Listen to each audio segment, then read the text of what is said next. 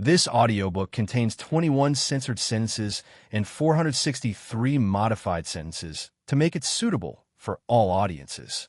Visit our website to listen to the original version without censorship or modifications. Link in the channel bio. Synopsis: what would you do if you could copy abilities during an apocalypse? Of course, you can only copy women's abilities by forming an intimate bond with them and absorbing their special essence. Jake Mistro, a determined and strong-willed teenager without an ability, was frowned upon and disdained for being powerless, as his body even rejected artificial abilities. Yet, that didn't bother Jake or make him sad. Rather, he supported himself with the help of beast gears to avoid being bullied. However, on a particular day, Jake got tricked into awakening his vampiric powers, but the process left him in a life and death condition. Luckily, he acquired the cuckold system. Ding! You have acquired the cuckold system. The goddess of lust has acknowledged your strong will and determination. You have become a dedicated follower. By stealing other people's women, you shall become stronger. I shall not become the follower of anyone. I will also conquer the goddess of lust. Mark my words. Fufufu. You have balls of steel, you know? Let's follow the journey of Jake Mistro as he embarks on the journey of doing perverted tasks and becoming men's worst nightmare. Chapter 1. It all started on January 16th, 3054, when a group of explorers discovered a cave that had been hidden in the shadows since the existence of man. It suddenly appeared out of nowhere, in a desolate desert where the temperature of the sun could kill a man in a few hours as a result of dehydration. However, what piqued people's interest was the water fountain gushing out of the cave endlessly. There was also an entrance to the cave, but people couldn't enter no matter how hard they tried, because as soon as they tried to force their way in, some ancient runes that were engraved onto the entrance of the cave would light up and obliterate the invaders into nothingness. The military tried to break down the strange cave several times by launching various types of missiles and nuclear weapons, but they couldn't put a scratch on it. And the water was also left unscathed by the barrage of attacks on the cave. The cave became a center of attraction due to the mystery behind it. The world's greatest scientists and gurus were unable to unravel the physics and phenomenon of the cave appearing out of nowhere. But they were able to study the longevity of the cave's existence, and they discovered that it was as old as the appearance of the first humans. On one fateful day, thousands of families visited the cave for vacation and tourism. It had become a routine for most families to visit the cave every vacation because the water spewing out from the cave was discovered to be a gem. It could cure infertility, strokes, limb regeneration, and so many illnesses that doctors had deemed incurable. Some religious people also claimed that the water could solve financial problems and remove curses laid on a person. The cheers and giggles of happy families could be heard all around the outskirts of the cave as they struggled to have a drink from the legendary azure water. The military built countless canopies, hotels, and inns on the outskirts of the cave so that the people would be able to survive the harsh climate of the desert. The military also implemented rules and precautions that were to be followed within the small tourist park called Heavenly Descent, which they also later discovered generated a whopping amount of revenue every year. The rules and precautions were laid down due to the continuous violations and rip-offs that greedy people and criminals who came with evil intentions would often do against the innocents. While some people came to fetch an enormous amount of the profound water in order to sell it at a higher price to the rich men who couldn't go through the struggles of getting the water themselves. However, on this joyous day, a boy with a big scar running down from his right eye to his left chin was sad and bored. Due to his greed, he was curious about what was inside the cave, despite knowing the dangers that lay ahead. He sneaked past the guards skillfully, since his profession was stealing and looting. Later on, he arrived at the entrance of the cave as his heartbeat throbbed faster, and with every step that he took, it felt like it was going to blow up. If I die, so be it. At least I will get to see the treasure inside before I die, and my name will be told throughout history, the boy muttered, and he hopped into the entrance. Swoosh, swoosh. A soothing sensation engulfed him as he entered the cave.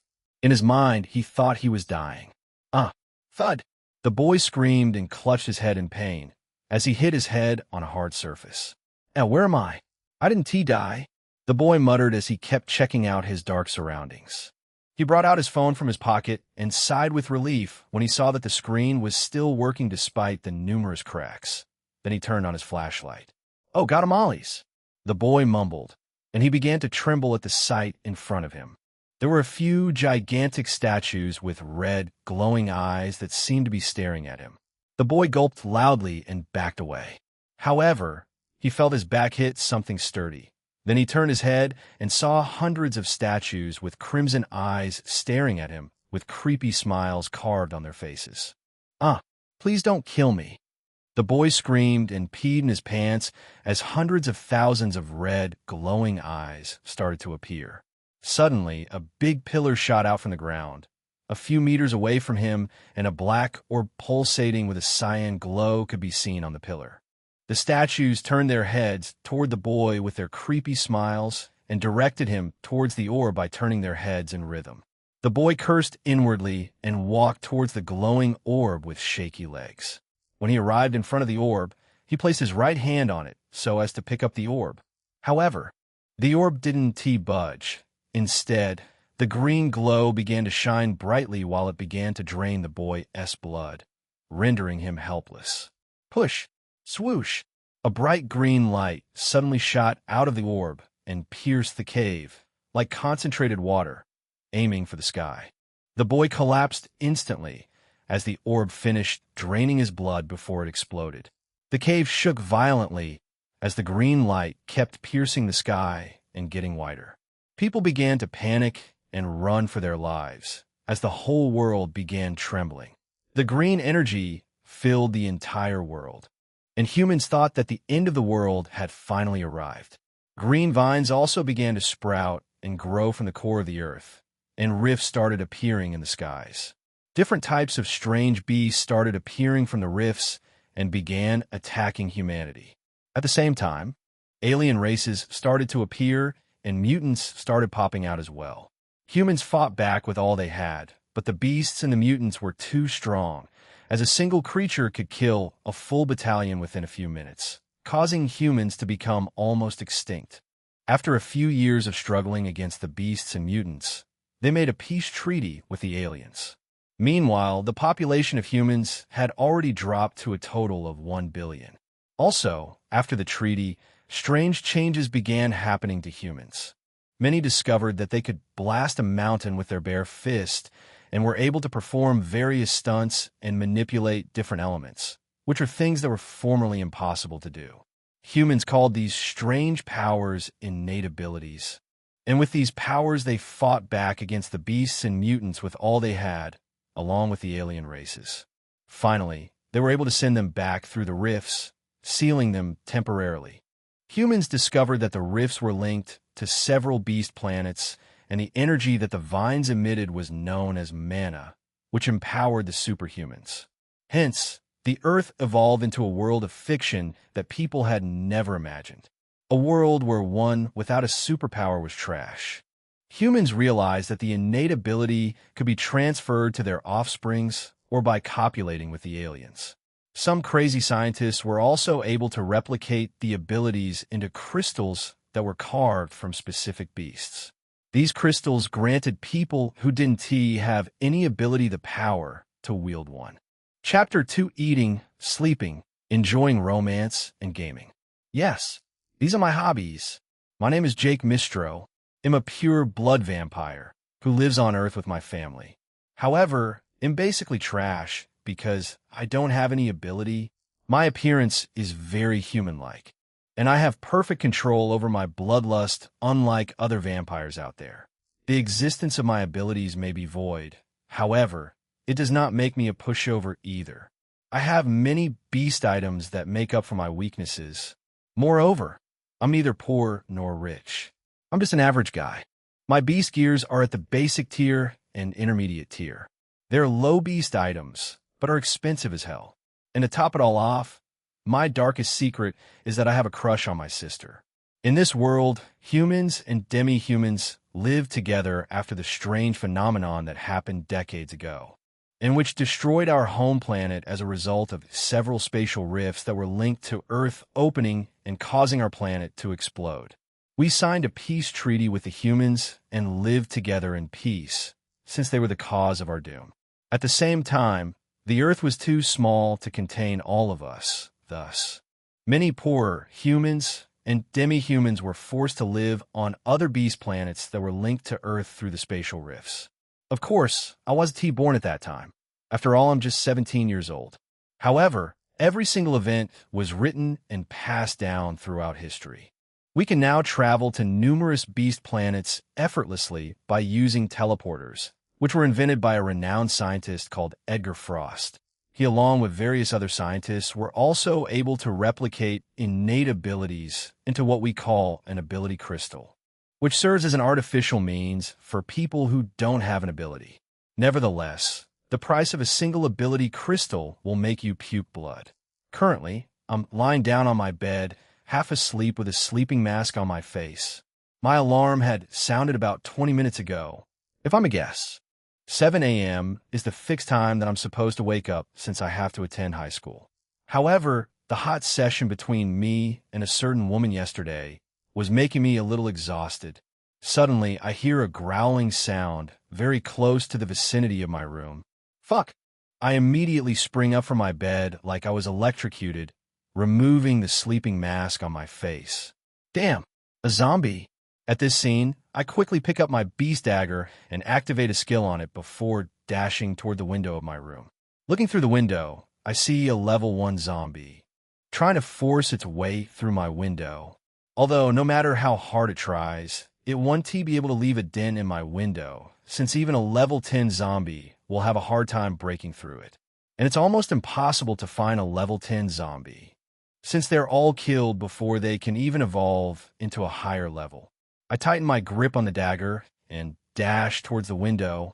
Arriving at the window, I switch the lever, causing the window to flip open. Growl!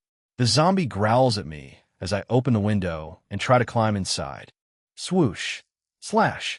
I crouch and swing my dagger in a horizontal pattern, causing the head of the zombie to be cleanly cleaved off. At the same time, I thrust my right foot forward, kicking its headless body down, and watch it as it falls to the ground and turns into a kebab. Tui! I spit out the disgusting blood of the zombie on my lips while the active skill of my dagger wears off. Although I wouldn't have been able to cleanly cut the zombie's head if it wasn't for my beast dagger, which has an active skill that makes it sharper than 1,000 blades. But how is that zombie able to climb to my window? It doesn't make sense. I take a large towel and wipe off the bloody mess of the zombie. While I gaze through my window, I can see people below staring at the zombie's corpse, as they also wonder how it had climbed up. I'm living in a duplex, so it is almost impossible for a low-level zombie to climb. During the calamity, when the strange energy known as mana spawned on Earth, it granted people an innate ability. However, it had the opposite effect on some people. Some humans turned into strange monsters known as zombies, while some demi-humans also turned into disgusting and ferocious monsters known as mutants. Yuck, they're so disgusting. Everyone tried to wipe them out. However, their population kept increasing. That's why a group of people known as hunters were assigned to eliminate the high-level mutants, zombies, and beasts that managed to escape through a portal and invade Earth, while the low-level ones were left for the people to kill. All in all, low-level zombies didn't serve as a threat. I dispose of the towel by throwing it away through the window. I don't care if it falls on someone's head. Thereafter, I take off my pajamas and my underwear and walk towards the mirror that is hanging up in my wardrobe. I'm 1.9 meters tall with chiseled abs and concrete biceps, which is the trait of almost all male vampires. I have a long, fierce face with crescent-shaped brows and glowing crimson eyes, due to my nature as a pure blood demon. My hair is night black and looks rough due to my carefree attitude of not maintaining my hair properly. Nonetheless, I'm very handsome, even compared to other vampires, which makes them try to bully me. Either way, I have my beast items, So I'm always ready to put up a good fight with anyone of my age who intends to step on my face. Although I am a student, I'm able to afford all these items thanks to my parents, who are travelers. Travelers are a group of trained and experienced people who hunt beasts on beast planets for their crystals. They consist of different ranks and factions, which I'm not really concerned about since I did not even live with my parents even as a kid. I barely knew my parents while growing up, as I have only met them twice.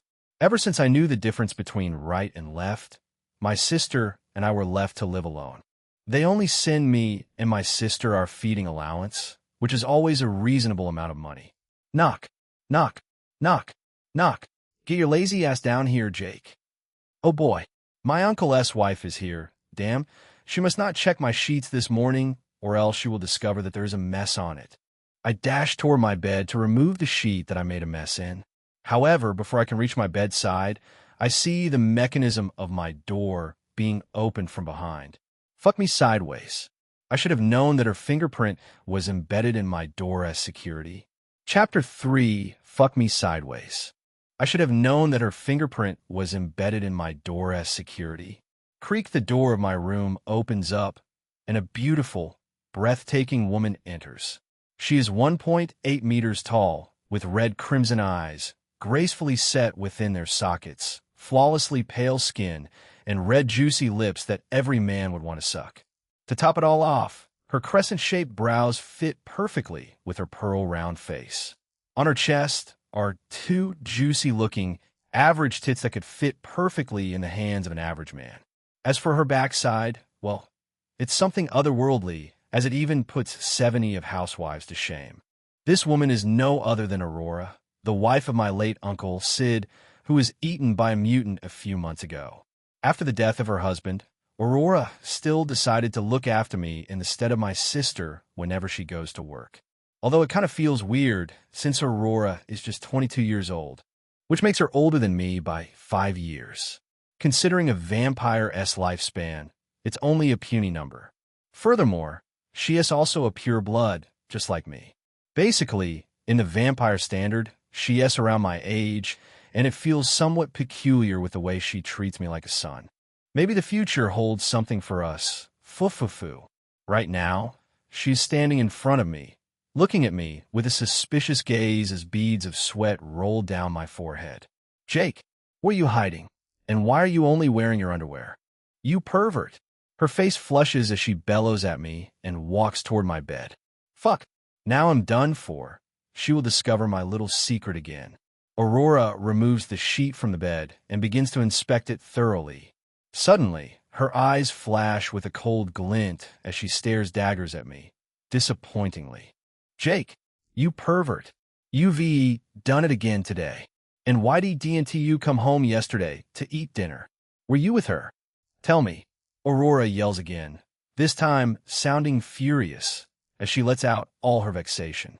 Aurora, I'm sore. Aurora slams the door of my room, leaving in anger.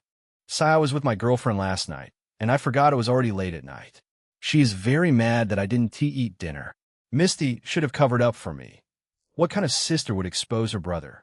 Sighing with a hunchback, I walk into the bathroom and enter the bathtub. Right now, I'm still feeling worked up after seeing Aurora's striking appearance. I just can't help thinking about her. Wow. I let out a sigh as tension finally eases and the excitement finally calms. That was a relief. I then begin to wash my body after making sure that I have relieved my pent-up frustration. After bathing, I walk out of the bathroom, drying on my body and rummaging through my wardrobe, looking for my school uniform. Suddenly, I notice something. My laundry basket is empty. It's a clear sign that Aurora entered my room while I was bathing and picked up my dirty clothes. Sigh. When will Aurora and Misty stop doing my laundry? For crying out loud. I'm friggin' gonna graduate from high school in 3 days. Pulling my hair in frustration. I wear the uniform that Aurora has perfectly ironed for me. As usual, I did not style my hair before storming out of my room, nor did I use any cologne like every other teenager would have done. However, I didn't forget to pick up all my beast items. Although, I don't really need those things since I'm pretty confident in my natural looks. Right now, I'm in the passageway that leads to all the bedrooms, as well as the living room, and opposite my room is Aurora's room. I want to enter her room to apologize for what happened. But I change my mind because I'm already late for school, and I would rather not engage in a fierce argument with Aurora. I then begin to move toward the dining room, which is situated near the living room. Our house consists of 3 rooms, which we evenly shared among us. Arriving in the dining room, I can see a blood pack on the table, and my sister sitting opposite the blood pack. Hey, don't just stare at me. Come on, hurry up and eat your food before you get late. My sister tells me, pointing at an empty chair. I nod my head and sit opposite my sister. Misty is my older sister, who is older than me by 50 years. She is the same height as me, standing at 1.9 meters tall, with her long white hair that always covers half of her face. Underneath her hair is a beautifully breathtaking and alluring face with her curved brows and slightly pointed nose that resonates with her greenish-red eyes. We have many blood factories that produce fresh blood for us. Jake. Yes, sister, I reply, still greedily sucking my blood pack. Aurora told me that she argued with you this morning. Misty says while pressing her phone. Ha ha ha. You don't have to worry about us. It's not something serious. I reply, shrugging off her words, as my attention is focused on my meal. Jake, how about you make a move on her? Don't you get it? She clearly likes you and cares about you. Both of you will make a nice pair. What? Chapter 4. Jake, how about you make a move on her? Don't you get it? She clearly likes you and cares about you. Both of you will make a nice pair. What? What do you mean, sis? I ask, confused. Don't change the topic, Jake. But, I have a girlfriend. I can't just ditch my girlfriend because of Aurora. Besides, Aurora is our late Uncle-'s wife. It just seems wrong. Jake, beware of that bitch, Zella. I don't friggin' trust her. My sister tells me with a worried expression on her face. Misty, I promise you that I'll always be on alert. But I trust Zella. We have been dating for 2 years now. Okay, Jake. I believe you. Just take care of yourself. I don't want any harm to come to you. After all, you're still my cute baby brother. Misty says, pulling my cheeks slightly as she treats me like a kindergarten kid. The reason is that, according to vampire criteria, I'm still a baby, due to our long lifespan, as we can live more than 1,000 years without aging much. Likewise, considering the age difference between me and my sister, she sees me as a 2-year-old kid using human criteria. Moreover, Misty is older than me by 50 years, which makes her 67 years old. However, her appearance is comparable to that of a teenager. Misty graduated from Super's Academy as a healer, even though she is more skilled than most combatants. In this world, people with abilities are classified into 2, Supers and Espers. Supers are those that are naturally born with innate abilities, while Espers are the ones that get their powers from ability crystals. The difference between them is that Supers are likely to reach a higher level and gain more enlightenment about their abilities, while the Espers are similar to bottom feeders. Although, there are also a few of them whose growth skyrocketed over that of a Super. Right now, Misty is staring at me as I slowly drink my blood, like a mother who is ensuring that her kid eats. Eat quick, Jake. It's almost 8 a.m. and you'll be late. Or do you want me to take care of you? I should stop fussing over you. My sister says with a sigh, cleaning my mouth that got stained with blood. Come on, sis. That's embarrassing. Stop making a fuss. I reply with a flushed face. Formerly, I often nursed for my sister because as a growing vampire, I needed sustenance. My mom, who was supposed to provide the care for me, was nowhere to be found. So Misty began to put up with some drugs that enabled her to lactate and provide the appropriate care for me so that I wouldn't suffer from malnutrition. So you now think you are big because you have a girlfriend? Most of your mates that are vampires are not even thinking of getting a girlfriend yet. But here you are, thinking about a measly human. I even gave you the grace to date Aurora, but you refused. I'll see how you'll escape from sucking them tonight. Misty tells me with a serious face, causing my face to turn extremely pale, like I haven't fed for decades. Hearing my sister's words, I know that she isn't joking. She will probably feed me till I puke tonight. While it's normal for vampires of my age to still feed on milk, I found it extremely gross after I crossed the age of 16. Most of the time, I puke my guts out after Misty forcefully breastfeeds me, but she doesn't seem to care about it. Right now, I just finished drinking my blood pack, and Misty seems to be counting some money to give me like I'm still a little kid. Well, I'm still jobless for now, so I'll just be a little shameless. Jake, take this $100. Use it for your welfare, but don't use it to gamble, because you promised me that you'll stop. Failing to do so, I'll stop you from being friends with Tony and ground you for a month because you are still too young to do all that. My sister says with a grim expression as she cautions me. The type of gamble she is referring to is a type of challenge where one is tasked with killing a certain amount of zombies. Okay, sis, I promise not to gamble anymore. And please will you stop stalking me during your free time? Besides, you don't have to drop me off at school every day. I tell her with a depressed gaze. The perverted great vampire, who is one of the worst troublemaker in my high school, despite not having an ability, am nothing but a little kid in front of my sister. I let out a sigh as I obediently stand up from my seat, with my sister still skimming through my backpack to confirm if I did any of my assignments. Well, it's not like I have one. After all, I'll be graduating in 3 days. After skimming through my bag to her satisfaction, Misty carries my backpack for me like a kid and urges me to follow her outside so that she could drop me off at my school on her way to work. Chapter 5 right now. I'm inside my sister's car as we drive to my school.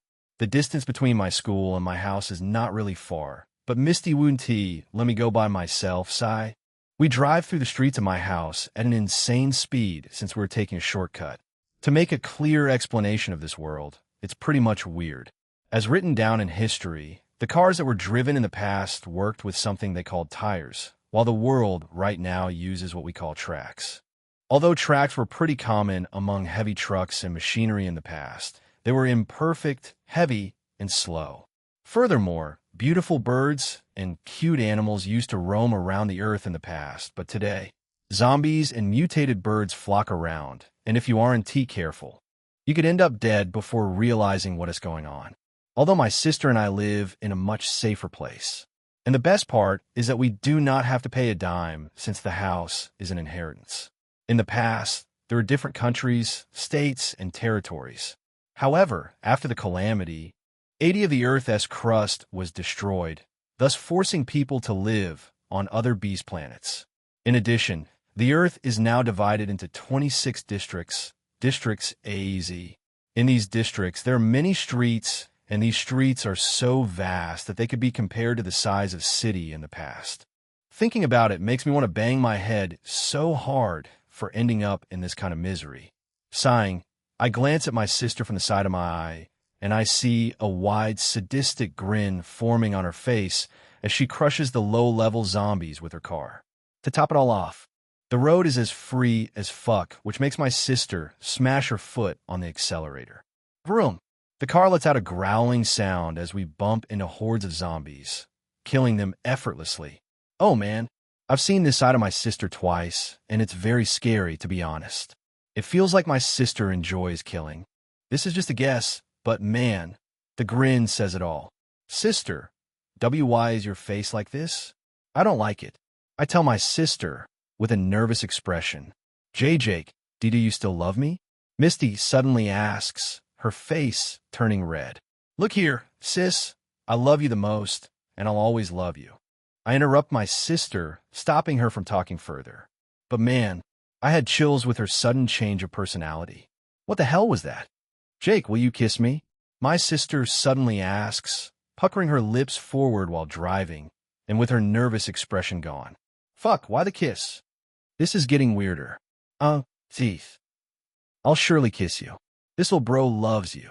I reply awkwardly and start to move my mouth closer to my sister's own. Also focus on the road. Sis, I tell her, sealing her lips with mine. Man, it feels really good to take my sister's first kiss. I'm confident about it because I have never seen her with any man except me. He smiled to himself, feeling a sense of closeness with his sister as the evening went on. He gave her a warm hug, his hands resting gently on her back. Her face turned a soft shade of red, and he smiled, pleased to share this quiet moment with her. and I don't even know what is making me act this way around my sister. Although incest is a normal thing among vampires, it is taboo for humans and some demi-humans. And right now, a strange feeling overwhelms me as we stand close together. At this moment, I want to make things work between us, one step at a time. Jake, let's slow down. My sister quickly pulls away from me, her face turning bright red. Snapping out of my daze, I also separate myself from her, both of us looking extremely flushed. Crap, what have I done? Why did I do this to my sister? How will I look at her face from now on? My facade as an innocent vamp has been blown. Fuck. I glance at Misty from the side of my eyes and notice that her face is bright red as she drives, and she also seems to be avoiding my gaze.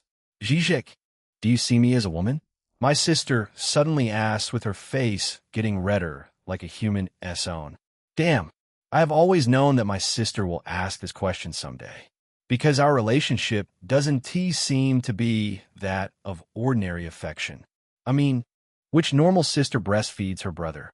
But at the same time, why did she ask me to make a move on Aurora? Misty, I have always seen you as a woman since I was 16, and I have always had feelings for you. I didn't know what this feeling was, though, whether it was siblings' love or the attraction between two opposite sex. But at this moment, I've finally found out what I want. Misty, will you marry me when I come of age? I'll also marry Aurora, because I can't ignore her feelings even though she's always yelling at me. However, they'll love you two equally with no boundaries. So, are you going to marry me and have babies, sister? I ask Misty, interlocking my hand with her immobile left hand, which is now resting on her lap. At this moment, I can hear my sister's heartbeat getting louder and her greenish-red eyes flickering in shock. I'll marry you, Jake, share you with Aurora, and have babies with you, my sister mutters in a low voice with her face showing mixed expressions like she's ashamed and excited at the same time. Jake, what about Zella? Are you going to break up with her? Chapter 6, Jake. What about Zella? Are you going to break up with her? I don't know. I feel bad for Zella, but I'm going to break up with her one of these days because I've been noticing something strange about her. I tell Misty with an expressionless face. I've been noticing some odd behaviors in Zella these past few days and have even seen her hanging out with some of my adversaries at school. I'm quite worried, but I can't tell my sister about it. Are you okay? Misty asks me.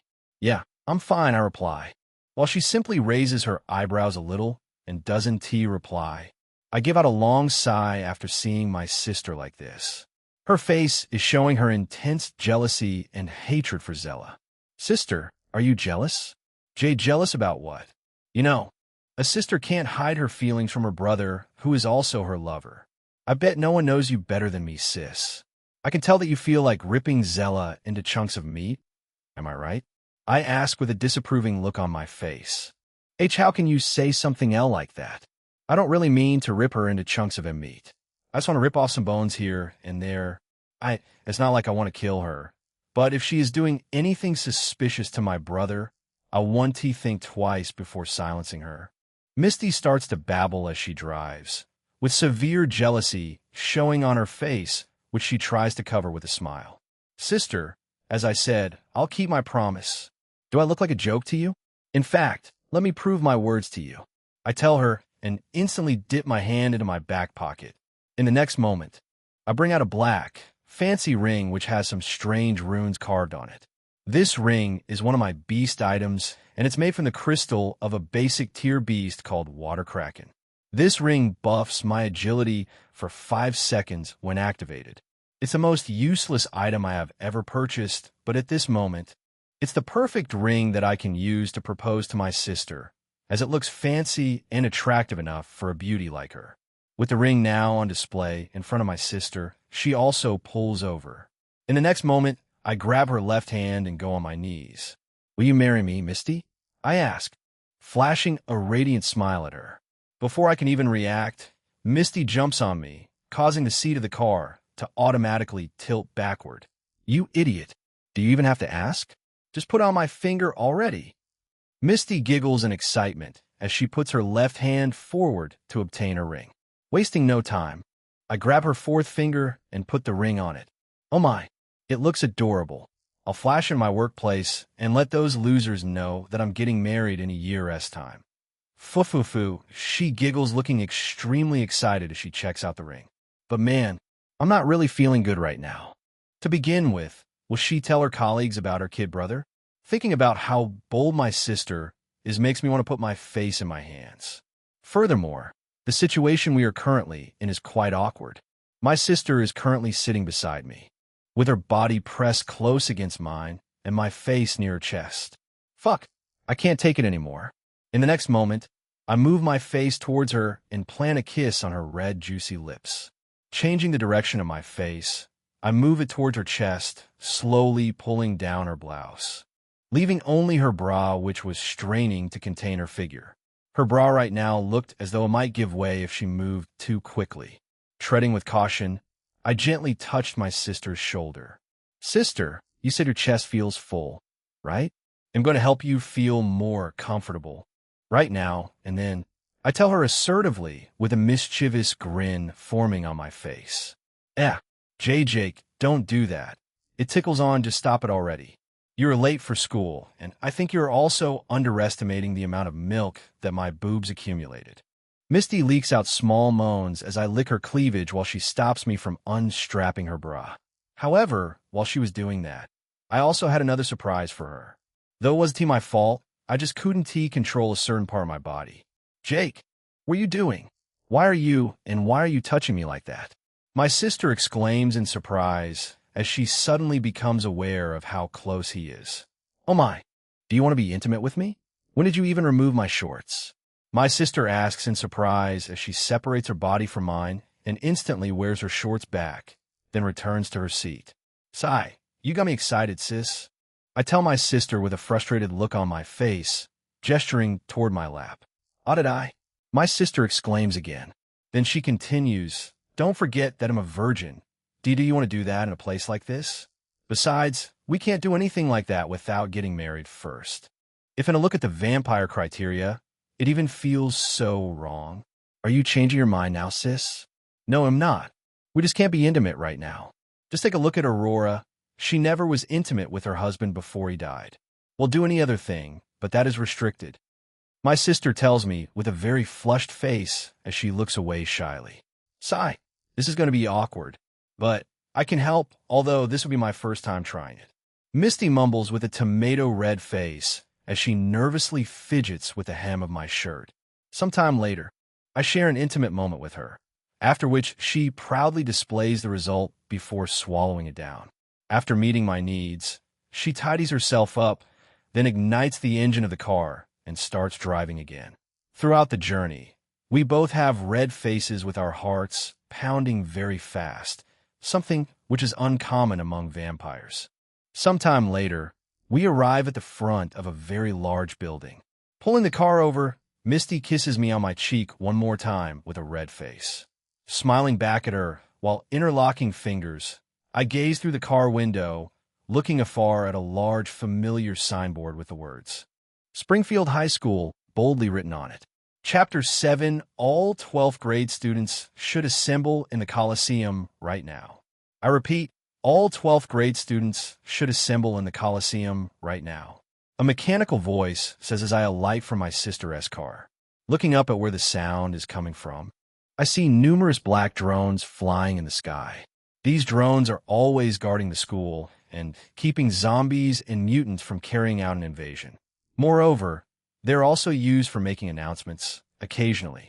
Jake, a voice sound from behind. Looking back, I realize that she hasn't left yet. Holy mother of, sis, what are you still doing here? When do you leave for work? I ask with worry on my face since my sister is getting a pretty good income. I would want her to lose her job, now that jobs are pretty hard to find. Unless one wants to become a traveler or hunter, which comes with too much risks. Will you come here instead of scolding me? Misty replies with a pout as she descends from her car and begins to walk toward me. I didn't even see how my sister was moving because it's a pretty long distance between us, but right now my sister suddenly appears in front of me. Such agility, not even my beast items can compete with it. Before I can understand what is going on, my sister suddenly wraps her arms around my neck and begins to kiss me. Fuck, must it be in public? I want to push her and stop it, but man, just like a horny dog, I also start to kiss her and fight for control. After kissing for a few seconds, we separate our lips, parting with a thread of saliva. From the corner of my eyes, I notice that hundreds of students are now staring at us. But fuck, the lucky thing is that most of them are rushing to the Coliseum due to the announcement made by the drones. The ones staring at me are freshers who are either in the 9th or 10th grade. Nonetheless, they also begin rushing to make it to their classes. Why did you do that, sis? I ask after the kiss. Well, I want to let everyone know that you were taken because I don't trust all these girls with tiny legs. Misty snorts. That was so childish of you, sis. What have you done? The rumors will start to spread. They know that you are my sister. I tell her with a long sigh. Kissing me one more time and screaming that he's mine, Misty begins to walk away, steadily swinging her fine ass in slow motion. Sigh. My sister surely knows what I like. Shaking my head and letting out a long sigh, I start to walk amidst the mob of students that are also rushing to the Coliseum. Although some of them are going to their classes, most of the students I am seeing right now are the ones that I recognize. Only the 12th grade students have the balls of steel to come late to school at this hour. Moreover, apart from the demi-humans and humans living on this planet, we also have some anomalies such as beastkins and witches. Beastkins are a race that are part demi-humans and part beast. They came to be due to some criminal acts of cross-species assault in the past, along with some illegal scientific research that became approved by Edgar Frost, the mad scientist. While beasts tend to act on instincts and spawn from a nest, beastkins act sane just like any other human or demi-human and also reproduce just like them. In fact, they look almost like demi-humans, but certain parts of their bodies, which are that of a beast, are what makes them look different. Examples of beastkins are harpies, behemoths, centaurs, Nikos, earthborns, etc. There are many of them living on this planet and other planets. Even humans categorize them as demi-humans, but we demi-humans always deny that fact for some reason. As for the witches, well, should I say that they are a bunch of weirdos? They all consist of women, and they look exactly like humans. To top it all off, they can live as long as a vampire or dragon. So to simply put it, they are a strong race. Though when I was a kid, my grandfather always told me that witches are also humans, but they're special beings that have an affinity for something they call magic. Dark magic, to be precise, just like old man Duke told me. Suddenly, I feel a heavy palm land on my shoulder. Tony, I mutter. Ha ha, you bastard. How can you tell that it is me? Tony laughs sheepishly and begins to walk side by side with me. Tony is one of my best friends in this high school. He is a human, but he is pretty much hated amongst his peers just because he doesn't have any ability, just like me. He is pretty short compared to me, standing at 1.7 meters, with black, rough, curly, unkempt hair. Well, birds of the same feathers flock together. Coffee also has large, green eyes, with dark bags always under his eyes like he was deprived of sleep. It's not like his body rejected an artificial ability like my body. He was just unable to purchase it because he came from a poor background. Hey, Jake, I know your secret fuff. Tony tells me with a wide grin. Fuck, this bastard knew about it. W, what do you mean? I fake cluelessness. TCH, if you want to admit it, I will tell the others. His grin grows wider. Fuck, you bitch. What is even there about me kissing my sister? We're even going to get married soon. I grit my teeth as I give him a reply. Oh, wait. I was talking about the fact that you and Zella are always disappearing into the toilet or infirmary together. Tony replies with an odd look on his face. Oh, it was at this moment that I knew I messed up. Ha ha, that? Well, she pulled me into the toilet. By the way, do you know the reason why we are going to the Coliseum? I ask, trying to change the topic. However, Tony is still giving me an odd look. Damn, you vampires are weirdos. Tony mutters and shakes his head. Shit, this bastard, how dare he? Jake, are you going to gamble with me today? Tony asks with excitement on his face. Sorry, man. I promised my sister not to gamble again.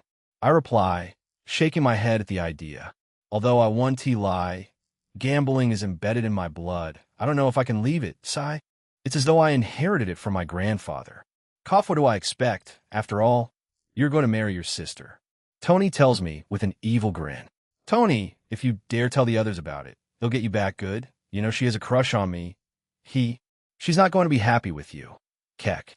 I reply to Tony, with a superior smirk on my face. You piece of shit. Don't you dare touch her. Tony grits his teeth as he tries to catch up with me. Last warning. All 12th grade students should assemble at the Coliseum with immediate effect. The mechanical voice sounds again, giving an intense warning. Fuck. Tony and I curse in unison. Please support with Power Stones Chapter 8 right now. All the 12th grade students are assembled inside the Coliseum. We are approximately 2,000 if my guess is right. You might all be wondering why we are so much right. Well, there are only 5 high schools in each district. Some students even come from other districts which are thousands of miles away, but they can easily attend or go anywhere with the help of teleporters. With such an enormous amount of students in each school, there are always crimes that happen without the school knowing. Although the drones were created to keep the students in check, there have always been some rookies, such as me, that always bypass the drones. Right now, a few meters away from me, a group of boys are assaulting a nerd-looking girl. The girl is a human, and the guys that are trying to assault her are also humans, and the boys belong to the most hated group in school. These boys are also personally one of the group I dislike in this school, because I've always hated the way they bully people. Of course, they were able to do this because the gadget that is supposed to keep their powers in check has been bypassed in some kind of cunning way. There has always been a rule that binds everyone on Earth, which is that youngsters who Haven T graduated from high school should have their powers restrained and should only be able to use a small amount of their powers. Because of the constant abuse of powers on Earth by youngsters, the mad scientist, Edgar Frost, created a wristwatch that restrains the ability of underage students to a bare minimum of about 10 to 50 MC cells. While these wristwatches restrain abilities, it also depends on the amount of MC cells an average person has. For example, a person whose body has an orange mana cell, which is equivalent to 100 MC cells, will only have 10 MC cells after their power has been restrained by the gadget. But Berg and his lackeys have found a way to tweak their watch, and so it now allows them to have about 30 to 50 MC cells, which makes them the highest in the whole school. Berg and Stan, along with their lackeys, have been reported several times, but they have always found a way to save their asses due to their influence. Berg's parents are famous SSS-rank travelers, while Stan's parents are scientists who have been rumored to work with Edgar Frost, the mad scientist, which also explains how they were able to bypass the gadget. Edgar Frost, the mad scientist, isn't really mad though. In fact, he has only made an appearance once in public, and that was when the strange mana spawned on Earth. However, he has been nicknamed the mad scientist because of his various creations, because it's as though he was God sent for all living beings in this universe. Right now, Berg has cornered the girl in a way she cannot escape, while his lackeys are grinning from behind and shielding him from the eyes of the drones. You harlot, isn't this what you want, huh? Isn't that why you're always wearing such a revealing skirt? You wretched woman, I bet you're getting a thrill out of it, Berg says as he assaults the girl in public. Everyone turns a blind eye and acts as though nothing is happening, as the girl isn't crying out, but rather she is weeping silently. In everyone's opinion, the girl must be overreacting or strange, since she appears dazed and trembling. Damn, Jake, that's insane. I can't believe that this nerdy girl is a pervert, Tony whispers to me, not wanting Berg to hear his words. I simply don't reply as my attention is focused on the large podium above. And at the same time, my eyes are scanning through the students as I look for the rest of my friends, Barry and Zach. Jake, why do you think they called all the 12th grade students? Did something happen? Tony asks with worry as his pupils dilate. I don't have any idea, man. We were both called here all of a sudden. How am I supposed to know? I reply briefly because Tony is too much of a talker if I don't keep him in check. He'll keep his mouth running and land us in trouble one way or another. Suddenly, our school principal drops down from the sky along with 2 other teachers and begins walking elegantly towards the podium. His name is Captain Craig. He is a middle-aged human whose age I have no idea of, since everyone can live for a pretty long time. He wearing green and gray camouflage clothes, which is meant for the military. The military and other large factions have been governing the Earth after the Calamity. However, during the Calamity, the military lost its powers and got its ass saved by the first set of strong ability wielders. Thus, after the Calamity ended, the balance of power was taken from the military and was held amongst the strong factions. However, over the years the military has begun to secure its position once again, but it's still nowhere near the power it had in the past. Hello everyone. We are very sorry for the intrusion that this sudden call must have caused. A situation came up, and that is why we assembled only the 12th grade students. Today, we have an honorable guest who has only made an appearance in public once. He has visited other high schools, and now it's our turn to get visited and to experience a new era. Today, we have the legendary scientist Edgar Frost. Captain Craig shouts, his voice projected by the drones. Instantly, the whole Coliseum suddenly becomes as quiet as a graveyard as the students can't believe their ears. I'm also speechless right now, and my attention is focused on the podium. Everyone is bewildered that the legendary mad scientist is going to make an appearance today. Suddenly, during this moment of disbelief, a tall man with broad shoulders, who is wearing a kind of strange nanotech suit, begins to walk towards the podium and stands beside Captain Craig. The man appears out of nowhere, as if he walked through the walls or teleported here, and Captain Craig and the other teachers bow their heads at him. However, the strange thing about this man is that he is wearing a black mask on his face. Hello, youngsters of today and idols of tomorrow. I'm sure you all know who I am, right? Your principal should have informed you about my visit. I am Edgar Frost, the normal guy you all refer to as the mad scientist. I don't have much time because I have other things to attend to, but I have some great info to share with you youngsters before it gets published by the media. You should all know about my project, which I have been trying to launch for a long time. And so, after endless trials and relentless efforts, my team and I have been able to complete this project through sheer determination and hard work. I hereby announce the arrival of the ruined Legacy Online. The moment the words left his mouth, the hall began to tremble as all the students were roaring and cheering at the top of their voices. Chapter 9. In the next moment, with a sizzling sound, a projectile is suddenly shot into the sky by Edgar Frost, displaying the words "The Ruined Legacy Online."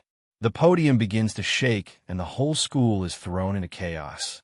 It seems the rest of the students are also listening to the announcement from their various classes. I'm also thrilled right now, as adrenaline rushes through my veins. I have been dying to see this day for a very long time. After 5 years of waiting, the hyped-up MMORPG virtual reality console has finally been released. It's a 100% realistic game that allows players to earn points that they can convert to money in real life after completing various missions. According to the highlight, it is said to have amazing NPCs that behave just like humans and demi-humans. Although the price of the game is... Edgar Frost suddenly waves his hand in the air, motioning for the students to keep calm. I'm pleased to know that you're all thrilled about its release, and I hope that you will get one of them soon. I have created a platform called XXX, where you can order your console. There are 2 types of consoles, the Supreme Max and the Mini Charter. The Supreme Max is a huge VR capsule that will allow the user to experience a high-end realistic experience and interact with amazing NPCs with 100% comfortability. The price is just $10,000, while the Mini Charter is a small helmet that costs $5,000. It can be used anywhere at any time with a reliable battery capacity of 500,000 mAh. The Mini Charter only has one downside, which is that it isn't as comfortable as the Supreme Max. But serious players can purchase both, as the Mini Charter will enable players to play at any time since it is a portable console. To top it all off, your abilities and MC cells will also be recorded by the game. Edgar announces. Suddenly, the podium goes silent as if everyone heard something unexpected. Meanwhile, I feel like puking blood right now after hearing the exorbitant price he mentioned. That is way too expensive. At least, the Mini Charter should be cheaper than that. Fuck, I don't even have up to $2,000 in my account. Damn, you're still rich, bruh. I only have $10 in my account. I've been eating mutated rabbits for 1 week now. You are so disgusting. Why didn't you keep your promise? You said you would make the consoles cheap for as low as $1,000 to $1,500. Are we going to be able to get romantic with the NPCs? Yeah. Man, if we're going to pay such an amount, at least we get to let off some steam. Damn, you guys are weird. That isn't even real. You'll only embarrass yourself in the real world. Ah, man, what are you saying? At least, you'll get to be with a beastkin in there. I've always wanted to spend time with those people. You all have some weird tastes. After all, it's no doubt that humans have the sweetest moans. Your horns are like my. You satyrs are also weird. The Colosseum turns into chaos as the students protest, while Deegans follow suit. Edgar Frost simply smiles and waves his hands in the air again, as if using some kind of ability. The Colosseum suddenly goes silent again. I understand your plight, students, but think about the benefits, lads. Top players are going to make millions of dollars, while mid-level players are also going to earn some bucks. As for the low-level players, they will have to step up their game. This is a dog-eat-dog world. And the most efficient thing is that all techniques, knowledge, and talents learned inside the game can also be used in the real world. So isn't it worth the price? Or am I still unkind even after all this? Edgar asks and walks to the front a little bit, allowing the student to have a perfect view of him, though the mask is still on his face. Fair deal. As long as we can make money as top players, you fool, the high-rank ability users are also going to participate. Produce. It's going to become a faction thingy with a lot of bloodbaths. Are you underestimating yourself? Once we remove this damned watch that has been sticking to our hands since when we were kids, we'll know the extent of our ability. Just 3 days to go, ha. Don't get your hopes too high. You are a fucking Esper. You stand no chance. I'll borrow some money and get this console. Sweet. Are you getting the Supreme Axe? The students begin to chatter amongst themselves with excitement about the release of the long-awaited MMORPG. I simply shake my head and glance at Tony, who isn't bothered by the cheers of the students, and looking up at the podium, I see that Edgar Frost and Captain Craig are no longer there. What is wrong, Tony? I ask as I pat him on his back. Man, why should I get excited? I have always been a loser with no ability. Heck, I come from a very poor home. If I ever have that amount of money, I'd rather purchase an ability crystal. But still, making money is hard as fuck. I have only survived this long thanks to you, and I don't want to be a burden anymore. We're going to be adults in 3 days, Jake. I think it's time you stop taking care of others and start taking care of yourself. Tony tells me with a depressed gaze as his eyes get watery like a tear is about to drop. It's okay, man. We'll always find a way. The truth is that I was also planning to give you an ability crystal as a surprise.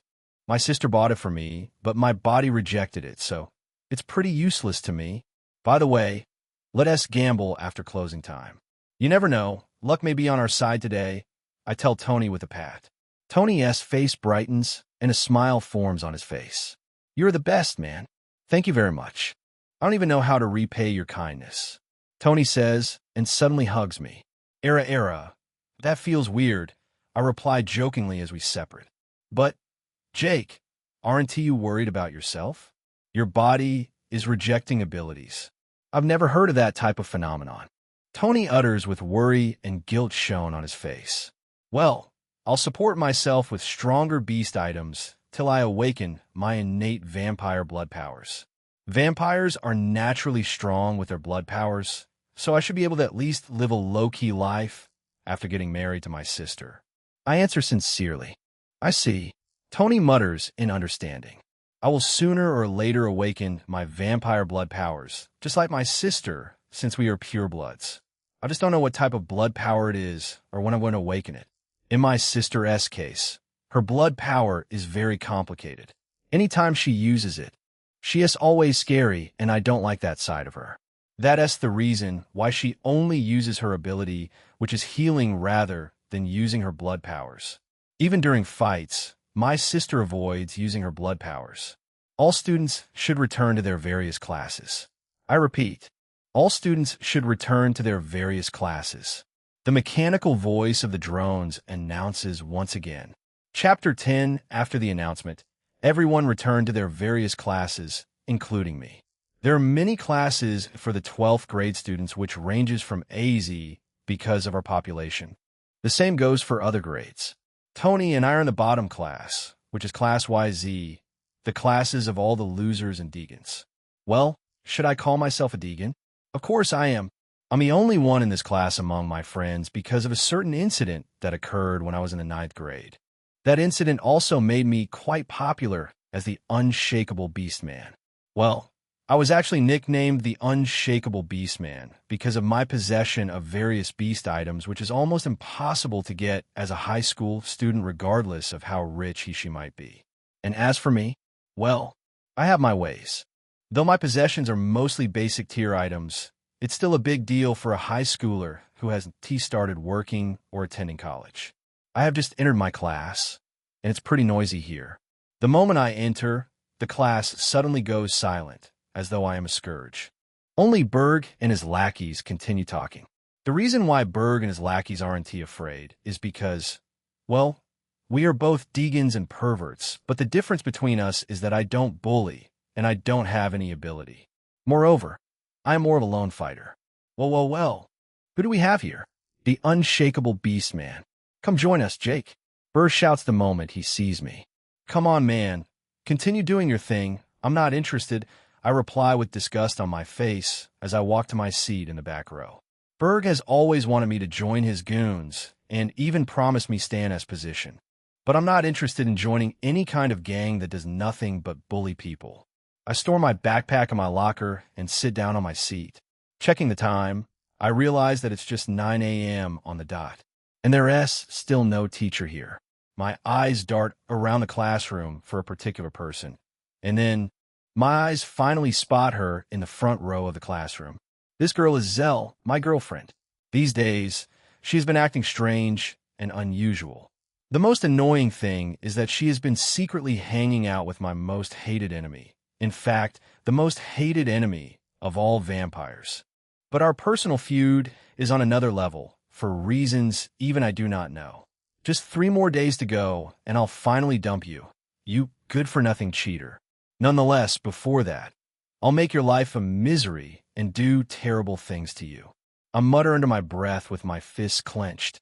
As if she can hear my thoughts, she turns around and flashes a smile at me. Fuck. However, this time around her smile won't work. It won't change the fact that she's cheating and making me look like nothing but a cuck. Sometime later, a teacher walks into our class and reaches the lectern. She's Mrs. Jasmine, a tall, busted Naga woman with blonde hair. She's in her early 40s, and to be honest, man, she's hot as fuck. And at the same time, she's every boy's puppy crush and material for losing their minds over. Well, I've also spent way too many late nights thinking about her, cough. Such a fuckable MILF. A mouse-looking guy beside me mutters. Although, it's not like he's a mouse man. His mouth is just twisted and long in an odd way. Good morning, class. I have an announcement to make. You're all going to graduate in 3 days. And the good news is that the application form for the Supers Academy is now available. You can get it from the School Mart for as low as $150, Mrs. Jasmine announces, flashing a dazzling smile. Fuck, her smile is mesmerizing, but what the heck, the price of the form is crazy. Are we going into a recession? Huh, yippee.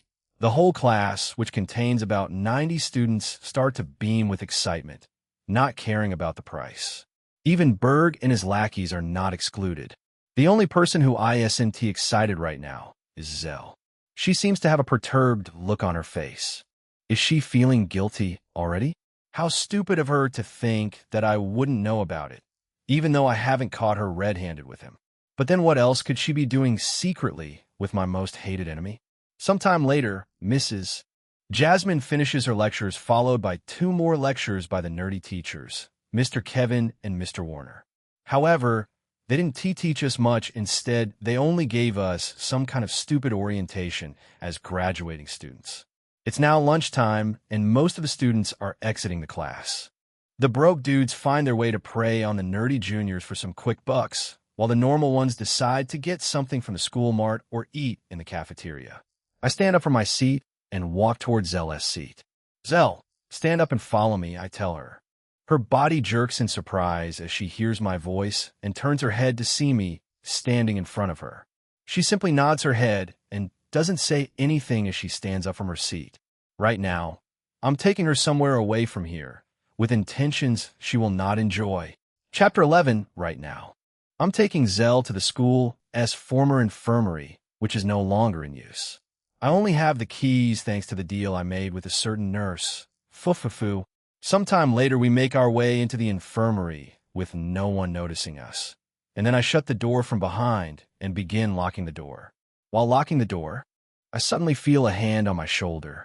This hand keeps getting colder the longer it rests on my shoulder. Turning around, I see Zel standing in front of me with a devastating look on her face. Jake, you know about it, right? She asks me, with tears flowing down her beautiful face. How should I describe Zel? I'd probably say that she's the most beautiful girl in our school. She's standing at 1.7 meters tall, which is probably an insane height for a human because most of them are short. She is very busty and endowed in the right places. Her lustrous brown hair gives off a certain aura that adds up to her beauty, and her sapphire eyes are set atop a beautiful, oval-shaped, flawless face with crescent-shaped eyebrows. Her brown, long hair, which is now tied into a ponytail, gives her a look of maturity. Her curvy body is also really endowed with bountiful tits that are almost spilling out of their enclosure, coupled with her fine, perfect, meaty ass. W, what do you mean? What are you talking about, babe? I feigned cluelessness. So you don't know? She asked in surprise. Of course. I know that you cheated on me. If you felt like you were tired of me and wanted to be with someone else, did you have to choose that person? You are nothing to me, and I am done with you. 3 more days to go, just 3 days, and you'll be his problem forever. I don't have any idea of what you were trying to say. I reply again, acting clueless. Jake, do you love me? Will you forgive me if you knew that I made a big mistake?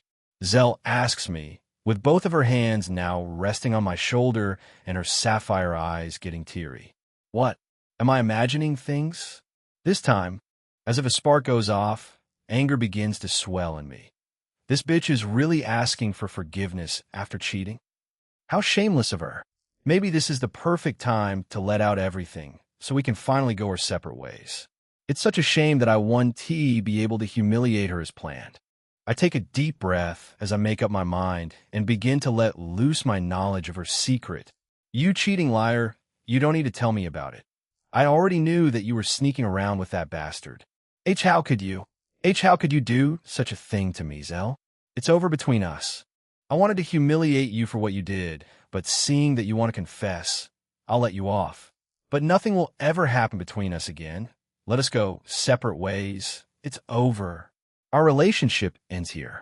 I tell her and roughly remove her hands that are resting on her shoulders, causing her to stagger and fall on her butt. Bam you why you also knew about that? Jake, it's not what you think it is. Please, Jake, listen to me. I have nothing to do with him. It was just a coincidence. Please listen to me, Jake. She stands up again as she pleads and looks into my eyes with a guilty and teary face. Coincidence, you say? I saw you with him more than 3 fucking times, Zel. There is nothing between us again. I answer as I turn my back and start to unlock the door. I am about to turn the doorknob, but her voice suddenly sounds again. Jake, I'm really ashamed of myself right now. I don't know how I'll ever face you again in the future. That wasn't even what I wanted to tell you about. And unknowingly, you already know about the fact that I am cheating. I know that I deserve a breakup for what I did. But just hold on and listen to what I have to say, please. Just this once, Jake. Zel pleads intensely as she admits her mistake and looks at me while sobbing. I pause my footsteps, feeling quite surprised that she wants to tell me another thing. It hurts me a little that I couldn't humiliate her. Say what you have to say. This will be our last conversation. I tell her as I stand in front of her, without looking at her face, while she also stares at the ground. Okay, this will be our last time talking, but you must not forget the thing that still binds us together. I'm 2 months pregnant, Jake, and you are the father. Bam, as if a bomb drops on me. I start feeling like my brain is turned upside down as I try to process what I just heard. It's rare for a vampire and a human to reproduce, and if they eventually do, they might end up giving birth to the most hated enemy of the vampires, Damper. Chapter 12. What does that have to do with me, and how does it concern me when you entertain other men? I ask with a deep frown and immediately dismiss the idea with a threatening glare. However, deep down I'm scared as fuck right now. I mean, which man wouldn't be scared after hearing that a woman is pregnant for him while he is still in the early stages of his life? And to top it all off, the woman is a slut. HES, a damper. And dampiers can only reproduce with other dampiers because of their disordered genes. And you're the only one who has gotten me pregnant. Therefore, you are responsible, Zell replies while still staring at the ground. I simply let out a long sigh. This is a small issue as long as there is money, and with the advanced technologies in this era, removing pregnancies is akin to taking a leak in the toilet. You know what to do? We can't drag this any further. Just get rid of that filth. I reply and dip my hand into my pocket, removing a bundle of cash. This was the money that I was planning to use to gamble with Tony, Barry, and Zach after school. With the money now in my hand, I simply toss it to her. But she doesn't catch it and instead lets it fall to the ground. That's $4,000. It should be more than enough to get rid of it, right? The abortion is about $3,000, so you can keep the change. After all, you fuck around because of money, right? I tell her with disgust on my face. Zell mutters as she stares at the money on the floor and picks it up with tears streaming down her face. I don't like seeing girls cry, but this slut deserves it. I will abort the pregnancy. But Jake, this is unlike you. Sniffs W. Where is my Jake? You what? Zell suddenly begins to cry profusely as holds the money with shaky hands and looks at me with her tear-filled face. I have never seen Zell cry before, and it kind of pains me to see her cry. After all, no one can heal instantly from a toxic breakup. Looking back one last time, I grab the doorknob and exit the infirmary, leaving the crying figure of Zell behind. Letting out a long sigh, I take a detour to the school cafeteria and join the long row of vampires, queuing to get a blood pack and slightly boiled red meat. The school cafeteria provides different types of food for each race. And where I'm standing right now is the vampires' food outlet. Well, red meat isn't really for vampires. It's for the werewolves and lycans. However, after several decades, vampire chefs discovered that cooking red meat with human blood makes it safe for us to consume. After all, none of us would want to have vampire diarrhea. Man, I don't want to experience that shit again. It happened to me 2 years ago when Barry forced me to take some ice cream. The worst part is even that ice cream gives off an odor that is similar to a day-old baby's poop. I glance at the long queue and realize that it won't reach my turn even in the next 20 minutes, as there are about 50 vampires in front of me. With anger still swelling inside me, I stare at the guy at the front line that is about to collect his blood pack and meat, with a smirk on my face. I activate the beast gear on my ear, which comes in the shape of an earring. I have 10 beast gears in total, but I used one to propose to Misty this morning, leaving me with 9. The one I've just activated now is the most reliable gear out of all my gears, as it increases my strength to a considerable amount. This guy challenged me in public a few days ago, but we didn't fight because of the warnings from the drones. However, right now I'm going to fuck him up. I walk past the rest of the vampires who are giving me a threatening glare. However, when they realize that it is me, they seal their mouth. I get to the guy's side and tap him on his shoulder. When he turns and sees me, his face turns pale. Zizek. Without wasting time, I launch my fist forward without holding back and land a blow on his stomach, as he is taller and bulkier than me. Gah! My blow sends him backward, skidding across the cafeteria a few meters away, and stops when his back hits the wall. The moment he stops skidding, I realize that he has passed out and puked the food he had eaten at some point. Everyone starts to chuckle as the guy called Brad was taken down by just a single punch from me. All the vamp chicks also start to boo and look at me in admiration, including the other races in their food outlet. Sigh. If only I had broken up with Zell earlier, I would have had a chance with these naive vamp chicks. Ayu, it seems like my little one has been angered today, a mature voice says, causing me to raise my head. Haha, Nana, I am sorry for causing a commotion. I apologize. Nana is the chef in charge of the food in the vampire section. She is an old vampire who has lived for thousands of years. Although there are no wrinkles or freckles on her skin, I can tell by just a glance. Humans assume that she is in her early 40s. This is because they can't discern the age gap between vampires, as some vampires' ancestors are more beautiful and younger than their descendants. Ho ho, this naughty boy. Since when did you start to apologize? I guess you're now grown up. Just come see this Nana once in a while after you graduate. Nana tells me as she hands over a tray of food containing 2 blood packs and 2 slices of red meat with a wink. I'll surely remember my Nana, I reply as I grab the tray, while Nana flashes a smile at me and gestures for the next person to come forward. All the remaining vampires start to curse and grumble as they see me with a double portion of food, but they don't dare to approach me. I have always been showered with care by Nana since I was young, because Mom also graduated from this school, and Nana took a liking to her. I search for an empty table and chair and sit down to silently eat my food.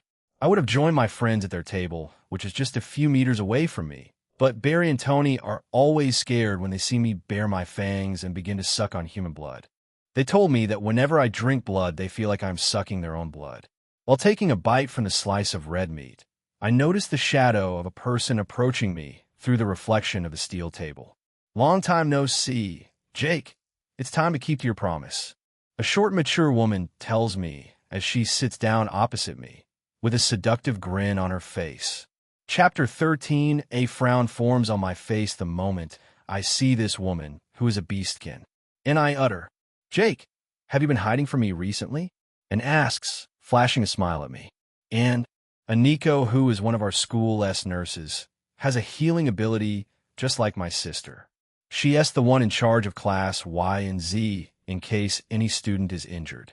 She started working in our school a year ago and has taken a liking to me, which resulted in her asking me out. However, I dismissed her confession. A few days after her confession, she threatened to release a video of me and Zell. And in return for keeping my secret, she insisted that I be intimate with her. Although I could have reported her to the school authorities, she would have just denied it and used the video as a counterattack. I agreed to her offer, but I've been denying her what she wants, knowing that I will soon graduate from this school. Jake, are you still going to keep me hanging? You don't want to go out with me. You don't want to be close with me. Do you hate me that much? And asks as she brings her face closer to mine, with her hot breath fanning my face. Well, let me describe she is a hot, young Nico who is in her early 20s and standing at 1.6 meters with a curvy, sexy model body. She is well endowed in the chest region, as well as her backside, which looks like it wants to tear her short white gown apart.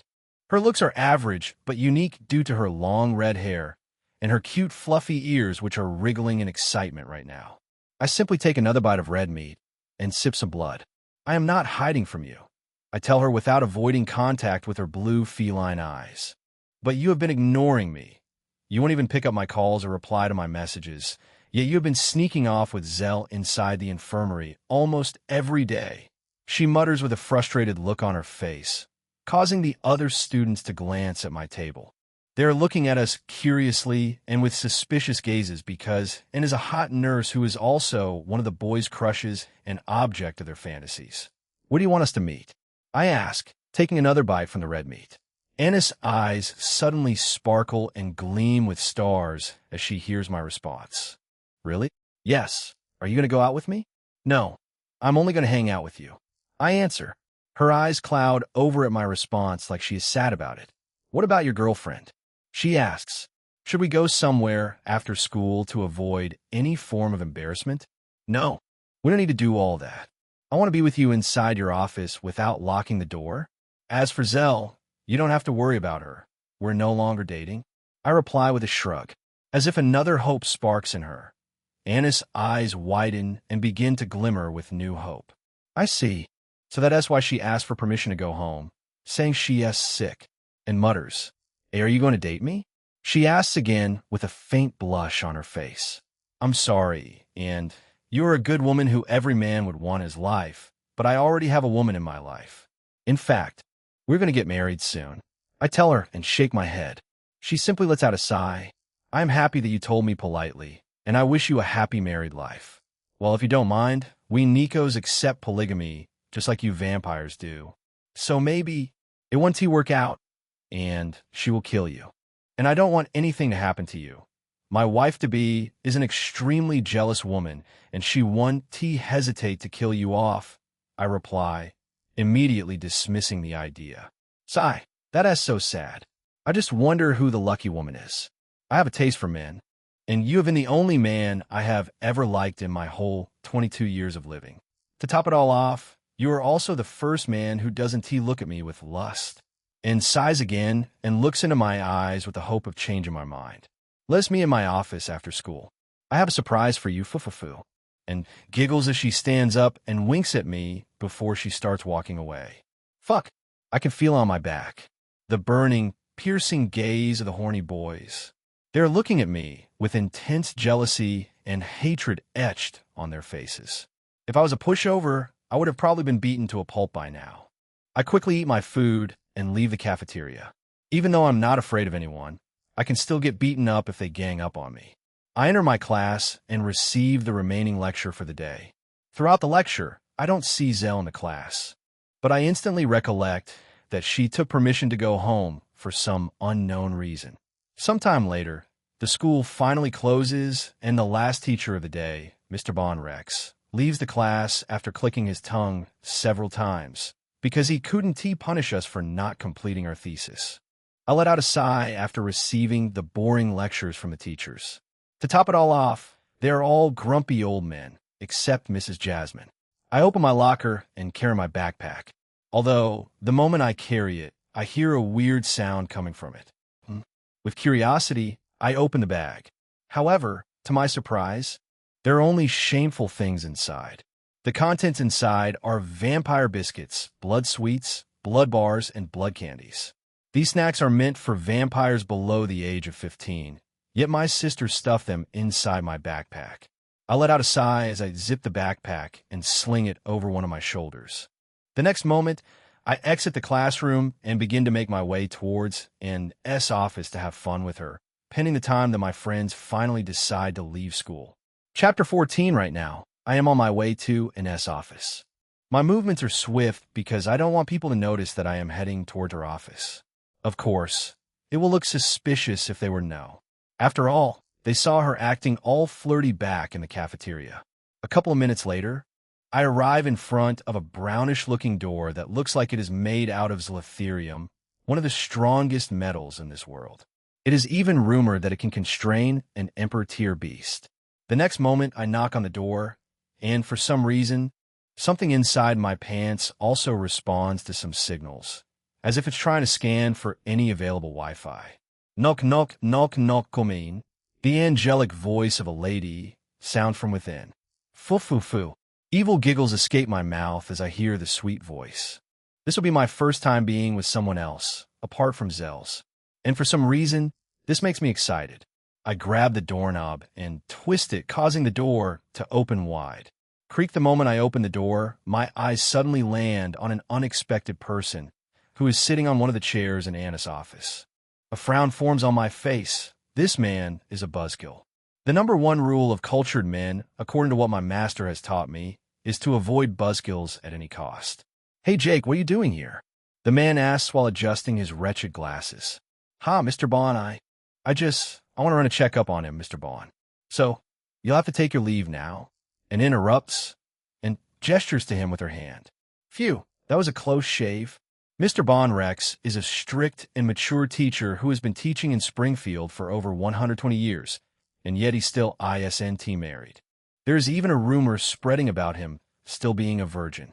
Well, he is a werewolf whose age is unknown, but his looks are quite mature, and according to the guess of other werewolves, he should be around 200 years. I just wonder what type of wolf he is. Mr. Bond simply adjusts his glasses again and stands up.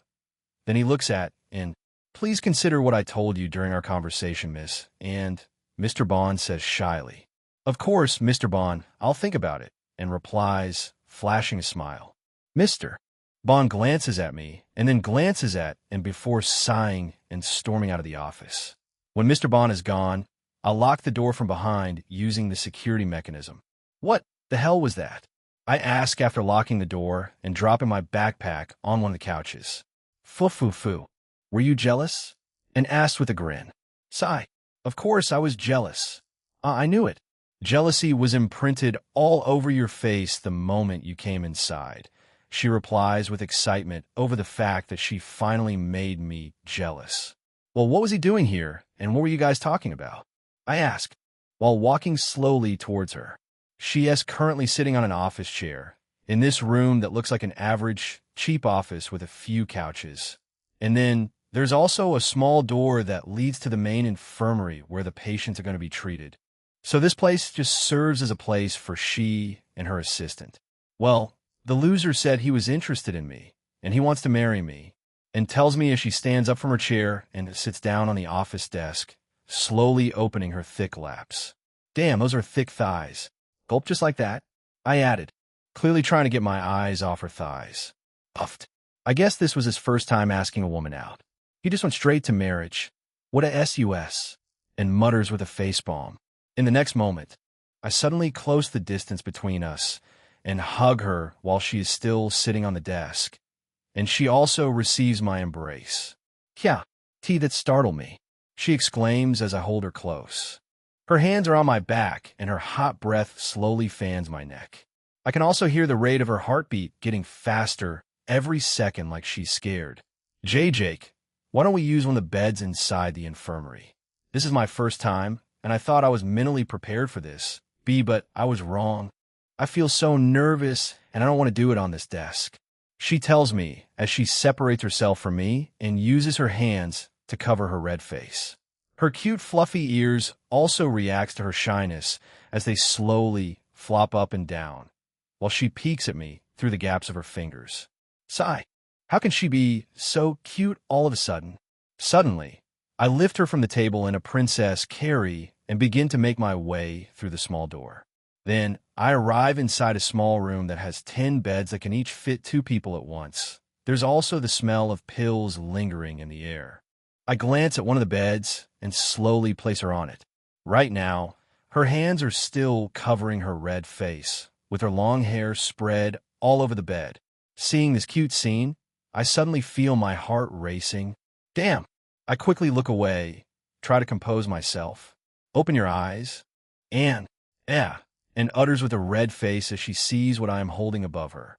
Although it isn't very large, it's average in size at least, and one of the things that my master taught me is that size doesn't matter.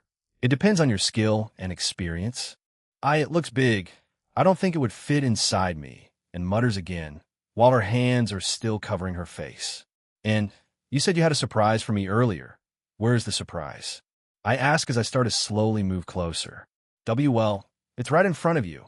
Why don't you figure out yourself? And mutters in embarrassment as she gives me the go-ahead. Seeing this, adrenaline starts to rush through my body. I want to take control of this woman. The next moment, my hand swiftly moves towards her pantyhose. Chapter 15 in a flash. I tear Anna's pantyhose, revealing her red underwear. Wait, and suddenly holds my hands. Won't we have some warm-up conversation before we get started? And asks with a very flushed face as she avoids looking me in the eyes. Oh, sorry, and I was just too excited, I reply and close the distance between us. In the next moment, my hands start to unbutton her white nurse's gown. The dress finally comes off and reveals what is underneath. What the? So was a G-string, huh? It was lingerie. I mutter as I stare at the red, lace lingerie that Anna is wearing. With the little restraint left in me, I help her with a nurse-esque dress that is still on her body. Finally removing the obstacle, I feast my eyes on and intensely. Gulp, I have always been wearing different outfits to school, hoping you'd notice me. So did you like it? And asks, this time covering her face with her hands due to embarrassment as I gaze intensely at her. Wow, this is amazing. I want to see my sister in these things. You are friggin' hot, and I didn't know that your curves were this much. I answer, then I push her flat on the bed and lay on top of her. In this position, Anna's legs are spread wide, and I lean in close. In a flash, I press my lips against Anna's lips and slowly begin to invade her mouth. Ahan, and leaks out a moan. But I instantly seal her mouth again and begin to slowly lick her teeth and suck on her tongue. And doesn't T resist it, as she also starts to kiss me back and greedily suck on my tongue. Right now, the sounds of two people kissing passionately ensue in the room. I'm the one that initiated the kiss, and is the one who is getting aggressive here. Suddenly, I start to notice something wet on my face. What the heck? And is crying? Jake, please don't leave me. You won't. And suddenly separates herself from me and starts to cry furiously. What the actual fuck? Jake, please promise me that you won't leave me. Please promise me. I could die if you leave me. You don't know how much I love you, Jake. I don't care if you don't marry me. Jay, just don't leave me, please. I just want me happy. And begs as tears stream down her face, and her fists are tightly balled. We are still in an intimate position, so I can see all of an agony. Sigh, if only my sister wasn't such a hothead. But heck, I'm going to be the man of the house if I get married to her. She has to listen to me as her husband and stop making decisions on her own. I just have to get stronger and protect and from the claws of my sister. With time, I will change Misty's aggressiveness and make her accept, and just like the way she accepted Aurora. I clench my fist and grit my teeth. The decision I am about to make now is similar to me putting my life on the line and endangering Anna's life. But heck, and is a good woman, she might end up doing something crazy if I get involved with her and later leave her. Or I could just stop this right now and not have sex with her. Fuck. What the heck am I even thinking of? That perverted man didn't teach me all this just so I could become a coward. Fuck. Cursing one more time, I glance at and whose face is extremely red as she waits for my answer. And I promise, I'll never leave you, and I'll always protect you. I tell her and hug her. Jake, thank you, and whispers and suddenly wraps her legs around my waist. Damn it, even though my body is still under my control, my lust for her and keeps exploding. In the next moment, we seal our lips together again and start to taste each other. All of a sudden, and suddenly looks so delicious right now. I want more of this body, more of Anna's body. I want her. I hand, and suddenly jerks upright, startled, as I rest my hand on her shoulder. I can even tell that, and is more generously proportioned than Aurora and Misty in the chest area. Only Zelle's fuller figure can compare to hers. However, she's out of my life for good. The moment feels charged with intensity. Even now, my desire for her keeps building. Without warning, I pull her closer against me. Ahan, and lets out another shaky breath as the tension between us reaches its height. Jake, come closer while we kiss, and suddenly tells me as we part our kiss, and her gaze shifts to the side in embarrassment. Wait, did she just say that? In a flash, without thinking much about it, I start to touch her intimately after sliding her lingerie to the side. Note, Chapter 16 in the next moment, without thinking much about it, I start to touch her intimately after sliding her lingerie to the side. Jay, just take it off completely, and tells me while biting hard on her lips. I guess she doesn't want to finish early and lose to me. Just like how players try not to give in too quickly, women also try their best to hold back. Damn, listening to her request, I take off her clothing, revealing her smooth skin. She is clearly just shaved today because I can't find a single strand of hair. I slowly trace my hand around her lower body and gently move upward. Suddenly, I feel a small area above her midsection. This is, and in a flash, I start to gently caress her while touching her sensitive spots and leaning close to her lips. Nyan, please, Amen, hurry. And breathes softly as she suddenly pulls me into a tight hug and digs her fingers into my back. She is feeling overwhelmed and wants me to hold her close now. However, I'm not done yet. I separate myself from her, then I plant my face on her stomach. Nya. Anna's body suddenly jerks up the moment my slimy tongue makes contact with her smooth, flawless stomach. I don't stop there. I start to slowly move my face downward, my tongue sticking out as I reach a sensitive area. I pause and don't know why, but and feels so delicious as her excitement seeps into this moment. This moment, I want to make it mine only. With this strong resolve, I start to focus my attention on her. Nya, and suddenly lets out a loud cry, and her body begins to tremble and quiver under my touch. But I don't stop there. I increase my pace. In the next moment, and suddenly starts to press my head harder against her. Before I can move my face away as the moment reaches its peak, a thick, slimy liquid suddenly bursts out, hitting me directly in the face. Damn! Without moving my face away, I start to lap up the warm liquid without letting a single drop seep past me. Sometime later, after her intense release, and looks at me with an apologetic and embarrassed look on her face. I am so sorry, Jake. I didn't know when it came out. It just felt so good that I couldn't hold back. I am sorry. I feel so ashamed right now. And mutters and covers her face in embarrassment with her fluffy ears flapping in excitement.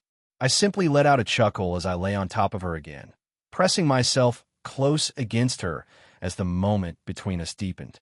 You don't have to feel bad, and I was surprised by how much fluid there was, but turned out fine.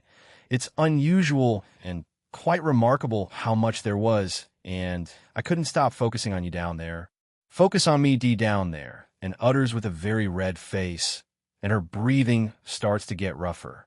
I then take the initiative to kiss her on her nape, slowly moving downward, tracing gentle kisses along her skin. Take it easy, Jake, and whispers with a shaky voice, clearly overwhelmed. And right here, I murmur softly. I want you to hold me close while we share a gentle moment. This is a new experience for you, and I don't want anything to hurt. I tell her, then she draws nearer to me. Thank you, Jake. I'm not worried because you can't imagine how joyful I feel right now. Please stay with me. And answers with a red face and lust-filled eyes. In the next moment, we connect our lips and start to kiss passionately as our tongues intertwine together. Suddenly, and stops kissing me and starts to unbutton my school shirt. I don't want your shirt to be soaked with sweat, and says shyly as she pulls off my shirt and flings it to the side of the room. Jake, hold on. I want to look at your eyes while you take my chastity, and utters as she stops kissing me. I look at her seductively and flash a dazzling smile at her. Although I would have liked and to take me in her mouth. She seems to cherish her first time a lot, and it's something I wouldn't want to mess up for her. As a Nico girl, her desires will become quite strong once she experiences that feeling, and she'll always want to try out new things. I just have to be patient. In the next moment, I pull her close and hold her gently, looking into her eyes. My body feels overwhelmed with emotion, and I need a moment to steady myself, but want to take things slowly. I reach out and place my hands softly against her chest. While I start to press against her, holding her legs in place with my right hand. I'm going in, and I tell her, and she nods her head in response. Slowly, I push forward inch by inch until I meet resistance. Damn, it hurts. Letting out a groan, I start to pinch an nipple to give her pleasure and lessen the pain.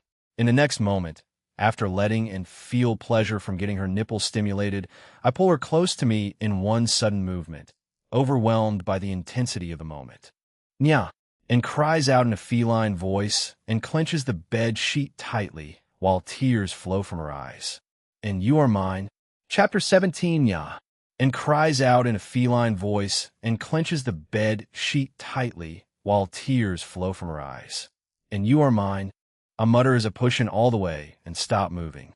Though it's not large, right now, I am waiting for her and to scream, but she is surprisingly silent as tears roll down her eyes. Not wanting to ruin the moment, I lean my face forward for a kiss, but something begins to feel weird. I feel ticklish in my crotch area. I glance down and see a cute, small, fluffy cat tail tickling my crotch. This is an S-tail, and this is my first time seeing a Nico S-tail. It is said that Nicos cherish their tail more than their body, so they feel molested if a male sees their tail rather than their naked body. And if and willingly reveals her tail, does that mean, Jake, grab my tail. Now that you have seen everything, you wouldn't dare to not marry me, right? Or else, all the Nico clans will launch a full-scale attack on Wire House. Nya. And in case you don't know, I'm the only princess of the Nico clan.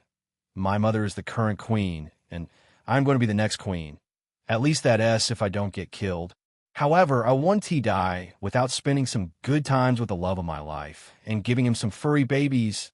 T and suddenly starts to giggle cutely and brush against me with her golden tail, which is a sign of royalty. It's as if her excitement didn't let her feel the pain of the moment. Wow, what have I gotten myself into? Darn it. I take back my words. I think my sister is the one in danger now. Wow. But either way, Misty is not to be underestimated as well, especially her other personality when she activates her blood powers. This ISN T-Good man. I feel like a man who is sitting on 2 ticking time bombs. If these two fight at their full strength, they can destroy a whole district. If it wasn't for the modified restraint shackles that Old Man Duke put on Misty hands, she would have killed anyone who pissed her off on mere whim. I just wonder how many MC cells these two have. Jake, you were wondering why I'm working here, right? The thing is that I have been stalking you since when you were a kid because I took a liking to you. Moreover, our moms are friends. I told my mother about it, and she used her influence to make me work here so that I can look after my darling. After sealing my Nico powers and giving me this puny healing ability. But I want to think twice about unsealing my powers if that Chihuahua sister of yours tries something funny. After all, she is my rival. Tee-hee, and lets out cute and mischievous giggles again. I was deceived, and looks even more dangerous than my sister. What about Aurora? Her ability is way more lethal. What if this trio clashes together? Damn it, what have I done? With these conflicted emotions swirling within me, I grab Anna's tail and tug hard. Then I start to pull back. Blood flows from Anna's injured area. The bleeding is quite heavy, which really concerns me. It is said that the more severe a wound in that region is, the more pain she'll feel when treated. And with the amount of blood flowing out, she must have felt a lot of pain, but didn't want to show me her vulnerable side. But right now, I am horny as fuck and can't hold back my urges. I tug her tail and push forward with full force again. P pull my tail gently and lets out a loud groan as her body jerks up, with a painful expression on her face this time. Should I stop it now, Ann? I ask, ready to pull back. No, we have gone this far. We can't back off now. And tells me with a red face as she clings to me tightly. Arg, I let out a groan and begin to move my waist. To be honest, it's not like I actually want to leave this situation and feel frustrated for the second time today after Misty cut things short with me. Dash, and groans and clenches her fingers on the bed. Crap, I just need to wrap this up quickly. After all, Ann and I will share many wonderful moments together in the future. I slowly move closer, drawing her near with each passing moment. Then, I lean my face forward and softly kiss Anna's cheek. I tease her sensitive nipples with my mouth and gently bite them, making her gasp and grip me tighter. At the same time, I release her tail and shift my hand to stroke her sensitive spot. Nya! She cries out loudly and clenches around me again. The sensation is overwhelming. I might lose control at this rate. I lean in close, and the moment becomes intense and fast-paced. Everything is moving so quickly right now, it's almost a blur. The faster things go, the more overwhelmed and breathless she becomes. To top it all off, and is reacting enthusiastically, using her Nico instinct, which only adds to the intensity. Bah, bah, bah, bah, bah. Sounds of clapping and squishy sounds ensue as we become more intimate. Kya, and suddenly lets out an ear-splitting scream, and her body begins to convulse. At the same time, the moment intensifies rapidly while a wave of pressure builds between us. I'm letting go. Don't stop. I let out a groan as I hold her close, while Ann wraps her arms around my back, pulling me in. With the remaining strength left in me, I deliver one last powerful movement and hold her tight as we reach the end together. For about 10 seconds, I am still inside her, which comes as a surprise. Meanwhile, Ann continues to convulse under me. Crack! And and I suddenly hear a cracking sound like that of a glass shattering, causing us to glance up in our weak state. Then we see a large dark vortex begin to appear inside the room. Inside this vortex, a cloaked figure starts to emerge. Nya, nya. The moment and sees this figure, she starts to growl and readies her claws to attack this figure if it comes forward any further. You, the cloaked figure says as it points at me, who is currently stark naked together with, and Chapter 18 You. The cloaked figure says as it points at me, who is currently stark naked together with, and suddenly I pull away from it, followed by the mixture of our fluids and her blood. Seeing this, the cloaked figure looks enraged. In the next moment, my body starts to levitate in the air. What the heck? Is this some kind of telekinesis? And who the hell is this person? Arg! In a flash, my body suddenly flies across the room and slams against the walls of the room so hard that cracks begin to appear on the walls of the room due to the impact. Gah! Blood begins to spurt out of my mouth the moment my back slams against the wall. My body starts to heal itself and regenerate my broken bones. If I was an ordinary vampire, I would have probably been dead. Before I can register anything, my body suddenly starts to levitate again. This time, it feels like my body is being squeezed. I can feel my consciousness slowly fading away. Is this how I am going to die? I need to live. I can't die on top of a Barado. Bang! My body slams against the wall again, this time with a greater force and heavy impact. This is it. I'm going to die without fulfilling my wish. My hidden desire of becoming the greatest harem king ever. I glance at and realize that she is not helping me. In fact, she sits down on the bed with her face facing the ground. So this was all planned, huh? They must have glanced into my future and realized that I will be a threat to mankind, huh? My body slams against the wall again, and each time my body slams on the wall, the greater the impact becomes. Right now, my regeneration is no longer working. I have no blood left in me. I am dying. In my next life, I shall cuck every human and demi-humans. Even if the gods exist, I shall cuck them all. Slowly, my eyes start to turn blurry. My consciousness starts to slowly fade away. I am dying. Suddenly, different memories start to flash in my eyes. All my lovely memories. The smile of Misty, the way she cares about me. The stoic and tsundere Aurora. Misty who could lay her own life for me. My perverted master, Old Man Duke. All these people all care about me. What would happen to my sister? She would probably go on a killing rampage and get killed by hunters. Fuck, I must live on. I need power. I can't die here, not like this. Suddenly my body starts to rejuvenate, although I don't know what is going on in the real world, but right here, I feel like I am in some sort of dark void. Only darkness surrounds me. You seek power? I shall grant you. Come find me when you are strong and don't fail like the others, because you carry his bloodline. I can feel it. A female voice whispers into my ears, and it slowly trails away. Ding! You have acquired the cuckold system. The goddess of lust has acknowledged your strong will and determination. You have become a dedicated follower, huh? I'm slightly stunned by the green text appearing in front of me. I believe I am seeing all this gibberish even after dying. I guess I have gambled a lot. Sigh. In my next life, I shall not become a follower of anyone. I will also conquer the goddess of lust. Mark my words. Sigh. Who am I even talking to? I am as good as dead. Fufufu, you have the balls of steel. You know, holy shit, what the heck is that? Why do these words keep appearing in my eyes? I'm your system. You can take me as your system A.I or guide. You are the chosen one. What the fuck? Do you mean? Which system even talks? I have read many bullcrap fictional novels about systems, but none of them have a talking system. Am I fucking dreaming? You are not dreaming. You have been chosen by the goddess of lust. Hey, man. I don't fucking understand you. What the heck do you even mean? Do gods even exist? Oh, gods do exist. They even walk amongst you. This is so confusing, man. We have no time to waste on this dimension.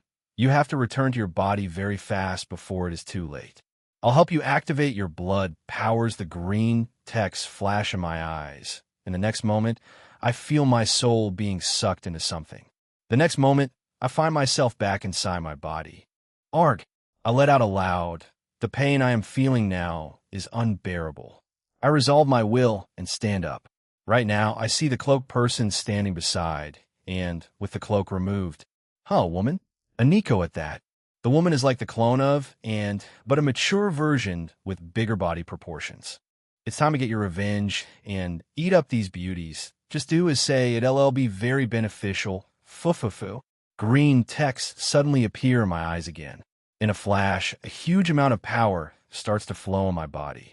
I can feel it flow in my arteries and muscles, but I feel like my body wants to tear apart because I don't have any blood left in me. This is my blood power. Chapter 19, this is my blood power. Arg! I scream as another round of pain overwhelms me again. And her mother are standing with their mouths wide open like they are seeing a ghost, or they are regretting their actions. But I don't care. I want to get my revenge. I want to humiliate and degrade these women in front of me. I want to overpower them completely. Arg! I let out a scream once again. Boom! A red aura suddenly bursts out of my body. My skin starts to glow red, and my hair flows in a straight manner like that of a god. I can feel it. I can feel the blood flowing in their bodies like it's mine. I feel like I can make their bodies explode. Ding! You have awakened your blood powers. You are now the wielder of the absolute blood control. Apart from that of and her mother S, I can also feel the presence of human blood. In a flash, all the lockers inside the room start to shake vigorously. Waving my hand, the lockers explode, and about 20 blood packs fly towards me. Although I'm having a hard time controlling this power because it's currently sucking my life force since I don't have any blood left in me. So I need to feed. Using my powers once again, all the blood packs explode, and all the blood inside starts to form a large blood sphere that hovers above me. My body absorbs half of the blood, reducing the size of the blood sphere to the size of a soccer ball. In a flash, my body starts to regain color and heal itself, and my eyes start to glow bright crimson. What AO are you? And S mother mutters and begins to take a few steps back. I'm the ruler of blood. I answer. I don't know what that means and why I said it, but it just came out of my mouth. Our ruler of BB blood. So you have awakened your powers, Jake. Look, we were trying to help you. We are not your enemies. And S-Mom tells me as she begins to walk towards me. You piece of crap. Don't let her deceive you. Even though she was trying to help, you nearly died.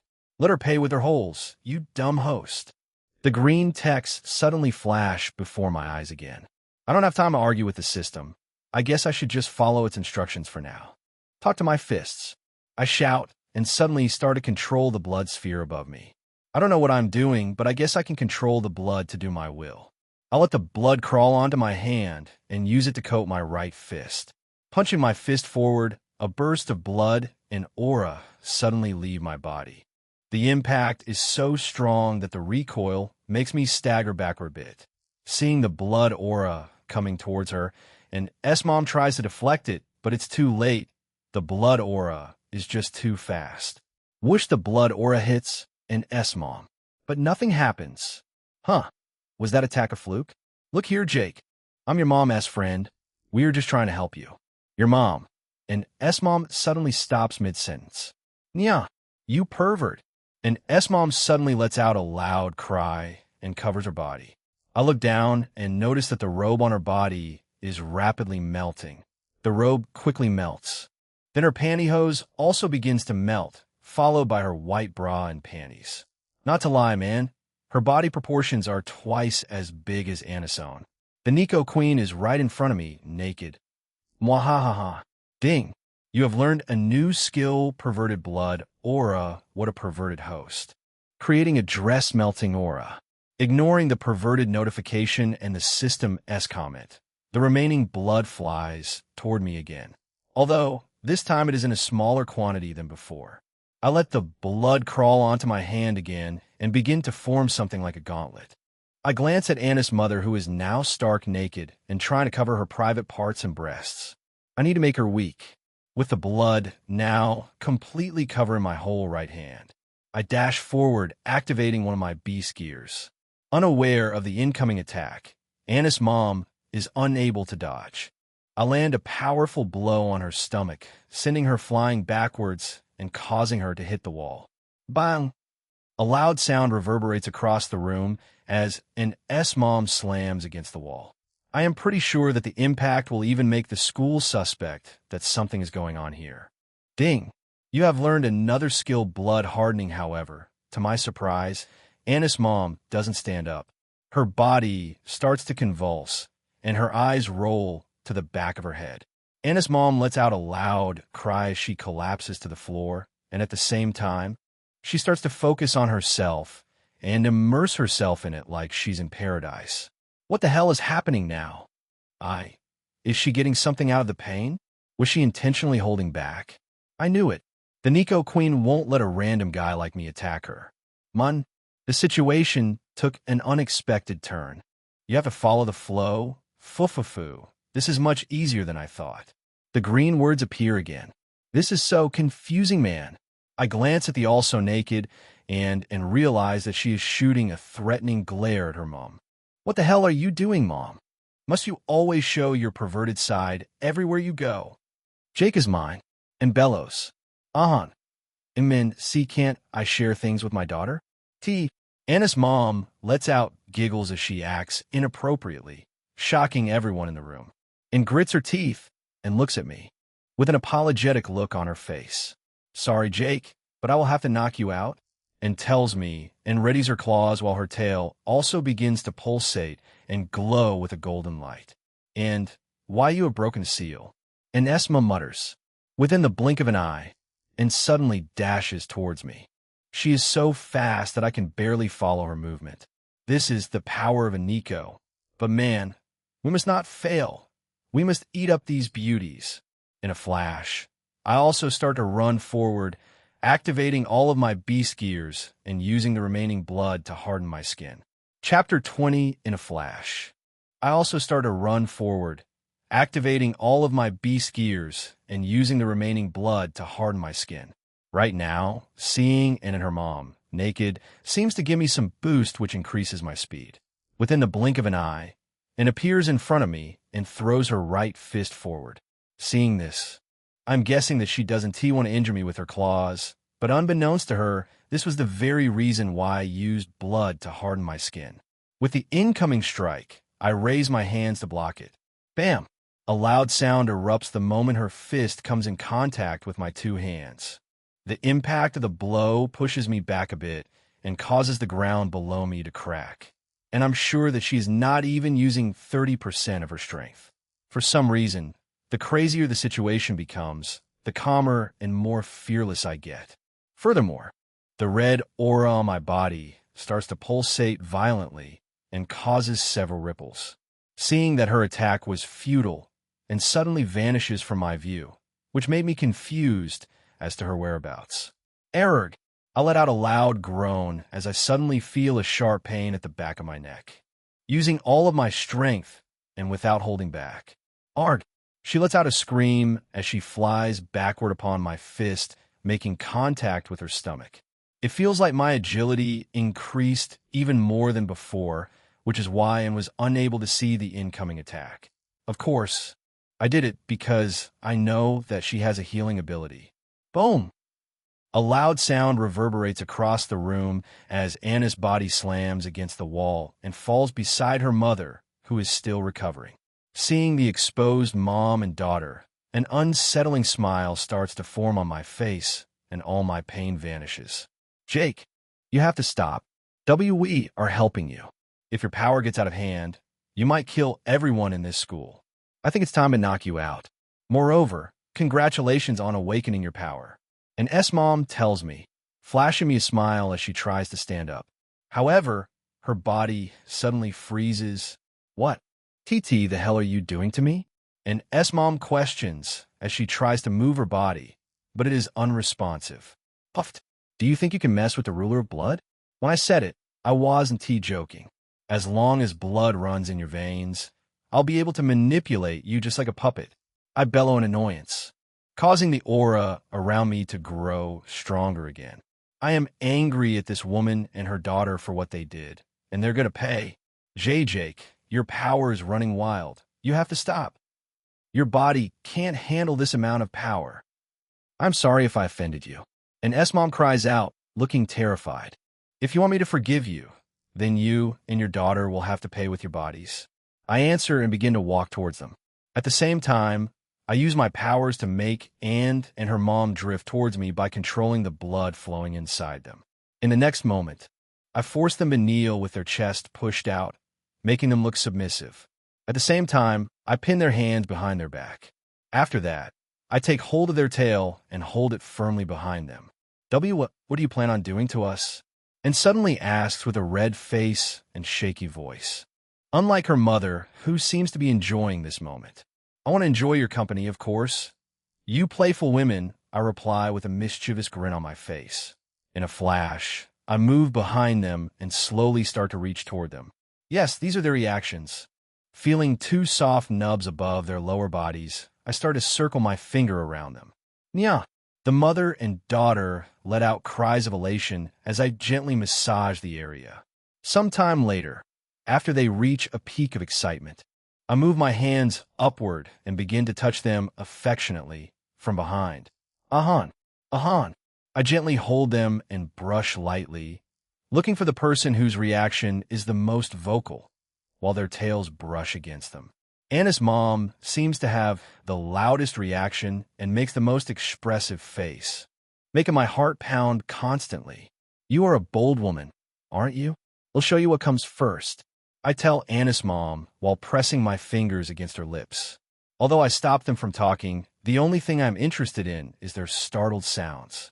The next moment, I grab Anna's mom's shoulders and guide her into a lowered stance, with her body open and ready for me, without any obstacle between us. Next, I move closer and begin to press against her softly. She lets out a startled sound as she feels something approaching where she is most sensitive right now, and seems to be angry and is trying to break free when she sees that I am about to be with her mom. I don't know why she's suddenly trying to break free, but I'm sure that it means something in their Nico clan. Fufufu. Green words suddenly flash before my eyes again. I ignore the system and focus on what I'm doing. I am currently being intimate with Anna's mom. Of course, she looks just as lovely as her daughter. Taking the next step, I slowly begin to draw closer to her. However, I suddenly stop midway. Something feels wrong right now. I can't control my body again. Fuck. I glance up and see another large vortex appearing inside the room. Inside the vortex, a figure starts to emerge, and before I can register anything, a big white ball of blinding light is suddenly launched at me. I try to dodge it, but my efforts are all futile. The white ball hits me. The next moment, I fall to my knees and my eyes start to close. We have failed. I see the green text one last time before I fade into unconsciousness. Chapter 21, Comfortability, Warmth, Affection. These are the things I'm feeling right now. And at the same time, I can feel some sweet, thick liquid flowing into my mouth. The taste of the liquid is familiar, yet different. Delicious. I try to blink my eyes a few times to see my surroundings, but my eyes won't budge for some unknown reason. Wakey, son of a Barado. Green words suddenly flash before my eyes. Hey, what the hell happened to me? Also, why do you enjoy insulting me? Oh, why I enjoy insulting you? Well, you really messed up. You couldn't even deal with that Nico queen. It would have been beneficial if you had taken care of her. What the hell, man? You saw what happened right there? A ball of light was suddenly hurled at me. Heck, I thought I was even dead. Moreover, you Haven T even explained yourself. What the heck are you doing inside my head? I have never heard of a talking system. Okay, I'm sorry, man. I was just being harsh on you. Well, I'm a sentient system. I'll tell you more about myself when you finish enjoying the paradise in front of you. Paradise? Wait. What do you mean? Suddenly my brain clicks and I start to put everything together. The warmth, the comfy feeling, and the strange liquid. Fuck. Misty is here. Did she kill those two? I forcibly open my eyes, and, through the gap of a huge cleavage, I see two glowing crimson eyes, which belongs to the mature woman who seems to be sweating and flashing a smile at me. What the fuck? How does this woman's milk taste so good? I blink my eyes a few times again to make sure that I am not hallucinating. However, the truth is that what I am seeing right now is real. This is reality, man. I am currently lying on a bed with my head resting on this woman's lap. Furthermore, the woman is a vampire because I can see her fangs and she is currently feeding me with her milk, which is contained inside two large-looking tits. This woman is someone I have only seen twice in my lifetime. I have her picture at home. It was through her that I came into this world. And this is the woman Misty hates the most in the world. I mutter and quickly pull back, sitting up at the edge of the bed and looking away. Glancing at the ceiling, I realize that I'm still inside an infirmary. Though my body still feels weak. You are finally awake, huh? Mom says as she puts her breast back in her bra and wears her top. My tits started lactating the moment I got closer to my baby. I senti the power of the bond between us very strong, huh? Little Jake, my mom adds. A frown forms on my face the moment I hear her words. Well, how should I describe the appearance of my mom right now? My mom is no doubt the mature version of Misty. She is 2 meters tall, with long white hair that stops at her waist just like Misty S. Underneath her hair is a beautiful, breathtaking face that can arouse the desires of men the moment they look into her crimson eyes. There is almost no difference between them, except that she is taller and more endowed in the chest region than Misty. Furthermore, it looks like her face hasn't changed since the last time I saw her. Right now, she is wearing a plain white top with black trousers, and on the bed lies a black jacket that she is probably going to wear once she is leaving.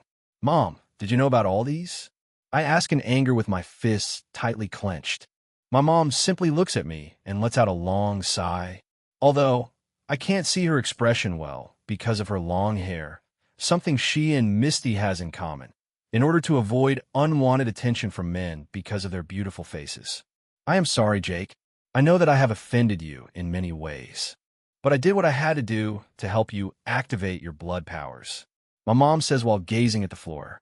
Help me, huh? Do you know that I nearly died? What type of mother would awaken her son's power in such an inhumane way? I bellow in anger as I stand up from the bed and start to search for my clothes. Wait, Jake. I'm sorry. I didn't mean to act that way. Hayes is a friend of mine, and when I realized that her daughter was interested in you, we came up with a plan. You can't awaken your blood powers without experiencing a life and death situation. Hayes helped me to push you so you could go past your limits. You playing with their bodies to exact your revenge was all part of the plan because I learned that you love women. Why you can't expect an old and powerful figure like Hayes to be easily overpowered by an amateur who just awakened his powers. Before coming over here, she sealed 95% of her power. When you fainted and slowly started losing consciousness, I was ready to butt in and feed you some phoenix tears which could bring you back from the near-death state. However, I decided to wait when I saw the signs of the aura building up around you. Sariyake. I'm sorry for being a bad mother all these years. I can explain everything. I don't want my son to become a stranger to me. Wah! My mom suddenly falls to her knees and starts crying. Jake, I believe she is telling the truth. A drop of phoenix tears could have saved you at that time. And if that situation didn't occur, you wouldn't have awakened your innate blood powers and acquired me. You can't watch such a beauty cry, Jake. Adding your mom to your collection wouldn't be bad either. Fufufu. Yufeng system. Once I have your time, you had better be ready to tell me the type of system you are. I grit my teeth and start moving forward. In the next moment, I crouch and begin to lift my mom up, letting her sit back on the bed. Then, I immediately snuggle in her arms. My mom looks stunned by the sudden hug, causing the both of us to fall flat on the bed, with me laying on top of her. I am sorry for doubting you, Mom. I mutter as I hug her tightly again. I don't know what this feeling is, but it's different from what I experience when I am with Misty. Is this the affection of a mother and son? My mom simply pats my head and holds me close.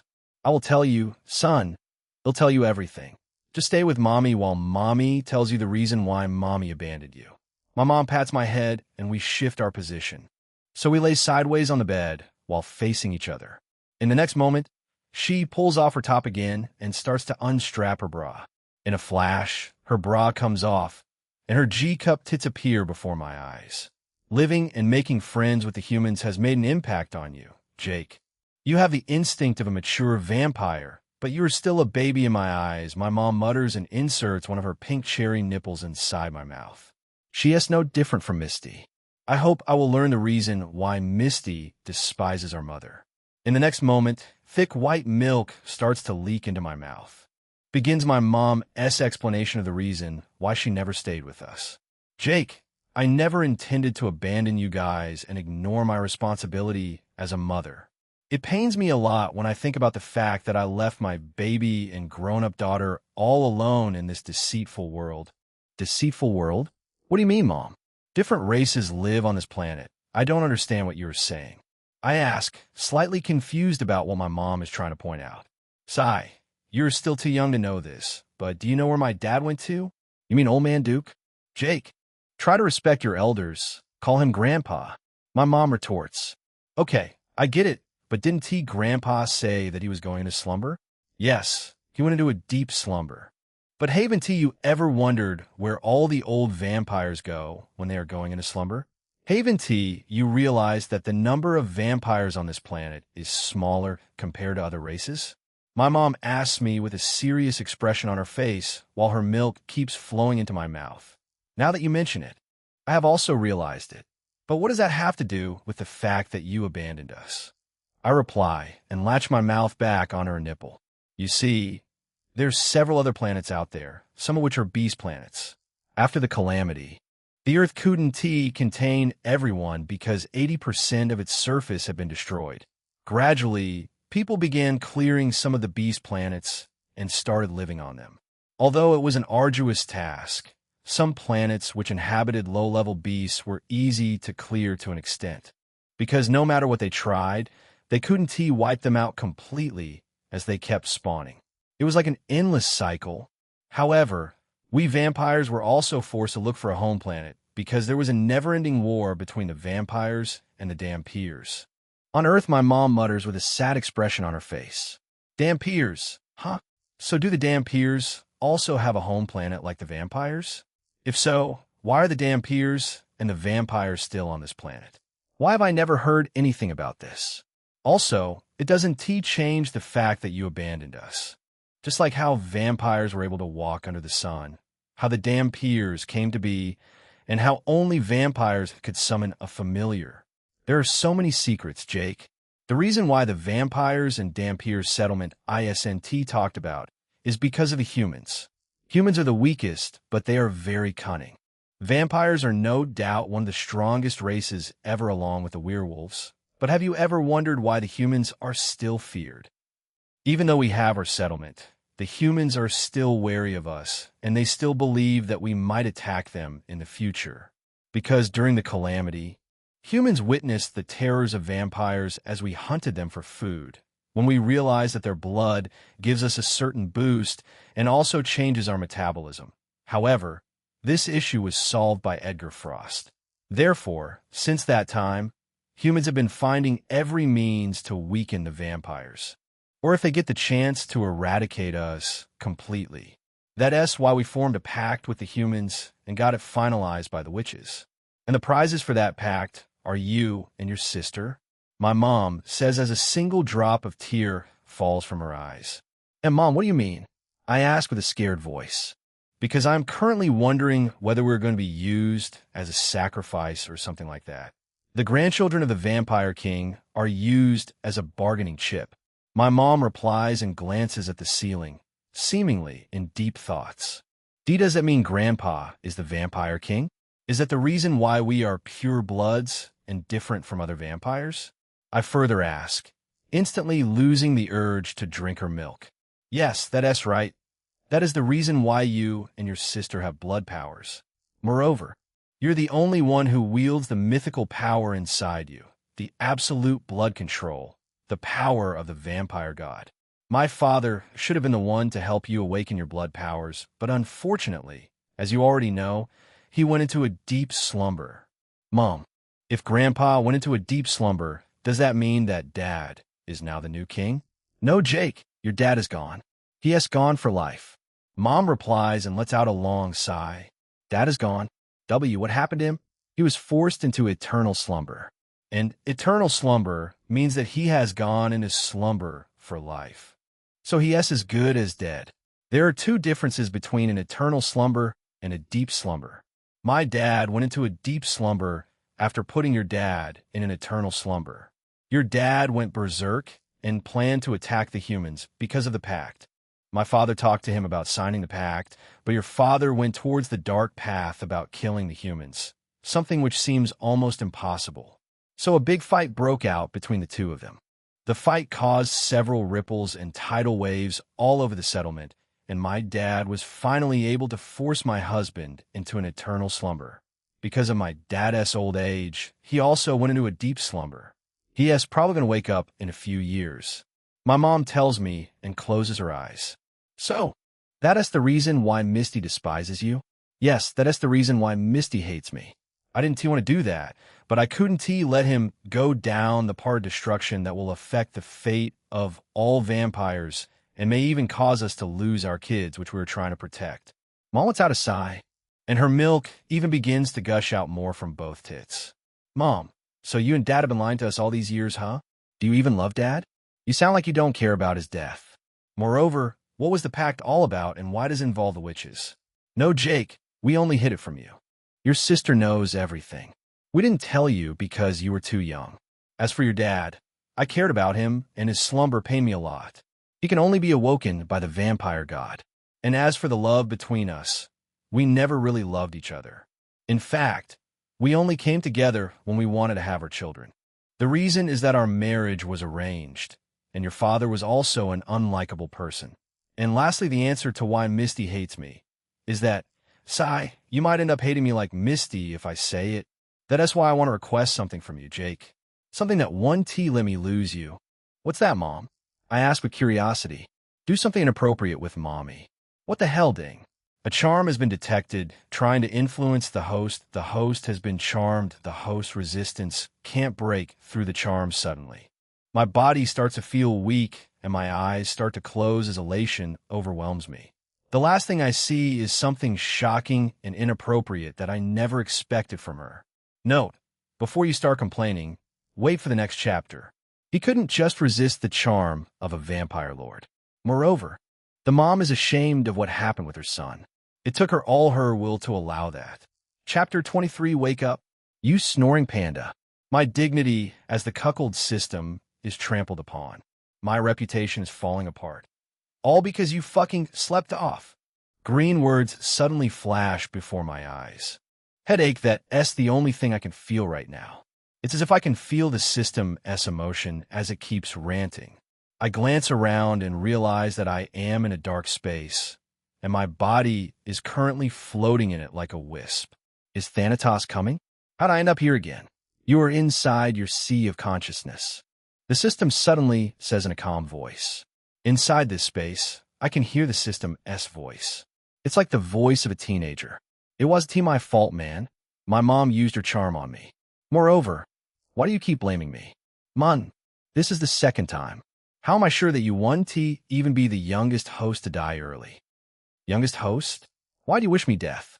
I am not wishing you death. I have been integrated with 4 hosts in the past, and they all died within a month. How am I even sure that you'll last 2 days with the way things are going? What the fuck? Mun, what the hell are you that makes them fucking die in a month? I ask, very terrified at this moment. I don't want to die without being with Misty and Aurora. You're only talking about those two? What about your mom? You already lost your innocence with her. Furthermore, there's a huge surprise waiting for you. Fufufu. Check it out. Huge surprise. In the next moment, several characters and symbols start to appear before my eyes. Integrating the cuckold system. Downloading the user files. Processing integration completed. The host has been successfully merged, displaying user interface. Menu pinned message welcome. The 5th user of the cuckold system, and the dedicated follower of the goddess of desire. The trial system was built by the goddess of desire to choose a man worthy of her. A man who isn't a god, but capable of slaying the gods.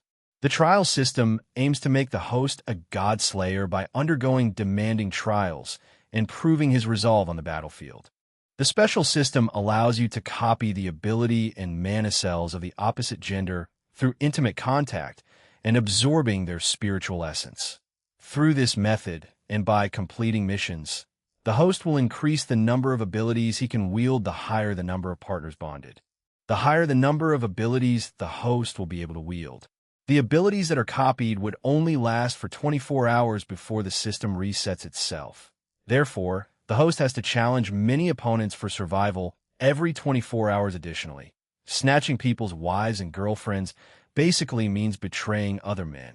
Each man cucked by the host will grant the host 1 celestial point. The higher the status of the cuck, the higher the number of celestial points the host will be rewarded. There will also be some of the system perks, such as the inventory and skill shop. Dominate and outmaneuver every man to become men's worst nightmare. User stats.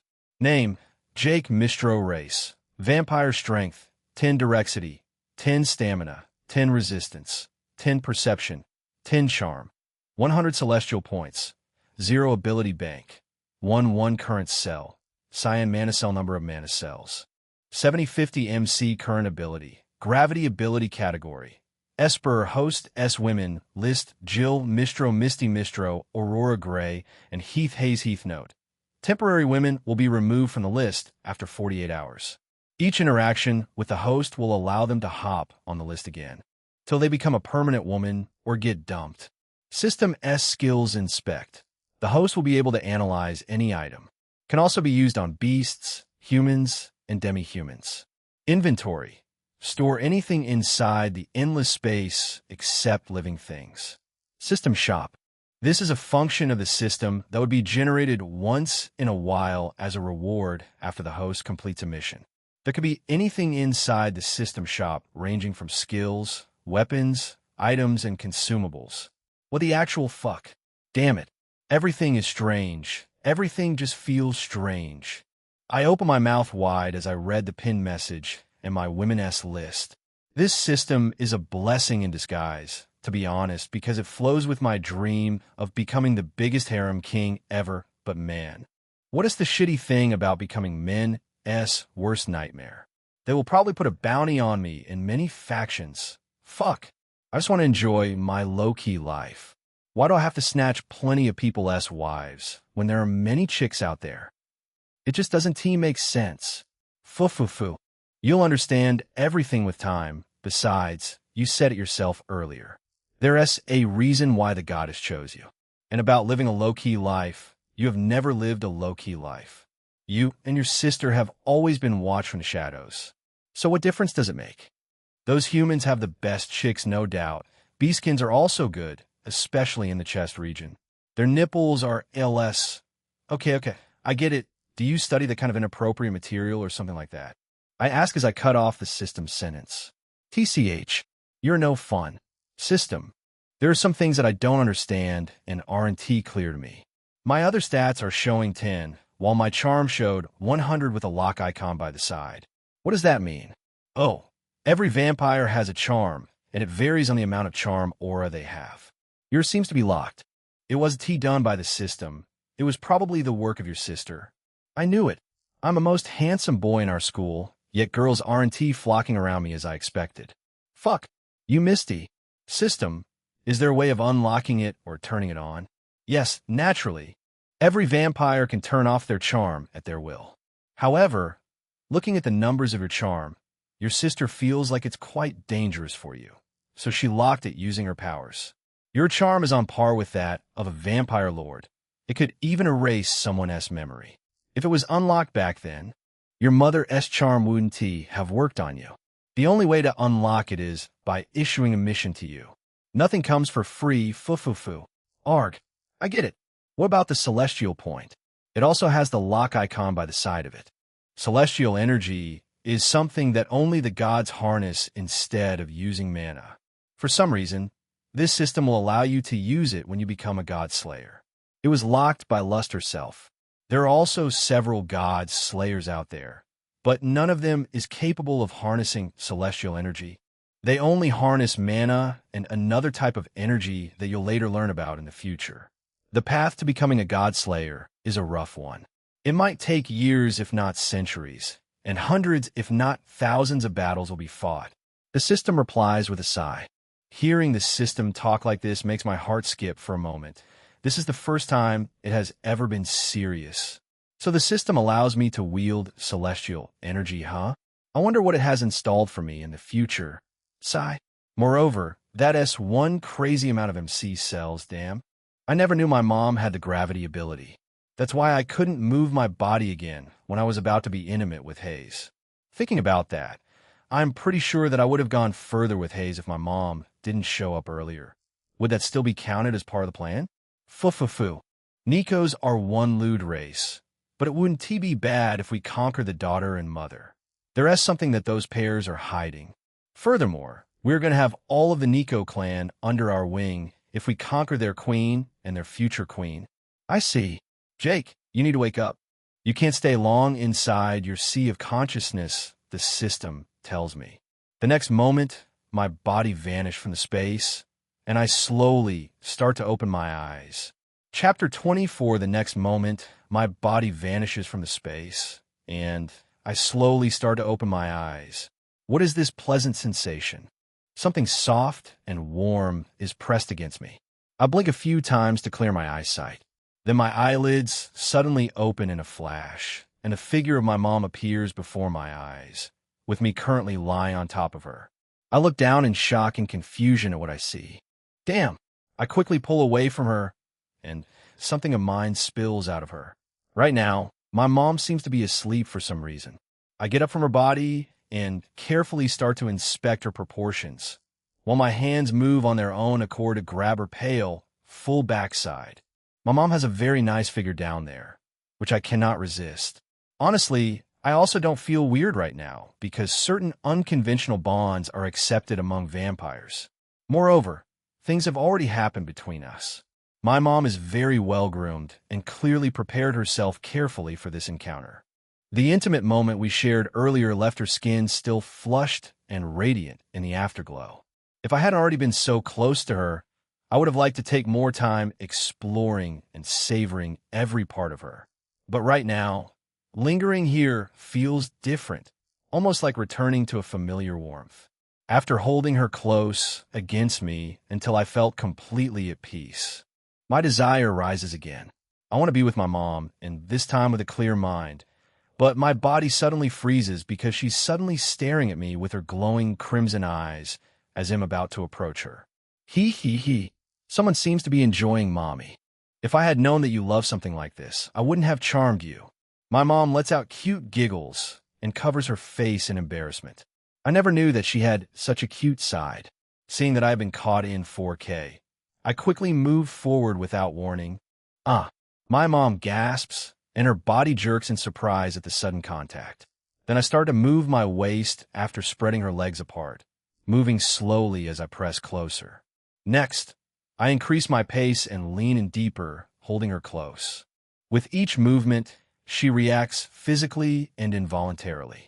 Right now, my mom only lets out soft sounds. She doesn't look at my face as her hands are currently covering it. I still don't know why she was intimate with me earlier, but I don't care right now. I only want to relieve this tension and prove to myself who the loser is. Suddenly, pressure starts to build. I want to continue hearing my mom's embarrassing moans, but she keeps gripping me tight, making me want to let go right now. Arg! I shout loudly, but she doesn't say anything. Without holding back, I let out a deep groan. That feeling of release. Waves of pleasure send shivers and tingles down my spine as my eyes roll to the back of my head. For about 2 minutes, I am still experiencing an intense physical release, which makes me wonder how my body produced this much. With this newfound system, I'm going to be in overdrive. In the next moment, my body slumps back on the bed, separating me from my mom, who is still covering her face in embarrassment. That was so good. Why, you made me proud. I take back my words. Wah. Hey, don't get all emotional here. I just want to let you know that I'm not a loser. Foo-foo-foo. Good to know that you're slowly accepting reality. I also have a surprise for you, because you just cucked your father right now. Ding. You have received 3 celestial points for betraying your biological father. Ding. An ancient forbidden soul bond has been detected on the host. Hey, what the fuck? What the hell is soul bond? I think your mom used some kind of ancient vampire technique to bond both of you together. Wait, is that a type of marriage bond or something like that? Can you tell me everything in full detail? Sorry, man. I know about the bond thingy, but I think you should ask your mom about it first. That was the sole reason she was with you in the first place. She's afraid to lose you just like your sister. She is hiding so many things. However, before you do that, check this out. Some cool stuff suddenly popped up in the System S shop. Foo-foo-foo, this is just crazy. System shop, 3 things have been generated from the System shop after the host got bold and betrayed his father. The host should choose one item. Enhancement potion. Some people prefer a more impressive build, and the host's current attributes are reportedly underwhelming. The host needs to leave a strong impression. What the hell is this? My size is not lacking. You jerk. Energy potion. This potion will allow the host to produce 5 times the amount of stamina each day. Moreover, allies love receiving it. Stamina potion.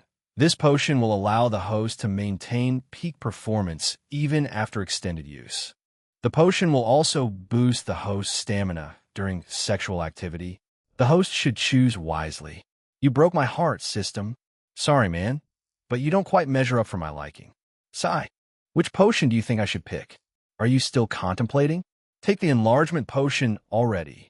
Yeah, but that volume boost sounds cool. I just don't know if this opportunity will come again. What do you mean, man? These potions will surely pop up in the future. You don't have to worry about that. I see. I'll trust you then. I choose the body enhancement potion. Ding! The host has finally chosen an item. The body enhancement potion. The white words fade away and green words suddenly flash in front of my eyes. The potion is inside your inventory. I think you should attend to your woman who you left all alone. Foo-foo-foo. Oh, I blink my eyes a few times and get up from the bed. The moment I try to get up, I suddenly feel 2 soft things pressing against my back and a pair of arms wrapping around me. I turn my head and see my mom looking at me with tears in her eyes. I am sorry, Jake. I did it because I don't want to lose you. What? What is this all of a sudden? My eyes suddenly catch a glimpse of something which I didn't notice before. There are red stains of blood on the sheets. Note. Who can guess what happened here? Chapter 25. My eyes suddenly catch a glimpse of something which I didn't notice before. There are red stains of blood on the sheets. What the hell is this? I hope it's not what I'm thinking. Fuck. I cry inwardly as my brain tries to process what I'm seeing. Right now, only 2 things are running through my mind. First, maybe my mom drank my blood. But heck, drinking another vampire's blood can be very lethal and cause instant death. And second, maybe my mom is in no, it can't be. I turn my body around and confront her. You want to lose me, Mom? I love you. And I will always love you. I hug my mom while I run my fingers over her face and clean her tears. We hold each other close for a moment. Even after all these years, she still takes good care of herself. This is just so damn hot. But, fuck, I need to know about the blood on the sheet. I will just ask her about it in a calm voice. Moreover, who knew that she had this side to her? It just feels like our roles have been reversed. I should be the one crying on her shoulders. Ask her about the blood stains while the mood is still tense right now. You guys could even continue talking about it while you're at it. The System tells me, Mom, why are you crying, and where did the blood come from? I don't care if I don't know about what happened earlier when you charmed me, but I would like to know about the blood stains that are on the sheets. I ask while my right hand moves toward her cheeks and grabs them. I'm doing this to make her feel relaxed and spill out the truth. However, my mom's face suddenly turns dark the moment I ask about the blood stains. She quickly separates herself from me and stares at the stains in embarrassment. Mom, are you a virg? Stop it. Okay, I am a virgin. My mom replies while she covers her face in embarrassment. Then she continues, and if you were wondering how you and your sister were born, well, Some eggs from my ovaries were extracted and fertilized, she replies swiftly. So we were born artificially, huh? I ask, still surprised about the fact that we weren't born naturally. Yes, you were developed inside a pod. She answers sincerely. Well, that was the surprise I had for you. What a twisted world. Not only did you betray your father, but you also took his woman before he could have her. Fu. Mom, what do you feel towards me? Why did you get together with me? I'm sure you didn't do it for no reason. I ask and close the distance between us. My mom's body suddenly jerks in surprise as I embrace her from behind, causing her to gasp in shock. You don't hold them L like that. She murmurs as my hands gently rest against her. Why did you make that pact with me, Mom? I ask again, this time pressing a soft kiss to her neck. I formed a blood contract between us. She utters while her eyes roll to the back of her head as I press firmly against her. What does that mean? I ask in a calm voice, but damn, curiosity is killing me right now. I don't stop what I am doing. I continue to hold her close, while steadily wiping the moisture from her skin, and she also seems to enjoy it when I treat her roughly. The blood contract will allow us to sense each other's presence, feelings, and emotions. It's an ancient vampire technique that only the royals can use. It's a master-servant technique that the vampires used on humans in the past. I am sorry, Jake. I had to use it. I don't want to lose you. My mom replies and snaps out of her erotic state. In the next moment, she stands up and begins to wear her clothes. Hearing her words, my brain clicks and begins to weigh the depth of what she just said. A master-servant technique that was formerly used on humans. Am I the servant then? Fuck. I remember that the system called it soul bond, but she said a blood contract. Mom, who is the regnant, and who is the thrall? I ask with a stern voice, clearly not comfortable with the idea of being a servant and being controlled like a puppet. I am a servant. She answers swiftly as she wears her blouse. But why did you have to go to such an extent? Because I'm afraid of losing you. You are afraid of losing me? Besides, what is this pack thingy all about? I can't tell you now. I think Misty will explain it. My mom suddenly falls to the ground as her legs go weak and her face starts to turn red while she looks at me with lust in her eyes. What? What the fuck just happened? I run toward my mom and carry her up. Then I put her back on the bed.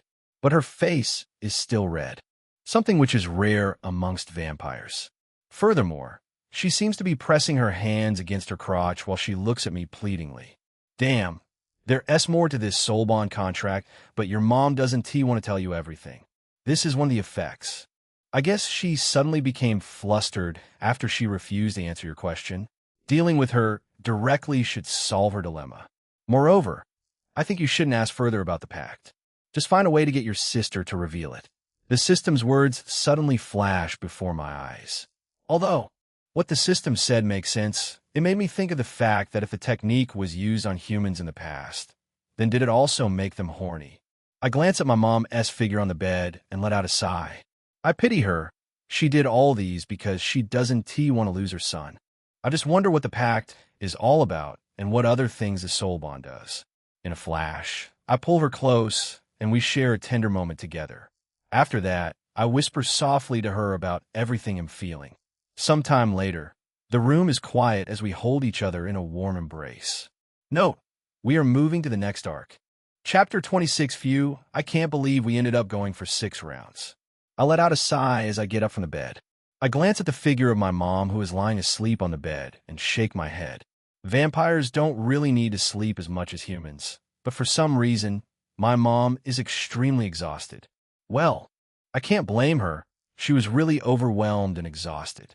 Shifting my gaze to the side, I walk towards the corner of the infirmary and pick up my clothes, which are as clean as before.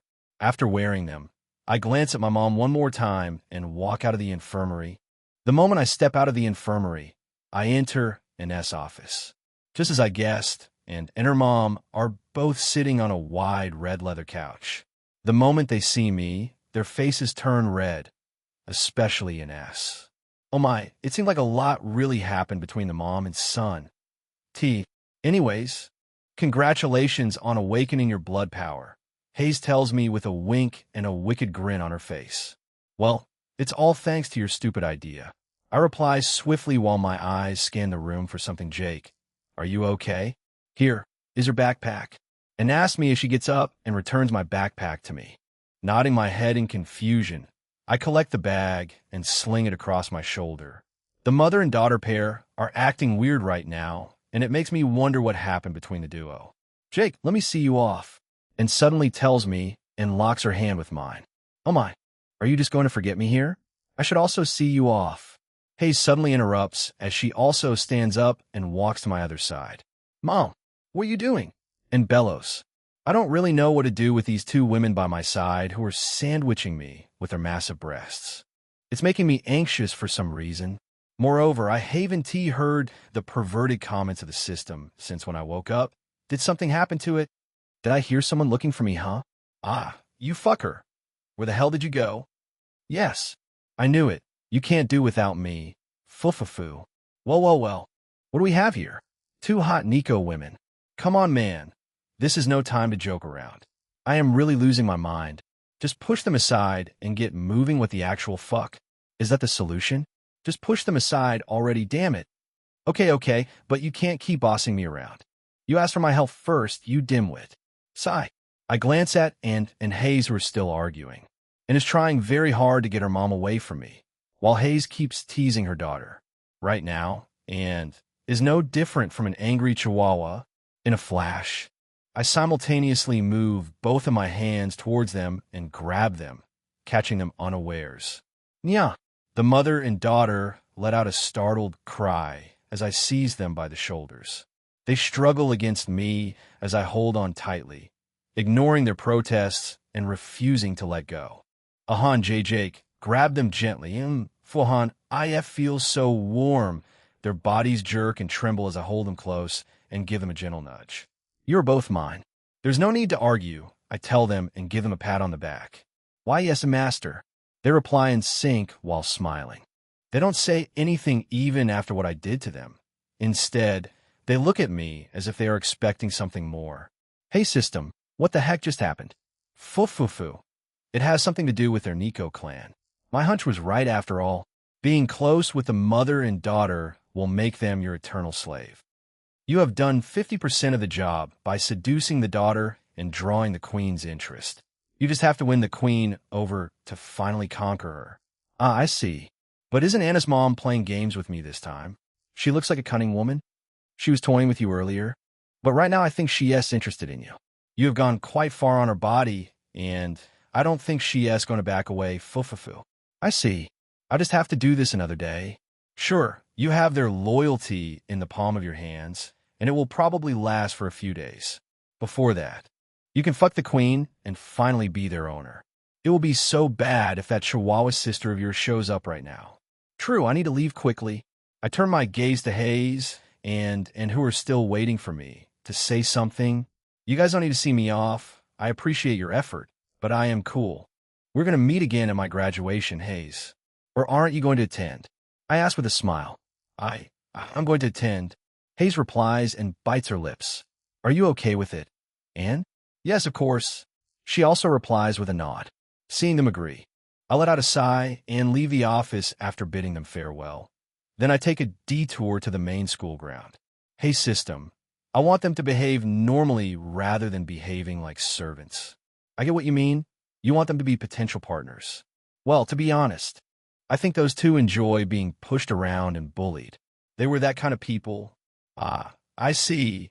They were that kind of people. Right now, I'm walking along the streets that lead to my house. After exiting school, I can't find my friends anywhere, not even in our usual spot. I believe that all of them went home when they couldn't find me. Right now, the streets look empty as there are no signs of cars or people passing. Although this particular street is deserted because of the constant zombies and mutants invasion. It is often busy in the afternoon like this because people pass through it as a route. Something feels weird. I open my bag and bring out my phone, which I haven't used since yesterday. Holy fuck. 129 missed calls. Misty has called me several times. Shit. She probably came to pick me up. I check the time and realize that it is 4:36 p.m. and my school closes at 1 p.m. That means I am 4 hours late. She must be worried as fuck. I let out a sigh and toss my phone back into my backpack. Suddenly, my eyes catch a glimpse of something, and I pause my footsteps. I see 5 grown-ups running in my direction as if the hounds of hell are chasing after them. Chapter 27. Suddenly, my eyes catch a glimpse of something afar, and I pause my footsteps. I see 5 grown-ups running in my direction as if the hounds of hell are chasing after them. I don't move further. Instead, I decide to investigate what is going on right now. The grown-ups consist of 2 satyrs, 1 human, and another demi-human whose race I don't know. Run away. Now, boy. It's coming. One of the satyrs lets out a cry as he zooms past me along with the others without sparing me another glance. Even the human in the back is matching them in terms of speed. The second satyr suddenly carries the strange demi-human that was lagging behind and tosses her on his back. But this action didn't slow his movements in any way. Seeing them run like this, my confusion rises to another level. However, I don't panic, because I have my Mom-S ability. But still, using it depends on my skill and knowledge.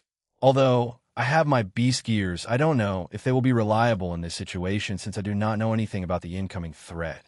The same goes for my blood power. I can't use it without the presence of blood. Heck, I haven't even mastered it yet. I glance at the side of the road and swiftly run towards an abandoned supermarket. In the next moment, I open the nearly broken glass door of the mart and enter. From this position, I can see all that is going on without the people outside seeing me. Sometime later, I start to hear heavy footsteps walking in my direction. At the same time, a foul putrid odor wafts into my nose. The smell is so disgusting that I'm about to puke. But I don't panic. Instead, I make sure that I don't make any sound or movement. Slowly, through the glass door of the supermarket, I start to see huge shadows approaching me.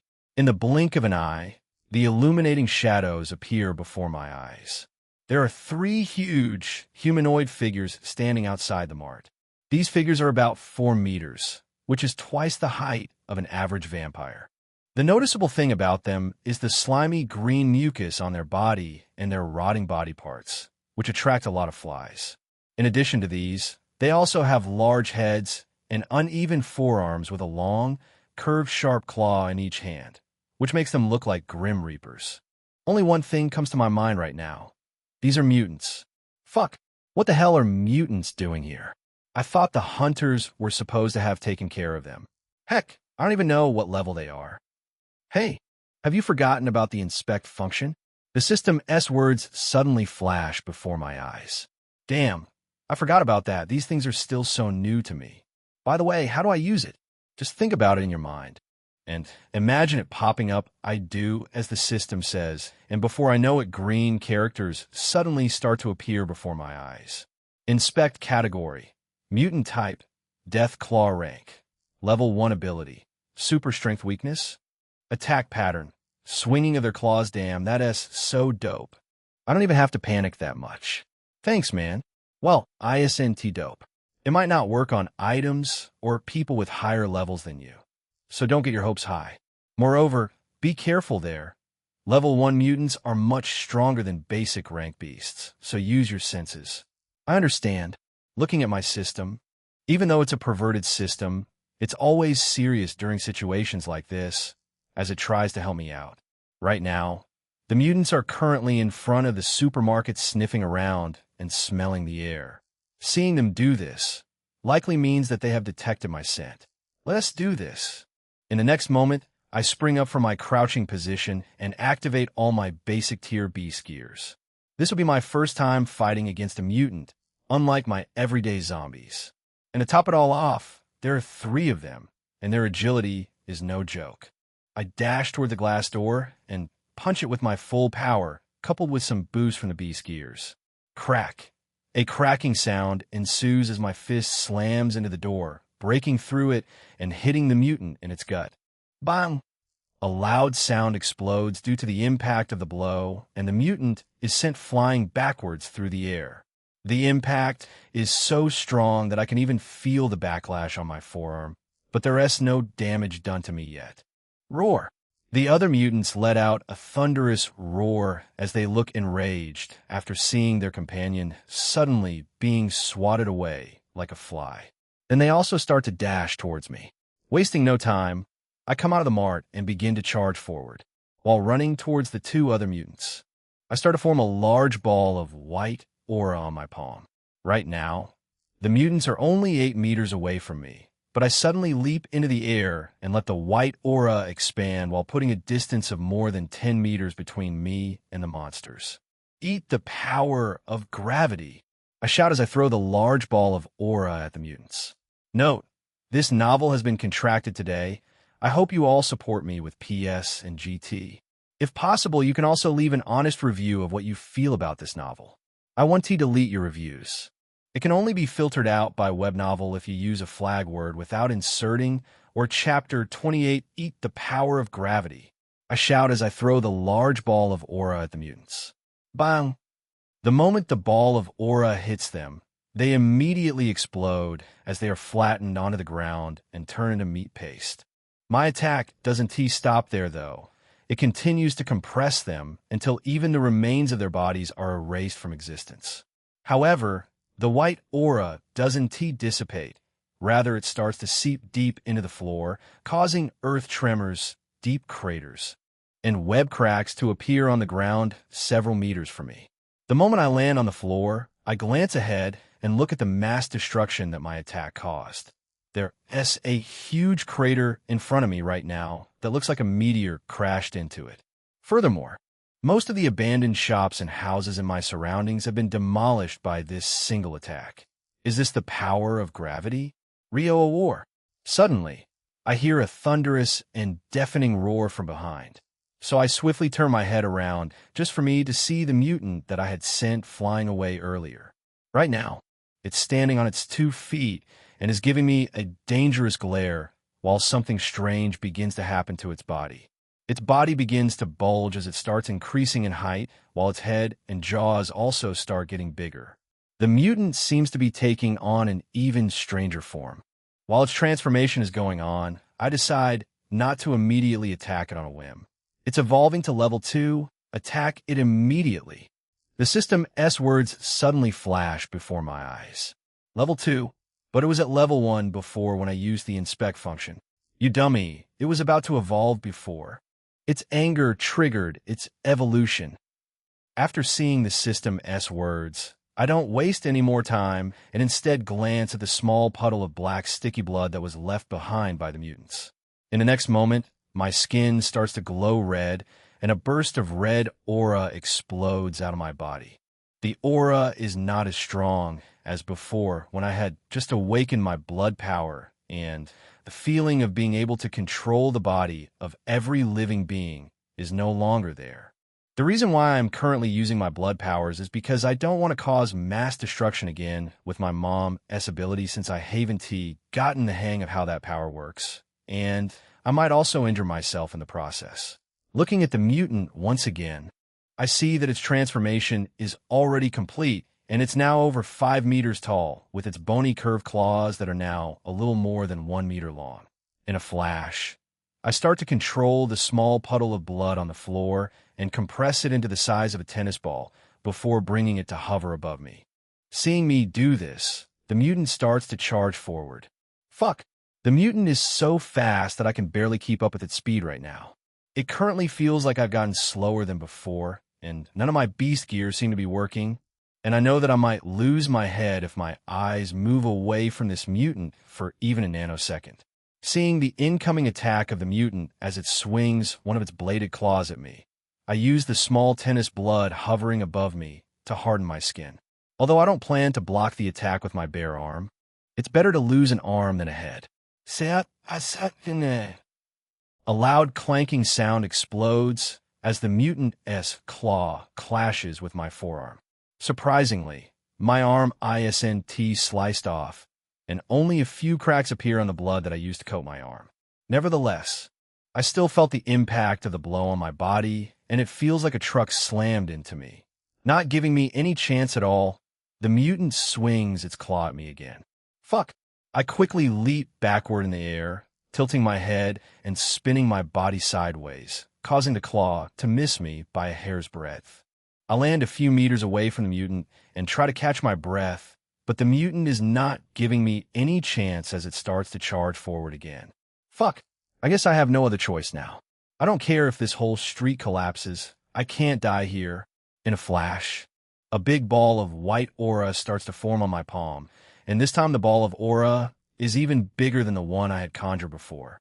However, before I can toss the ball of aura at the mutant, I suddenly hear a loud bang, and the next moment, a huge gaping hole appears in the mutant's head, while its lifeless body falls to the ground with a look of disbelief on its face. Put your hands in the air. I repeat, put your hands in the air. A loud mechanical voice suddenly sounds. I look up to the sky and see a black flying car drifting towards me. In a flash, I put away the white ball of aura and raise my hands in the air. Chapter 29. Misty back at Jake's house in District. Misty can be seen entering a small elevator with worry etched on her face and her red handbag slung across her shoulder. Good day, Mrs. Mistro. A skinny-looking woman with 2 kids by her side greets her, but Misty doesn't reply as she is lost in a very deep thought after having a bad day. The woman doesn't pry further and simply lets out a sigh. She knows that her landlady is probably lost in her thoughts, because she is a nice person who treats all her tenants well. Ding, ding, ding.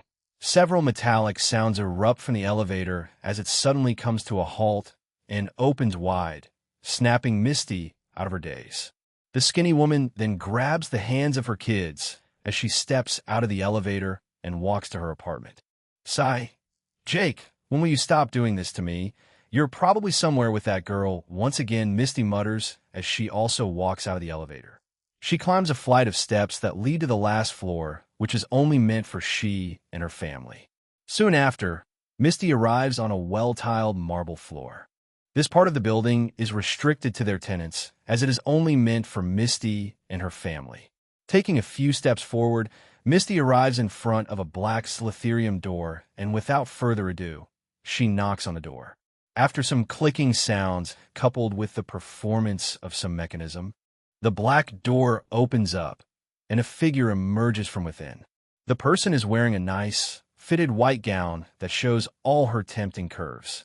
It's almost as if she is trying to entice someone. Even her boobs look as though they are about to spill out right now. The most jaw-dropping thing right now is that the dress she is wearing is super thin, and she is neither wearing a panty nor a bra. Oh, Misty! Aurora leaks out a voice in surprise as she opens the door and lets Misty in.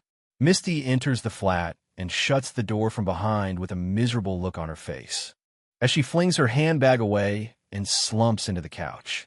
Misty, why do you look so pathetic? Besides, where is Jake? Did something happen to him? Is he downstairs? Aurora starts to bombard Misty with questions. I can't find Jake. I have called his number several times, but he won't pick up my calls. I even went to the houses of all his friends to know if he was hanging out with them, and if he wasn't to inquire about his whereabouts. But all of them said that they haven't seen him since school closed. I feel like I'm going crazy, Aurora. Misty speaks to Aurora while she pulls out her hair in frustration. Misty loves her brother to the extent that it has even become an obsession, and right now having no idea about his whereabouts is making her feel like she is going crazy. Aurora's eyes suddenly widen in shock, and she looks like she has seen a ghost. At the same time, her whole body begins to shake. Zizek, do why you think he is safe? I just finished watching the news, and it said that several mutants are on the run in the slums of District AW, which is not too far away from a school. Do why you think dash? Aurora suddenly stops talking mid-sentence, and her whole body begins to tremble. Even Misty looks shocked and afraid at this sudden news as her whole face becomes even paler than usual. In a flash, without a single thought, the 2 women spring up from their position with horrifying looks on their faces and breaks one of their windows open. And without thinking twice, both of them jump out of the window at the same time without caring about the height. The second they landed, they hit the floor running and immediately made their way towards Jake's school. Jill inside in S infirmary Jill can be seen slowly opening her eyes. She glances to the side and realizes that her son has left, and she is quite unhappy about it. Sigh, he left, huh? I really wish he hadn't rushed off like that. But then, I don't have to worry too much since the birth rate of vampires is slow. But who knows? He might end up getting me pregnant one day, Jill thinks to herself as she cleans herself up after her time with Jake. If that happens, will I be willing to keep the child of my son? Soon after, she gets up from the bed and starts to put on her clothes after finishing freshening up. However, Jill suddenly stops and clutches her head in pain as an overwhelming headache overrides her brain cells. Jake is in trouble, Jill mutters in a frightened tone. She can feel her master's emotions from anywhere and can even pinpoint his exact location after forming the blood contract with him. Zella in a large dark room that is filled with burning incense and a lot of weird sacred gears that are giving off a powerful aura. A girl can be seen sitting on the bare floor and crying her eyes out. Standing behind her is a cloaked figure who is holding an incense lamp. Zella, you don't need to cry again. Your work has been done. You will get your happiness back. You just have to do it for his sake at this moment. The cloaked figure speaks to Zell without moving. Zella suddenly starts to cry louder again as if a dam burst inside her. I didn't even cheat on him. Why'd I have to do that? Why must it be me? My Jake has never been so mean to me, Zella continues to cry, with her face buried in her hands. I am sorry, Zella, but you have to remember the prophecy. The baby inside you is the prophecy child. He is the one who will stop the bloody war between the Dhampirs and the vampires in the future. Sticking with your lover now will only hinder his growth, and who knows, he might even change the future himself, because I have a hunch that a war is going to break out soon, and it's going to affect our witch clan and every other race out there. If your lover doesn't die, he should be able to stop the war, but if he dies without achieving it, then we'll have to rely on the prophecy. I am sorry, Zella, for putting you through this mess. We had to take this route for everyone's sake. If things work out, I promise to get you back together with him. The cloaked figure tells Zella, while Zella's cries only becomes more intense. Chapter 30. Right now, my hands are still in the air, while the black flying car is slowly drifting towards me for some reason. Although it looks like a dot in the sky right now, I can still see it clearly due to my vampiric eyes. Sometime later, the car slowly descends in front of me. It's sleek black and has 4 jet thrusters on each side, though it can be better described as a combat spaceship because it looks nothing like a car. But either way, it was built for surveillance. On the body of the car, there's an emblem of a serpent wrapped around a pole with its tongue sticking out. To be honest, it is really creepy, but it's nothing new since it is the legendary symbol of the Hunters faction, one of the strongest factions in the world, which mostly consists of humans.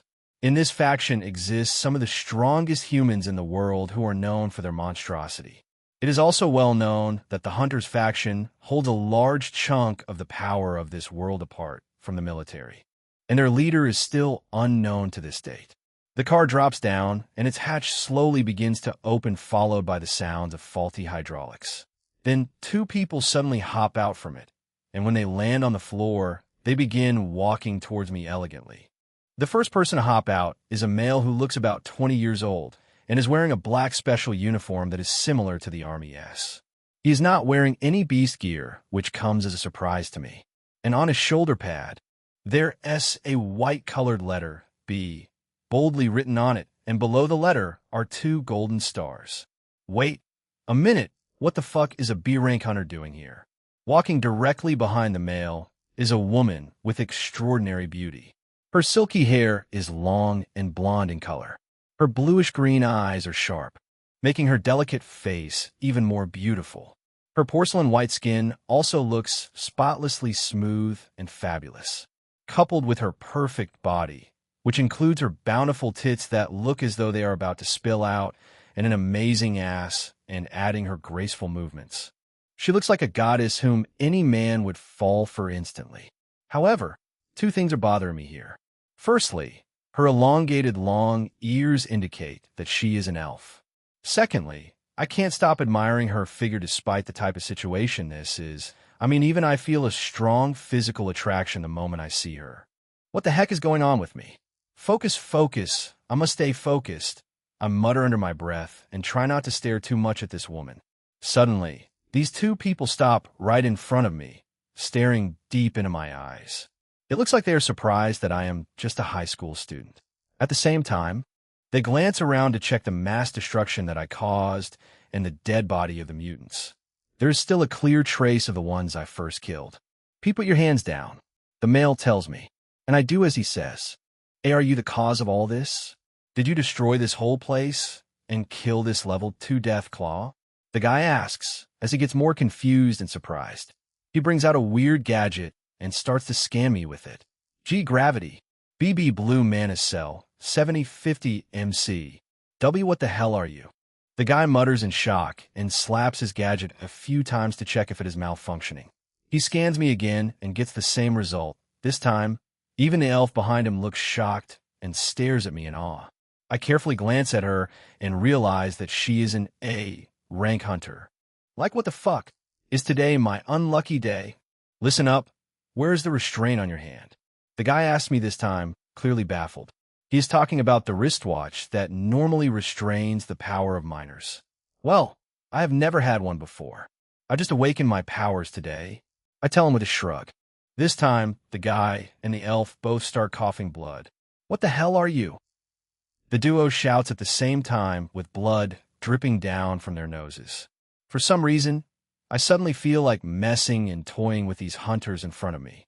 "Look here, we have to take you to our office and put a restraint on you." The elf suddenly speaks up. "I don't need it, though, since I will be graduating from high school in 3 days. I tell them with a slight grin. Okay, I understand. But do you know the amount of damage you caused? You nearly destroyed a whole street. Thank goodness that it's South and abandoned street, or else you would have faced serious consequences." The guy utters with a sigh while he rubs his temples. "If you want to learn how to control your powers, I have a friend that can also control gravity. She might be of great help to you if I introduce you to her." The elf speaks up with a new resolve. "I am grateful for your assistance, but this ability will only last for 24 hours. I reply and shake my head at the idea. "What do you mean?" The hunters asks in sync. "I can copy people's abilities in a very weird way, and the ability only lasts for 24 hours. For example, if I get close to you that way, it'll have your ability." I point at the elf and eye her large chest from the corner of my eyes. "Bruh, you have gone too far. You can't go around telling people about the source of your power. Remember that this ISNT and ability, what if the government arrests you and tries to extract your ability thinking that you have one?" The System S words suddenly flash before my eyes, and it was at this moment I knew that I fucked up. Fuck me?" The elf asks with a very red face, and at the same time, with a surprised look on her face. As for the guy, he is currently scanning me like I'm a gold mine. Meanwhile, his eyes look lifeless and cold. Suddenly, as if a plug has been sparked in the guy, he starts to walk towards me. "You have to follow us to our base," he announces as he keeps walking forward.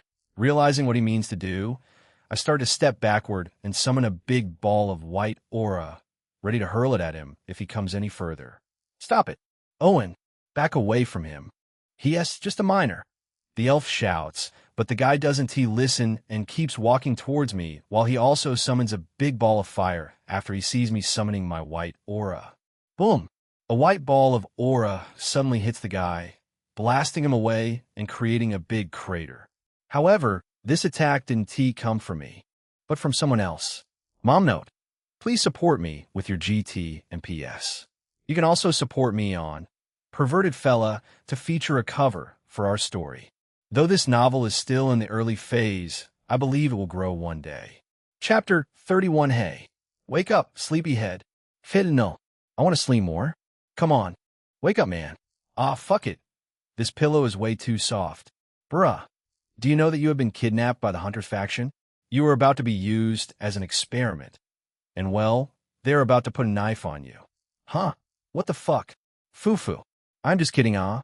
You fucker. I nearly had a heart attack. But your heart barely even works. Well, let us put that aside. Do you know what frigging happened back there? Back there? Wait. That guy was walking towards me, but then he was suddenly blasted away. And right now, where the fuck am I? Ah, you don't remember. Your mom and sister clashed in that place. They arrived at the same time while searching for you. It was a very big fight. The whole street was destroyed. You would have probably died from shockwaves if it hadn't been for me. I had to take you out, man. What the fuck? Why did you do that? Sigh. That was the only way to stop those two from killing each other. They stopped fighting the moment they realized that you had passed out. Their clash didn't even last up to a minute. And yet the aura and blood powers they were emitting could have done a lot of damage to the little remaining portion of the earth if they had continued. Thanks to me and that lewd big-ass girl. Aurora? Aurora too was there? Yes, damn it. You needed to see the outfit she was wearing, man. Her boobs looked as though they would spill out. I bet she wore it to seduce you. Foo-foo-foo. But her plans got ruined. I think I should call you the Nettori or perverted system. Like, why the hell did your eyes scan Aurora of all people? How should I even believe you? Say no more, bruh. I want to defend my claims. It's up to you whether you believe me or not. And yeah, she's incredibly attractive. If I were into that, I would have been completely mesmerized just by looking at her. You're one lucky guy. Hey, don't get all emotional here, okay? Speaking of looks, what about that big-chested elf from the Hunter's faction? Foo-foo. She looked more worried when you passed out than she did when her colleague got blasted away.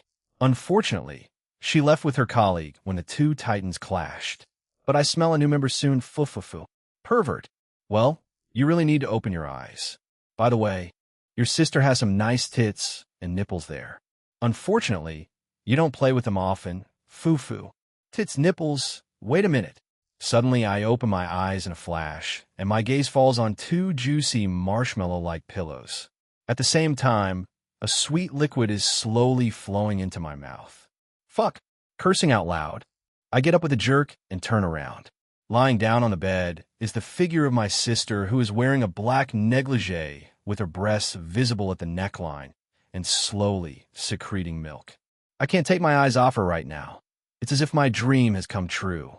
I have always wanted to see my sister in one. But right now, my sister's face looks lifeless, and there are dark bags under her eyes. Misty, so you are finally awake, huh? Misty says in a calm voice as she sits up on the bed with a stiff position, while she puts her breasts back inside her negligee. I look down on my own body and realize that I am currently stark naked. There's no single cloth on my body, and I am visibly affected after seeing Misty this way. Jake, I am sorry. Misty suddenly breaks the silence. You did nothing wrong. I reply with confusion etched on my face. I couldn't fulfill my duties as a wife-to-be. I let my guard down and allowed that bitch to be with you before me. Misty says while her expression suddenly turns dark like she's very pained about it. Misty, why are you calling her a bitch? She's our mom. I protest. She's a bad mother. Misty instantly gives me a reply, but she looks shocked at my sudden outburst. Jake, you were with her, right? Misty suddenly asks while her expression just turns darker. Yes, I reply in a calm voice. I knew it. Her disgusting scent is all over you. I'm so sorry, Jake. I couldn't even take care of your needs as a wife-to-be, but it all ends here tonight. I will start fulfilling all of my duties, and our marriage will happen earlier than expected. We'll immediately get married along with Aurora after your graduation. Misty tells me and suddenly pulls me close. However, I suddenly stop her halfway and shake my head. Just stop it already, Misty. You're the sole reason for all these. Why did you hide so many things from me? The vampire world, the fact that we are from a royal family, and lastly, the pact thingy? I ask Misty with a frustrated sigh. Misty looks shocked right now, and sweat can be seen sliding down her face. I'm sorry for keeping all that from you. I have always wanted to tell you, but I never found the appropriate time. I feel bad about the fact that you learned about it from her. Don't you hate her after learning about the pact? Misty suddenly asks, looking me straight in the eyes for any change in reaction. I don't know about the pact yet. Mom told me to ask you. I answer. Why, you don't know? Misty mumbles while her eyes widen in surprise. Yes, that is why I want to ask my wife about it. I say and start to move my body forward. In the next moment, I push Misty down on the bed and lay on top of her. Me, wife? Misty mumbles with her red face as she turns to the side to avoid my gaze, as she lays down flat and seems unsure of what comes next. I also have something to say, but I'd like to hear from my wife first. I mumble while I run my hand through her white-grayish hair that is spread across the bed. I'm saying all these sweet words to make Misty happy. It's one of the tips I learned from my master. And about him, I guess I should visit him someday. Chapter 32, I'm saying all these sweet words to make Misty happy. It's one of the tips I learned from my master. And about him, I guess I should visit him someday. I think you should see him. One of these days, Jake, will you stay close to me tonight? I really need you right now. Misty suddenly asks in a low voice while her face flushes red. Vampires have blood in their bodies when they just finish feeding. What? Did Misty just ask to spend the night with me? Is she doing it because of me? Just say yes already, damn it. We'll share the night together tonight, if you insist. I reply while I seal her lips with mine. Slowly, my tongue starts to invade the orifice of her mouth. Misty doesn't resist me and allows me to invade her mouth. At the same time, my right hand moves toward her tits and squeezes them over her negligee. Ahan! Misty leaks out a small moan as I cup her tits. Hearing her sound like this, my heart starts racing and I feel a rush of excitement. I don't stop there. My left hand also starts moving downward. While I am doing this, I don't stop kissing her. We share a long, passionate kiss, our lips pressed close together. I can even taste a faint hint of blood in Misty's mouth, which makes the moment feel even more intense. Right now, Misty's cheeks are flushed and her breathing grows heavier with each passing second as the moment builds between us. Furthermore, her voice is starting to get loud, and I can even bet that Aurora would have probably heard us. Suddenly, I pull away from Misty as I recall something. The same goes for Misty. She looks at me with a start, wondering why I stopped. Ash, One, why'd you stop? She asks me with her red face that is shifted to the side to avoid my gaze. You haven't told me about the pact. I give a reply. Oh, you stopped because of that? B, but we were having a moment. Why, you could have just... Misty mutters with a frustrated look on her face. She just had her own taste of being left wanting. I am sorry, Misty, but I have to know about it. I answer while I get up from her and lay down beside her. Then I pull her into a tight hug. Right now, I can feel it through my skin. Misty lets out a sigh and caresses my face. Sigh, okay. It's not much talk. I will tell you about it. Mom basically sold off our rights 15 years ago along with Sid, her younger brother. During that time, you were still extremely young. Wait. Do you mean Uncle Sid too? I leak out a voice in surprise. Yes, Sid too. She didn't tell you? Well, the pact agreement stated that we'll have to work on Earth. Do you know what that means? Each one of us was given a role. I was given this stupid healing ability and forced to work in the military hospital. Sid was forced to join the Hunters. And do you know what, Dash? Sid got killed and eaten by a level 5 mutant 1 week after getting married to Aurora. All because of that bitch and her father. They sold our rights just because of a stupid association. Misty yells, looking enraged right now. What role was given to me? I ask in a calm voice. Although I am also livid right now, I want to be rash like my sister. Why, you were small at that time. And you were assigned to become a traveler when you grow up. How could they give my brother the most dangerous occupation? Misty mutters with a pained expression on her face and suddenly hugs me tighter. Sigh. Misty, I know you were angry, but we could have also died in the war, assuming Mom rejected the pact. I tell her and caress her hair. To be honest, I don't know what to say about this. But for whatever reason, Mom agreed to this pact to save us and also to keep the vampire race from perishing. Did you think so? B, but Sid died while working as a hunter. Does it make any difference? Misty yells again and buries her face in my chest, while her fingers dig into my back. I know that she is very angry right now, and fighting with all her will to stop her second personality from kicking in. Misty, do you know that I have always wanted to be a traveler? Let us put aside Sid's death. Death is inevitable. It can come at any time. Even very strong people die like chickens. I know there might be a chance for vampires to win the war, because many races will support us. But you have to think about the consequences of it. Not only would it cost many vampires' lives, it would cause a universal war. Think about it, Misty. Mom did the best thing for us. It's not like our rights were sold, just like you keep mentioning. We can also do anything we want alongside whatever we are doing. We are living a luxurious life, and you're also going to work at whatever time you want. If I become a traveler, I might only hunt beasts twice a month if I want. Furthermore, it is a big opportunity for me to go past my limit. I haven't told you yet, Misty, but I have awakened my blood power. I tell her and finally let out a sigh. Really? Misty exclaims with a jerk and springs up from the bed, while looking at me with a look of disbelief on her face. See, I'm Wata. And in the next moment, a red aura bursts out from my body and suddenly covers me from top to bottom. The aura is swirling vigorously around, trying to suck any blood in its path. I put away the aura as it starts to drain blood from my body. Misty, not only that, but I also have the ability of super. I lie to her since I can't inform her about the system, and then I start to form a white ball of aura in my palm. That S-Mom S ability.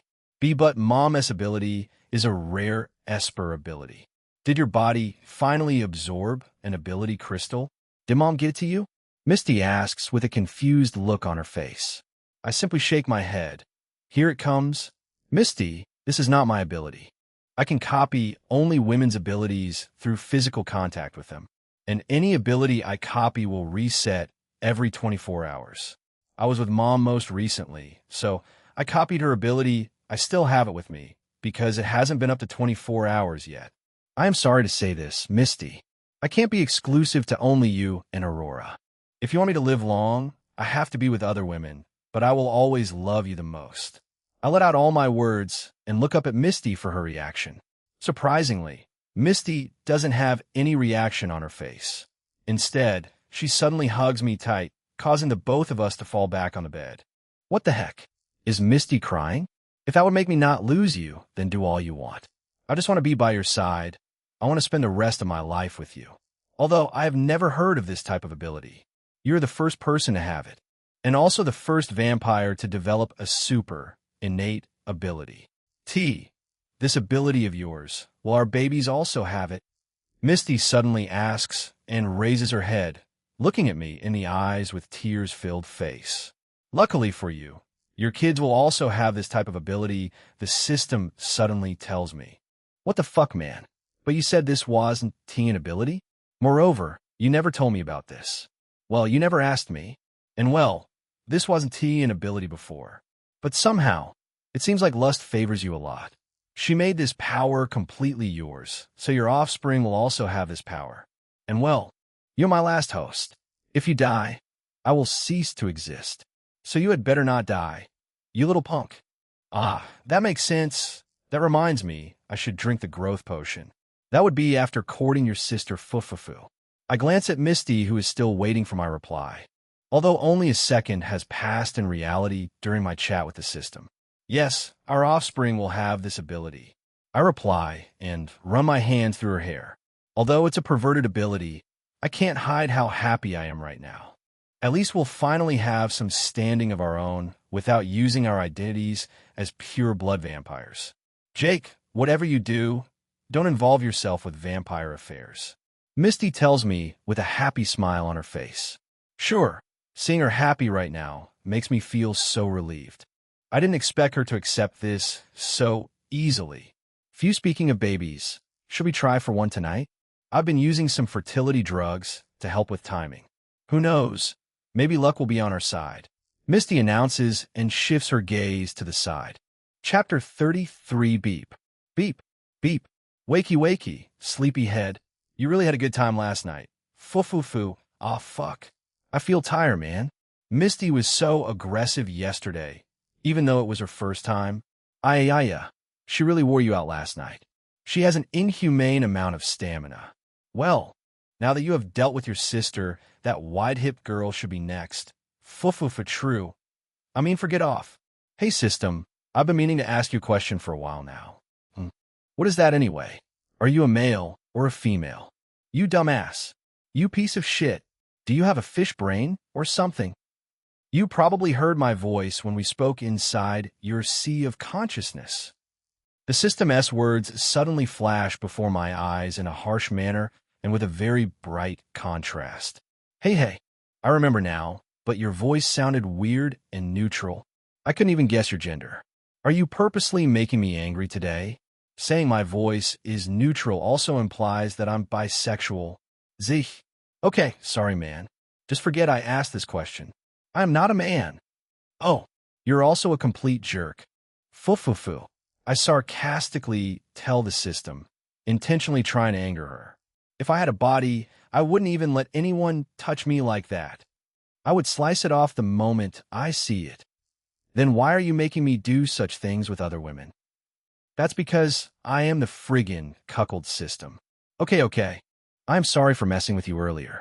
Also restrain from cursing me, or else, fufufu. Humph. Cuckold system ding. New mission assigned mission type. Perverted mission difficulty. Hard to do.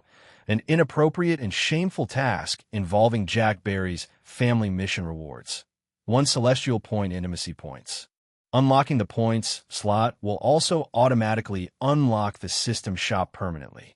Points will be earned by completing assigned tasks, and they will serve as a means of currency which will allow the host to purchase things from the system shop. Complete the mission within 24 hours before the mission is ousted from the system. Well, that's what your system is all about. Why did you suddenly turn silent? It shouldn't have been Barry of all people. He asked one of my best friends. Are you getting revenge or something? Fufufu, it's not like that, Master. And when the heck did you start calling me Master? This is just too cruel, Arg. Why Master? Barry S. Mom is a friggin' hothead. And stop calling me Master.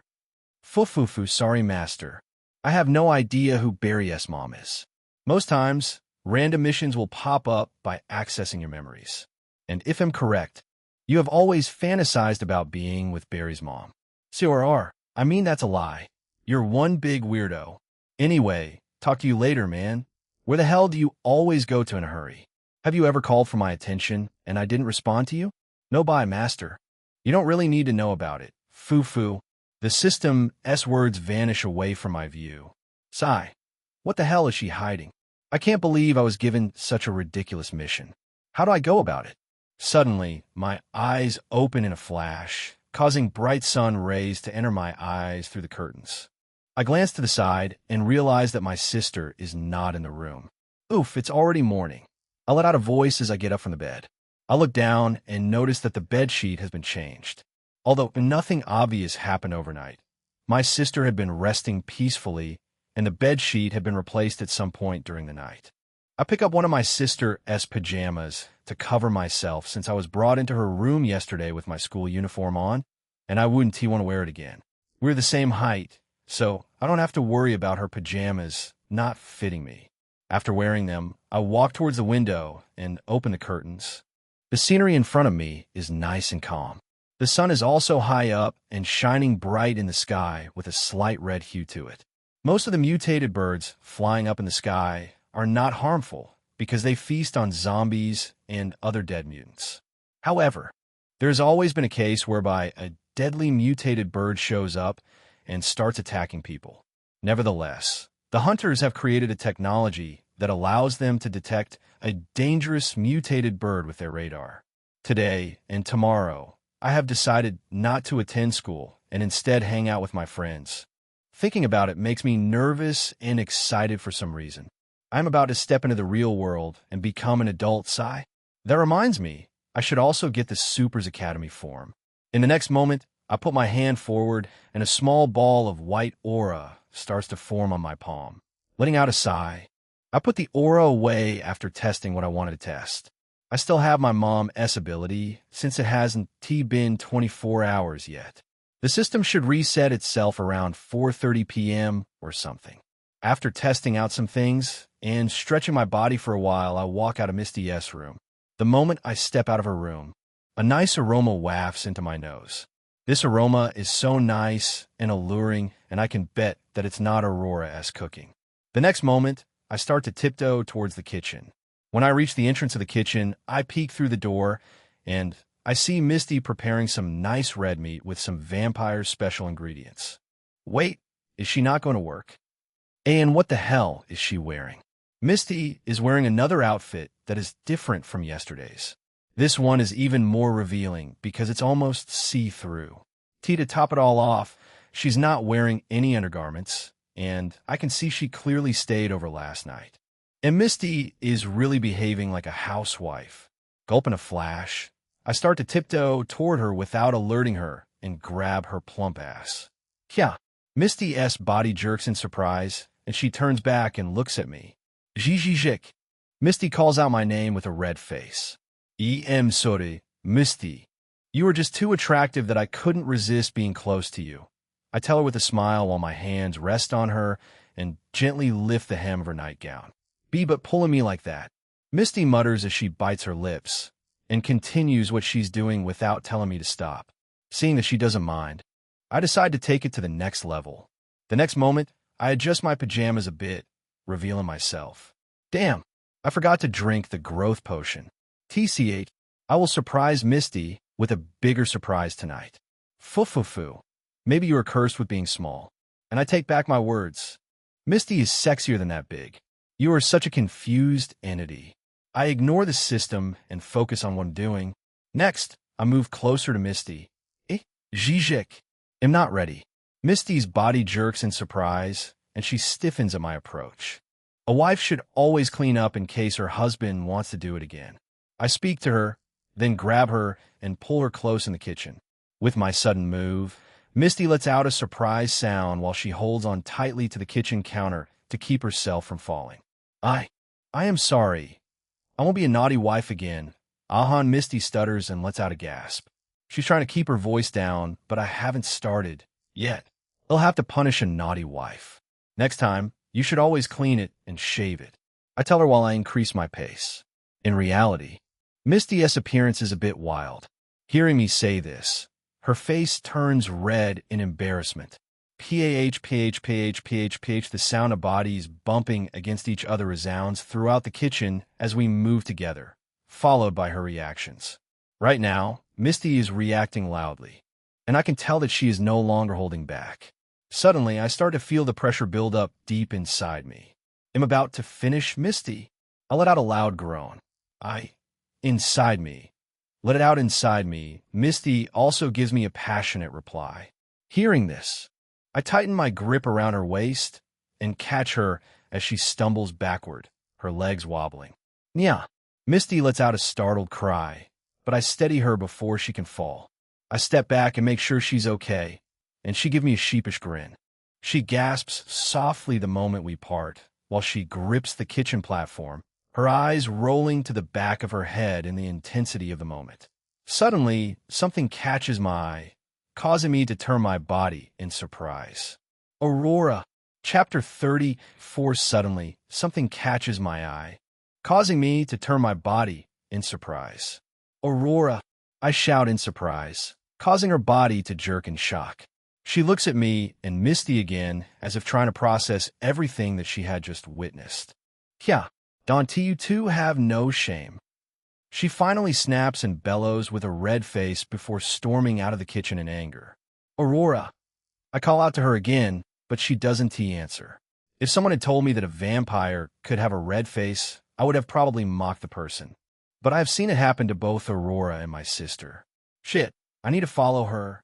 I start to run forward, but I suddenly feel something pulling me from behind.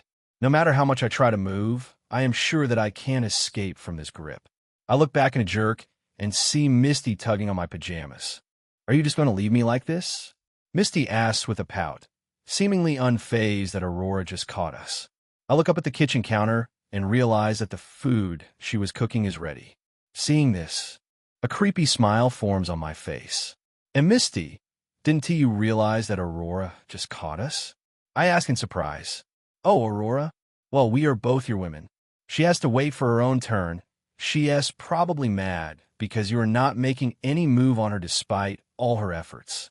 She even bought an expensive outfit yesterday to surprise you. But her plans got kind of ruined. Misty says with a light chuckle. Maybe you will also get to spend some time with her tonight.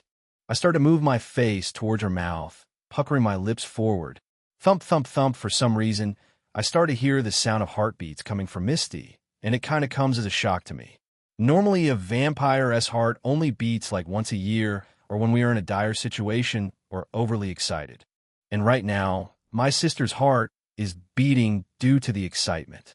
I stop my face a few inches from hers with her cold breath, slowly fanning my face.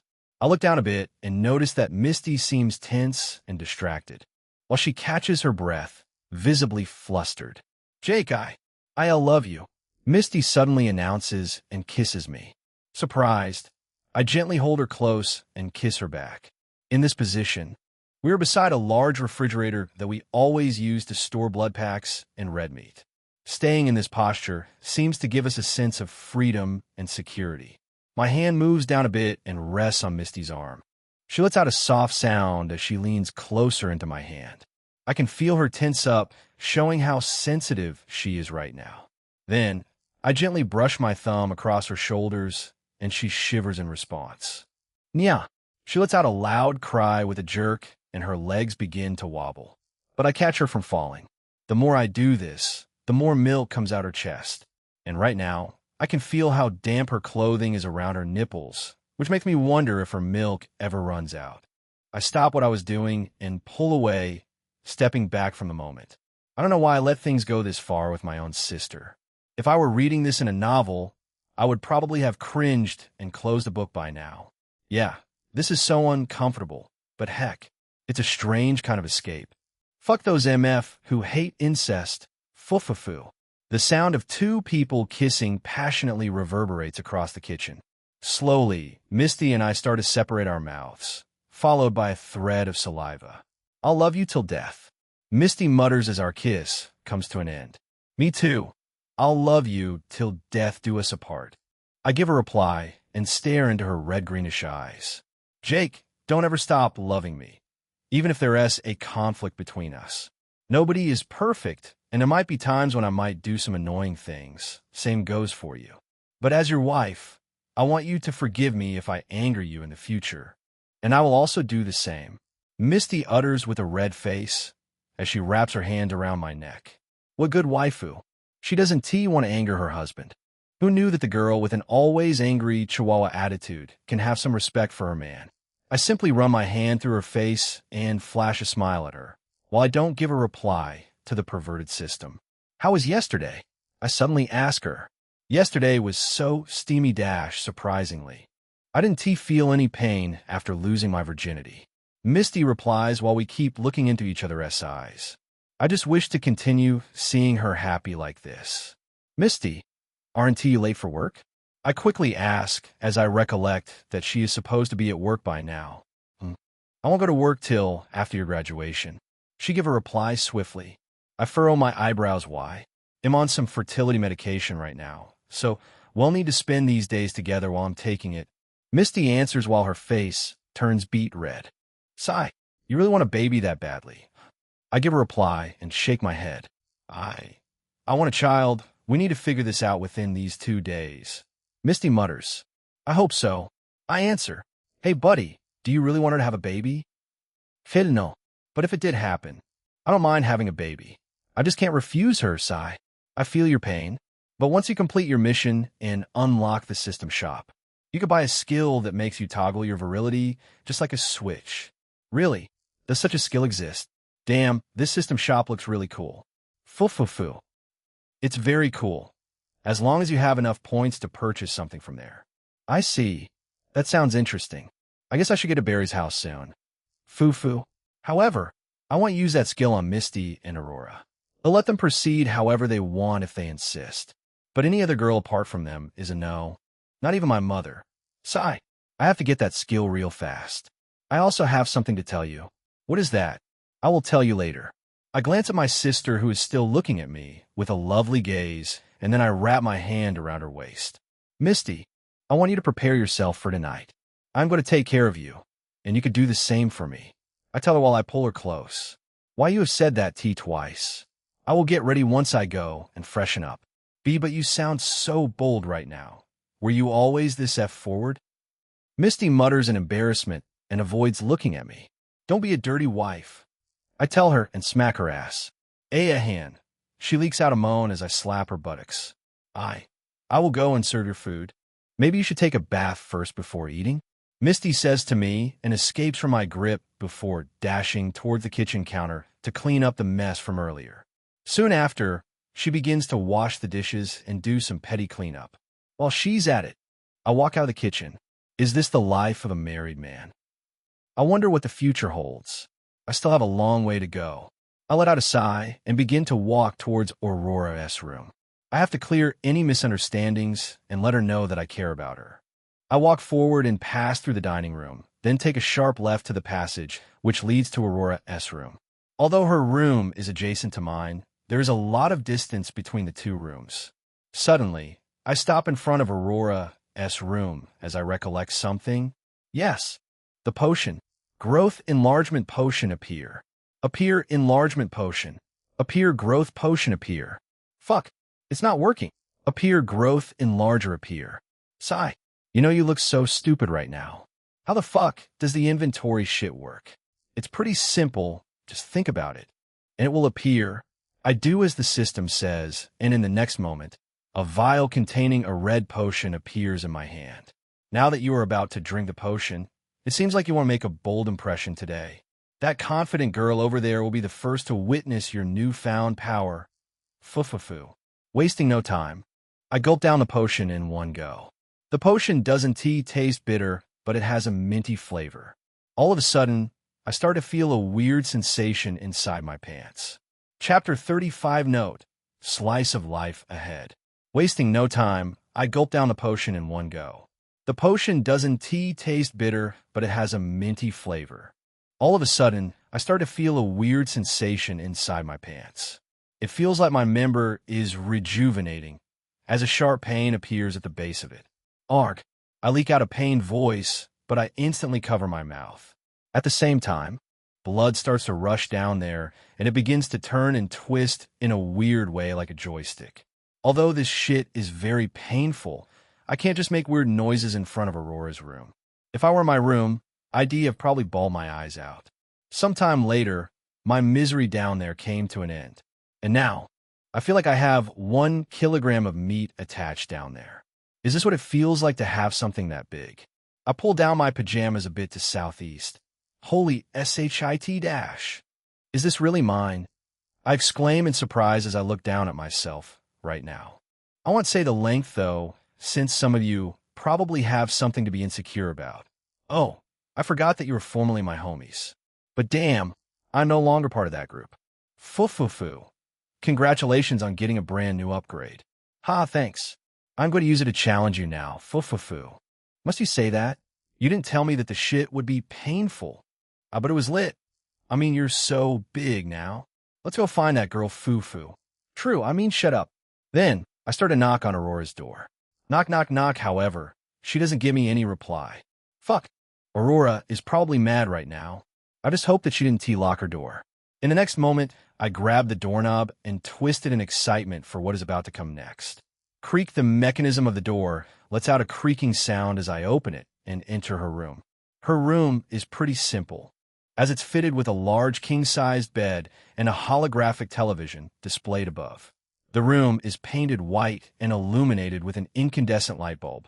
I look around the room for Aurora, but Aurora, I exclaim in surprise. Aurora is standing by the window sill while gazing at the sky with her back facing me.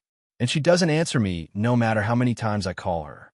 Letting out a sigh, I walk towards her and hug her from behind. Right now, she's wearing a blue floral. She interrupts me as she turns her head a little and flashes me a mesmerizing smile. Wow, why is she so cute? We stay in this position for about 10 minutes before Aurora suddenly starts to brush against me suggestively over my pants. When I say wide, her frame is no joke, man. And seeing her do this suddenly makes me feel a strong, forbidden desire. Damn, that would be so tempting. After all, vampires don't have a digestive system, and so they don't eliminate waste like how humans and other demi-humans do, unless they consume something bad and excrete it the way they consumed it. Yeah, just like the time I consumed ice cream. I excreted it the way I ate it. The next moment, I start to move my hands away from her waist and slowly move them upward. However, she suddenly grabs my hands, stopping me. She turns her body around, bringing our eyes into direct contact, with my hands lowered back on her waist. My eyes fall on her chest, and I discover that she is not wearing a bra, and her nipples are poking through her dress. "Why did you keep me waiting for so long?" she asked with her eyes getting teary. "You are such a beta. This chick has been waiting for you all this while. I always feel guilty every time I try to make a move on you. It always reminds me of Uncle Sid. But then, when I think about it, I realize that you deserve happiness for all the kindness you have shown me, Aurora." I tell her and caress her face with my palms while I lean forward for a kiss. "Sigh, this hurts so badly," I mutter as I stare at myself in the mirror. I am currently inside my room, standing in front of a large mirror and inspecting the dark bruise around my left eye. "You really fucked up. She already told you not to do it too much." "Oh, what the heck are you saying? I got a little too handsy with her. I didn't even do much. She just punched me in the eye and kicked me out." At times, I just wonder if she is crazier than Misty. Like, what the fuck did I even do wrong? She complained that I was being too rough with her, and then I tried to be gentler. I don't know what fucking went wrong that warranted me receiving a punch in the eye. Even I don't understand why she acted that way. But you need to let her acknowledge her mistake. I hate rubbish. Oof, you finally got my point. Moreover, I think I have to visit my master to seek advice on how to deal with these types of girls. You really need to? I feel mad at her right now. She was my favorite before, but her value got degraded right before my eyes. You don't have eyes, though. I see through your eyes.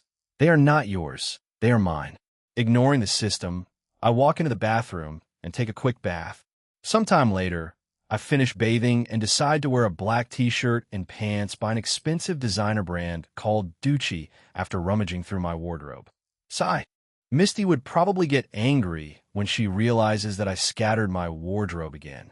I mutter as I stare at the mess I made. Suddenly, something catches my eyes, causing me to glance up at the holographic television inside my room. The newly released virtual reality console, the Supreme Max, and the mini charter will be available to the students for free in the Supers Academy. This information was announced by the legendary mad scientist himself. This will help the students to improve their combat ability and gain more enlightenment of their powers.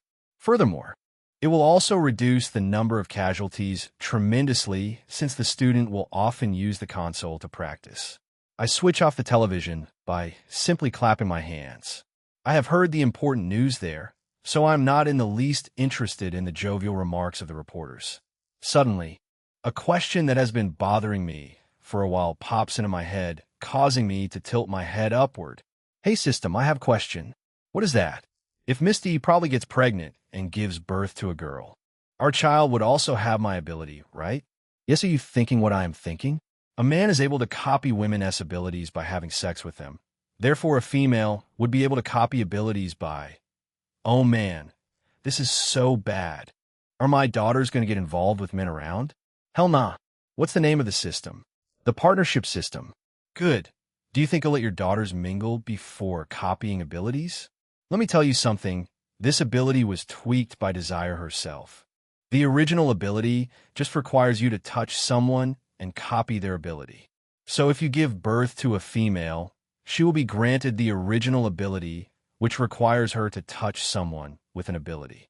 But if it's a male, he would be granted the tweaked version of sleeping with women before copying their ability. Sigh. I feel relieved, but why do I feel like the female would quickly get stronger than the male? That is not true, though. It may sound cool to just touch someone and copy their ability for 24 hours, but the tweaked version also has its perks. The wielder of the tweaked version would most likely have the highest chance of becoming a god slayer. I see. Thanks for your explanation. I got really scared earlier. I walk out of my room and head towards the dining room. The moment I reach there, I see Misty tapping her foot impatiently like she has been expecting me. Right now, she is sitting on one of the chairs surrounding the dining table. Opposite her is my food, which has been served inside a large transparent dish with a lid on it. "Jake, what took you so long? Your food is all cold now. I really put a lot of effort into cooking it." Misty tells me with a somewhat unhappy expression. "I am sorry. I didn't realize that I took so long. You don't have to worry. I will eat it like that, I reply, and take a seat. The next moment, I open the lid and begin to dig into the meat and blood pack that was placed inside the dish. In a flash, Misty suddenly stands up and walks toward me. Then she begins to inspect my eye. Honey, what happened to you here? It wasn't there before. She mutters and brushes her finger against the dark circle in my left eye. Air. I hit my eye against my bathroom door. I didn't even realize that it left a mark. I lie through my teeth and flash her a fake smile. Misty lets out a sigh as she probably saw through my lie. I'm okay. I'm going to take a bath now, Misty tells me as she kisses me on my cheek and starts to walk away.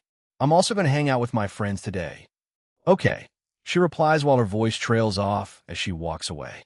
Chapter 36. I just finished eating my food, and to be honest, it is very tasty.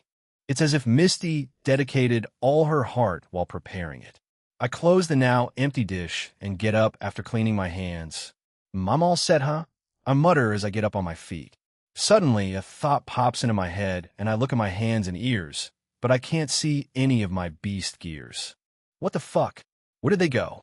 Oh, I forgot to tell you, but they got destroyed when your sister and Mum clashed. Wait, you mean my beast gears disintegrated? But why? Have you forgotten? That big-ass girl has a lethal ability. So the basic tier gears couldn't withstand her power when she tried to stop those two from fighting. Sigh. Now, I remember that her blood power is very lethal, plus she has a complicated Esper ability. What type of ability is that? Blinko, that S1 rare ability. It's one of the most annoying abilities. In fact, it's a god-slaying ability. What do you mean by that? Never mind. I hate it when you do this. What are you going to do now? You are just building up your harem, and your ability won't save your ass all the time, because you might end up with a girl that has a pathetic ability. Now that your power is still in its early phase, and you can only copy one ability, I think it would be best if you at least get an intermediate beast gear with a good active skill. That is a good idea, but I don't have money. Intermediate beast gears cost at least $25,000 upward. The only way to get it for a slightly cheaper price is to buy the crystal and give it to a forger. That is still somewhat troublesome. The only reasonable way to acquire a high-tier beast crystal without burning a hole through your purse is to hunt them yourselves. But either way, you need one right now. Sigh. I don't know what to do. You have your Mom-S ability right now. A pretty high-tier ability that shouldn't be expected from a high schooler. Are you thinking what I'm thinking? You just need some money and to go to your usual place. Foo. Suddenly, my eyes widen in shock as I realize what the system is trying to tell me. I love you, system. Please marry me. I scream inwardly while I pump my fist in excitement. You? Huh. What is up with that reaction? If I had a body, I wouldn't date you, though. Why? Do you know that you just broke my heart? It would be better if it shattered into smithereens. Am I that bad? Foo. It's not like that. In fact, despite being just a system, I have a crush on you. But heck, I don't like to share my things. Wait, what the actual? But you want other women to share me? You even gave me some quests to pursue people's wives. I scream inwardly and grit my teeth. That's because I am the obsession system. I can be interested, but I can't be pursued. Okay, I will pretend like I didn't just hear that. That would be the best option. Sigh. I let out a frustrated sigh and begin to walk towards Misty's room. I want to ask her for her debit card, and I hope I don't receive a punch in the eye just like I did with Aurora. Why would she do that? She doesn't look like someone that can even yell at you. That's right. Misty won't yell, but won't be good if I keep making her sad. Last month, almost freaking used up all her savings to gamble. I say in a sad voice. What the heck? What did she do? She cried and asked me to promise her that I will stop gambling. I don't even think she'll give me her debit card now that I think of it. That is pretty bad. Just tell her another lie so that she will give you. Why do I feel like you will be the death of me? I let out a sigh as I reached the door of Misty's room. Wasting no time, I put in her security code and twist the doorknob, and in a flash, I am inside her room. Misty's body jerks in surprise upon my sudden arrival, but she quickly lowers her guard when she realizes that it's just me. She is always like that, though. Jake, I thought you were gone, she says in a surprised tone while standing in front of her mirror and applying some makeup on her face. Misty, are you going somewhere? I ask, a bit surprised that Misty has started using makeup, which is something that only Aurora uses. That S because I will soon be your wife. So I have to look good for my husband. Misty replies while she continues to apply her makeup without sparing me a glance. But you are beautiful without makeup, I tell her, still confused about why she decided to start using it. Really? Her body jerks in surprise as she turns and looks at me with a lovely gaze. Yes, I'm being honest, Misty. But you can continue using it if it makes you feel more secure, I say, flashing her a smile. I love you. She mutters and continues what she is doing. Damn. Now I feel guilty for what I am about to request for. I really need to make my own money soon and stop relying on my mom's allowance and Misty's hard-earned money. Misty, I want to request something from you. What is that? Please borrow me your debit card. The makeup kit in Misty's hands suddenly falls to the ground upon hearing my words, and she suddenly turns her body and faces me. Did you finish spending all the money in your account? Don't tell me that you are still gambling. Jake, you squandered $650,000 on gambling the last time I gave you my card. I don't care about the money, but you promised not to gamble anymore. If you keep doing this, how will you become a responsible father? Misty says to me as her eyes get teary. Damn, that much money? Chapter 37 note. A sensitive scene ahead. Some of you might take it personal. I don't care about the money, but you promised not to gamble anymore. If you keep doing this, how will you become a responsible father? Misty says to me as her eyes get teary. Damn, that much money? Hearing the system's words, I feel a little angry, but I don't give it a reply. I simply close the distance between Misty and I, then I hug her before planting a kiss on her lips. She tries to resist my advances, but she later gives into it. Soon after, we separate our lips, parting with a string of saliva. I am sorry, Misty. I wanted the money to buy beast gears. So I thought of borrowing some money from you, so I could use it to try my Luke. Stop it. Just stop it. You promised me. Misty interrupts as she bellows at me with tears streaming down her beautiful face. Damn, Misty, listen to me. I also exclaim while holding her face in my palms. Right now, I feel like a piece of shit for making my woman cry. Misty raises her head and looks directly into my eyes with her teary face. Don't tell me to listen, Jake. You can't keep making me sad like this. I hate gambling, and you know that. You promised me that you would stop. If you waste all our money on gambling, how are we going to take care of our baby? And in case you don't know, I am pregnant. I tested myself this morning with an ultra-pregnancy tester that could discern signs of pregnancy within a day. Misty utters in a low voice and walks toward her drawer. In a flash, she opens the drawer and brings out a tiny white device. Then she walks back to me. Next, she uses the device on herself, and it lets out several beeping sounds.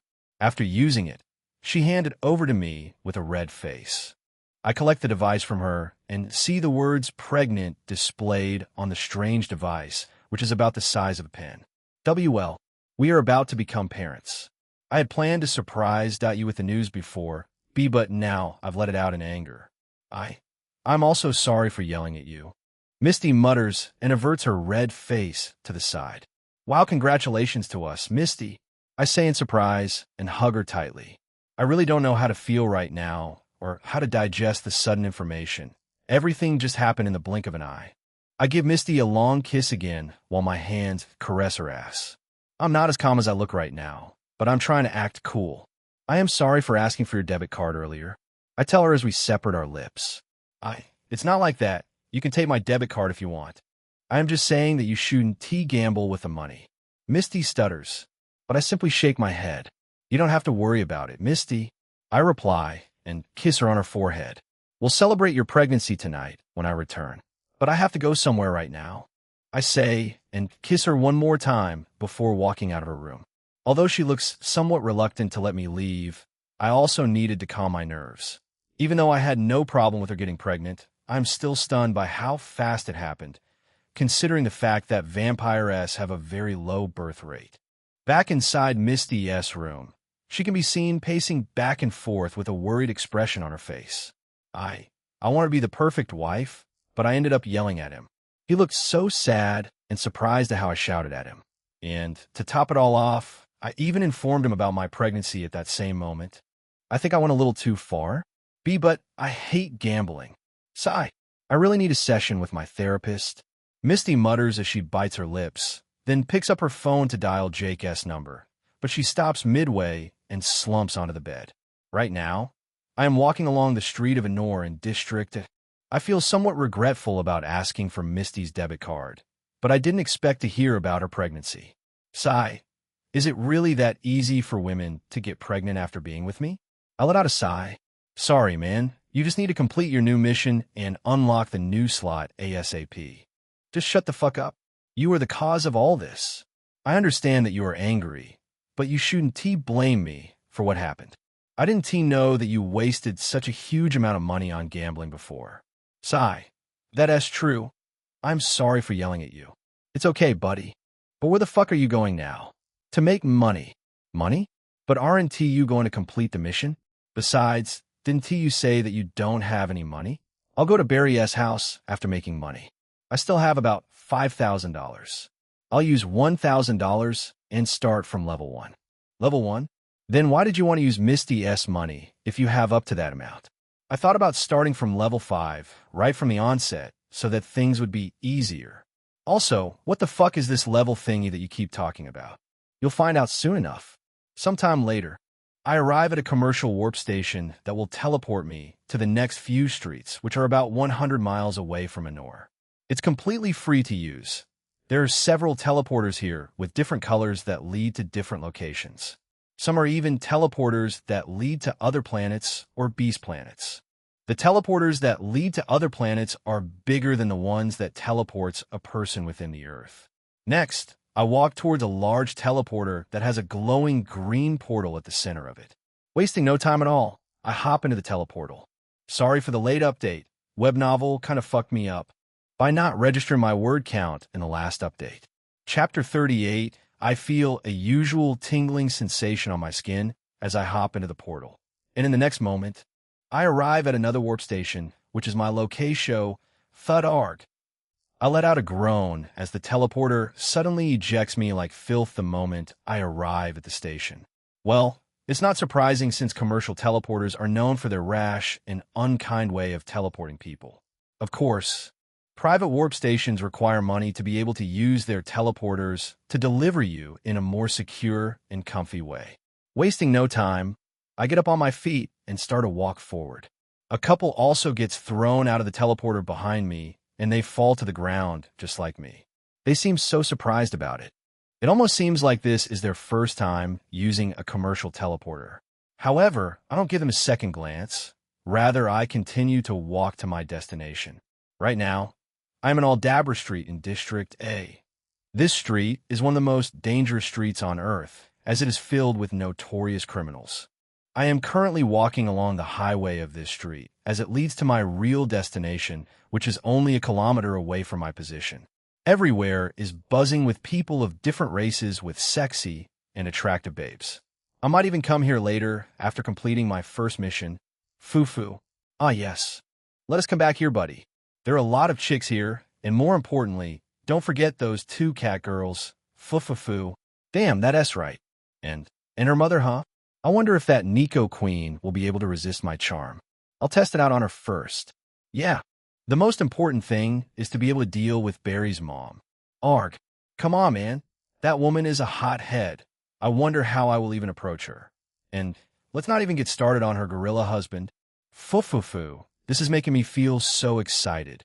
Sometime later, I arrive in front of a huge, rough building that reeks of a disgusting thing called booze, a drink that most humans and some demi-humans like a lot.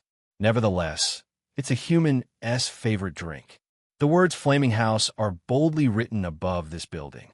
This place is the legendary center of pro gamblers. It often hosts a special type of gambling match for combatants.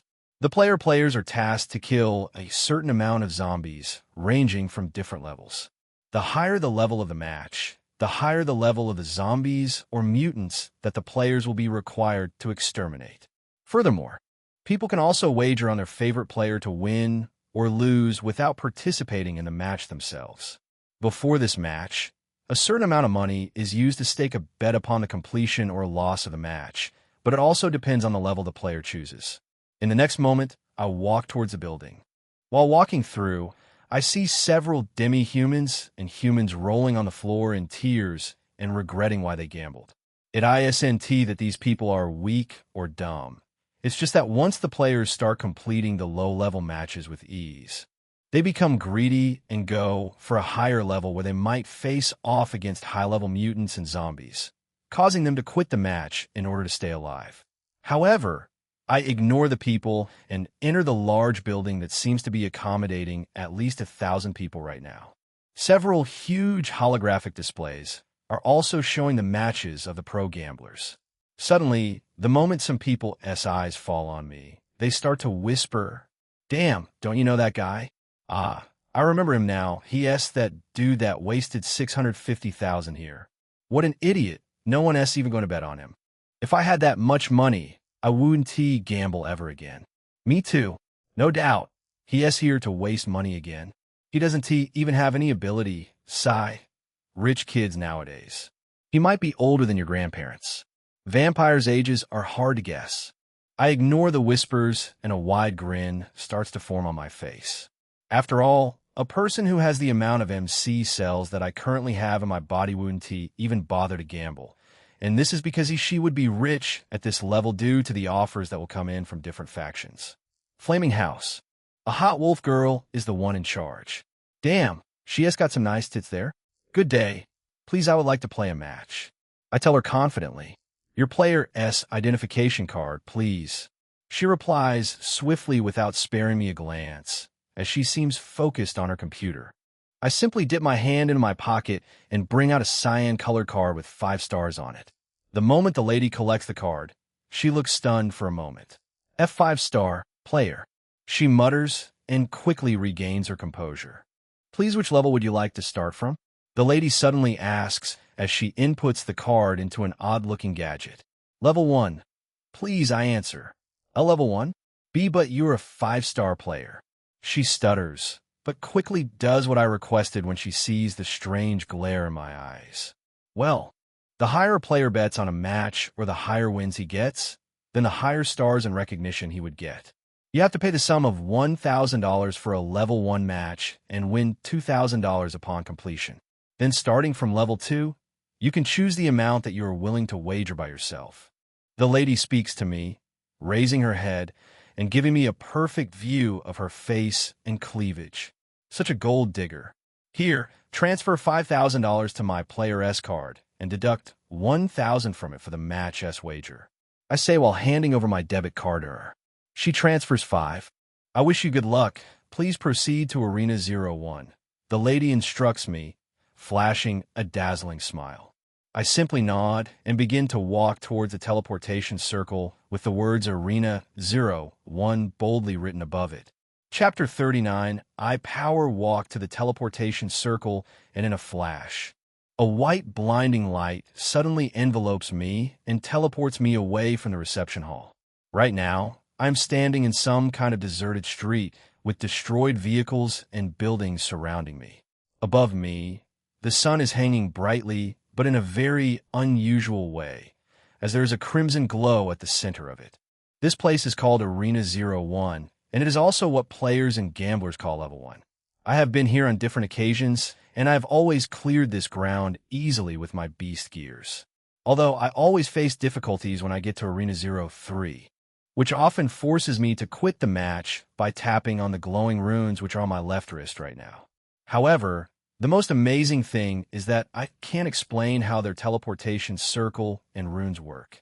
But according to reports, I learned that the teleportation circle is powered by a very strange crystal.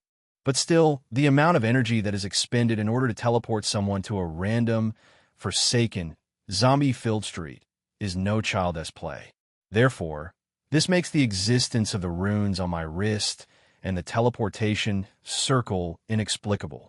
Nevertheless, the power-ups seem to be involved in this, as it's also used as a way to kill 2 birds with 1 stone when the players eliminate the zombies and mutants. There have even been some cases whereby players die before being able to quit the match. That's the reason why one is instructed to sign a contract before becoming a player. Tony and the rest of my friends are the ones who always bet on me when gamblers ignore my matches because of my poor record despite being a 5-star player. Though it's still my money, it's like earning money in two different ways. Moreover, underage peeps are also not allowed to gamble, but we have our ways. Fufu. They're coming, master. The system S words suddenly flash before my eyes. Right now, it looks so serious. I look ahead a few meters away from me and see about 20 zombies walking towards me. Their skins are rotten and peeling off as they weirdly stagger towards me. They're very hard to come by and are very dangerous because of their insane agility. But no doubt, the zombies in front of me are level 1. Seeing these zombies get closer to me, a smile begins to form on my face. I instantly access my inventory and bring out 3 packs of blood. In the next moment, a sudden burst of aura explodes from my body. Then my eyes and skin turns bright red. In a flash, the blood packs explode, and the blood inside them comes together to form a blood sphere which hovers above me. Of course, I wouldn't want to waste my ability on these low-level zombies, which is why I resorted to using my blood power. I don't know much about my blood power yet, but I was able to create some skills with it the first time I used it. And right now, I seem to have another idea of what to create with the blood sphere that is hovering above me. I'll let the blood sphere float above my palm and begin to divide it into small dots which are numbering about 1,000. Next, the dots start to form something similar to bullets. Ding! You have created a new blood skill, blood bullets. Seeing this, a smile creeps up in my face, and without wasting any time, I launch the blood bullets at the zombies that are only a few meters away from me. The blood bullets move at an eye-breaking speed and hit the zombies, causing severe damage as the bullets burst holes through their bodies and make their heads explode like watermelons. Within the blink of an eye, all the zombies become eliminated as their bodies are blasted several meters away. Suddenly, upon my quick victory, a white, blinding light envelopes me, and in the next moment, I am teleported into an odd, yet familiar room. The room is painted white with numerous lights illuminating it. Congratulations upon completing your first match. You have won $2,000. Would you like to proceed to Arena 02? A mechanical voice suddenly sounds. I look up and see a white, humanoid robot whose lower part is made up of wheels. Then, the robot starts walking towards me with a large tablet in its hand. I would like to proceed to Arena 02, I tell the robot. Affirmative, player JR5. Would you like to use your winnings to wager, or would you also like to use the money in your player S card? The robot asks, looking at my face. How much will I get in return if I stake $2,000? I ask. You get $4,000 in return upon clearing Arena 02. The robot replies promptly. Damn, 2.00 odds? That's so small. I say with a groan. Player JR5. The odds vary based on the number of people that are betting on you. Right now, no one is betting on you. That is why we are using the default odd, which is 2.00. If you stake a particular amount of money, you'll get double that amount as your winnings. The robot informs me. I see. So if I put $5,000 right now, I'll get $10,000 in return, huh? It's just like double the amount I wagered. Well, this default odds will probably last for only a few levels. Once I get to level 5, I'll start to captivate people's interest, causing them to wager on me. And in return, the odds will spike up. Fufufu. I'd like to stake $2,000 on the next match. I tell the robot. Affirmative, player JR5. Please proceed to Arena 02. The robot tells me, gesturing with its hand as it points toward a large teleportation circle a few meters away from me. In the next moment, I enter the teleportation circle, and I am teleported to the next arena. I cleared 3 more arenas using my blood power, and unbeknownst to me, what the actual fuck? Did that 5-star loser just clear 4 arenas like it's nothing? Damn, that's insane. He is not even moving an inch. I'm definitely gonna bet on his next match. Let us calm down, guys. He is still the loser that he is. What the heck, bro? Watch me while I make enough money to impress the proud women of all Dabra. Yeah, those pompous beaskins. Screw it, he'll also bet on his match. I hope I don't end up on the streets again after this match, though. All of you are talking about betting on him. Have you seen that type of ability before? What is that red thing surrounding him? He just makes random stuff from that red ball. Look closely, he brings red stuff out of nowhere. This is insane. I have never witnessed this type of ability. Or is it some kind of beast gear with a passive skill? Nah, I doubt it. Beast gears only have active skills. However, whatever that ability is, it's a strong one. Also, remember that he is a vampire. Maybe it's some kind of innate power. But still, I have never seen something like this before. The reception hall becomes lousy and turns into chaos upon the sudden rise of a former loser, player JR5. The spectators' eyes are only glued to a particular screen displaying the match of player JR5, while they ignore the others. And what piques their interest is the way the said player easily clears each arena with a strange red ability. Right now, a lot of spectators are rushing towards the betting slot to book their prediction since the odds of player JR5 are very high. Although a lot of narcissistic people also wagered on his failure with a huge amount of money, since they believe that he will clash with a mutant in Arena 05 and quit the match. From the other side of the hall, a busty wolf girl can be seen smiling to herself inside a small cabin. Although she is currently in her human form, her distinctive scent would make it easy for anyone to guess her race. So you have finally become a man. I wonder what you have to offer in the next matches. You must watch this video live. The wolf girl mutters and begins to type away fast on her computer. Right now, I'm standing in front of the weird robot again, ready to go into the 5th arena. Congratulations, player JR5. You just cleared Arena 04 and have won $16,000. Would you like to proceed to Arena 05? The robot asks me. Yes, I give a swift reply.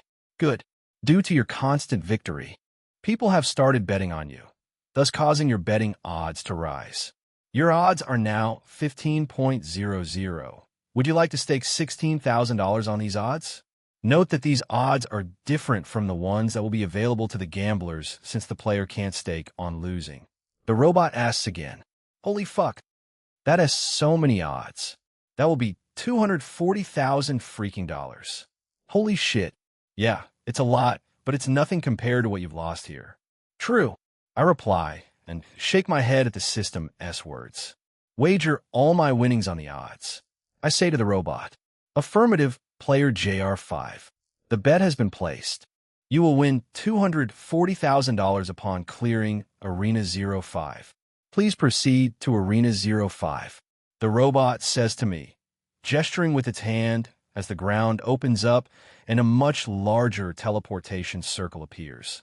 I don't waste any time as I hop into the teleportation circle, and in a flash, I am teleported to another random location. Right now, I am in a vast deserted land that has no buildings, cars, or anything that might indicate signs of life. In fact, the ground looks charred like a ground battle took place here in the past. Furthermore, I also find it hard to breathe here as there seems to be a low amount of oxygen. Nevertheless, it doesn't affect me in any way. Where the hell am I? I mutter as I walk forward a little. This place is very dark with little to no light from the sun. However, I can see as clearly as if it was day due to my vampiric eyes. Master, this place is among the destroyed landmass of the earth. I believe mutants roam this place. Please be careful. Ah, I see. This is the reason why people couldn't live on it. The oxygen is very low, and the soil is charred to the core, rendering it useless and infertile. Damn, I wonder how that phenomenon was strong enough to destroy 90% of the Earth's crust. I mumble as I bend down and take a handful of the charred soil.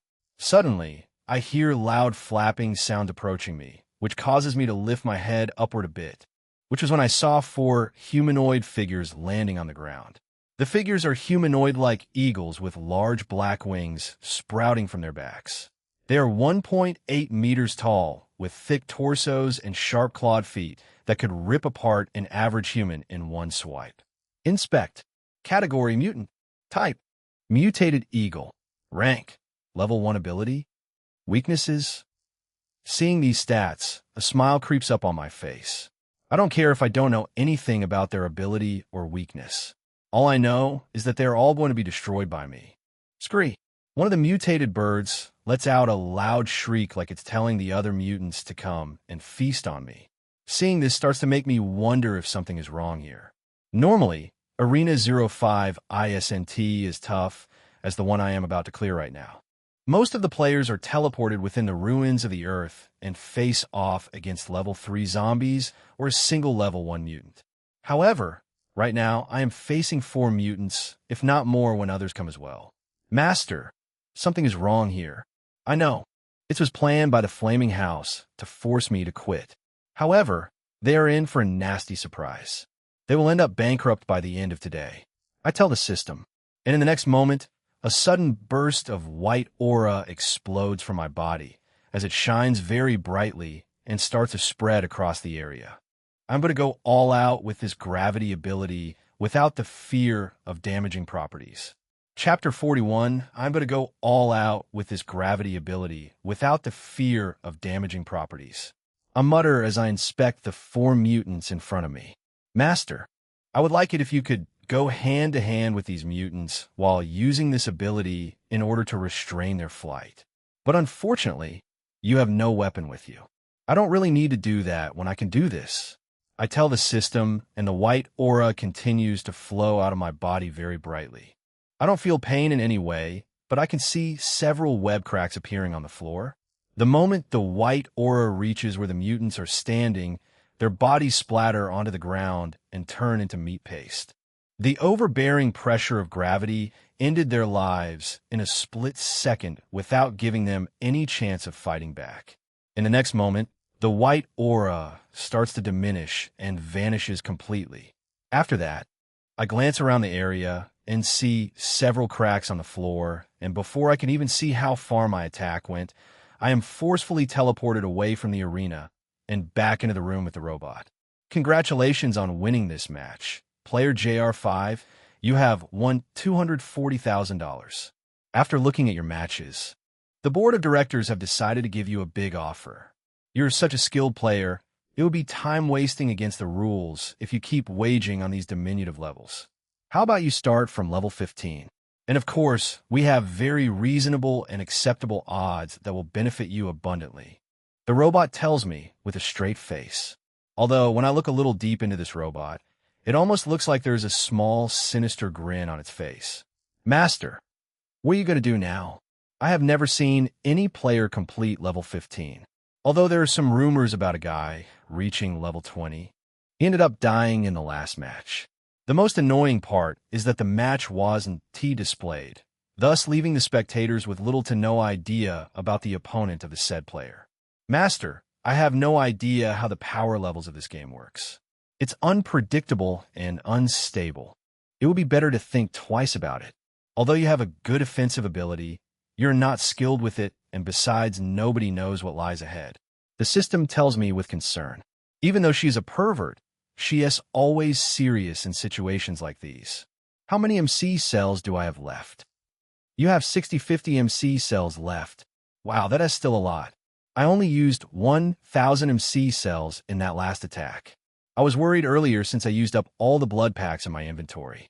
I say in surprise, don't let it look so easy, Master. Most people have lived up to 100 years without even accumulating up to 1,000 MC cells. Yet they are very skilled with it despite the small amount. You expended a lot of MC cells on those puny mutants. I mean, you could have just killed them with only 50 to 100 MC cells if you were skilled. Think about a day when you copy an ability with a puny amount of MC cells. Sigh, your words are true. That explains the unnecessary cracks on the floor. I have a lot to learn. Moreover, I also have to visit a particular person regarding my blood power. How many odds are there for this match? I asked the robot. 550.00 odds were offered for this match. Player JR5. Would you like to proceed? The robot asks. Holy, 550 odds. I exclaim in surprise. Foo. Now you'll have enough money to do whatever you want. I'd like to proceed to Arena 15. Stake all my winnings? I say to the robot. Are you sure, Player JR5? The robot asks again for confirmation. Yes, good. Your match has been wagered. You'll win $132 million upon completion. I wish you good luck. Please step into the teleportation circle. The robot says to me, and in the next moment, the ground opens up and a large, white teleportation circle appears in front of me. Without wasting time, I hop into the teleportation circle, and a sudden kind of elation overwhelms me, coupled with the tingling feeling of passing through a portal. In a few seconds, I appear in some kind of snowy region. There are also several ruins here which consist of abandoned and collapsed houses, several carcasses of humans and animals, coupled with the horrible stench of rotting flesh. These houses are still in good shape. This region looks like it was evacuated recently due to the infestation of zombies or mutants. I mumble as I start walking forward on a tiled highway that leads to the unknown. Cold and snowy districts are uncommon on Earth after the phenomenon that occurred several years ago. The only place that still gets cold and snowy is the most dangerous and unsafe zone, District Z. There isn't that much snow here, thus causing my movement to be swift. Moreover, cold doesn't affect vampires in any way since that was formerly our preferred climate, coupled with twilight. Right now, I am approaching a huge destroyed playground ahead of me that looks as if a huge battle took place there. Moreover, since I arrived here, I haven't sensed any presence here or encountered any zombies or mutants, which feels somewhat way master. Watch out! The system's words suddenly flash before my eyes in a very bright manner. Seeing these words, my instinct kicks in as I also sense a strong aura of bloodlust, causing me to leap backwards, high into the air. The moment I leap back, a huge spike made out of earth shoots out of the ground, only missing me by a hair's breadth. In a flash, I land several meters away from the attack spot. However, the attack doesn't stop there. Instead, several spikes start shooting out of the ground and towards me with an amazing speed. Fuck! Chapter 42. Inside a white, spacious office, a strangely dressed woman can be seen seated on a chair. She is wearing a long, brown, skin-tight gown that shows off all her curves. This woman is tremendously beautiful, with her elongated, fluffy ears that are set on an extremely beautiful tan face. Sticking out of her, but is also a short, cute, furry tail that is perfectly coiled and hanging out a hole in her gown. Seated opposite her is also another incredibly beautiful woman with pale skin. This woman has one green eye and one red, which gives her a unique and distinct look. Silent ensues Misty. So, you mean you're getting married to your brother? The woman with fluffy ears asks with an extremely red face. Yes, Vera. Jake and I are going to get married. Not only that, but he is also going to marry Aurora. Misty also replies with a red face. She just drinks some blood. That's incest. Besides, I never knew that you had a thing for your brother, Vera mutters with her face still looking flushed. Didn't you foxes also marry your siblings? Misty asks, as her face also gets redder. Vera turns silent for a few seconds. No, we don't perform incest. Vera mutters, still looking surprised. Sigh, don't let things get awkward. I want you to advise me as a therapist and not as my friend. Moreover, not all vampires engage in incest. Misty says as she lets out a frustrated sigh. Okay, I understand. But have both of you done it before? I mean, have both of you ever experienced that before? Vera inquires again, this time with curiosity etched on her face. Hearing Vera's question, Misty's face instantly turns beet red again, and butterflies rise in her stomach as she remembers Jake's warm touch and the closeness they shared. Why, yes, we've been together before. In fact, I am already pregnant. Misty utters. Yeah. Vera lets out a voice of surprise. But she instantly covers her mouth and wears a serious expression on her face after she realizes that Misty is getting uncomfortable. Okay, I get it now. Let us get back to business. What did you say you want to see me for? Vera asks, adjusting her eyeglasses. Well, you see, I know that you are experienced in this field since you're also married. I want to ask you for some advice regarding my forthcoming marriage with Jake. Furthermore, Aurora has been acting weird lately. Misty then proceeds to talk to Vera, She begins to ask various questions and advice from Vera. Fuck! I curse out loud as I dodge another earth spike that was aimed at me. The earth spikes keep popping out of the ground and moving towards me at an eye-breaking speed. Seeing this, I summon a big ball of white aura and launch it at the countless spikes. Boom, a loud explosion occurs as soon as the ball of aura hits the ground. The impact and wave of the attack also sends me backward and causes a little earth tremor, while I'm still skidding backwards with some of the debris getting into my eyes. I eject my vampiric claws, which I rarely use, and stab them into the ground. Arg! I let out a loud groan as pain sears through my whole arm because I stab my claws into the hard floor. At the same time, the skidding momentum comes to an abrupt halt. Coming to a complete halt, I quickly remove my claws from the ground and get up. I don't retract the claws in case of a sneak attack. However, my hands are in a pretty bad shape since the claws are attached to them. In the blink of an eye, my wounds start to close up, and my hands are back to normal in a few seconds. My vision is still a little cloudy right now, as the attack caused a lot of debris. So, I raise my guard in case of any sudden movement or if a spike suddenly shoots out of the ground. However, nothing happens, and sometime later, the debris settles down, and that is when I see the person responsible for the spike attack standing a few meters away from me. Seeing this person, a frown forms on my face. This person is from a particular race that vampires hate the most, a damper. Wow, I never thought I'd see a kid vampire. And to top it all off, you are even a noble. I smelled you miles away. The damper lets out a chuckle while he keeps staring at me. Seeing this damper, fear grips me a little, causing me to take a few steps back. The damper is about the same height as me. He is 1.9 meters tall. His looks are average, and he has a lot of freckles on his face.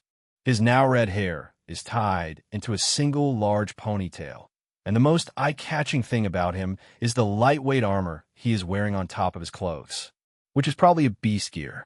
Then lastly, the horrifying thing about him is that his eyes are glowing yellow, which is a sign of hostility.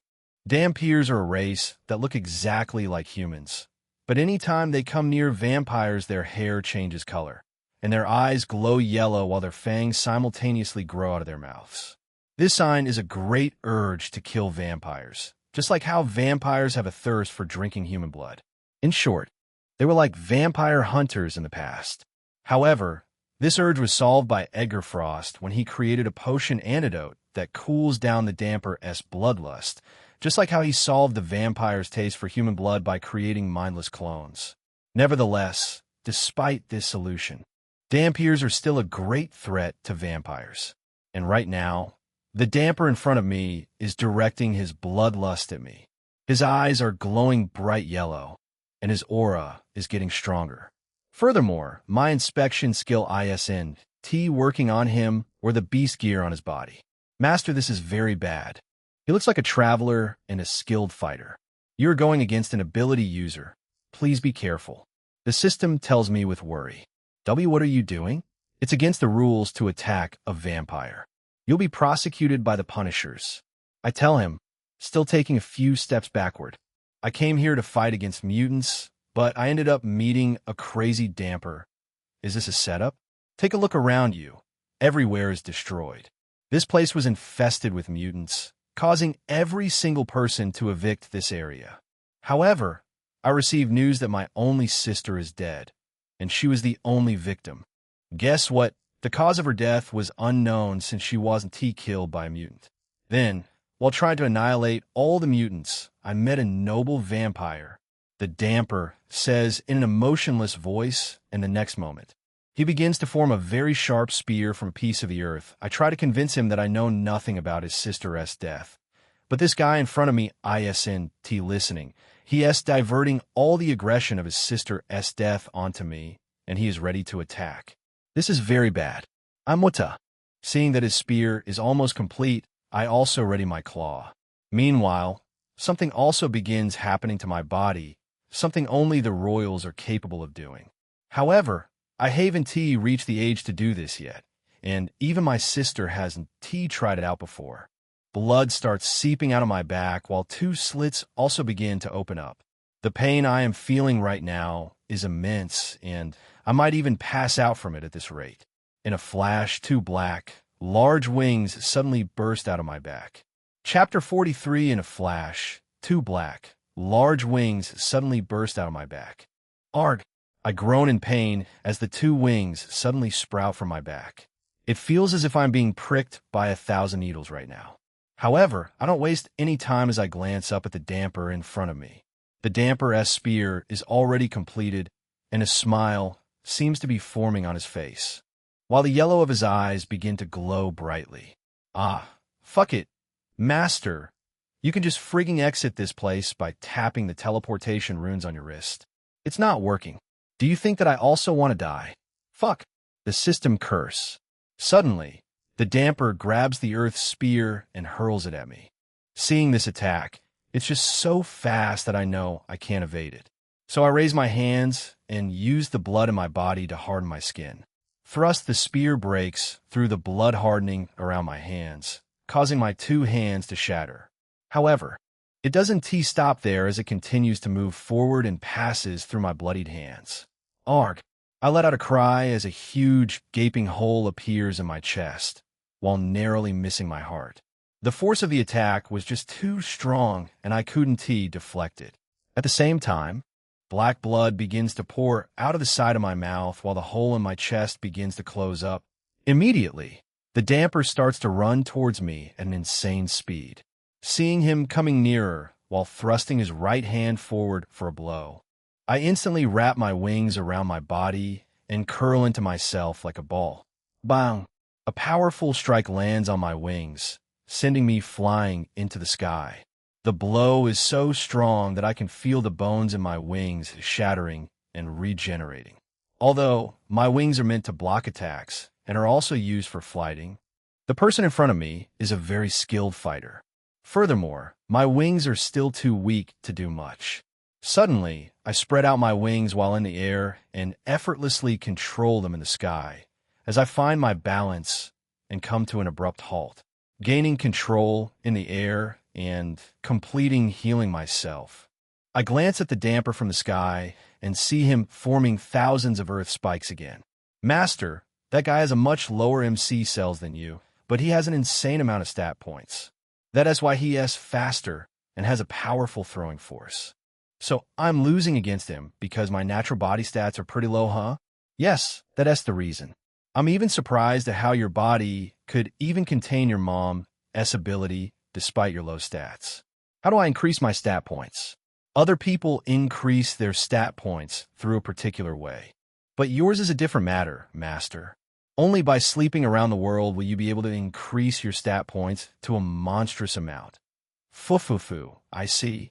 You might be agile, stronger, and tougher than me, but this is my turn. I tell the damper, and in the next moment, a bright light of white aura suddenly envelopes me. The light starts getting wider and larger, and cracks begin to appear on the ground. The damper looks shocked and can be seen gritting his teeth as all his earth spikes begin to crumble into dust. He also looks like he is having a hard time moving his body because of the overwhelming pressure of my power. Meanwhile, the white aura has spread all across the area, destroying everything in its path and causing deep web cracks to appear on the ground. For some reason, my body starts to feel numb to the way I am using this ability right now, and if someone were to take a closer look at me, they might think that I am an angel of some sort. Master, stop using this ability like that. You might have a seizure. The system tells me with worry. Acknowledging what the system said, I stop letting the aura spread across the area. Instead, I envelop both of my hands with a white aura. Flapping my wings vigorously, I fly toward the damper and punch him in the guts. This blow was so powerful that it sent him skidding backward without being able to fight back or block it. The damper's eyes are currently glowing very brightly, as if it's going to turn into lasers. His killing urge towards me is getting stronger, and this seems to be empowering him into moving his body a little. However, the white aura surrounding me keeps emanating and rendering him immobile. And I don't stop there as I fly towards him again and punch him in the face. Bang, this time, The force of the blow is so strong that I can feel the sound of it as it reverberates across the area. One thing I learned about this ability is that if I coated around any part of my body, I could deliver a very powerful blow. Immediately after the blow, I fly to where the damper was sent flying again. What the actual fuck? The damper is still standing on his feet with blood trickling down his head. If I had any blood packs left, I would have killed him with my blood power. Nevertheless, this damper in front of me is very tough. I land on the floor and eject my vampiric claws. Then I begin to walk towards the damper. Why, you have a pretty strong ability and seem to have an insane amount of MC cells. However, you are still pathetic. You couldn't even finish me in one blow. Do you think that I can't escape from your ability? I was just looking for the perfect time to finish you with one blow. The damper says and coughs out blood. In the next moment, his body begins to glow brightly, and an extreme amount of heat begins to radiate from his body. Master the beast gear on his body. Chapter 44. Master the beast gear on his body. Fuck! I curse out loud and move away from the damper by leaping into the air. The heat emanating from the beast gear is so intense that it feels as if I'm standing right next to a furnace. Thankfully, it's not hot to the extent of causing fatal injury to me. However, I had to move away from him since I didn't know about the active skills of his beast gear. While I'm still flapping my wings in the air, I realize that the glow of his beast gear has started to diminish and it's no longer emanating any heat. Then, the damper raises his head and looks at me with a slight grin on his face. Seeing this, I envelop myself with a white aura. However, the damper suddenly vanishes from his position. Fuck! Above you, master. Seeing the System S words, I spin my body in the air and see the damper appear above me, falling while cupping both of his fists together and aiming for a blow. However, I parry his attack by enveloping my arms with my gravity ability and blocking his attack with them. Realizing that his attack is futile, he teleports away from me and lands on the ground. For some reason, he doesn't seem to be affected by gravity anymore, and in the next moment, he starts to form a thick material out of the earth again. Meanwhile, luckily for me, I was able to block his attack with the gravity ability, which slowed the momentum of his assault. Sigh! I utter and land on the floor, since staying in the air will only put me at a greater risk of getting killed. I see that my fists want to work on you, but I doubt if you can survive this. The damper says as he finally forms something like a sharp double-edged dagger. And in a flash, he suddenly teleports away from his position and appears right in front of me. Thrusting his dagger forward, I grab it with my bare hands as he narrowly misses my chest once again. Then I yank it away from his hands and punch him in the face with my left hand. The force of the punch pushes him away and throws him off balance. However, I don't stop there. Instead, I use my bleeding hands, which are not healing anymore, and form 5 blood bullets, which I launch at him. However, to my surprise, the damper teleports several meters away from me, evading the bullets. Ding! You've run low on blood. You need to feed. Any further action will turn you into a berserker. Your thirst grows. Suddenly, I fall to my knees and my vision starts to get blurry, but I use all my will to stay sane. I'm short of blood and can no longer regenerate. The worst thing that can happen to a vampire is to go berserk after being unable to feed. Furthermore, the constant usage of my Mom's ability made my body numb. I have been waiting for the perfect time, and this seems to be the moment. You parasites can't live without drinking blood. You need to be eradicated from this world. I have only used 1 active skill for my beast gear so far, while I actually had 3. I still have a lot of trump cards, but I won't get to use them now that you've made it so easy, the damper says, and begins to walk towards me with a long, sharp sword made out of the earth. Sigh, is this how I'm going to die? I mutter and glance up at the sky. At least, I was with Misty and she's carrying my child. If I am to die here, at least I left the air behind. However, even if I'm going to die, I want to die at the hands of a damper. He is going to hell with me, I think to myself. Less than a moment later, a white aura starts emanating from my body and spreads across the area. Master, wait. Don't do that, please. You mustn't die. Remember Aurora S. ass and Misty S. boobs. And Misty S. boobs and Aurora S. ass. Yes, master. Do you want to leave poor Misty all alone and make her devastated? You have to live. It's all over. If I make any other move, I'll turn into a crazy blood-sucking monster and eventually get killed by this damper. ISNT it better to die with honor. Wait, master. Look up. Suddenly, I raise my head and see a large vortex appearing above me. The damper looks stunned for a moment as he pauses his advances. This vortex looks familiar. Suddenly, a tall figure emerges from the vortex. The figure is donning black from top to bottom. Mom, I let out with a voice full of surprise as my mom suddenly appears out of nowhere. Bright crimson. This is the only thing that I can see in my mom's eyes. Her face is brimming with anger, and veins can be seen popping on her forehead. Her eyes are only fixated on the damper in front of her. How dare trash like you lay your filthy hands on my son? My mom utters with tears falling down her cheek. Due to the overwhelming aura that my mom is exuding right now, the damper can be seen shivering with fear. However, a damper will always be a damper. So he tightens his grip on his earth sword and charges forward. My mom simply raises her hand and swings it horizontally at the damper. In a flash, a red arc of aura bursts out of her palm and flies towards him. Seeing the incoming attack, the damper raises a shield made out of earth to block the incoming attack. However, the red arc slices through the wall and continues to fly forward. The damper is unable to evade the red arc, thus forcing him to face it head-on.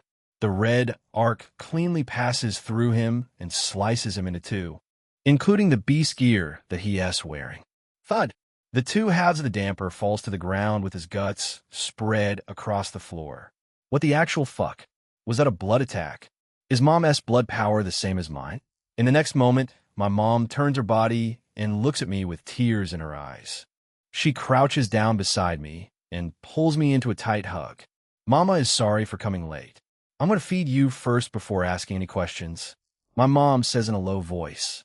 Soon after, she begins to take off her jacket, then rolls up her top, revealing her blue-colored bra, after which she undoes the straps. Letting the bra come off, without wasting time, she pulls me close in an intimate embrace. Chapter 45. As the moment deepens, a warm, brown-reddish liquid begins to slowly seep out. I simply begin to roughly and greedily suck her nipple while my hand kneads her breast so that more milk will come out. While this position is a little bit weird and unusual for other races, but for vampires, it's a norm. Since I am below the age of 25, I'm entitled to my mother's milk. Anything more than that would be considered incest, and while vampires don't even give a fuck about incest, even though you're intimate with your mom, as long as she agrees, it's all right. Cough while resting close to her. My mom's hands move towards my broken wings, which are now healing. She bites down on her lips and doesn't say anything, but the deep hatred she has for Dhampirs can be seen in her eyes. Meanwhile, I also have a lot of questions to ask my mom, like how she got here and how she was able to use a blood power that is similar to mine. After sucking for about 15 minutes, my body is fully healed and I am now back to peak condition. Although I stopped sucking my mom's breast immediately, I noticed that she is turning pale. Honey, are you okay? Want to you feed more? My mom asks me with worry etched on her face. Thanks, Mom. I'm okay. I give her a reply and raise my upper body into a sitting position. Letting out a sigh, my mom pops her breast back in her bra and wears her black jacket. I don't slack as well, as I also get up and retract my fully healed wings. Seeing that my legs are still wobbly, my mom holds me and supports me before pulling me into a tight hug. Soruzake. I'm a bad mother. I was just about to lose my baby. My mom cries and hugs me tightly. I also hug my mom tightly and put my hand below her waist. Cough well. I don't have any perverted thoughts right now. After our affectionate moment, my mom and I separate ourselves. My mom looks me in the eyes and plants a swift kiss on my lips. Immediately after parting from our kiss, she throws her fist forward and punches the air. Crack, I suddenly hear a cracking sound, and before my eyes, a large vortex immediately appears in front of us. You have a lot to tell Mommy. My mom tells me with a serious face, and the next moment, she grabs my hand and we both jump into the vortex. In the blink of an eye, we suddenly teleport into an unfamiliar room. I look startled for a moment and glance around the room in confusion as I carefully inspect my new surroundings. This room is very large and equipped with various gadgets. The walls are tiled with a special type of glowing marbles, and on one side of the room is a king-size bed. A few meters away from me, there is also a massive wardrobe made out of brass. Furthermore, the floor of this room is also tiled with the special marbles that were used for the walls. Honey, this is my room. Well, I bought this house after getting bored of using hotels. My mom tells me as she sits down on the bed and urges me to come forward and sit down as well. Nodding my head, I walk forward and sit down beside her. Suddenly, her expression turns grim. Jake, the first question I want to ask you is how the hell are you able to use my ability? Did a crystal finally work for you? No way. That amount of MC cells. My mom utters in confusion since all her conclusions seem to be wrong. So I simply take a deep breath and tell her the truth. Well, only part of it. I didn't have the chance to tell you yesterday, Mom, but I discovered that I could copy a woman's South ability through close physical contact with her. And yesterday, I was with you, so I copied your ability. I reply in a low voice. I see, but how? My mom mutters, while her pale face instantly turns red. However, she doesn't pry further about how I got the ability to copy women's abilities, since she looks overly excited right now. And secondly, what were you doing in that place? My mom suddenly asks me with a serious expression on her face. Seeing my mom's piercing gaze, I begin to explain everything to her without leaving out a single detail. After hearing the whole story, my mom lets out a long sigh. Why didn't you just come and meet me? I could have given you the money. My children are my money, including all of my businesses and investments. They exist for both you and your sister. My mom bellows and pulls me into a tight hug. I'm sorry, Mom. I want to gamble again. I let out in an apologetic voice. It's okay, honey. You are still Mommy's baby. I forgive you. My mom replies and gives me some head pats as she buries my face in her bosom. However, I'm going to follow you to that damn place and smash their heads. Not only that, they will pay you your winnings and also pay a fine for their useless technology, which could have cost you your life. My mom says in resentment. Thank you, Mom. You're the best. I love you. I mutter and hug her tightly. My shirt was ruined earlier, so my mom took it off, leaving me bare-chested. Mom, I also have some questions to ask you. I say, instantly looking serious. And what is that? My mom asks. Mom, how did you know that I was in that place? I ask. All of a sudden, my mom turns uncomfortable and tries to avoid my question, but for some reason, it looks like she can't. Furthermore, her face is getting red all of a sudden, and she's looking at me seductively. What the dash? Is this consequence of refuting her master? Just like the system had said, she'll feel a compelled bodily reaction if she lies to me or disobeys me. That is because of the blood contract between us. I felt that you were in danger. That was why I came rushing to your location. If you die, I'll also die. Also, I don't regret doing this in any way. If I hadn't formed a blood contract with you, you might have been killed by that damper, and also Misty might probably not talk to me ever again because she'll resent me more. My children are my happiness. Without you guys, I can't live. My mom blurts out and suddenly hugs me tightly once again. Damn, this blood contract is more serious than I thought.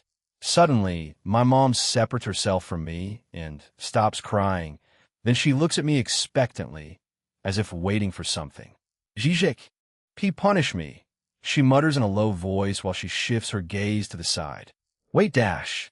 What dash? Punish you? I let out in astonishment. Yes, please. You can be quick about it. The effect of refusing to answer your question caused me to become overwhelmed. I can only be helped if you know. Content removed due to explicit incestuous sexual content. It'll release 2 chapters per day for this novel. It'll also begin to stockpile for privileged chapters.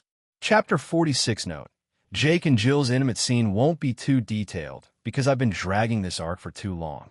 The intimate moment between them grows more intense, and the pleasure that has been building reaches its peak. To their shared surprise, she seems to be reaching that same peak as well, even though not much time has passed. Inside me, Ahan.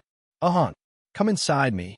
My mom begs while moving her waist to match my movements, clearly trying to increase my pleasure. Damn, forget it. Going against my initial urge to pull back, I hold her closer and let myself finish. At the same time, my mom's body trembles beneath me, and we share a long, quiet moment together. She then kisses me once again before looking into my eyes lovingly. Jake, I love you, my mom tells me. I love you too, Mom, I say in reply, and I kiss her on the lips. Afterwards, I slowly pull myself away from my mom and plant a kiss on her lips. Seeing my mom still looking at me with intent, I shake my head in defeat and get up from the position we are currently in. Sigh. My body has let me down. Mom, I'm sorry I can't go further. I mutter in embarrassment while I also lower my mom's legs that I had positioned in the air. It's okay, honey. At least we've been at this for more than 2 hours. My mom mumbles with a red face as she wipes her finger and tastes it. So this is how it tastes. My mom says with a blush on her face, looking away shyly. Why, you've also grown since the last time, she adds. Mom, things have been so different lately. You've worn me out. TSK, you deserved to be punished. Smack Ahan. My mom lets out a light sound as I playfully pat her on the back.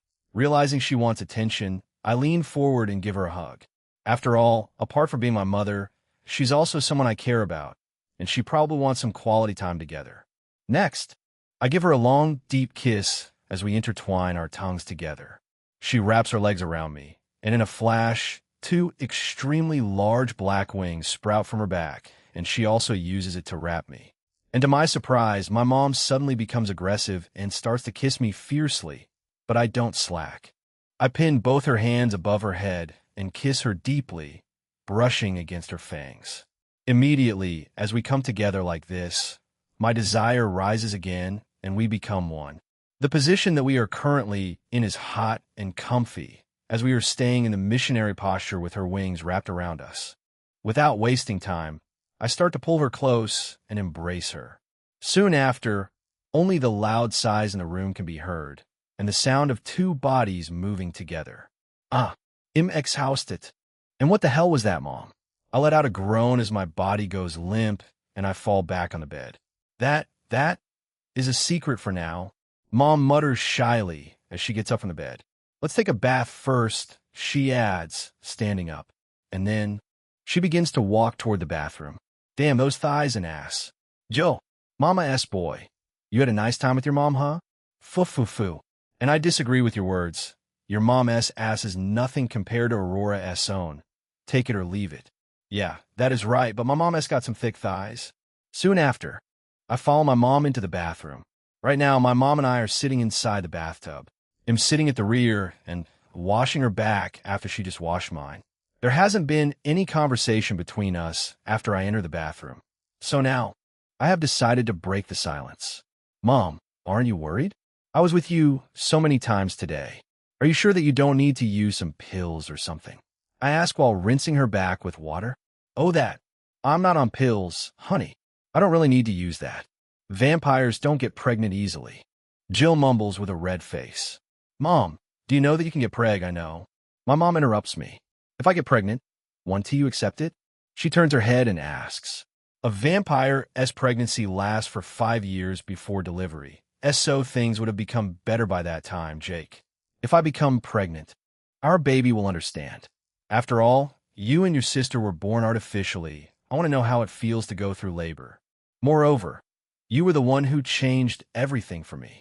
My mom tells me as she kisses me on the lips.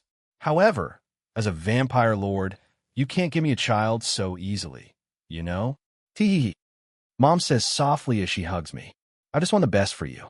I tell her while resting my hands on her waist. I would like to see you, Tar, she sighs, and gives me a gentle squeeze before changing the subject. Suddenly, she manages to move away from me and sits at the other side of the large tub. Without wasting time, she dips both of her palms into the water and starts splashing on me. I also do the same and manage to get to her. We continue splashing around in the tub, laughing as the water splashes between us, causing me to hold her close in a passionate embrace. Soon after, only Jill's soft sighs can be heard. Chapter 47 right now, my mom and I are back inside the room getting dressed after sharing an emotional moment together. I am currently wearing a black shirt that is a size too big along with my trousers. Well, my shirt was destroyed while I was fighting against the damper. The shirt is not that bad, but it's a little baggy since it's my mom's own. Honey, how do I look? My mom suddenly asks while walking towards me. I take a look at her from top to bottom. She is wearing a cyan blouse with a black leather jacket, coupled with black trousers and black boots. Not too bad, but the trousers are showing off your backside a lot. I mutter and smack her ass. And she leaks out a moan. Looks like someone is jealous. Well, you don't have to worry. I'm all yours, foo-foo-foo. Mom says with a mischievous grin and walks back to her dressing table, swaying her hips at me. Sigh. Why is my mom just too good at this? Now, I feel like pouncing on her again. Dude, your mom's stamina is insane if you keep bothering her. You won't be able to complete your first mission and use the system to its full potential. I can even bet that you're running low on energy. It's been a very busy day and my back is aching. Remember the name of the system, the connection system, before you fully use it to the max. You have to achieve its goal, which is to cuck many men out there. Sigh. Why you sound so evil right now? Jake, before we go outside, I do like to ask you a question. My mom suddenly announces as she turns around and faces me after putting on her lip gloss. Hearing her words, my body jerks in surprise a little, as I also turn around to face her while giving her a confused look. Do you love Misty? My mom suddenly asks, looking expressionless. What the heck? Does she know about it? She definitely knows something. Her look says it all. It also seems like she is jealous about it. What? Jealous of her daughter? But why? I ask the system, but it doesn't give me a reply. Gritting my teeth in frustration, I let out another sigh. Well, incest is indeed a norm amongst vampires, but if we take a look at my family right now, it's just a bit complicated. Firstly, I engaged in a deeply inappropriate sexual relationship with my sister that resulted in pregnancy. I also engaged in a similarly inappropriate sexual relationship with my mother. However, I cannot seem to stop there, as I also desire a sexual relationship with my late uncle's wife, who is also a relative. Just who the fuck is going to be next? My grandmother? My great-grandmother? My aunt? Or my distant cousins who are in the vampire world? But there's a saying that old man Duke always told me as a growing kid. Beware of the skirt and panty storm, my boy. For the panty and skirt is the fall of a great man. Damn, those words are deep. But doesn't he apply to you, foo-foo-foo? Of course, as long as you have me, you don't have to worry about the skirt and panty storm. But what the hell is the meaning of a skirt and panty storm? The skirt storm was what ruined most of the greatest warlords. Like I said earlier today, there will be a certain stage in your life where you'll be romantically involved with lots of women. And these women would want to be among your harem, something which is a bad idea. If you're choosing a harem member, you have to be careful. Women are cunning, deceitful, and manipulative. Those who you think love you might just be your downfall. Of course, they love you, but not real love. It's called lust love. Those type of women can ruin you because of jealousy and some stupid reasons. Don't get me wrong, some might love you naturally at first sight, for example, that elf from the Hunter's faction.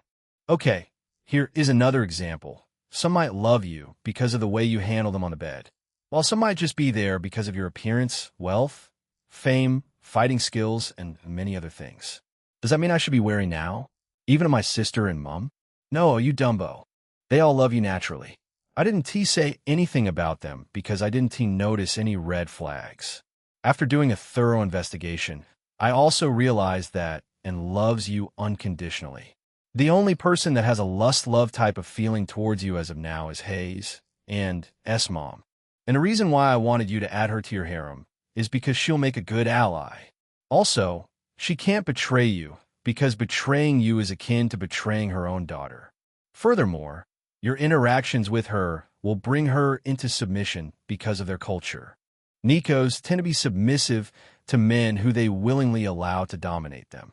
And you have successfully achieved that. You just have to cap it by finishing strong with the queen. Fufufu. Thanks for the advice, buddy. You are the best. I love you. And I am sorry for always insulting you. You are beginning to sound weird, and I think you're missing something. Who bullies who? I think it's the other way around. Fufufu, yeah, you jerk. You're always insulting my ego. But joke's on you, loser. I leveled up. I tell the system while feeling smug. Uffed. Leveled up, you say? Well, that is a nice build. Yet, you couldn't even impress your mentor. Your endurance is lacking and your resource output is pathetic. What? She's not impressed. Of course, do you think that 3 hours of training will impress a legendary master? With your current stats, you'll have to carry on for about a day before you can earn her approval. The only way you can satisfy her within a short time and make her happy is to fully upgrade your skills. Fufufu. Well, that's surprising. But she wanted more. Why isn't she satisfied? I mean, I tried my best. I feel so pathetic now. So that's the reason why she was daring me to try and have a child with her. Fufufu. Don't feel bad, buddy. In fact, you are better than 90% of men in those matters. Regardless of that, a vampire lord's romantic drive is just intense. Also, since she just had a taste of intimacy, her desire isn't running wild yet. So before she starts demanding a lot of lover's time, you better work on yourself. You're just so mean. You started it. Jake, aren't you going to answer me? My mom's voice suddenly snaps me out of my daze. And in reality, only a second passed during my chat with the system. Chapter 48 note. Filler chapter ahead. You have been staring at me for a while without replying. My mom says with concern. If you don't want to tell me, it's fine. She adds and turns around like she's about to walk away. However, I grab her by the wrist and stop her from walking away. You know, you look so jealous right now. Mom, I know I ought to have told you, but it slipped my mind. Moreover, I'm pretty sure you already knew about it. I tell my mom and look at her with a cocked eyebrow. Her face suddenly flushes red. It's not like that. I just can't help it. My mom mutters with a red face and puts her hand over her face in embarrassment. Sigh. I see. So she knew. Mom, I love Misty and she loves me too. In fact, we're going to get married after my graduation. I say, after letting out a long sigh. Why dash? My mom exclaims in surprise. To top it all off, she's already pregnant. I add, sigh. I knew this day would come. My mom says as she walks dejectedly towards the bed and sits on it.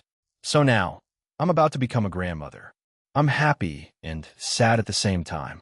But either way, I'm happy for you, son. My mom suddenly shouts in joy as she jumps up from the bed and dashes towards me, pulling me into a tight, warm, motherly hug. However, I'm sad because my daughter won't talk to me. She despises her own mother like she does a damper. My mom says in a sad voice, Don't worry, Mom.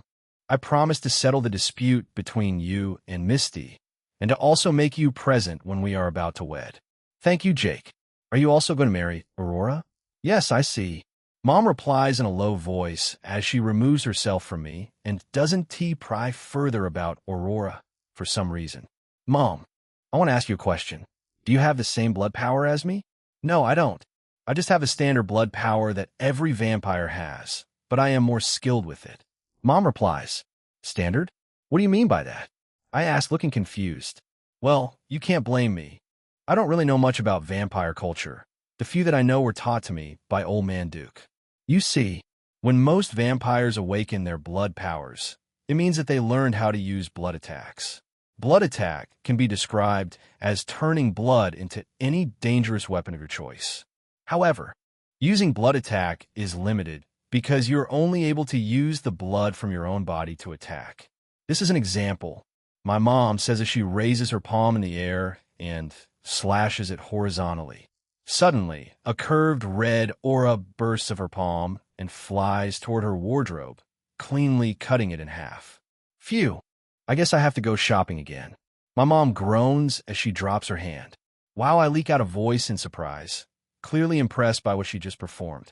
You're impressed, right? That's the simplest vampire blood skill, Blood Strike. However, there are differences in the way one can use blood attacks. Blood attacks differ depending on a person's skill, experience, comprehension, and lastly, evolution. For example, a regular vampire has a limited amount of blood attacks and skills he can use. The same goes for a noble vampire and other subclasses. Sigh. What's that idiot Alfonso teaching you? I paid that fucker to teach you everything you need to know. Is this what I get in return?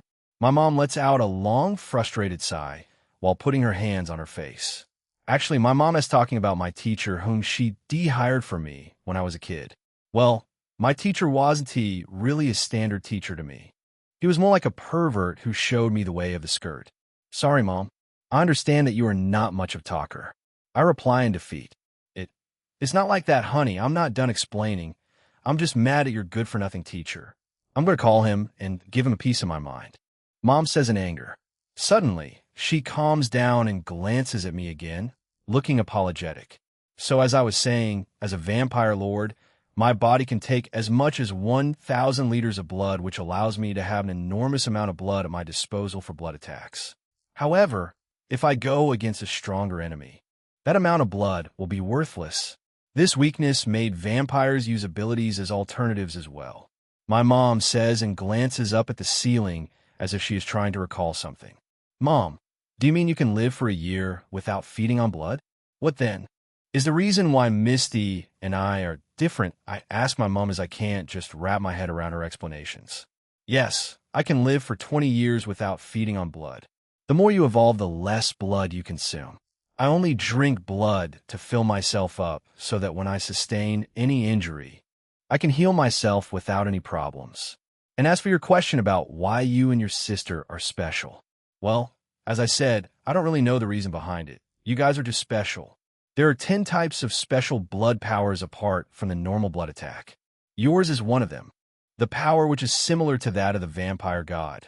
The absolute blood control, the power to control any blood, requires experience and evolution before one can fully master it. Wait, I interrupt my mom.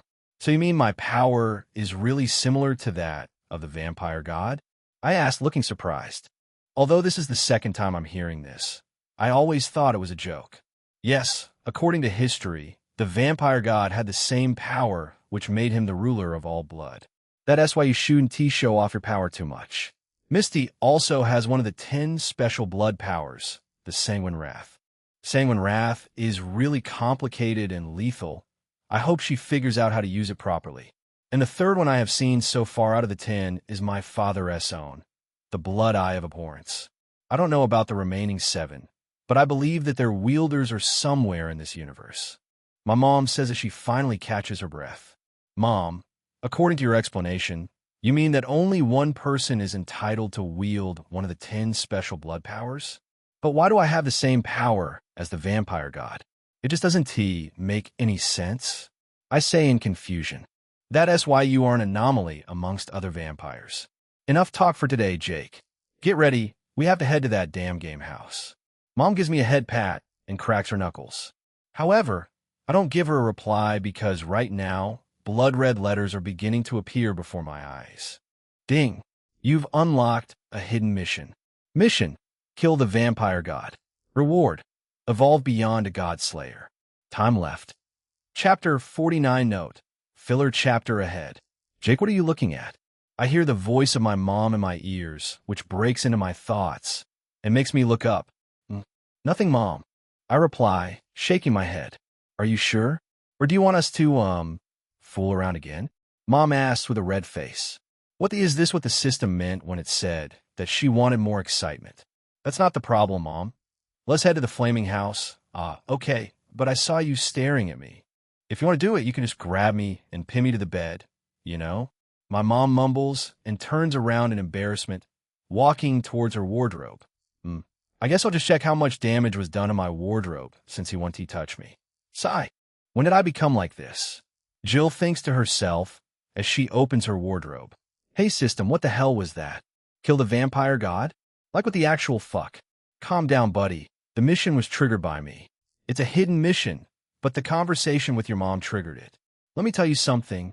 Sooner or later, the vampire god will come to hunt you down by himself. You are a threat to every god out there, because in the future, you might become a god slayer. Not only that, but you also have the same power as the vampire god.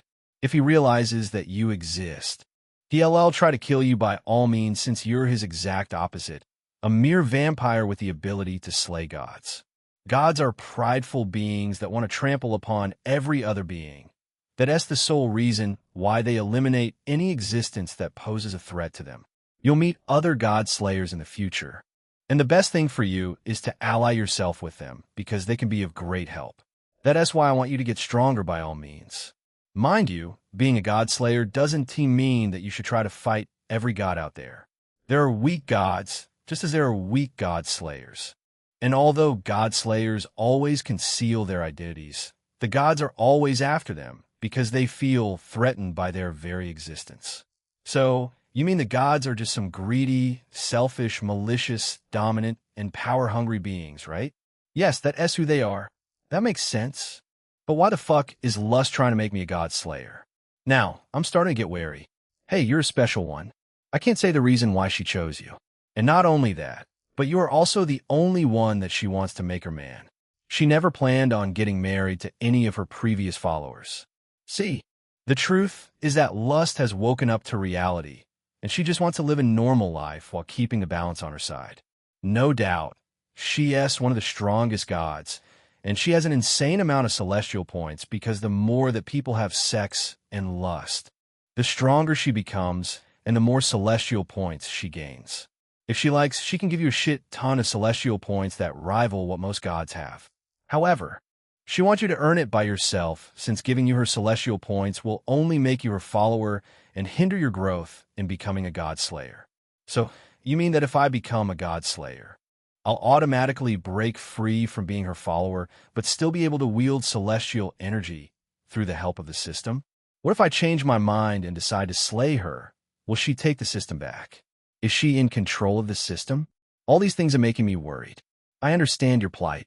Indeed, she is my creator, and you're my master. If you go against her, I'll stick with you because I'm permanently bonded with you. If you die, I'll cease to exist, which means I can't look for another host again. Nevertheless, knowing my master, you 1T attack or decide to kill Lust in the future. Sigh. You were right, I'm not so ungrateful. I can only do that if she tries to pull something funny. But I doubt she would do that since she was the one who created the system. Of course she 1T. At least, not with the future father of her kids, Fufufu. Kids? What does that mean? I thought gods can't conceive. At least not with a mere being. Oh, I forgot to tell you, gods have different levels. When gods get powerful to a certain degree, they can have kids. Those kids are called demigods. They are mostly like normal people, but they are immortal and have the highest chance of becoming a god of some sort. Sorry. I can't tell you more. That's okay. I just wonder how you know a lot about her. That's because she is my creator. Suddenly, I raise my head and see my mom but sticking out. Only a second has passed since I began talking with the system, and right now, my mom's upper body is inside the wardrobe, as if she's searching for something. This scene reminds me of a strange story I once heard, where someone in a tricky situation suddenly gets a surprise visit. To my delight, her trousers are sticking very tight to her body and displaying all her curves. Abruptly, a smile forms on my face as I scan her striking figure. There's no way I'm going to resist this temptation. I'm completely captivated by her. Within the blink of an eye, I power walk towards my mom, grab her trousers and pull them down in a sudden, startling way. Her body jerks in surprise at my action. What were you doing, Jake? She stutters, looking startled and upset by my sudden behavior as my hands grab at her clothing. Smooth. I'm going to be with you, of course, I tell her while I slide my index fingers into both sides of her underwear, and I slowly start to pull it down. Wow. I mumble as I notice her reaction. Zizek, we have to go to Ayahan, she cries out as I move against her again. Wasting no time, I start to shift my hips and press deeper, reaching places I have never explored before. This time around, her cries are so loud that I begin to think that she might be in pain, since I can't see her face. However, her reactions end up spurring me on, which makes me increase my pace. P.S. I couldn't help it. I had to explain some things that are going to be a hassle to explain in the future. Chapter 50, Mom. You were so loud back there, I bet the people in the next house heard you. I say as I finish getting dressed. That. My stomach was really hurting back there. I just couldn't help it. My mom replies with a flushed face while she cleans up the spill she made on the floor. Okay, now we're done. Let's head to that place, she announces after cleaning up. Then she looks at me with a satisfied expression on her face. Suddenly, my mom waves her hand in the air again. Crack. In a flash, the large vortex appears again. Arg, come on, not the vortex again. I want to see what my mom's house looks like. As if she can read my thoughts, she gives me a reply. We'll go on a tour of the house when we get back, she tells me with a dazzling smile. Back? Like what the fuck? No way is it what I'm thinking. She wants to hang out again. My mom and I hop into the portal and teleport to the flaming house. In a flash, a blinding light appears in front of the flaming house, and two people emerge from it. People's bodies jerk in surprise upon seeing us appear out of nowhere, but they quickly shrug it off like it's nothing. Then, the people become quite surprised that a mature female is in this place. However, my mom feels disgusted by the number of perverted eyes on her curvy body. Ignoring the perverts, my mom and I walk towards the main building and enter the reception hall. And just like before, many gazes fall on us. And when people get a glimpse of me and recognize me, loud conversations and arguments ensue. Some people start applauding me, while others mumble that I was disqualified, thus making their bets void. We suddenly stop at the center of the reception. Where is the fucking manager? My mom suddenly lets out an ear-splitting scream while her eyes glow bright crimson. Her voice is so loud that people have to cover their ears, and some people's ears begin to bleed. Fuck it. Bitch. One of the gamblers curses loudly and dashes forward with a knife in his hand. However, before he can reach us, my mom throws a tiny blood strike at him, which cuts deep in his legs, causing him to fall over. Seeing this scene, some other rookies also start to rush forward again, this time using a different set of abilities. Nevertheless, they all end up being taken down by my mom as blood strike. Then, the security guards rush in to calm the angry gamblers. The gamblers are very angry because most of them waged a huge amount of money on me, and since my match was disqualified, their bets were invalid. Moreover, they were unable to watch the match, clearly since the match was held in District Z, thus allowing the match to be displayed at the lowest frame rate in history. Of course, I knew this because I saw the replay of it when my mom and I arrived here, while some gamblers were staring at their bet slip in disbelief. I just hope that they didn't TC what I was doing. Either way, I doubt the gamblers took notice of it due to the blood pumping of their bets. After the chaos is put under control, heavy-looking human guys clad in black suits walk towards me and my mom. Madam, you have caused a lot of chaos. And who is he to you? One of the men wearing a pair of glasses asks my mom as his eyes scan me, as if he knows me. Well, fuck it. Of course he knows me. I'm the guy with the balls of steel who fucking survived level 15. P.S. my husband. My mom says with an expressionless face. Me? Her husband? What the fuck? Is she shy about calling me her son? Either way, this is just too sweet. Especially the look on people's faces when they realize that my wife is a hot MILF. Oh, I see. I thought he was your brother. You see, he was disqualified from the match because he wasn't the one who dealt the final blow to his opponent. The man with the eyeglasses says as he adjusts it again. The man by his side is simply standing like a statue and has not uttered a single word. My mom's eyes glow crimson in anger after hearing this, but she keeps her calm. So you're trying to tell me that his opponent was fixed to be a damper and a high-level 1-2 at that? Finally, to top it all off, he is a fucking traveler. If my husband 1T complain, I'll do so in his stead. This place is getting destroyed. My mom says in anger while a white aura begins to emanate from her body. Seeing this scene, cold sweat begins to form on the men's faces while their knees start to wobble because of the pressure. Ma'am, please listen to us, we're just bodyguards. We'll take you to the manager. The two men say in unison with their suits drenched in sweat. Suddenly, the aura disappears and my mom glances to the side and gives me a mesmerizing smile. Honey, let us follow them, she says as she takes my hand. I simply nod my head in agreement as we interlock our hands and the men let out a sigh of relief. Please follow us. The men gesture to both of us.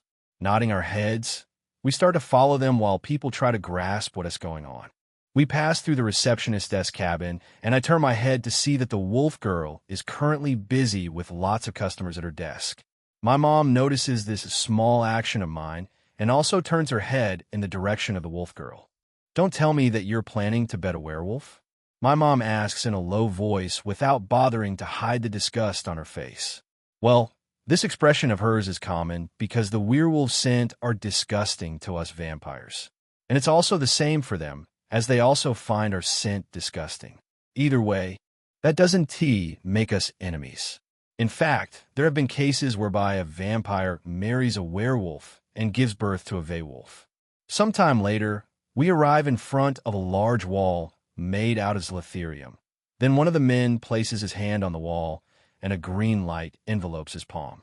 In a flash, the large Zlitherium door opens wide, and another environment completely different from our current environment appears before my eyes.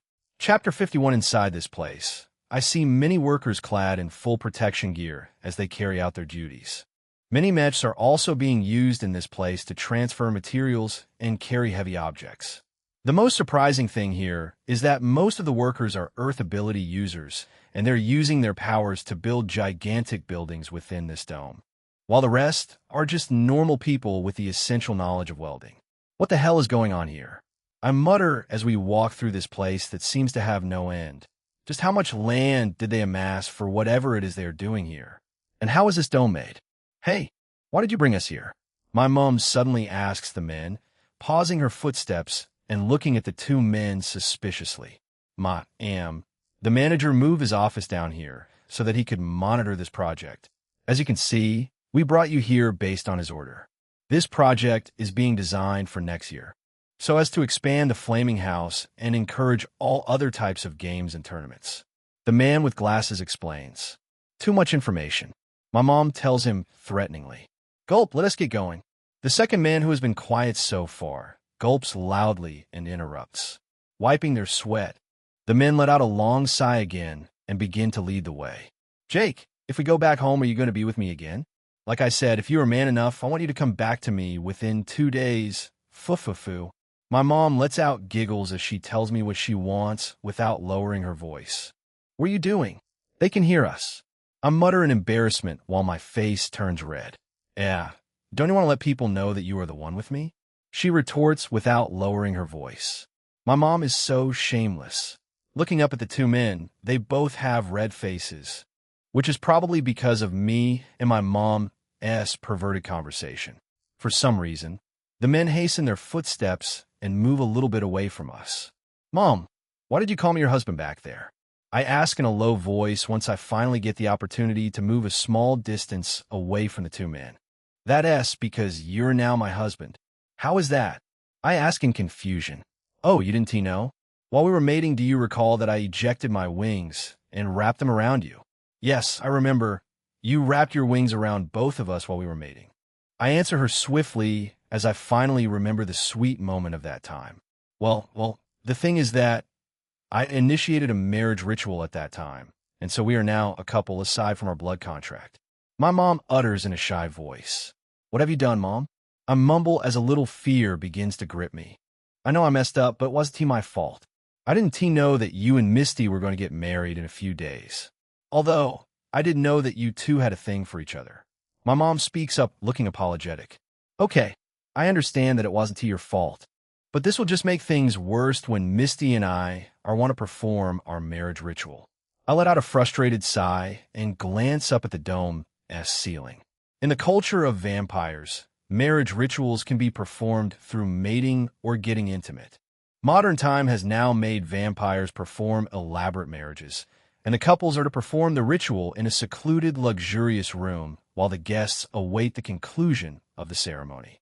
However, if one of the couple is underage, just like Aurora when she married her husband, they do not need to perform any extreme sexual activity. Rather, they can complete the ritual by simply kissing or cuddling.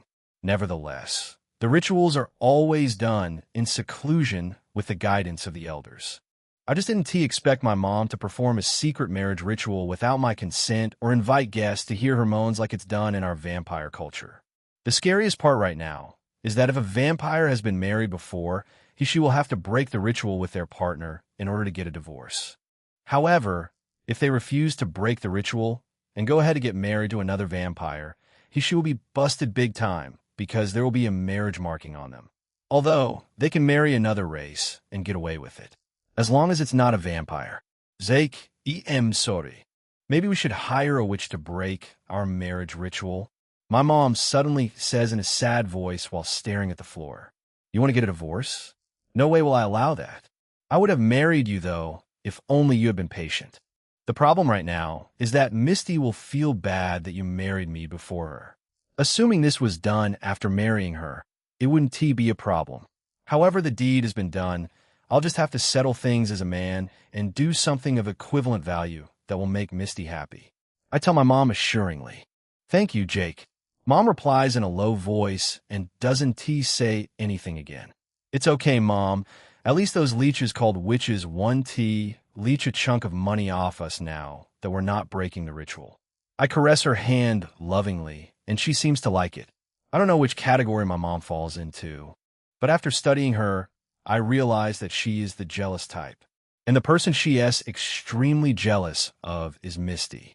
How on earth will a mother be jealous of her child? Sigh. These two just settle. Suddenly, the two men stop walking when we get to the front of a shabby-looking door that is made of a material different from Slitherium. This door is connected to a large building that looks like it was temporarily built, as some of its edges are uneven and seem to have been built in a haste. Please, proceed into the office. It was temporarily built so the manager could monitor the project. One of the men, who is always the talkative one, says. My mom and I nod our heads, and without sparing the men a second glance, we enter the office. The moment we enter, a familiar figure comes into my view. Even my mom furrows her eyebrows as she also recognizes this person. Not only that, but the person's scent also seems to disgust her. Well, I guess I'm one of the few vampires that are immune to this particular scent, since I don't find them disgusting. P.S. Y'all are wondering why there hasn't been any cuckolding so far, right? Well, as I said at the beginning of this novel, it's very slow-paced, and I can assure you that the MC will seduce the wives of many men. Our first target is Barry's mom, and we'll soon get to that arc. We just have 2 to 3 more chapters to go. Chapter 52, this person also has a little scowl on his face. However, the scowl isn't directed at me, but at my mom. The reason for this is that, just like how I don't find a werewolf's scent disgusting, they also don't find my scent repulsive. This phenomenon has always baffled many werewolves, especially the females, and some even went as far as to ask me out. However, I always turned them down because I didn't want to cheat on Zella while we were still dating. Mr. Bond, I let out a surprised voice. The person that is currently in front of me is Mr. Bonrex, the strict teacher who has been teaching at Springfield High School for over 120 years. It was also rumored that he is still a virgin. Furthermore, he was also the Dumbo who was asking and out in our office yesterday. But what the hell is he doing here? This is so confusing. Me too. I don't understand what is going on, but I think I have an idea. Look who we've got here, a vampire lord and her son who is one of the troublemakers in the losers class. Mr. Bond says as he adjusts his eyeglasses.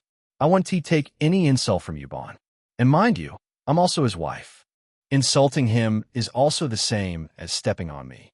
My mom cut him short threateningly. His wife? Vampires are still as weird as ever. Well, we are mature now, Jill. It won't make sense to start an unnecessary argument now. Mr. Bond tells us and gestures for us to sit down on the 2 office chairs in front of him. Following his motion, we don't hesitate to sit down on the chairs, though there is still a disgusted expression on my mom's face. Looking at Mr. Bond from top to bottom, he doesn't look at all like the Mr. Bond from our school. Although his face is the same, and he is still wearing his usual glasses. However, he looks neat and handsome compared to his former self. He is wearing a plain black suit from expensive brand that is worth over $10,000. His face is also acne-free, and his hair is neatly styled to the side. Do you know that my son nearly died because of your pathetic technology that didn't teleport him away from that death zone? My mom bellows. Calm down, Jill. I know that it's our company's fault, and I sincerely apologize for that. To be honest, I was ready to, but in the moment I realized that he was in danger. Look at the mini teleporter that I asked the guards to set up, Mr. Bond says and points towards the side of the room, showing us a small, black, round object. However, I stopped when I realized that you were already there, Mr. Bond adds. So you knew that he has always gambled? My mom asks in a low voice. Her anger gone. Yes, I know that he always gambles here along with his friends. However, I feigned ignorance so that he would learn the hard way. Mr. Bond replies. Fuck, this doesn't make any sense. I curse under my breath. Sigh, I'm sorry for my rudeness earlier. And by the way, is this another one of your old nasty tricks? You haven't changed in the slightest. My mom shakes her head at Mr. Bond, and a disgusted expression appears on her face again. My friend, let us put the old days behind us. Well, I find joy in living multiple lives. And more importantly, it also brings in more money and many women. Foo. Mr. Bond lets out mischievous chuckles, and a vicious grin begins to form on his face. Wait a minute, tricks multiple lives? This doesn't make any sense. I look at my mom and Mr. Bond in confusion. Then Mr. Bond finally catches on to my expression and flashes a smile at me and my mom. Oh, seems like you're a husband doesn't know about me. Well, you see, Jake, I have a doppelganger ability, and a very strong one at that. I can make many clones of myself, and one of my clones is a teacher at Springfield, which is why you are confused. And I am connected to every one of my clones, which basically means that I'm everywhere since I can switch my original self with them at any moment. Foo. Mr. Bond tells me this as his grin grows wider. I knew it. Also, I never realized that the cat girl at Springfield was your babe. Well, I'ma back off for you, foo. Mr. Bond adds as he brings his face closer and whispers into my ears. Let me see you try, loser. No way will, and allow your freaking clone to touch her body. I curse under my breath. Are you flaunting the fact that you are his wife? Well, I don't really care about that. After all, I have seen more weird shit than this. And about the invalid bet, I'm not the owner of the company. I work here as a manager and I have to act like one. The bet was ticked invalid by our bots who believed that Jake left the match without killing his opponent because his intended opponents were meant to be high-level zombies or mutants and not the bloodthirsty damper, Mr. Bond explains. That makes sense.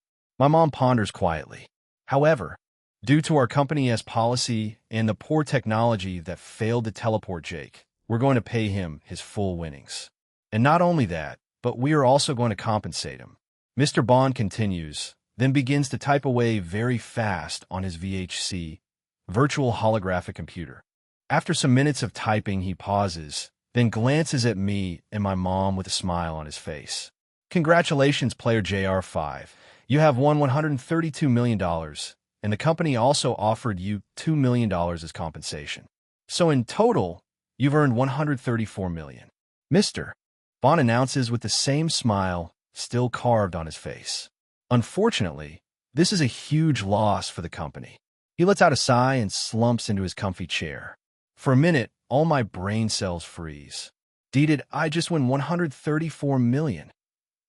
Chapter 53. Meanwhile, inside the reception hall, all the gamblers that staked their money on Jake are currently jumping around in joy, while those that placed their bet against him are now wallowing in misery. Well, the match was formerly invalid, so it had been good news for those that staked on him losing when he ended up being disqualified. But right now, it's a nightmare for them. The Wolf Girl is also staring at the large holographic screen above her with a huge smile on her face. Even though there are customers that are waiting to be answered, her eyes are only glued to the screen. Finally, he won. He really surpassed my expectations. I guess it's time to quit this job since my mission has been completed. It's really infuriating to work as a damned receptionist, and that pig manager called Bond has been flirting with me a lot these days. The Wolf Girl thinks to herself, and a disgusted expression appears on her face, despite them being of the same race, as she remembers Bond's face. Congratulations, honey. My mom shouts in excitement as she hugs me and gives me a deep kiss. I also get carried away in the kiss as I move my hands downwards and place them above her ass. Meanwhile, Mr. Bond just stares at the mother and son who are passionately kissing. Damn, vampires are some bunch of crazy weirdos. They're even kissing in front of me? What of Jake's father? What am I even thinking about? He should be pretty much dead. But damn, if I had a beautiful mother like this, I wouldn't mind getting closer to her too. Sigh, I need to keep an eye on that wolf girl who is a new worker. She better fall in line tonight, or she might get sacked. Foo-foo-foo. Mr. Bond thinks to himself. Cuff, I think we need to get serious here. Mr. Bond suddenly interrupts me and my mom.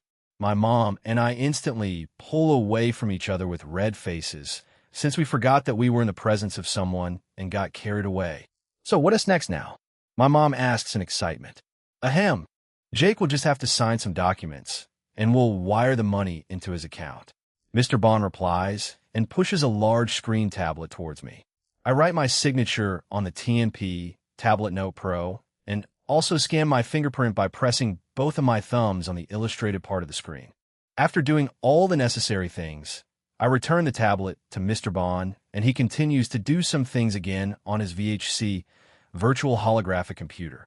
After some minutes, he raises his head and lets out a long sigh. All the procedures have been completed.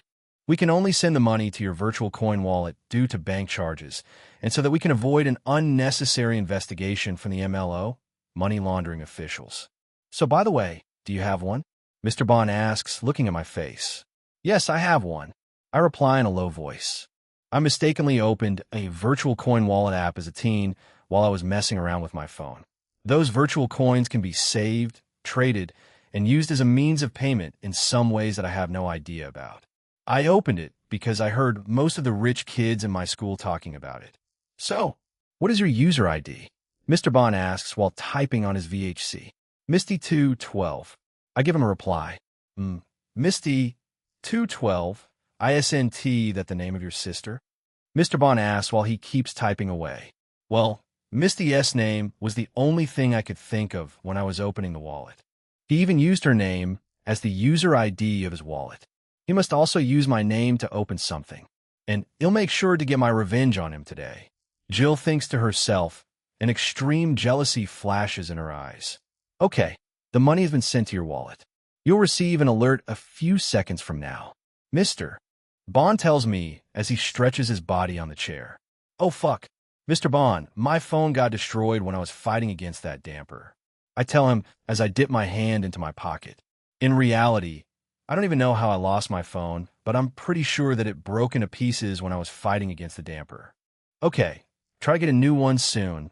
We have a proof of payment, so you should be able to receive your money when you get a new phone. Mr. Bond explains. After finalizing everything that we came to do, my mom and I leave the flaming house by passing through another private exit, away from the eyes of the crowd. Sometime later, we leave the region of the flaming house, and I vow and promise my mom that I will never ever step my feet into the arena again. When I reach home, I'll also vow to Misty and promise her not to ever gamble again. Also, the wolf girl will pass me her number inside a small piece of paper before leaving. Right now, we're walking on the highway of Aldabra Street. As usual, everywhere is bustling with people of different races, and the noise is so intense here. It also feels crappy as people walk and hit each other's bodies. Hey, honey, let us get you a new phone. What do you think? Mom asks me with a low-profile smile on her face while we keep walking. That would be a good idea. Let us also visit the panty store. I didn't like the type of panties you were wearing. I tell my mom with a slight grin on my face. You don't like my panties? Then let us get new ones that you like. Mom replies shyly as her face flushes red. Next, we both lock arms like lovers and begin our voyage into different stores to get what we want. The first thing we get is the latest phone from a gadget store before we go to the other stores. I buy different types of panties for my mom, Misty, and Aurora. Of course, I also buy them a lot of lingerie. After shopping, my mom and I decide to head home.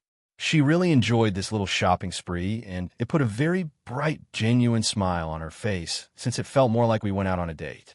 Chapter 54 right now, my mom and I are walking into the living room after going on a tour around her grand mansion.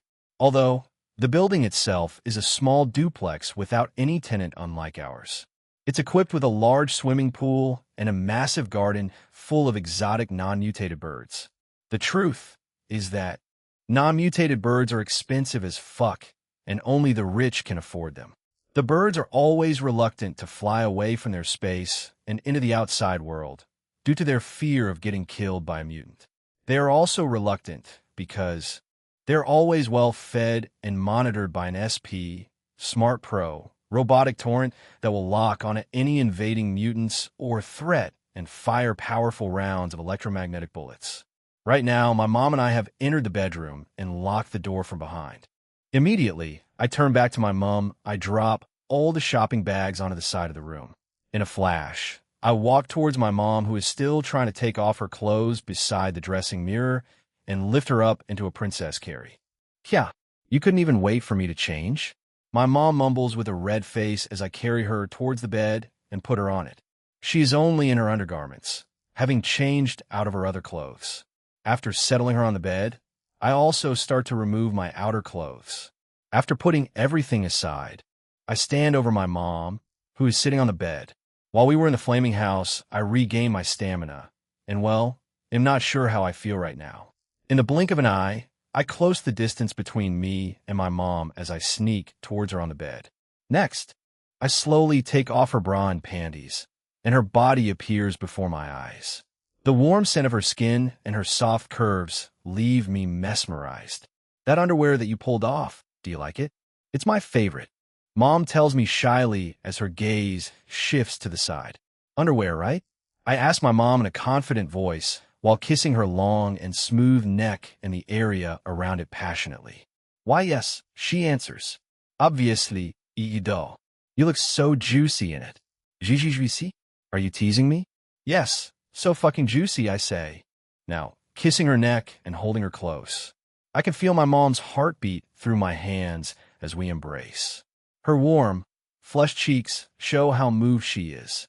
She then moves her hands and wraps it around my back and wordlessly urges me to stop kissing her neck. Well, I know she wants me to kiss somewhere else now, and I oblige. Instantly, I move my face up and crush my lips against her soft, plump lips, giving her a deep kiss. My mom embraces me tightly, holding on as though she has been waiting a long time for this moment, and after a few minutes we pull back gently, both smiling quietly at each other, also giving me a taste of her sweet saliva. Though I want to keep kissing her like this for a little longer, I can feel my body reacting intensely, pressing against my mom's pale, smooth stomach. Damn, I want to be even closer to her. After a few more seconds, suddenly, a determined sort of look comes into her face, and she moves forward and pushes me back onto the bed. At first, I thought she would just sit beside me, but to my surprise, she leans in closer and the moment becomes unexpectedly intimate. Then she places her butt on my face and also lowers her face towards my crotch. What? Your mom must have watched a lot of adult content. She's initiating this position. And finally, with her behind on my face, I get a clear view of my mom's private area. It is well-groomed, light pink in color, and rather full in size. The skin around it is colored red, and I can also see some wetness around it, which is the result of our hot makeout session. I want to touch and hold her right now, but Mom hasn't stopped moving yet. She bends her upper body forward till her face is directly before my crotch and instantly grabs me tightly.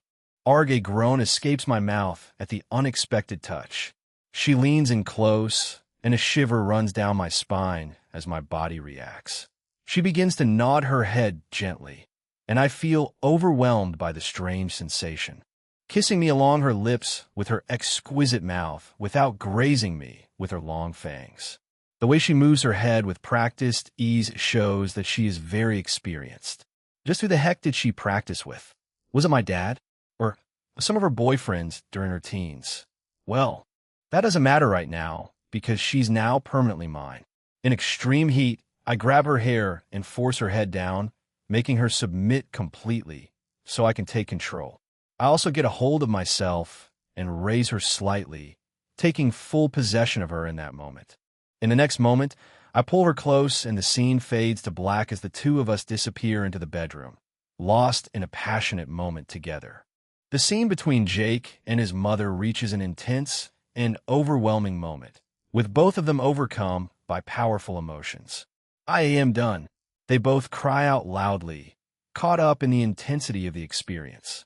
Chapter 55 note: Jake will start calling his mom by her name, which is Jill, because using the word mom constantly is just too cringy for me as an author. LMAO. After we finish being together, Jill and I slump back onto the bed, catching our breath. Without wasting any time, I get into a kneeling position and grab Jill's legs. Spreading them wide, I lean forward until my face is close to hers. "Han, it's too much." Jill lets out a painful moan as her body tenses up at my sudden movement. Right now, I am so aroused that I feel a tingling sensation all over. I have never felt this intensity before, and it came as a surprise. It was at this moment I knew that this intense arousal was no small thing. Moreover, it just feels so good when Jill and I are together in that way. I start to move closer to her, and she wraps her arms around me. I lean my face toward hers and press my lips against her plump lips. She doesn't hesitate and leans into the kiss. In the heat of the moment, we decide to take it to the next level. We separate our lips and look into each other's eyes before suddenly baring our fangs. Due to me being at the top, I instantly sink my fangs into her neck. Of course, vampires are not supposed to drink each other's blood because it's lethal and can cause instant death. However, this theory is exempt from couples who are married. The vampire marriage ritual is so strong that it basically means that the couples will become one, and their blood won't be lethal to each other again. However, sucking each other's blood has a disadvantage for the couples because they won't be able to get a divorce in the future. And also, it's like an eternal oath, a path of no return even after one of the partners dies. Meanwhile, my mom's marriage ritual with my dad broke after my dad went into an eternal slumber, a state which is akin to being dead. Assuming they had sucked each other's blood, my mom would have never been able to marry again or even have sex with any other person. However, my dad has never seen the color of my mom's underwear, and neither has he sucked her blood. Phew. And his son ended up betraying him by taking his wife as his own permanent partner. Right now, Jill's blood is slowly seeping into my mouth as I lean over her, claiming her permanently as mine. Her blood doesn't taste bitter as I had expected. Rather, it tastes very salty compared to fresh blood. Jill simply loosens her neck as she allows me to suck her blood. After drinking enough of her blood and vitality to my fill, I retract my fangs, while Jill also does the same to me. She doesn't suck as much blood as I suck from her, but she clearly had a fill of my vitality. After we suck each other's blood to our heart's contentment, we look into each other's faces. "I love you, Jake. I'm saying this to you as a lover and not as your mother. Don't ever leave me. Live for me and the others. I want to spend the rest of my life with you. When we grow old and it's time to go into slumber, I want to sleep next to you in our coffin." Jill tells me with a lovely gaze as she looks into my eyes. "I love you too, Jill. I promise not to die. I'll live for you, and I also want you to live for me. Promise me that you'll stay away from danger and act like a hero." "Fine, I promise. I'll always be a good wife. Now that I have promised you, quickly fill me up so that I can make lunch for you." Jill tells me with a deep gaze and red face. Obliging her request, I start to move my body very fast and begin to strongly kiss her chest while she reacts with a gasp. "Ahan Fwahan." Jill starts to moan loudly as the moment intensifies. Even the sounds of our bodies moving against each other can be heard. Suddenly, a strong pressure starts to build deep inside me. I am finishing. Ahan, don't stop. You don't even need to ask. Jill moans loudly as she wraps her legs around my legs. Hearing her words, my brain becomes fuzzy with excitement, and I hold her close as the moment peaks. While her body begins to shake beneath me, Jill and I have finished spending time together, and we're currently lying down on the bed. Jill is sleeping beside me with her head resting on my chest, while her right hand caresses my chest. You were amazing back there, Jake. I feel completely satisfied. Well, you were so loud, and I bet the next house could hear you. Really? Am I that loud? Yes, very loud. And you were calling me all sorts of sweet names. To top it all off, you also made a playful request of me. But I didn't, since we weren't doing that at that time. You were so mean. I didn't say all that. Jill defends herself while her face flushes red in embarrassment. He'll go make your lunch now, she adds as she stands up from the bed with a flushed face and picks up her robe, before dashing out of the room.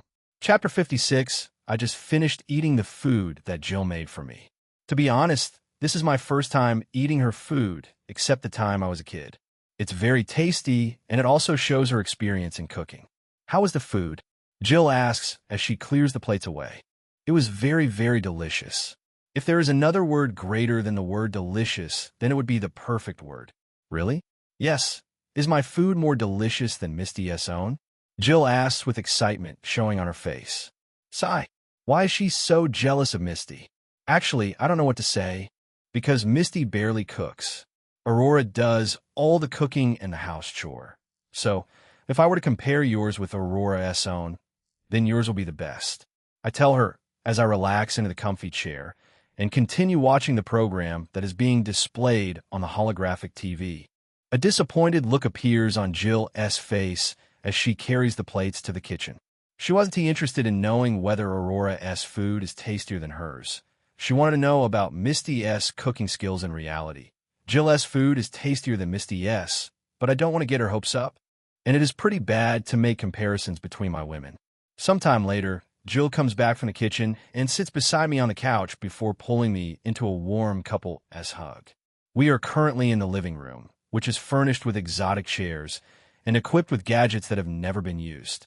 Some of the gadgets are also quite dusty. I just need to find a free day to do some cleaning up. I have washed your clothes and underwear. They should completely dry up in the next 5 to 10 minutes. By the way, where are you going? I'm going to my friend's house. Is it so important that you want to leave your wife all alone at home? Jill asks again as she looks deep into my eyes. Yes, it's quite important. Do you mind telling me about it? Sigh. It's just about the thesis given to us at school. I need to sort out with Barry. I lie through my teeth. Ah, I see. She replies, looking relieved. Looks like someone is getting jealous here, huh? I teasingly ask, letting out a chuckle. I slightly pinch her nose. I'm not jealous. I just have this weird feeling. Sigh, never mind. Foo. Your feeling is correct. I'm going on a little heist. Jill, how about the phone? I suddenly ask, trying to change the topic. Ah, now I remember, Jill says. The charger didn't work. Oh, fuck it. Those wireless bullshit chargers are unreliable. I prefer the old cable chargers. I used mine instead, honey. Hold on a minute. Let me get it for you. Jill tells me as she gets up from the chair. Some moments later, she comes back with the phone in her hand and gives it to me. I collect the phone and switch it on. This new phone is the latest model from the Pineapple Phone Company. It has the new 12G network that is 100 times faster than the former 11G network. After switching on the phone, I input my Pineapple ID and network carrier. The moment I input everything, all my lost data, which was about 50 terabytes on my former phone, appears in a flash. And just like they said, it's very fast, and the screen resolution is awesome. But it's still lacking compared to the latest Samsung.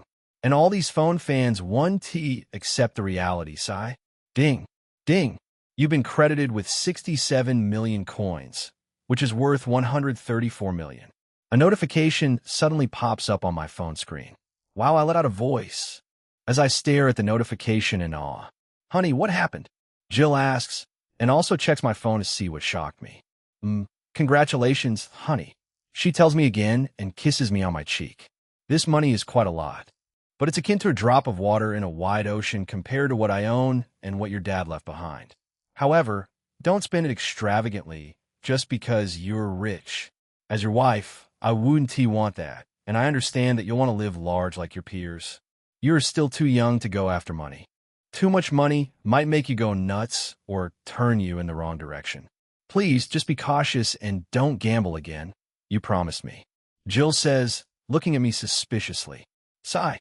I promise I won't gamble again. Ah, thanks a lot. By the way, Have you gotten the Supers Academy admission form? No, I haven't gotten it yet. I'll get it on my graduation day. I reply, That's nice. Has Misty told you anything? Yes, she told me everything.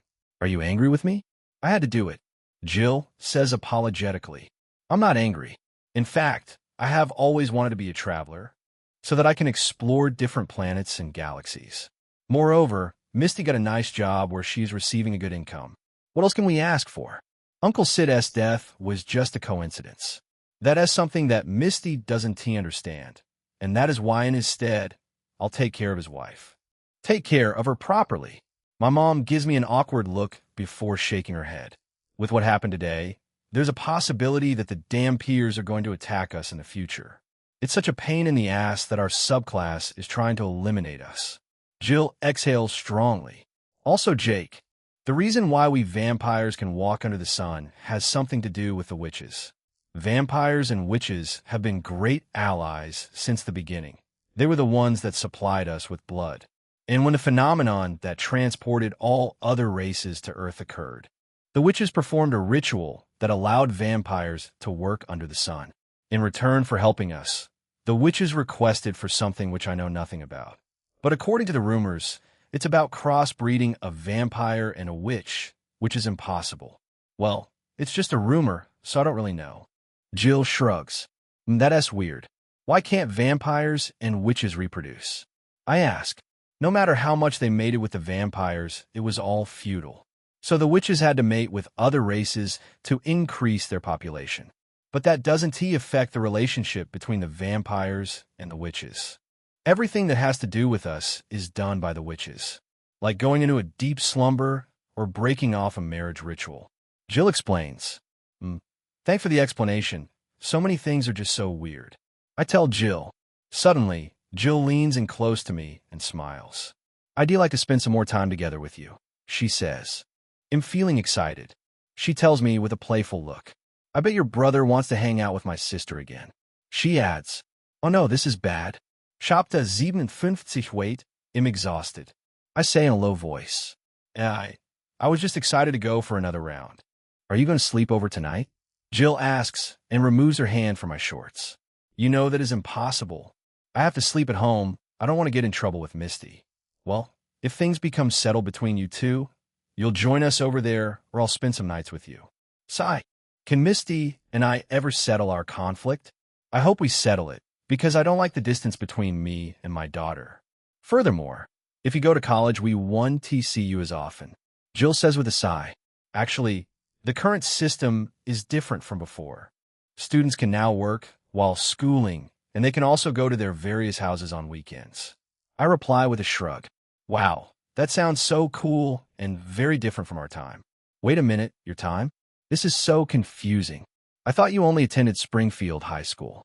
Well, I attended Springfield High School and Supers Academy during my teens before moving to the vampire planet. Jill replies, So you mean you were a teenager before moving to the vampire world and meeting my dad? Yes, and mind you, her dad's marriage was arranged. I never loved him. Jill answers with pain in her voice. Sorry about that. How old are you precisely? I ask out of curiosity. Jill's face suddenly flushes red in embarrassment. You can't ask a girl about her age. I'm still young, you know. She mutters with a breathtaking expression on her face. This is just too cute. Come on. I'm your husband. You can't hide your age from me. I tell her and fondle her breasts. A hand dash. She leaks out a moan. Okay, Fina. I'm 165 years old. She answers, while her gaze shifts to the side. I'm not old, you know. She says again. Wow. I let out a voice in surprise. I've always thought that Jill was about 200 years old or more. She is a very young woman. We won say lady. Using the vampire criteria because we are almost immortal. You are younger than I thought. I thought you were above 200 years. I say with a slight chuckle and fondle her breasts again. 200 years? But that'll be my elder sister's age. You have always talked about your elder sister, but I have never met her. Ah, yes. That's right. She is one haughty, arrogant woman, but well, deep inside she is just a cute hothead. Foo-foo-foo. Jill says, and a grin appears on her face. She just doesn't like coming to the human world. And when she finally decided to break out of her shell, Dad went into a deep slumber. So all of the Kingdom S affairs are on her shoulders. Jill adds with a shrug. What about her children? I ask another question. Children? Sigh. Zamira hasn't found a man that she likes. And she also refused to have children through artificial methods. She is just one lonely warlock. Warlock? Yeah. She is a warlock, which is a stage above the vampire lord. She is one of the strongest vampires. Wow. I never knew that there was a stage above the vampire lord. I say in astonishment. Over the years, vampires have been finding many ways to overcome their bottleneck. And my dad was the first vampire to become a warlock, Jill tells me proudly. After spending some time with her, I learned that she has a haughty and childish side to her, which I find absolutely cute.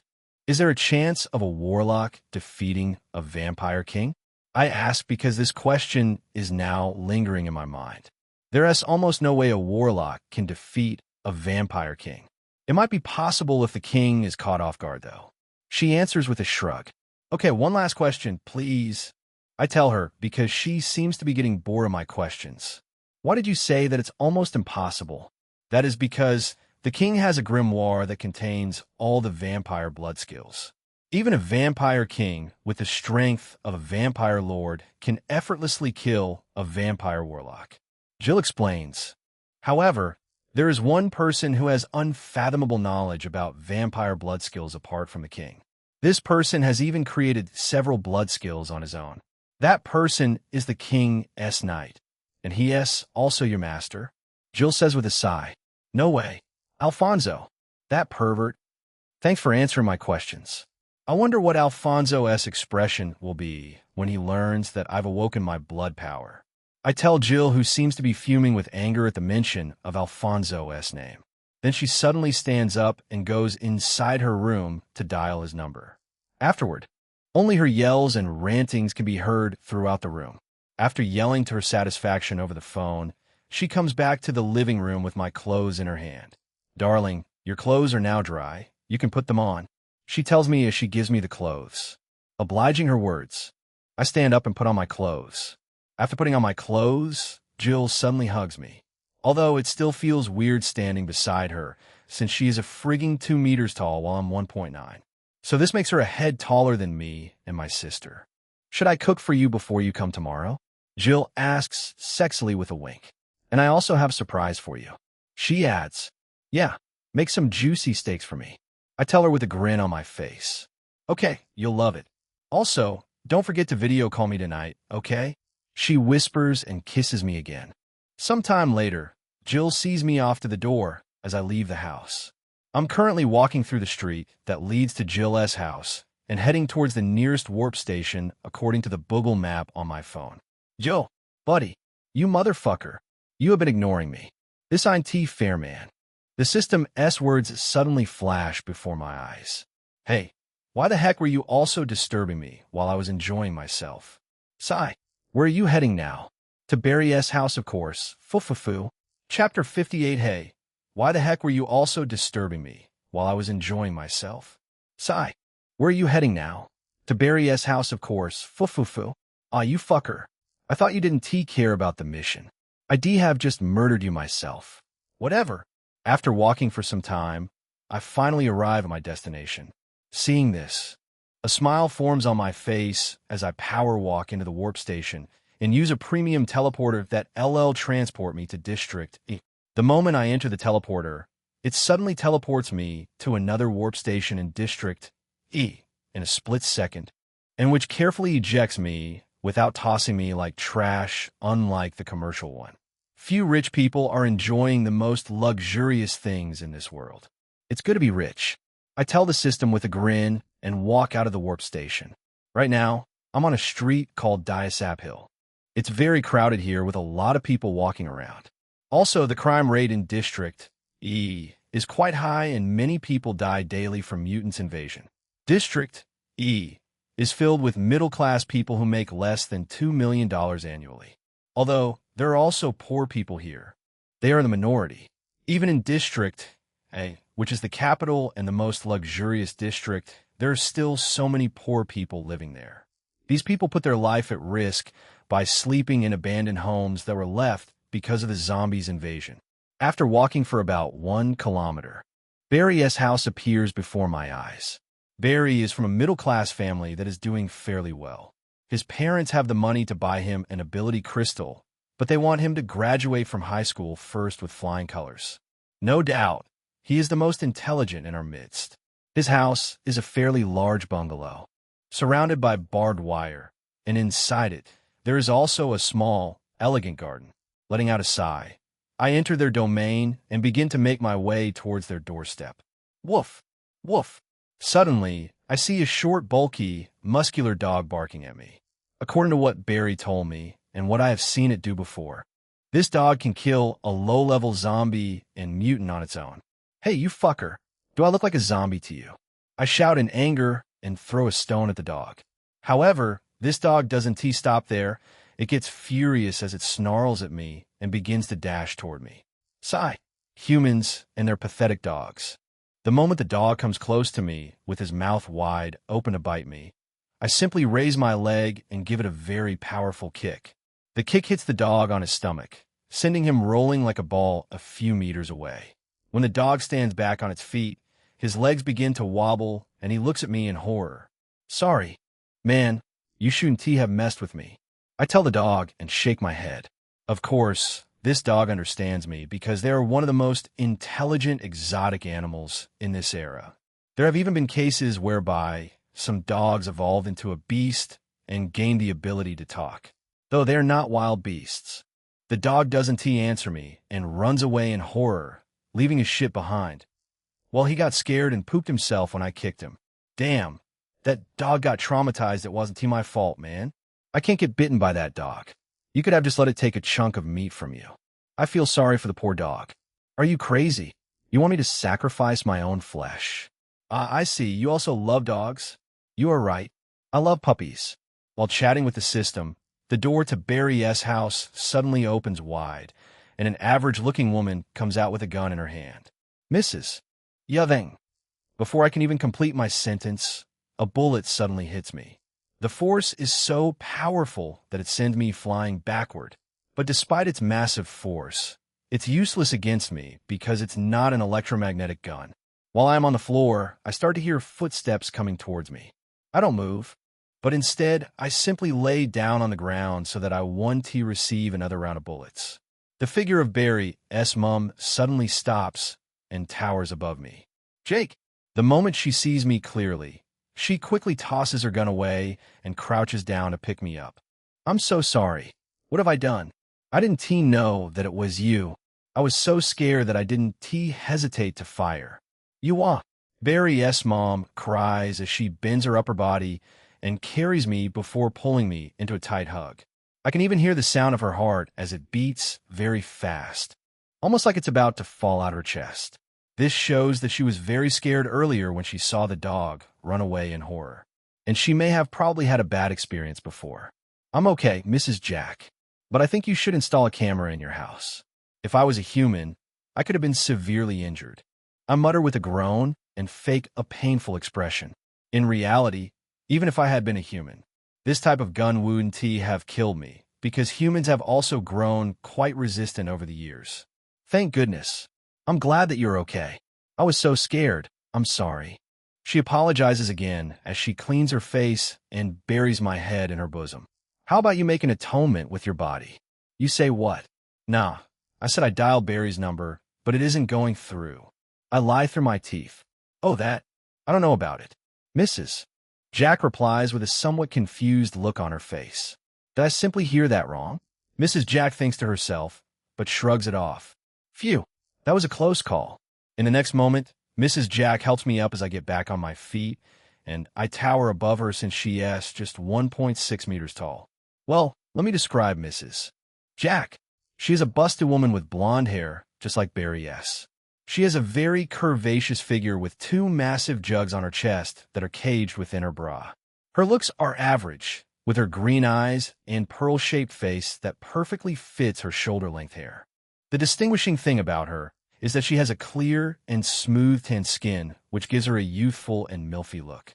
Jake, let's go inside. Barry is in his room, probably playing games. Mrs. Jack tells me as she picks up her gun, and we start to make our way into their house. Chapter 59 right now. I'm inside Mrs. Jack's house. This is not my first time coming to Barry's house. Their house is pretty average, and it is as well equipped as every other household without any exotic or extravagant appliances. The reason why I don't visit Barry's house too often is that he is always too scared to come to my house because of Aurora.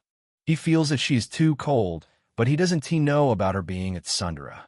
The same goes for Tony. I don't really visit his house because his little sister has tried to seduce me on many occasions.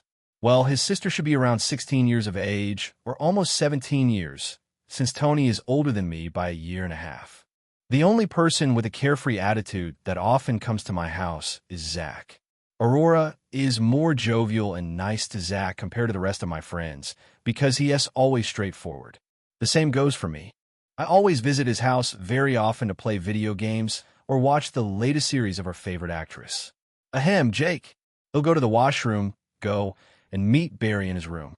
I haven't even seen him step outside today. He's such a lazy child. I've been doing all his laundry since morning and dealing with his nasty mess. Mrs. Jack tells me while her voice trails away as she complains about Barry's laziness. Let's go check on that blockhead. I mutter and begin to make my way towards his room. Their house is a simple 4-bedroom flat, but only 2 rooms are being used. The reason for this is that Barry is the only child of his parents, so he took 1 room while his dad and mom shares only 1 room, which leaves the other 2 rooms vacant. I walk past their dining room and make a right turn towards Barry's room. In the next moment, I arrive at Barry's doorstep and stretch my hand forward to turn his doorknob, since his door is just a simple wooden door. I grab a knob and open the door. "You pervert!" I scream in disgust and instantly close the door. "You could have just knocked on the fucking door, you loser." Barry also yells from within his room. "It's not my fault, you bastard. You could have used the fucking bathroom." I retort, "This is my fucking room. I can freaking do anything I want. You can't tell me what to do or where to do it." Barry yells back. Silence ensues. So, what happened precisely is that when I opened the door to Barry's room, I saw him sitting in front of his computer, watching an adult video. And he had his right hand down his pants as he was pleasuring himself to the video. It's just so disgusting seeing another guy watching something like that on a video. If it had been a girl, I wouldn't mind. But a dude? Yuck. After some time, I hear Barry's voice again from within. "You can come in now," he informs me. I grab the doorknob and turn it again, finally entering his room. The moment I step my foot inside, a putrid odor wafts into my nose.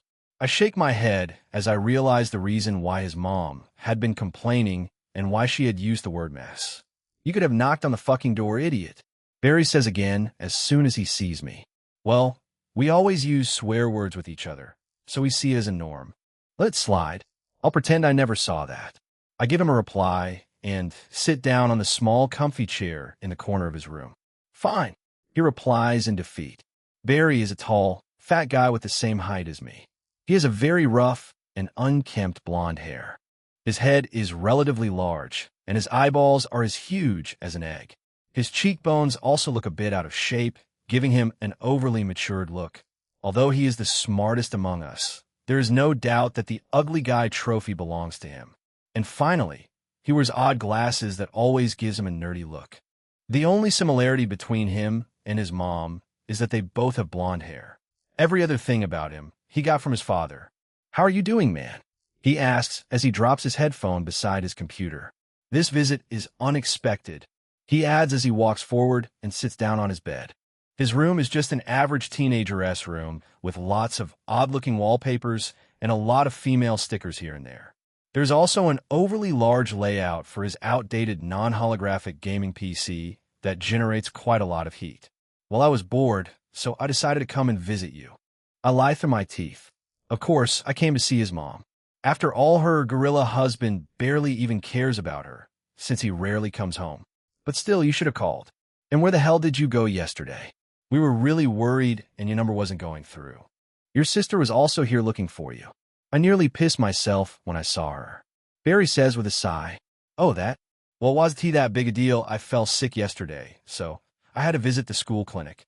Do vampires even get sick? Barry asks and gives me a suspicious look. It was at this moment that I knew I fucked up. Fortunately, Barry didn't probe into my lie. Hey man, I have good news for you.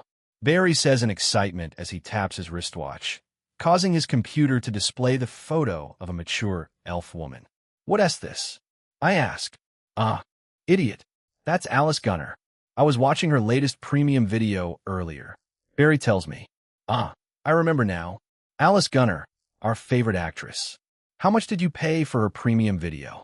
What? You could even get a clean person to spend time with for that amount. I bellow in shock. Who the hell pays $100 for a single video with a very short duration? I mean, there are tons of her videos on pirate sites. Joke's on you, loser. It'll soon surprise you, just you wait and see. Barry speaks while his eyes gleam and sparkle. Oh, tell me about it. You see, I asked Blair out. And you know what? She said she is going to give me a reply today. I am waiting for her text, woohoo. He grins maniacally. No way. Tony's sister doesn't like you.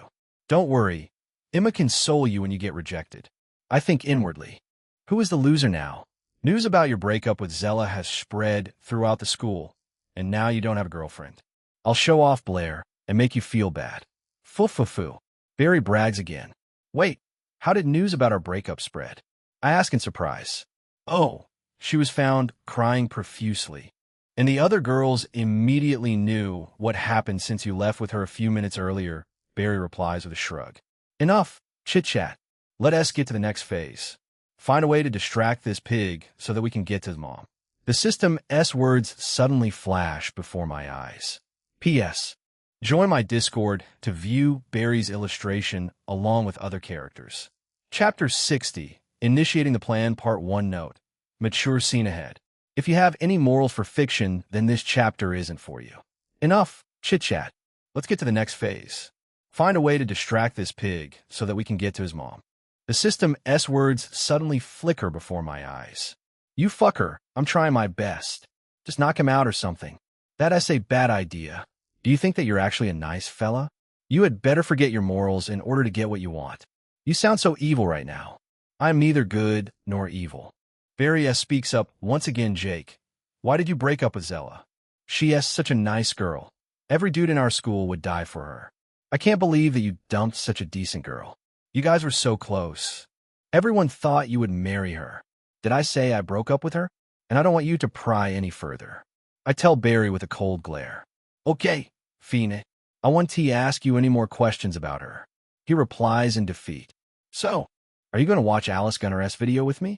I'm even about to pay $500 for a live video call with her. Barry says in excitement while his eyes gleam and sparkle. This guy is so stupid. But yeah, this is my chance. You say a live video call with Alice Gunner? I ask and fake being surprised. Yeah, a live video call. Not only that, but I'll also watch her perform and put on a show. $500 per session with a single person, right? Well, I'll pay for you to have a session with her, and after that, I'll also have my own session with her. I tell him with fake enthusiasm. Really? Yeah. Do I look like a joke to you? I ask with a chuckle. Unbelievable. This is so unlike you, Jake. The Jake I know would rather gamble with his money than pay such a huge amount for a Hollywood actress. Barry says suspiciously. Okay, fine. To prove my words to you, they'll send you $1,000 right now. I say, as I proceed to take out my phone from my pocket and transfer the money to his account instantly. Ding.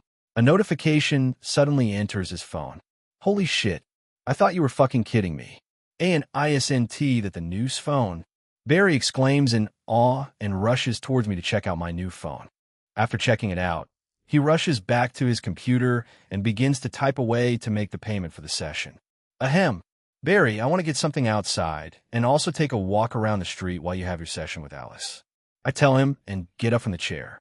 All right, just fuck off. The video is about to begin. Also, don't stay outside for too long. He replies before putting on his headphones. Immediately the figure of an elf appears on his screen. Yes, this is perfect. Phase 1 my mission has been completed. I grin inwardly in excitement. That was so smooth. The dude doesn't know that his mama is about to be taken for a ride. Foo. In the next moment, I walk out of his room and make my way to the living room. When I reach the living room, I realize that Mrs. Jack is not here. What could she be? I think she said she was going to be in the washroom. I mutter as I glance around. Sigh. This system ISNT, even like the ones I read about in some novels. I mean, those systems have several cheats and innate skills, but I have none, and I'm about to freaking seduce Barry S. Mom. You have to work hard to get it, and be grateful. The mission is pretty simple. Just deal with Barry's mom. You can handle her. She's just a weak, puny, frustrated woman who needs some attention. I hope you won't be the cause of my death. I reply as I walk into their washroom. However, Barry's mom isn't here either. Where the heck is she? I mumble as I walk out of the washroom. There is one place that I haven't checked yet, and that is her bedroom. I immediately walk back to the living room, walk past the dining room, then make a quick turn to the left where Barry S. Mom's room is located. The moment I reach the aisle on the left wing, I see two rooms, and I don't know which one belongs to Barry S. Mom. After contemplating for a while, I decide to go into the first room. I reach out to the doorknob and turn it. Luckily, the door isn't locked from within. Click Barry. How many times have I warned you to always knock on the door before you bark? Before she can complete her sentence, I immediately run forward. She is so startled and surprised that she can't say anything as she turns around and sees that it wasn't Barry. I hasten my pace and pounce on her wildly, making both of us fall back to the bed which is behind us. Even though I am currently pinning her down, for some reason, she is not resisting me at all. She looks like she is in shock. It's almost like she cannot believe her eyes. But I don't stop to ask for the reason behind her weird reaction. With one hand, I grab her white blouse and tear in the struggle. I don't stop there, pushing her back and continuing to rip at her clothes, destroying them completely. I pull her close and hold her gently, my fingers tracing softly along her hand, pinching the nipples and making her leak out a muffled moan. Separating my lips from hers, I decide to grow some balls and take things to the next level since she's not resisting. So, I skillfully lick her soft lips before sliding my tongue inside her mouth. Barry's mom, reacts as the moment between them grows intense. Note, I'm still working on improving my writing for heavier scenes, but I tried my possible best, and I hope you guys liked it. P.S. Join my Discord server to view some character illustrations. Chapter 61. Initiating the Plan, Part 2. Note: sensitive scene ahead. If you have any morals for fiction, then this chapter is not for you. However, I can assure you that it's not badly written, and neither was anyone hurt. I and Barry S. Mom lets out a moan as I slide my tongue into her mouth. I then start to kiss her roughly, licking her teeth and exchanging our saliva, while I also make sure not to injure her with my fangs. The most surprising thing right now is that even though I am attacking her, this woman beneath me is not resisting me in any way. In fact, she also responds and allows me to hold her. Suddenly I get up, separating myself from Barry's mom, who is lying on the bed right now. I pull off my own shirt. Then I pull down my pants along with my underwear, becoming fully undressed. Even though I have had a lot of intimacy today, I am visibly aroused right now. As I look down at Barry's mom again, I notice something odd. Her cheeks are getting red, and she has an expression of interest as she looks at my naked form from top to bottom. A hand. She lets out a small moan as my hands move forward again to grab her slim waist and turn over her entire body, which puts her smooth and spotless white back towards me. Immediately, my gaze falls on her, and she turns to face me. I reach for her hand, guiding her toward the next room as we continue our conversation. He roughly pulled at her clothing, exposing her lower body. A faint scent rose from her, stirring something fierce inside him. Unable to resist, he pressed his face against her and began to tease her intimately. I take a moment to make sure she is comfortable, taking my time to be gentle. As she begins to relax, a soft sigh escapes her lips. She lets out another quiet sound of contentment. Shifting one of my hands from her lower back, I use my fingers to gently adjust her position a little more. She gasps and reacts intensely as the moment escalates. Nyang. She cries out even louder. She suddenly speaks for the first time since it began, her voice trembling. It ends abruptly. Bring down your voice. A couple of minutes later, her whole body starts to quiver and arch up. I raise her hips a little bit and hold her close, savoring the moment together. They also make my hunger for her increase a level further. Next, I move my body once again and reposition us, bringing us face to face with our bodies close together.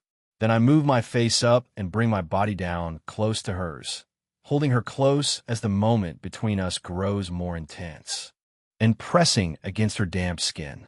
My face is right above hers and my hands are holding her softly as I pull her close. Then with a full, powerful motion, I move against her. Full!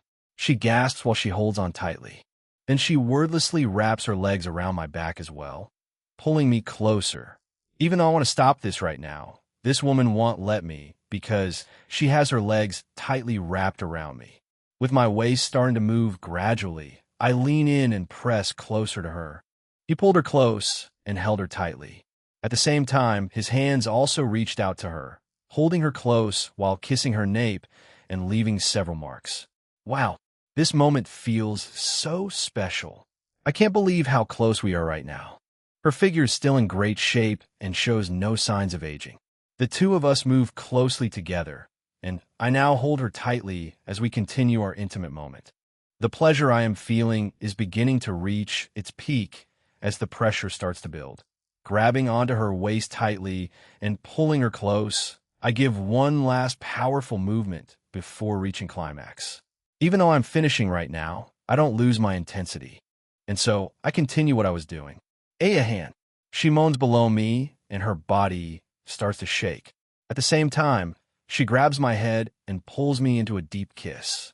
After what happened, I slump back onto the bed tiredly. Looking to the side, I also see Barry's mom, covered in sweat from head to toe, looking very tired with her eyes closed in disgrace. Even in this situation, after what I have done, I can't help but feel the weight of the awkward silence while she covers herself with the clothes that came off earlier. Some moments later, I get up and put on my clothes, and she hasn't said anything yet. Right now, I'm scared as fuck, and am thinking of making a run for it. But running away won't change anything if she decides to call the Punishers. Chapter 62, The Truth. After putting on my clothes, I grow some balls and walk towards Barry S. Mom, who is still lying down on the bed with her eyes closed. Mrs. Jack, IMS, don't you dare utter a word. So you came here to take advantage of me. Huh? Do I look like some desperate woman to you, Jake? What the heck do you take me for? Mrs. Jack bellows in such a low voice that even I could barely hear it. Meanwhile, she still had her eyes closed. Wait, is she crying? Darn, what have I done? Mrs. Jack, please hear him. Get out of my room, Jake. She cuts me short. I am sorry, Mrs. Jack. I have always liked you and crushed on you secretly, but I never knew how to tell you. I lost my mind earlier when I decided to come into your room. Sigh. I feel so ashamed of myself. I mutter in a low voice while apologizing profusely. Why you like me? She asks with a stutter and a slightly surprised voice as she opens her eyes. Yes, I like you very much, Mrs. Jack, and I want to shower you with some love because I know that you are a lonely woman. I reply with my head lowered, as I try to talk her into forgiving me. Although 80 of my words are true, because I've always secretly admired her. She simply closes her eyes like she's in deep thought before suddenly speaking up. You know, I'm a married woman. Why did you like a woman like me? And your friend S. Mom at that? Just get out of my house for now, Jake. I want to be alone, and don't try to beg me or apologize, she says, as she closes her eyes once again before letting out a long sigh. Obliging her words, I don't say a word. Instead, I simply walk out of the room and also quietly get out of the house without alerting Barry. You've unlocked a new slot. Sex points. You've unlocked a new slot. Stats points. You've unlocked a new slot. System shop. You've opened a locked slot. Charm. You've earned 1 celestial point for defeating Barry's father. You've earned 2 stats points for mission completion. Conquer more women to earn more stats points. You can check your stats to see other rewards. Wow, I say in surprise as I stare at the system's window that is before my eyes. Some people are even moving away from me, thinking that I have run mad because I'm gesturing wildly with my hands in excitement. I was actually walking along the street of Diasap Hill and heading towards the warp station before bright, familiar characters suddenly appeared before my eyes. Open system stats. I command the system.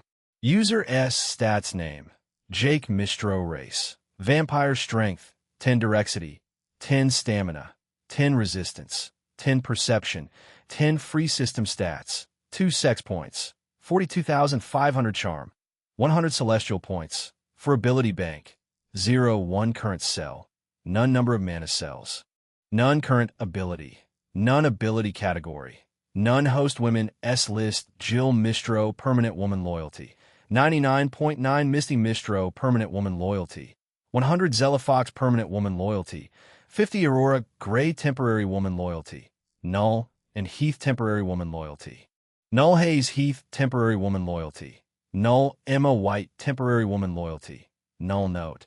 Temporary women will be removed from the list after 48 hours. Each sexual interaction with the host will allow them to appear on the list again till they become a permanent woman or get dumped. System S Skills Inspect. The host will be able to analyze any item. It can also be used on beasts, humans, and demi-humans. Inventory. Store anything inside the endless space apart from living things. System Shop. This is a function of the system that has been permanently unlocked.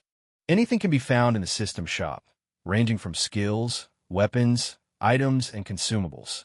Wait a minute. Why is Zella my permanent woman? And why the hell do I have so many sex points? I asked the system furiously. I'm sorry, buddy. I lied to you. Do you remember when I said that I wanted to tell you something? Yes, I remember. I reply, still feeling angry. Actually, this isn't my fault. Assuming you had me when you broke up with Zella, I wouldn't have allowed it. And the sole reason behind her low loyalty percentage is because she lied to you. Hey, stop beating around the bush. Go straight to the point. Okay, Fina. The truth is that Zella didn't cheat. What? Why are you just saying this now? This doesn't make any sense. Why did she lie then? Well, I wanted to tell you tonight so that I won't ruin your mood. But it looks like I have to let it all out. So you mean I impregnated her? Fuck. What have I done? I need to find her real quick. Why did she have to lie to me? Hey, calm down, buddy. That's not all. The biggest secret is that she is not human. She is a witch. Wait, what? She is a witch. And if you connect the dots to what your mom told you earlier, you'll realize that everything makes sense as to why she lied. Hold on. She is a witch and I'm a vampire. And according to what my mom told me, vampires and witches are unable to reproduce. But at the same time, the witches have been trying several procedures and carrying out many experiments to make this work out. So, what does that mean? Yeah, it's what it is, buddy. Zella is bound to the same fate as you. Bound by her own clan to do something against her wishes, just like you. Your grandpa has a lot to explain. He is the only one that can shed more light on this matter, because this was all planned. Why? Why did Grandpa have to do this? Why must it be me and Zella? Can't they just find other people to use? I could remember the sadness in Zella's eyes. Just why did this have to happen to me? I'll go to Zella's house and check up on her. But if she isn't there anymore, I'll traverse the whole universe in search of her. And lastly, Old Man Duke will pay. He can't just keep using people's lives to play politics. I don't care if this was an agreement to make vampires walk under the sun. He must pay for this. I promised my mom and Misty not to interfere with the vampire's affair. But right now, I don't care anymore. Every single person will pay, be it a god or a god slayer. I bellow inwardly and clench my fists in determination. Sigh, I feel your pain, man. Getting forcefully separated from the girl you love. But either way, I want you to calm down and at least check out the history of how you earned your affection points. Foo. Downloading History, Chapter 63. Another mission, Downloading History. Downloaded, you earned 10,000 affection points for bonding with Zella. You earned 10,000 affection points for bonding with Misty. You earned 1. 500 points earned for a physical encounter with Aurora. You earned 7,000 points for completing intimate actions with Misty. You earned 8,000 points for completing additional intimate actions and giving Jill several rewards. You earned 4,000 points for intimate activities with Emma. You earned 2,000 points for affectionate interactions. Total points earned 42. 500. The history was summarized because the host was involved with multiple women while the intimacy points slot was still locked. The record will be given in full detail after dealing with a woman instantly. How is it? You want to check out the system shop? Sigh. Maybe later. Still thinking, buddy? Yeah. I feel so stressed out after finding out that Zella didn't cheat on me, and about the fact that she is also carrying my child at a very tender age. I just want to see her and give her a warm, deep hug and promise never to doubt her again. Sorry, buddy. I understand how you feel. The pain of being separated from someone you love. And why do I even feel like you love Zella more than Misty? Because your reaction essay, I love everyone equally. I cut the system short. Yes, I admit that Zella has been my girlfriend since I was very young, around 9 years old. And you know the craziest thing we did? Content removed. Depicts sexual activity with a minor and incestuous themes, which cannot be sanitized for any audience. Then I took things to the next level with her when I thought that Zella had hurt me. All of a sudden, my long-term relationship with Zella took a wrong turn just because some people are pulling the strings and are using us to play politics. You can never understand how I feel right now. Even killing a lot of people right now can't stop my anger. Mun, the sadness in your heart, I can feel it. You truly love all your permanent women and don't just see them as disposable tools like my former host did. It's just like my fear of losing you. Even though I have only known you for 2 days, you are the best person that I have ever met, Jake. And you're the first person to treat me like a normal entity, unlike some kind of tool or random system. That's why I'm trying my best to help you. I don't want to lose you too, Jake. All these things that I'm doing it because I like you not just as a host, and I'm literally crossing the line as a system just so that I can help you since you always heed my advice. Don't make a rash decision, Jake. There is still a lot of time left for you to grow. I believe Zella will be okay, and you'll surely meet her when the right time comes. Just get stronger. The system advises me and cheers me up. Thanks, buddy. I feel calm now, and I'm now able to think straight. I'll work hard and get stronger. Good. That's the spirit, fufufu. Now we need to take the next step. The ally system ding. A new mission has been assigned. To do. Win over Alice Gunner and make her your loyal follower. Rewards. Unlock the reputation slot and earn 10 reputation points. Rewards. 2 stats points. Now what is this? Why someone famous out of all people? I ask in surprise. Although, I like Alice Gunner since I often watch her videos, but treating her that way is absolutely insane. She'll have many uses, and she'll also be a great ally. We just have to make her become an obedient ally.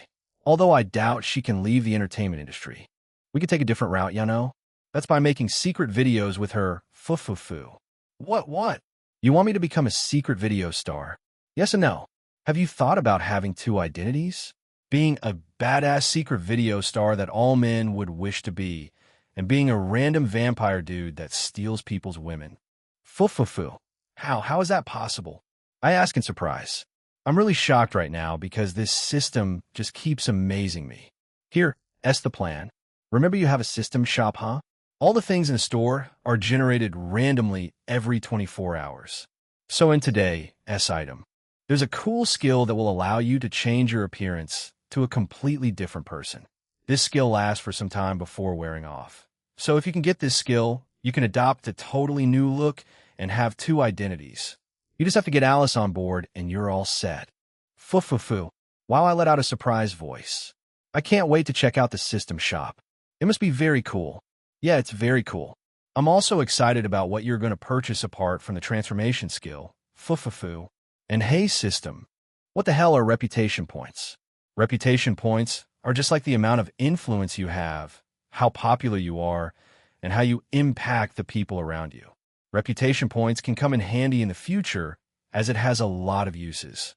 You can even earn them by impressing your women and making them happy. Wow. I love you, system. I love you too, host. Happy now? Yes. Sometimes later, I arrive at the warp station and power walk into it, grinning like a maniac all the way. I pay for the premium teleporter and teleport back to District The moment I reached District, I walked to Zella S. house, which is located in the slums of District. Her house is just as I had guessed. It is totally empty, and even her so-called fake family is nowhere to be found. I asked the neighbors about them, but none of them have any idea where they went or when they even left. They just found out that the place vacant this following morning. Letting out a regretful sigh, I enter a train back to Anor and begin to make my way back to my house. Chapter 64, Half Vampire, Half Valkyrie. I'm currently a kilometer away from my house when something suddenly flashes through my mind. I've unlocked my charm, but I haven't tested out how effective it is. I look around and notice that there are also plenty of people walking down the road. Activate charm. I mutter, and in a split second my eyes suddenly start to glow bright red. Suddenly, all the people around me cease their movements and start looking at me. Some of them are even staggering towards me in a zombie-like manner with drools leaking from the corner of their mouths. What the heck is this? Turn off the charm, I mutter again. In a split second, everyone starts to walk again, while those who were in a daze begin to wonder how they got to their current position. I pick up my pace and act as if I don't know what is going on. What the hell was that? I ask the system in surprise.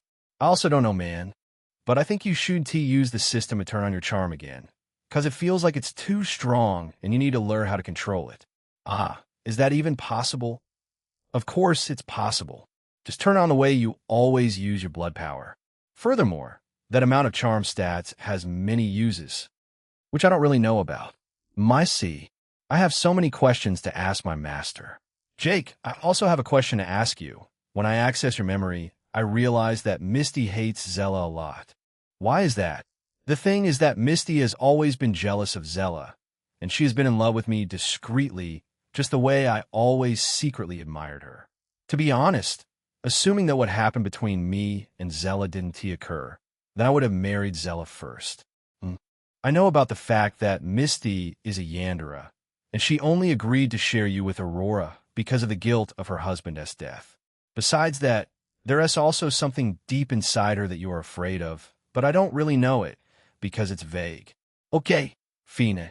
The thing is that Misty isn't a single person. Zero, I am confused.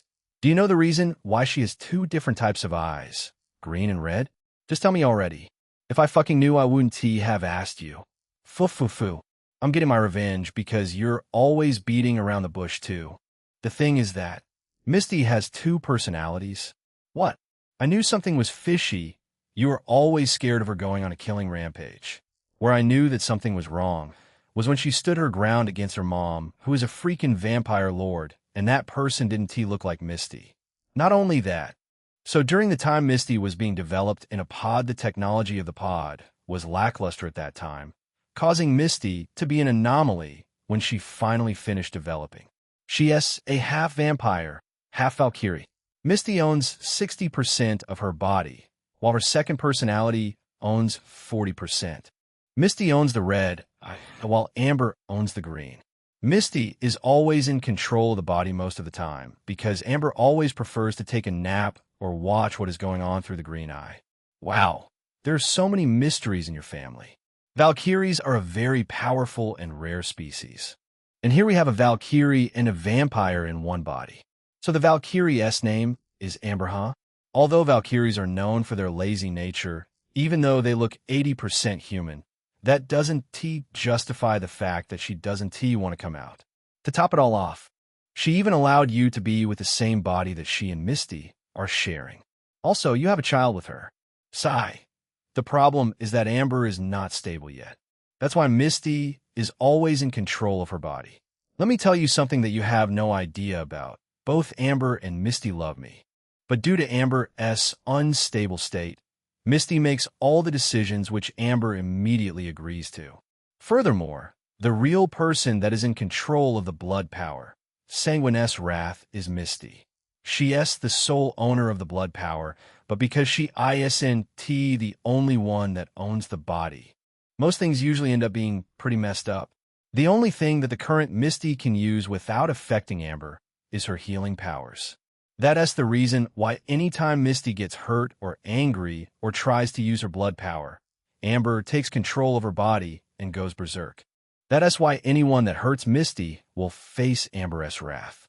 The blood power has a negative effect on Amber, which is that, while it's supposed to be controlled by Misty, Amber is the one who always wields it any time it is activated. And due to her unstable state, it always gets out of hand. In short, I feel like if Misty gets extremely emotional and hurt, Amber will go on a killing spree. And the only person that can calm her down is me. And I don't want to remember the last time she went on a killing spree. I'm just glad that she went after zombies and mutants, rather than hurting real people. That is why we don't want to take another chance till Amber has been completely fixed. I see. Everything makes sense now. That is why you are always saying that Misty will go on a rampage if anything happens to you. Yeah, that was what I meant. And Amber also dislikes my mom because she always agrees to whatever Misty thinks is right. So Misty is like the dictator while Amber is the executor. After explaining everything to the system, I finally arrive at my house. However, the moment I reach out, I notice something odd from afar. No, the neighbor's child. Chapter 65, The Purse Snatcher. Help! Please help me. He stole my bag, The cries of a frail-looking vampire girl catches my attention. I look up and see a tall hooded guy trying to snatch a small handbag from a girl, and he successfully does before he begins to run away. I want to turn a blind eye to this scene, since this is a pretty common incident, and this is also a type of occupation for these purse snatchers. However, when my eyes take a second glimpse of the girl, I realize that it's someone I fairly recognize, even though I don't interact much with her. No, the neighbor's child. Fuck, I have to help her. Mrs. Kramer and her child are very nice people, but they are poor. They haven't even been paying rent for over 2 years, but Misty doesn't care about it, since she feels like good people deserve good treatment. And who knows whether that bag is important to them. Fuck. I curse out loud and begin to chase after the guy. I don't have any ability right now, and I also don't have any blood to spare for my blood power, since I'm only currently living off of my mom's milk. I chase after the guy past several people and houses, but people don't even seem to care about it, since it's pretty normal. But fuck, this guy is just too fast. His reflexes are surprisingly amazing for a random human guy that doesn't look like an ability user. As if on purpose, the guy keeps passing through a lot of crowds to slow down my hot pursuit, so that he can be able to make a clean run for it. But he made the biggest mistake of his life. I'm a vampire, and not just any ordinary vampire, but a vampire noble. Not only that, but my heart barely even works, so I don't get tired easily the way humans and some other races do. After chasing him like a madman, his movement starts to get sluggish. Obviously, he is already reaching his limit. With a smirk on my face, I pick up my pace and close the distance between us. Stretching out my hand to grab him, the guy suddenly does the unbelievable. His speed increases spontaneously again, and he starts moving very fast. Fuck. However, this time around, this guy begins to do something weird. He stops passing through the crowd and begins to run toward an abandoned street that is devoid of life because of constant zombies and mutant invasion. Suddenly, the guy comes to an abrupt halt as he stops running and turns around, panting heavily. Though, I can't see his face right now because he's wearing a mask. Hey, why you keep chasing after me? I have to eat, man. The guy bellows angrily as he turns around. From the sound of his voice, he seems to be around the age of 20. You've stolen from the wrong person. Look for another person. And I'm not stopping you from carrying out your job. But hand over the bag in your hand, I say, pointing at the red bag in his hands. The guy looks at the bag again, which looks quite expensive. Then he shakes his head in opposition. Since you want to back off from me, then I'll do things the hard way. The guy says, then he suddenly brings out a small, shining dagger. The moment I see this dagger, my eyes widen in surprise because this dagger is a beast gear. No way. How did my dagger end up with him? Or am I hallucinating? How did I lose this dagger into the hands of a rookie? This dagger was what I used to kill the zombie that climbed on my window recently. Did I mistakenly throw it out the window? The active skill of this dagger makes the blade very sharp, and it can cut through almost anything. However, even in this situation, I'm clearly unfazed and calm. Sigh, I'll ask you one more time, give me the bag.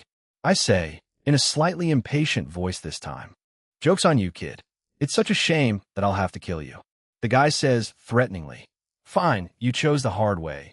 Get ready to face the consequences." I tell him, and in a flash, I eject my vampire claws. Vampire claws are one of the strongest things in this world. The strongest vampires, like my mom, can use their claws to tear through the strongest metal known to man, Slitherium, if skilled enough. And at this moment, I decide to use something that my master taught me, and which I have never used before. Flash steps, sanguine dance. Amuta. In the next moment, I start to do some strange footwork, and before the guy knows what is going on, I close the distance between us and swing down my claw at him and cleanly cleave off his head. Plop. The guy's head bounces on the ground as it rolls off into the street, while his headless body starts spurting out blood from the neck before crashing to the ground. Sigh. Didn't mean to kill him, but he made a huge mistake by directing his bloodlust at me.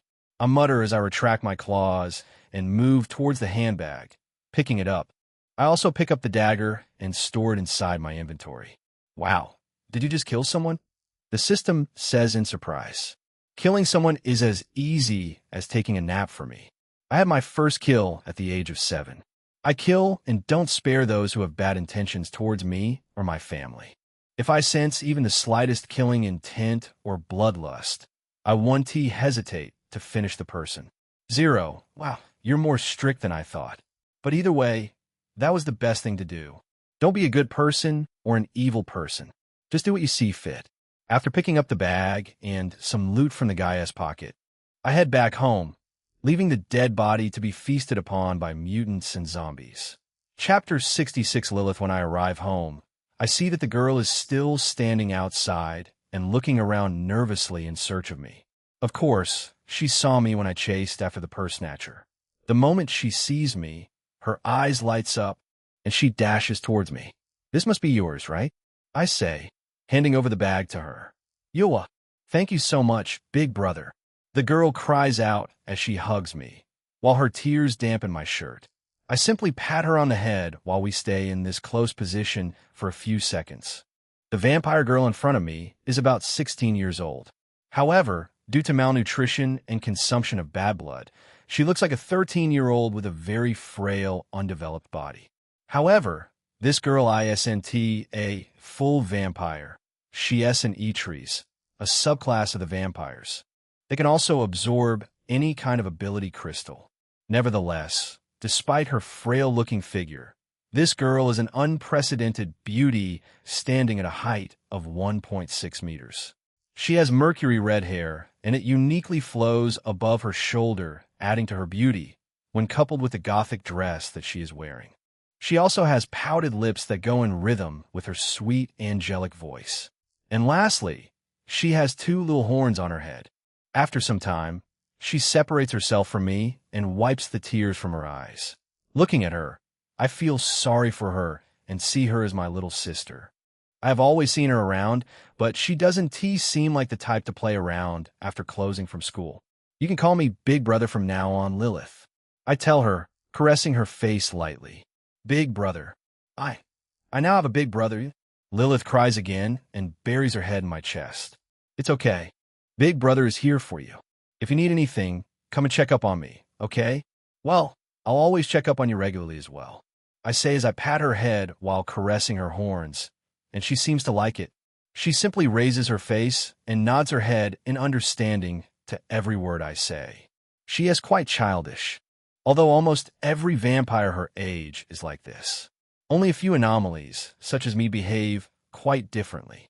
The next moment, I dip my hands into my pocket and bring out 10 100 notes, which is 1,000, and put them inside her handbag. "Go get yourself something to eat tonight. Okay, I'll come and check up on you tomorrow, and also to see your mom," I tell her as I pat her head one more time. "Thank you, Big Brother."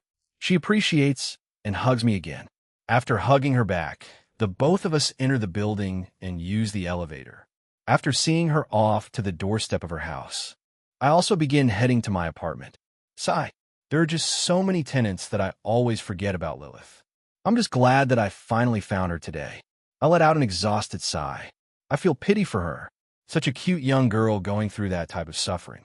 She'll be fucking hot if she starts growing titties and ass now that you want to start taking care of her. Cough. I don't have any perverted thoughts or hidden agenda towards her. She is my responsibility from now on, and I have to take care of her because she is like a little sister to me. Zero. Don't mind my corrupted mind. Sometime later, I reach our apartment, then knock on the door.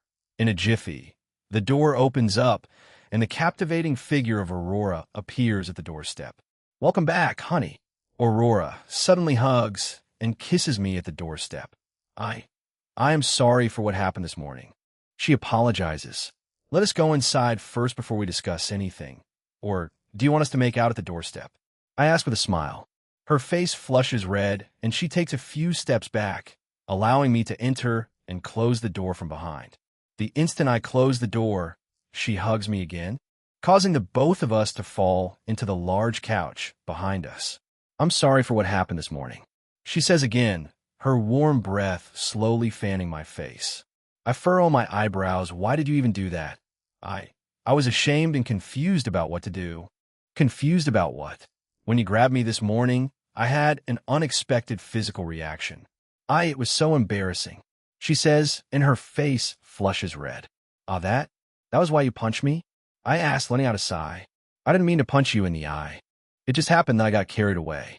And, it's very embarrassing for a woman to react so strongly just from her partner being affectionate. It made me feel so exposed. She mumbles and buries her face in my chest in embarrassment. You are so bad, she adds again. Hearing her words, a smile creeps up on my face, and I tease her again through her clothes, while I lower my left hand and let it rest near her hip. A hand, stop it. I'm sensitive there. She lets out a soft sigh while she closes her eyes. Then, I stop touching her chest to avoid another awkward moment since things are going well now. Well, that doesn't mean I won't get closer to her if we decide to take things further. The moment I stop, she quickly jumps up and moves away from me, thinking that I want to grab her again. She gets up and adjusts her dress, which was roughened up from our makeout earlier. After straightening her clothes, she looks at me once again with a tomato-red face, which is not something that is common among vampires. As should we go to the bedroom? Chapter 67, Uninvited Guest, after straightening her clothes. She looks at me once again with a tomato-red face, which is not something that is common among vampires. As should we go to the bedroom? What is up with Aurora today? Am I hallucinating? I glance up at the digital wall clock and realize that it's getting pretty late outside, since it's already 5:58 p.m. I want to ask about Misty, or at least check up on her, but asking about her right now will ruin the mood and make Aurora lose her confidence as a woman. These things are some of the petty mistakes that most people with a harem of women make. Of course, let us go, I say, grinning maniacally, as I get up and move towards her before placing my hands below her waist. Feeling my manly touch on her waist, her face flushes red, and her heart begins to thump. Then I start to steer her towards the bedroom. The instant we enter the bedroom, a nice fragrance wafts into my nose. I look around her room and see that everywhere is tidy and clean. Even the bed is well dressed with a new bed sheet. It's almost like this has all been planned earlier. Aurora separates herself from me, walks to the table in her room, and lights up the incense that is on top of it. The moment the incense lights up, I start to feel weird all over my body. Even Aurora's face starts getting red as she walks towards the bed and sits down. Suddenly, bold characters flash before my eyes. Ding! A non-lethal substance has been discovered in the air inspecting. Aphrodisiac. Increases a person's sexual arousal to the max. What have you done, Aurora? I ask as my body begins to shake and my arousal is impossible to ignore. Right now, Aurora is lying down on the bed with her face and skin flushed, while she looks at me with desire, as if expecting me to come to her. Darling, please come to me. I want you close. She finally speaks up and takes off her dress, revealing the negligee that she is wearing underneath with no panty. But the negligee. My face suddenly turns red for some reason after seeing the perverted negligee that she is wearing. In a flash, I take out my phone from my pocket and pull off the rest of my clothes. Yeah, Aurora suddenly lets out a small shout after seeing me. You weren't always this big. I still checked it 2 days ago. She mumbles and begins to lewdly gesture with her hand for me to climb up the bed. Wait, what? She was checking on me while I was sleeping? Damn, is that the reason why I always wake up feeling strange sometimes? So, she's been doing something to me all this while? The realization hit me. The next moment, I walk towards her and climb onto the bed. Like a mad, eager dog, Aurora pushes me flat on the bed and lustfully stares at me. Blushing, she grabs hold of me and pulls me close before leaning her face toward mine and kissing me deeply. Taking it in slowly despite its large size, Aurora begins moving her head up and down, with her mouth firmly wrapped around the object. The skillful way she handles it right now shows that she's experienced in this area. It's common logic that she had previously performed Barato on her husband several times before he died, since they couldn't have sex at that time. After a few minutes of oral stimulation, I start to feel the pressure build. The way her exquisite mouth skillfully wraps around me and stimulates sensitive areas sends waves of pleasure through my body. With a sudden jerk, as my body aches, I release everything. After letting it all out, Aurora swallows what was in her mouth with a frown on her face. It's obvious that she isn't satisfied with the amount that I released, and she is now giving me a "did Misty drain you" look, an expression which shows her extreme jealousy. Once I get up, I also push Aurora down on the bed. She doesn't even resist me in the slightest, since the aphrodisiac has really taken effect now. Grabbing the negligee, I forcefully rip it apart since it's getting in my way. Furthermore, I have tons of panties and negligees which I bought today for Misty and Aurora inside my inventory. And now, for the first time in my life, I have a view of Aurora without any clothes on. The figure I've always admired is right in front of me. Stop staring at me like that, Aurora says as she blushes furiously, turning away in embarrassment. I then take a look at Aurora from top to bottom, and my eyes fall on her appetizing C-cup titties first. Her tits are average and not that big. The mouth-watering thing about her tits are the huge pink cherries on top of them. Knowing fully well that her weak spot is her tits, I don't touch them. Rather, I grab both of her legs that she is clasping together and forcefully spread them apart. Her face flushes in embarrassment. Removing the final obstruction, which is her hands, I now have a perfect view of her bare skin. She looks up at me, visibly flustered by the sudden exposure.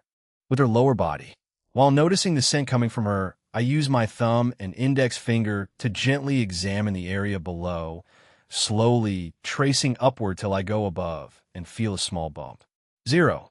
Compared to Jill and Misty's spot, Aurora's excitement is somewhat easy to find as it's very obvious right now. Using my thumb, I apply a little pressure and begin to gently stroke the area. Ahan, Fwan, Ian, Aurora suddenly cries out loudly as I continue, clearly responding to the attention. I don't allow any of the moment to go to waste. As I lean in close to her, suddenly, with a creaking noise, the door opens widely, and the figure of Misty appears as she enters inside and locks the door behind her. Only 3 words come out her mouth, "Me too," she says, and begins to loosen her robe. Meanwhile, Aurora, who is currently beneath me, has a look of disbelief on her face. Chapter 68, Amber Author. We are skipping the scene between the 3 of them since it's going to drag the story further. It might be written as a backstory in the future. Sigh. That was one hectic session, I mutter while gazing at the ceiling. By my side are 2 extremely beautiful people who are peacefully sleeping after our hot session. Misty is on my right side while Aurora is on my left. And on the left-hand side of the bed, blood stains can be seen on the bedsheet here and there. And in general, the whole bed is also soaked from the night's events. Of course, Aurora was in pain during the experience because of a medical condition, and she cried out loudly throughout, and I can even bet that the neighbors heard her. To top it all off, Misty made matters worse by getting too close from behind. After being with Aurora for the first time, she got exhausted very quickly after getting overly excited a few times because of her sensitivity. Only Misty became the aggressive one yesterday, but either way, she also got defeated after a few rough moments. Not to mention her loud complaints when my brand new blade plowed through her guard. Also, after talking with the system yesterday about Amber, I have been meaning to ask Misty about her.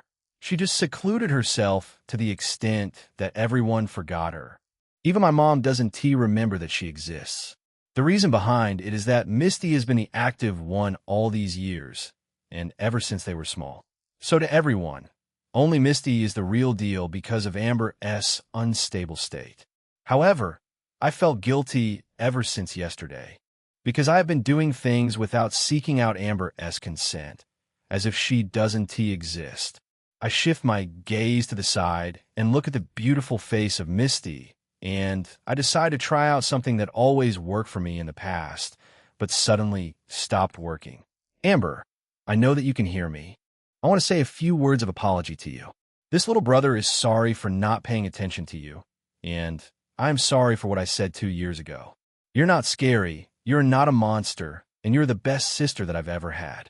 I know that you don't want to come out because everyone thinks you are scary and a monster, but you've always stood up for Misty and me. I remember the time you went berserk when an older guy bullied me. All these things you did mostly for me, and I'm sorry for being so rude to you back then. I just want to use this moment to tell you that I love you, and I promise to find a way to fix you so that you won't cause any problems if you stay out for too long. I say, and caress her face. Suddenly, Misty's eyes open. However, the person in control right now isn't Misty, but Amber, because her green eye is glowing very brightly. Sister, I let out a voice in surprise. I can see tears of joy rolling down Amber's eyes. In exhilaration, she pulls me into a tight hug without saying anything and kisses me on the lips. I am happy to see that you are willing to talk to me, little brother, and I'm glad that you don't see me as a monster anymore. Of course, I'm not angry with you. If I was angry, I wouldn't have let you impregnate us. Also, I have not always supported whatever Misty thinks is the best. I just let her do what she wants with our body when it comes to you, because I also love you. For instance, when Misty told me that she wants you for herself, but your girlfriend is hindering her, she wanted to kill her. But luckily, I stopped her.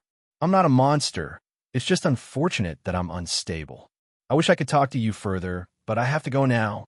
The restraint on me can't hold my powers any longer again. She mumbles with tears still streaming down her eyes, while the brightness of her green eye slowly starts to dim. I love you, sister. I love you too, and I'm glad we're having a child soon. I just can't wait to see the potential of our child. She finally says before she closes her eyes. Sigh, I'll make sure to fix you, Amber, and remove these nasty shackles. I say, glancing at the bracelets on Misty's hands. Old Man Duke puts these restraint on her. The only person I know who can fix Amber is the mad scientist, Edgar Frost. But how the hell can I get him to help me? And how the fuck will I meet him? After pondering about it for a while, without coming up with a single idea, I let out a sigh. I glance outside through the window and see that the sun is already rising. It's morning already, but the 2 women by my side are still sleeping. Especially Aurora, as she clings to me like a koala while snoring. Morning, man. Yesterday was awesome. Good job. I was really impressed. I never thought you would still be able to handle these 2 women after your mom wore you out yesterday. By the way, check out the system store. The Cuckold System Shop generated items today, Lust Meter. This skill can be used to measure the arousal state of the opposite gender. It does not work on men. Price, 10,000 sex points. Level, 1 usage, passive cooldown, none category, skill bend transform. This skill will allow you to change your appearance into the character bend. Price, 25,000 sex points. Level, not defined. Usage, 1 hour before wearing off. Cooldown, can only be used once a day. Resets after 24 hours. Category, skill, fluid volume. This will allow you to increase the volume of your bodily fluid output by 10 folds. It will be pretty disappointing if you can't keep your partner fully satisfied. Price, 4,500 special points. Level, 1 usage, not defined. Cooldown, not defined. Category, potion, strong performance booster. It's pretty overpowered to continue being active with your partner afterward without losing momentum. This will earn you maximum respect in bed. Price, 2,000 sex points. Level, not defined. Usage, not defined. Cooldown, not defined. Category, potion. Sex scent. This skill will enable you to secrete an aphrodisiac substance from your body into the air and arouse the opposite gender within a distance of 3 meters. Price, 12,000 sex points. Level, 1. Usage. Use it indoors so that it will be more effective. It might not be effective in an exposed or open environment. It also works faster when there is body contact. Cooldown. Can only be used once a day. Resets after 24 hours. Category, skill. Note, that is all that has been generated today. The host can also pin a single item that he likes, but is unable to afford. Pinning that item will allow the host to purchase it when he has the required amount of sex points. A pinned item cannot be deleted like other daily generated items. Chapter 69, Proposing to Aurora. Wow. I let out in a low voice as I check out the system shop and see everything that it has to offer for today. All the skills are cool, but they're all perverted skills. ISNT, they're any combat skill that can aid me. I don't know what you're talking about, but every skill here is important even though they are not combat skills. The system can also generate items related to combat, but I advise you not to rely on it. Okay, Fine. Allowed a groan. Purchase transformation skill. Ding. A skill has been purchased. Bin transform 25. 000 sex points have been deducted. The host has 17,500 sex points left. Okay, the first skill has been purchased. Let us take a look at another skill that will be advantageous at this moment. Then I carefully commence browsing through the skill all over again. All the skills here are cool, but I'll rather go for the lust meter right now. Purchase lust meter. Ding. A skill has been purchased. Lust meter, 10,000 sex points have been deducted. The host has 7,500 sex points left. Good. I have 7,500 sex points left. So, they'll go for fluid capacity next. I felt so pathetic when Aurora gave me an odd glare for only delivering a small amount into her mouth. Purchase volume boost. Ding. A potion has been purchased. Volume boost. 4,500 points have been deducted. The host has 3,000 points left. Wow, this is getting fascinating. I have 3,000 sex points left, and there are only 2 skills left. I'll purchase Strongo Boost and pin the last skill to the system. Everything is surprisingly good. Purchase Strongo Boost. 0 ding. A potion has been purchased. Strongo Boost. 2,000 sex points have been deducted. The host has 1,000 sex points left. Nice. Pin sex scent for future purchase. Ding. The skill sex scent has been pinned to the system interface. After purchasing all the skills, I decide to test the lust meter out. I fix my gaze on Misty and activate the lust meter. Suddenly, a black miasma appears on my face before it vanishes, and bold characters appear before my eyes. Target, Misty Mistro arousal percentage, 33. That's pretty normal. I close the interface as I move my face again and concentrate my gaze on Aurora this time around. Just like before, the annoying black miasma appears again before vanishing. Holy shit, I let out in astonishment. Without alerting Misty, I slowly push the blanket aside from beside Aurora. After clearing the view, Aurora's startled expression is visible before my eyes.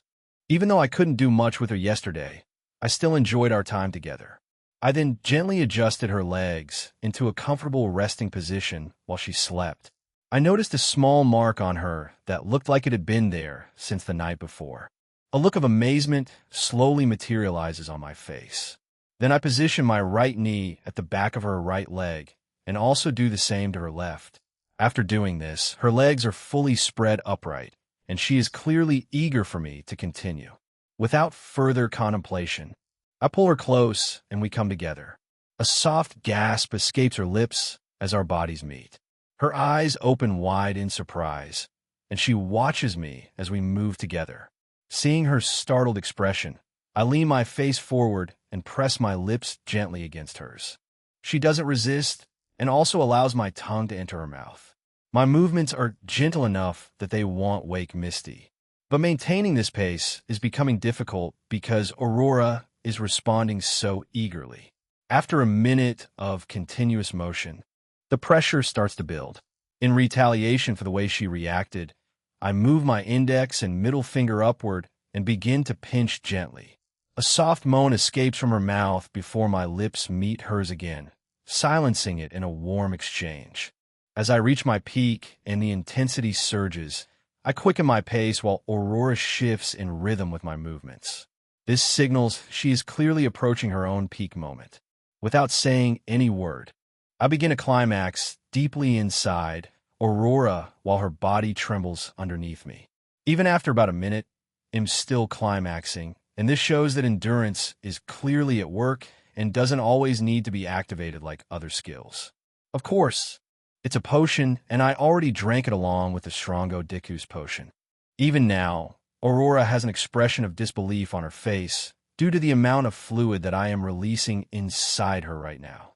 Since, predominantly, I have previously been giving her disappointing results. Aurora moans softly. After some moments, she suddenly declares I love you and pulls my face into a long, deep kiss again. The kiss is so intense that even our fangs start grazing each other. After kissing to our heart's content, we finally pull apart. Then I focus my gaze on her and activate the lust meter again. Target: Aurora Gray arousal percentage. 20W. Why are you staring at my face like that?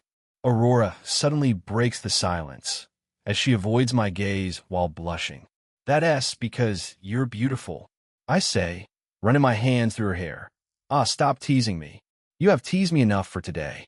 Why you woke up and started teasing me again this early morning? What do you want to do again? She asks, while her face gets very red due to all her blood rushing to her face. I want to marry you. Chapter 70. Aurora also wants a baby. I want to marry you. What? Why you want TT to marry me? What assured you that I'll be willing to marry you? Aurora speaks up and shifts her gaze to the side. That's because Misty told me, I say cheekily. Right now, I am lying down on top of her, leaning close. Misty, that dirty betrayer. Humph. She fakes anger. If you want to marry me, you have to at least hear my reply first. After all, I'm the one that LL decide if I want to marry you. She adds, and wears a fake pout on her face. Sigh. Maybe we should do it the hard way. What hard way? She asked with a stutter. If you reach the finish line first, you'll have to marry me without me having to await your decision. But if I reach the finish line first, the decision is yours to make. Wait. Ahan. Before she can complete her words, I pull her close again and continue our intimate moment. I won't accept that. That's cheating. Aurora bellows in a low voice, faking anger. I finally pull away from her after finishing again. Of course, she came first. I didn't even touch her breasts, but now I'm going to suck them. I say as I lean in closer toward her. On. She gasps softly and quickly pushes my head away, stopping me. Okay, fine, you win.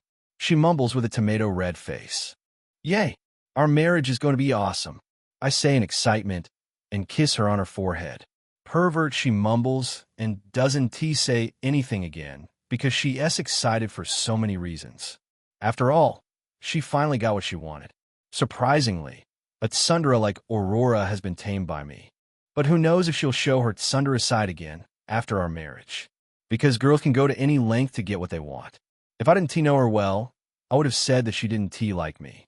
Aurora has a habit of complaining and nagging too much, and she is also cold to visitors. She also likes to stalk me and knows about all my movements. She and Misty have this attitude in common. It's good to see that you guys are now making out on your own without quarreling. This is indeed an incredible feat, however. You guys should at least lower your voice a little. Or is the moment so sweet that you couldn't resist moaning loud? Aurora? A voice suddenly says behind us. Misty. Aurora, and I say at the same time, as our bodies jerk in surprise, and we turn around to look back in shock. We see Misty standing behind us in her robe. It's astonishing how she was able to get up from the bed without alarming us. Or maybe we had just indulged too much in letting out our desires without caring about our surroundings. You guys should continue what you're doing. Also, I have news to share with you, Aurora. Misty says with excitement showing on her face. What's that? Aurora asks with a stutter as she separates herself from me and wears her negligee, which is lying down on the ground beside her bed drawer. I'm pregnant, Misty announces with a red face. Really? Aurora's body jerks in surprise upon hearing the good news. Yes, he knocked me up, Misty replies. But how? That's so quick. I wish I could experience that just as quickly. Aurora speaks up and looks at me from the corner of her eyes. Both women's faces are now flushed red. I have something that might help you achieve your dreams. Let's go to my room, Misty tells Aurora. In a flash, Aurora suddenly appears in front of Misty, using her ability. She looks at Misty with puppy eyes and tugs on her robe. Please, give me sis. Sure, I'll give you. Misty replies and pats Aurora on her head, since she is a head taller than her. Furthermore, Misty is older. The next moment, the two women hurriedly leave the room in excitement. Sigh, that was hilarious. Aurora also wants to get pregnant. Yeah, I already said I can allow both of them to get pregnant. Although, that's the least of my worries. Can you imagine that they didn't even talk about what I would eat? True, you previously said that. But you should buy the pregnancy toggle skill anytime it pops up in the system shop. And if they finally give birth, during the first few years, their attention will be divided or diverted towards their babies. That's why I want to enjoy them before the end of 5 years, when they finally go into child labor. And one more thing, if you eventually get the pregnancy toggle skill, you can also use it to choose the gender of the child you want your woman to deliver. You should know the reason I said that. Of course, I wouldn't want to be betrayed by my own child. Even though I trust my women, I can't take any chances and give birth to a boy. You. Foo. You don't want to get cucked, but you cucked your own father. Cough. Ahem. Show me my stats and earning history. I bet I earned so much. Affirmative. I'll show you all your stats. But I wanted to check this out first. The cuckold system user's stats name, Jake Mistro Race. Vampire Strength, 10 Dexterity, 10 Stamina, 10 Resistance, 10 Perception, 10 Free System Stats, 2 Sex Points, 22,000 Charm, 100 Unlocked Celestial Points, 4 Locked Ability Bank, 1 Current Cell, Blue Mana Cell number of Mana Cells, 3,520 Current Ability, Blink Ability Category, Esper Host Women S-List Jill Mistro Permanent Woman Loyalty, 99.9 Misty Mistro Permanent Woman Loyalty, 100 Zella Fox Permanent Woman Loyalty, 50 Aurora Gray Permanent Woman Loyalty, 99.9 and Heath Temporary Woman Loyalty, Null Hayes Heath Temporary Woman Loyalty, Null Emma White Temporary Woman Loyalty, Null Note. Temporary women will be removed from the list after 48 hours. Each interaction with the host will allow them to appear on the list again, till they become a permanent woman or get dumped. System Skills Inspect. The host will be able to analyze any item. It can also be used on beasts, humans, and demi-humans. 0. Inventory. Store anything inside the endless space, except living things. System Shop. This is a function of the system that has been permanently unlocked. Anything can be found in the System Shop, ranging from skills, weapons, items, and consumables. Lust Meter. This skill can be used to measure the arousal level of the opposite gender. It does not work on men.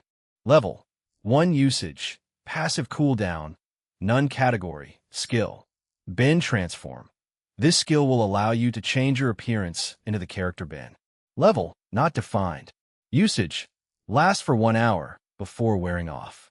Cooldown can only be used once a day. Resets after 24 hours. Category, skill.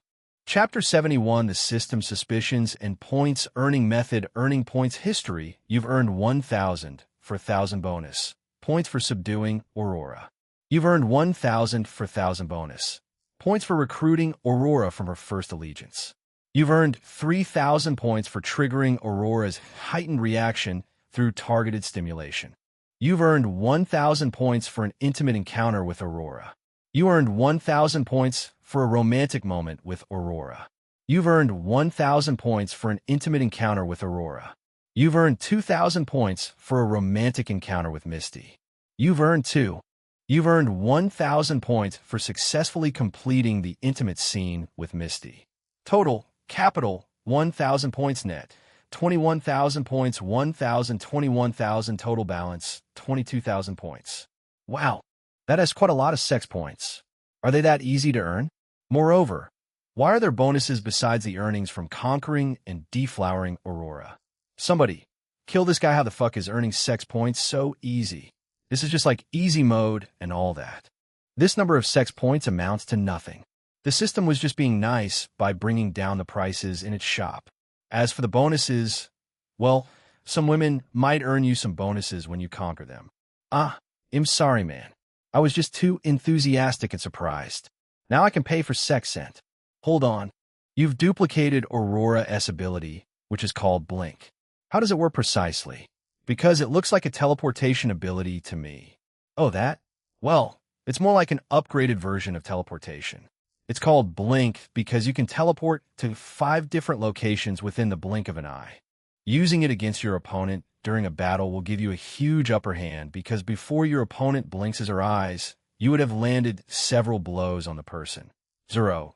Using the teleportation ability against some people might be useless, though, because the moment you disappear and appear in another spot within close proximity, you'll be detected by them because of their insane sense of perception.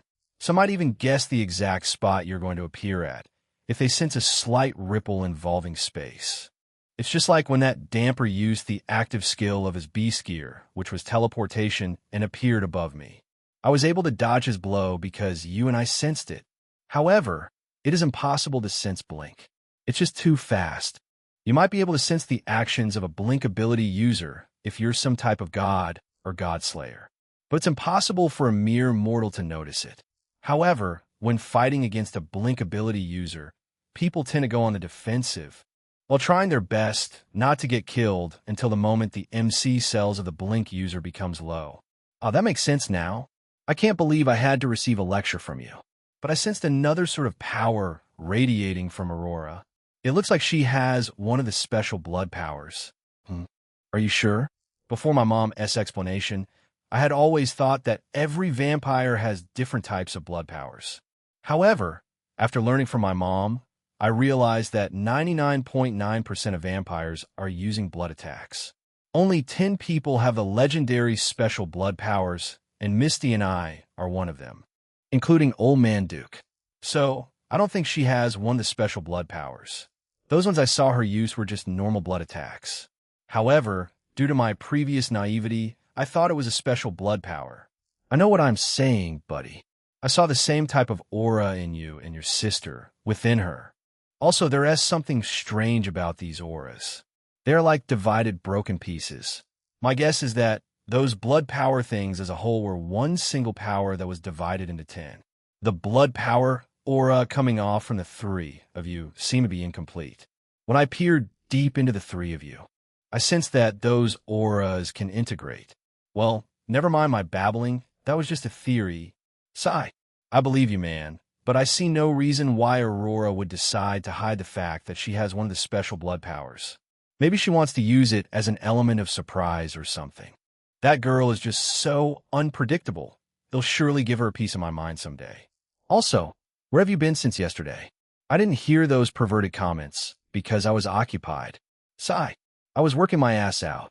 How? What do you mean by that? I'm trying to create another tab. A points earning methods tab.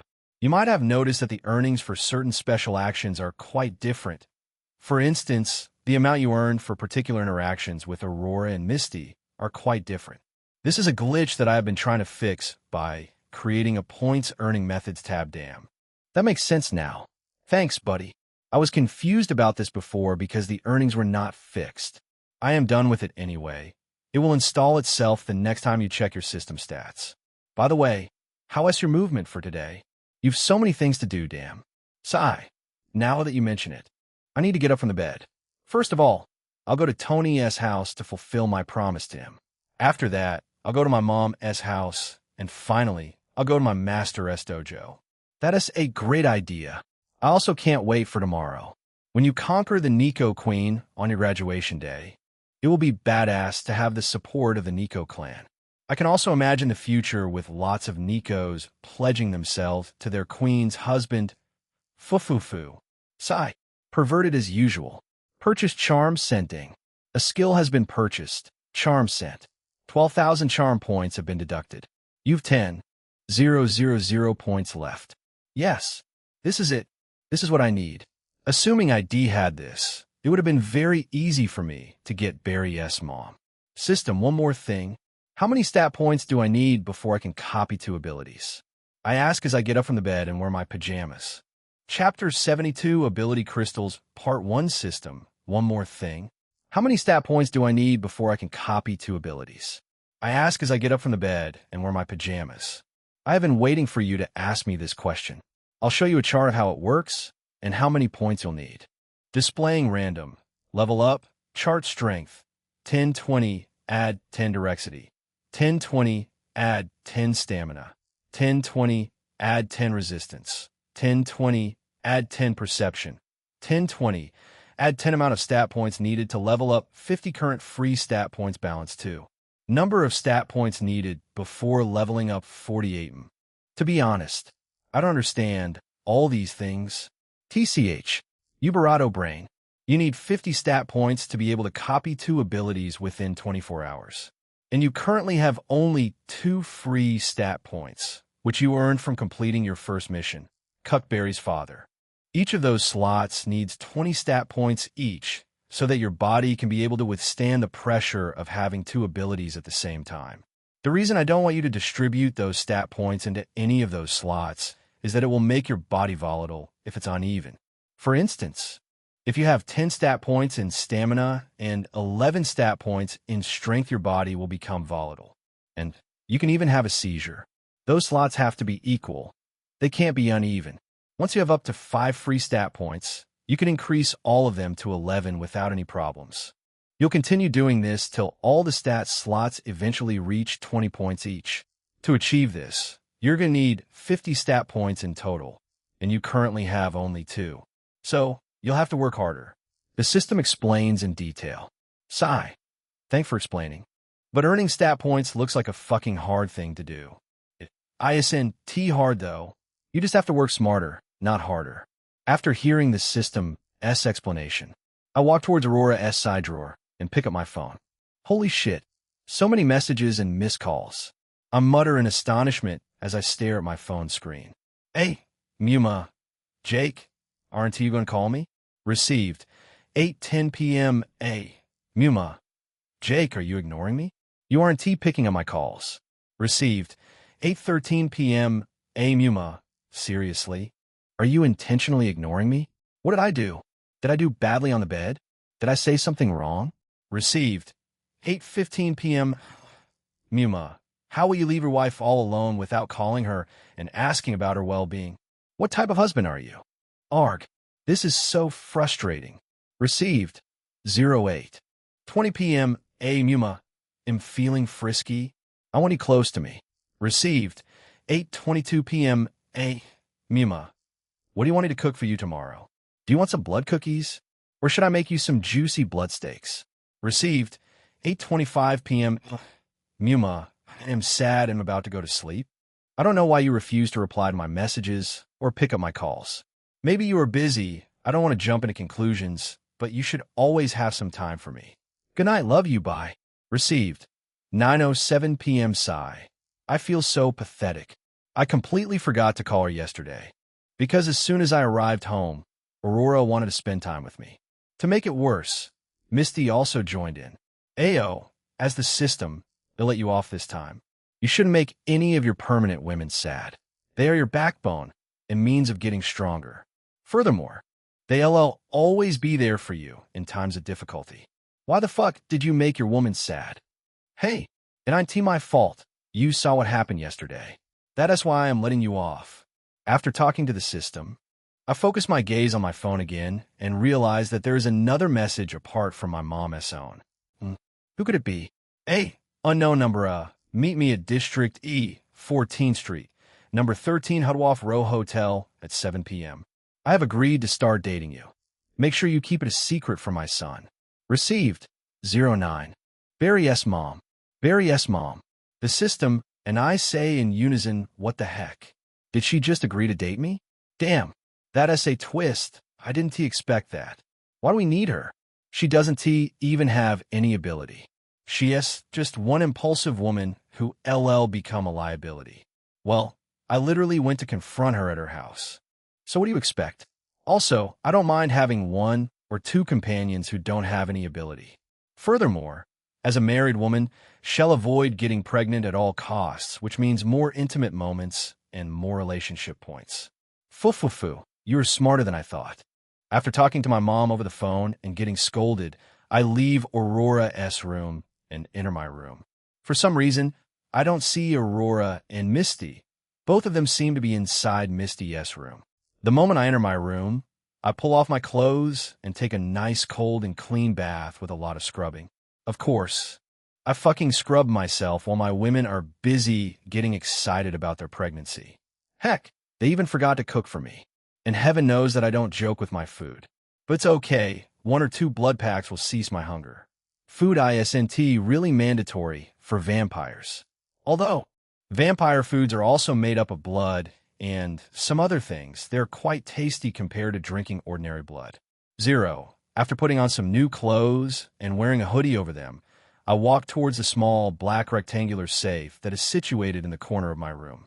Misty bought this safe for me when I was 10 years old, and at that time, I loved keeping my things discreetly. This safe is the real deal, and it was quite expensive because it was built with Slitherium. Cough. Well, I only use it to hide my adult magazines away from Misty, so that she won't throw them away. Next, I crouch down, bringing myself to the level of the safe, and begin to input the password. Beep a beep. With a clicking sound, the safe opens up, and 2 bright, glowing crystals appear before my eyes.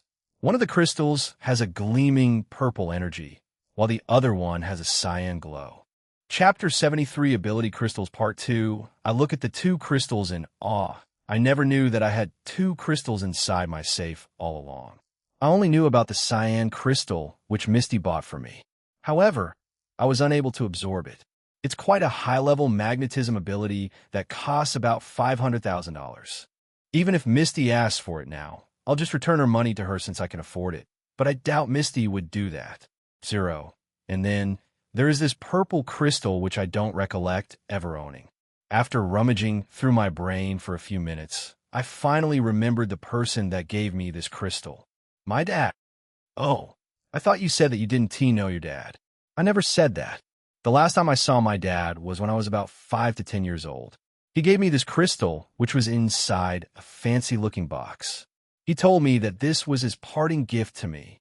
The way he said it sounded like it was going to be the last day he would ever see me. And that day was actually the day he had planned to attack the Dampiers and humans. But he was intercepted by Old Man Duke and forced into an eternal slumber. Because I was a kid at that time, I never took his words to mind. There are also some things that your mom isn't telling you about your father, and I think you should find out. According to what you said, your dad doesn't sound like a bad person to me. You're right. I'll get all my answers today. I pick up the 2 crystals, and surprisingly, they are quite heavier than they look. It's almost as if gravity is trying to swallow them up. However, I quickly store them in my inventory. After storing them, I leave my room and walk towards the kitchen. As expected, my women are not inside the kitchen. Letting out a long sigh, I open the refrigerator and empty all the packs inside. Even though there are about 500 to 700 blood packs inside, I put everything in my inventory.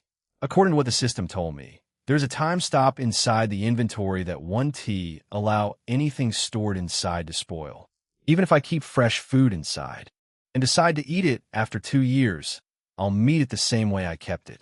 I did this in retaliation for what my women did to me. This will serve as a lesson to them. After all, these top-tier blood packs are hard to get compared to the regular blood packs.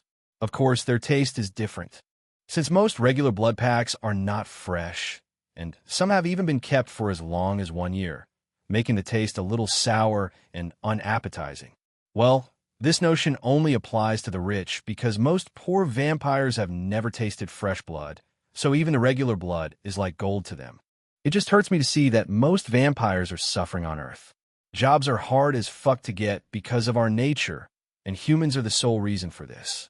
They still despise the fact that we live off human blood, even though they are mindless clones. The horridness is still there. After drinking to my fill, I sneak into the place where Misty constantly keeps her car key, and, without hesitation, I pick it up. I'll probably get a car for myself after my graduation, or perhaps a spaceship that LL have so many uses once I get into Super's Academy. After taking the key, I zoom away from the house without looking back or alerting Misty. Misty, so you mean I have to take 2 of these tablets daily? Aurora asks, as she collects a blister pack from Misty, which contains blood red pills. Yes, you have to use it whenever you are about to have sex with him, Misty explains. And you have to make sure that he finishes inside you a lot. She adds, this conversation is weird. Aurora mutters, and her face flushes red. Even Misty's face also flushes red at this point. Misty lets out a sigh at the blushing Aurora who has just had her first time. Then she speaks up again. This conversation is not embarrassing. Okay? We are as women, and will be as wise a few days from today. So we'll still talk a lot more about this. Misty tells Aurora and gives her a strong pat on her shoulder. Oh, okay, I just felt so flustered when he asked me out, although you already assured me that he was going to ask for my hand in marriage. That was one of the happiest moments of my life. I can't wait to tell my mom. Aurora flushes and presses her hand to her stomach. Oh, that? I could tell from how flustered you were this morning. Misty giggles. Why you were also making a lot of noise the day before yesterday when he got close to you. Why you should be more ashamed. You don't even remember it at your age. Aurora retorts. The women's faces flush red. But I have something to tell you, Misty. While I was with Jake this morning, I saw a marriage marking on his neck, and it looks like a fresh one. I know that you can't initiate a marriage ritual by yourself without the help of a witch. It's kind of confusing to me. It's either Jake and married another vampire, or Mom. Misty cuts Aurora short. It's my mom's work. Misty mumbles angrily while her green eyes start to glow brightly.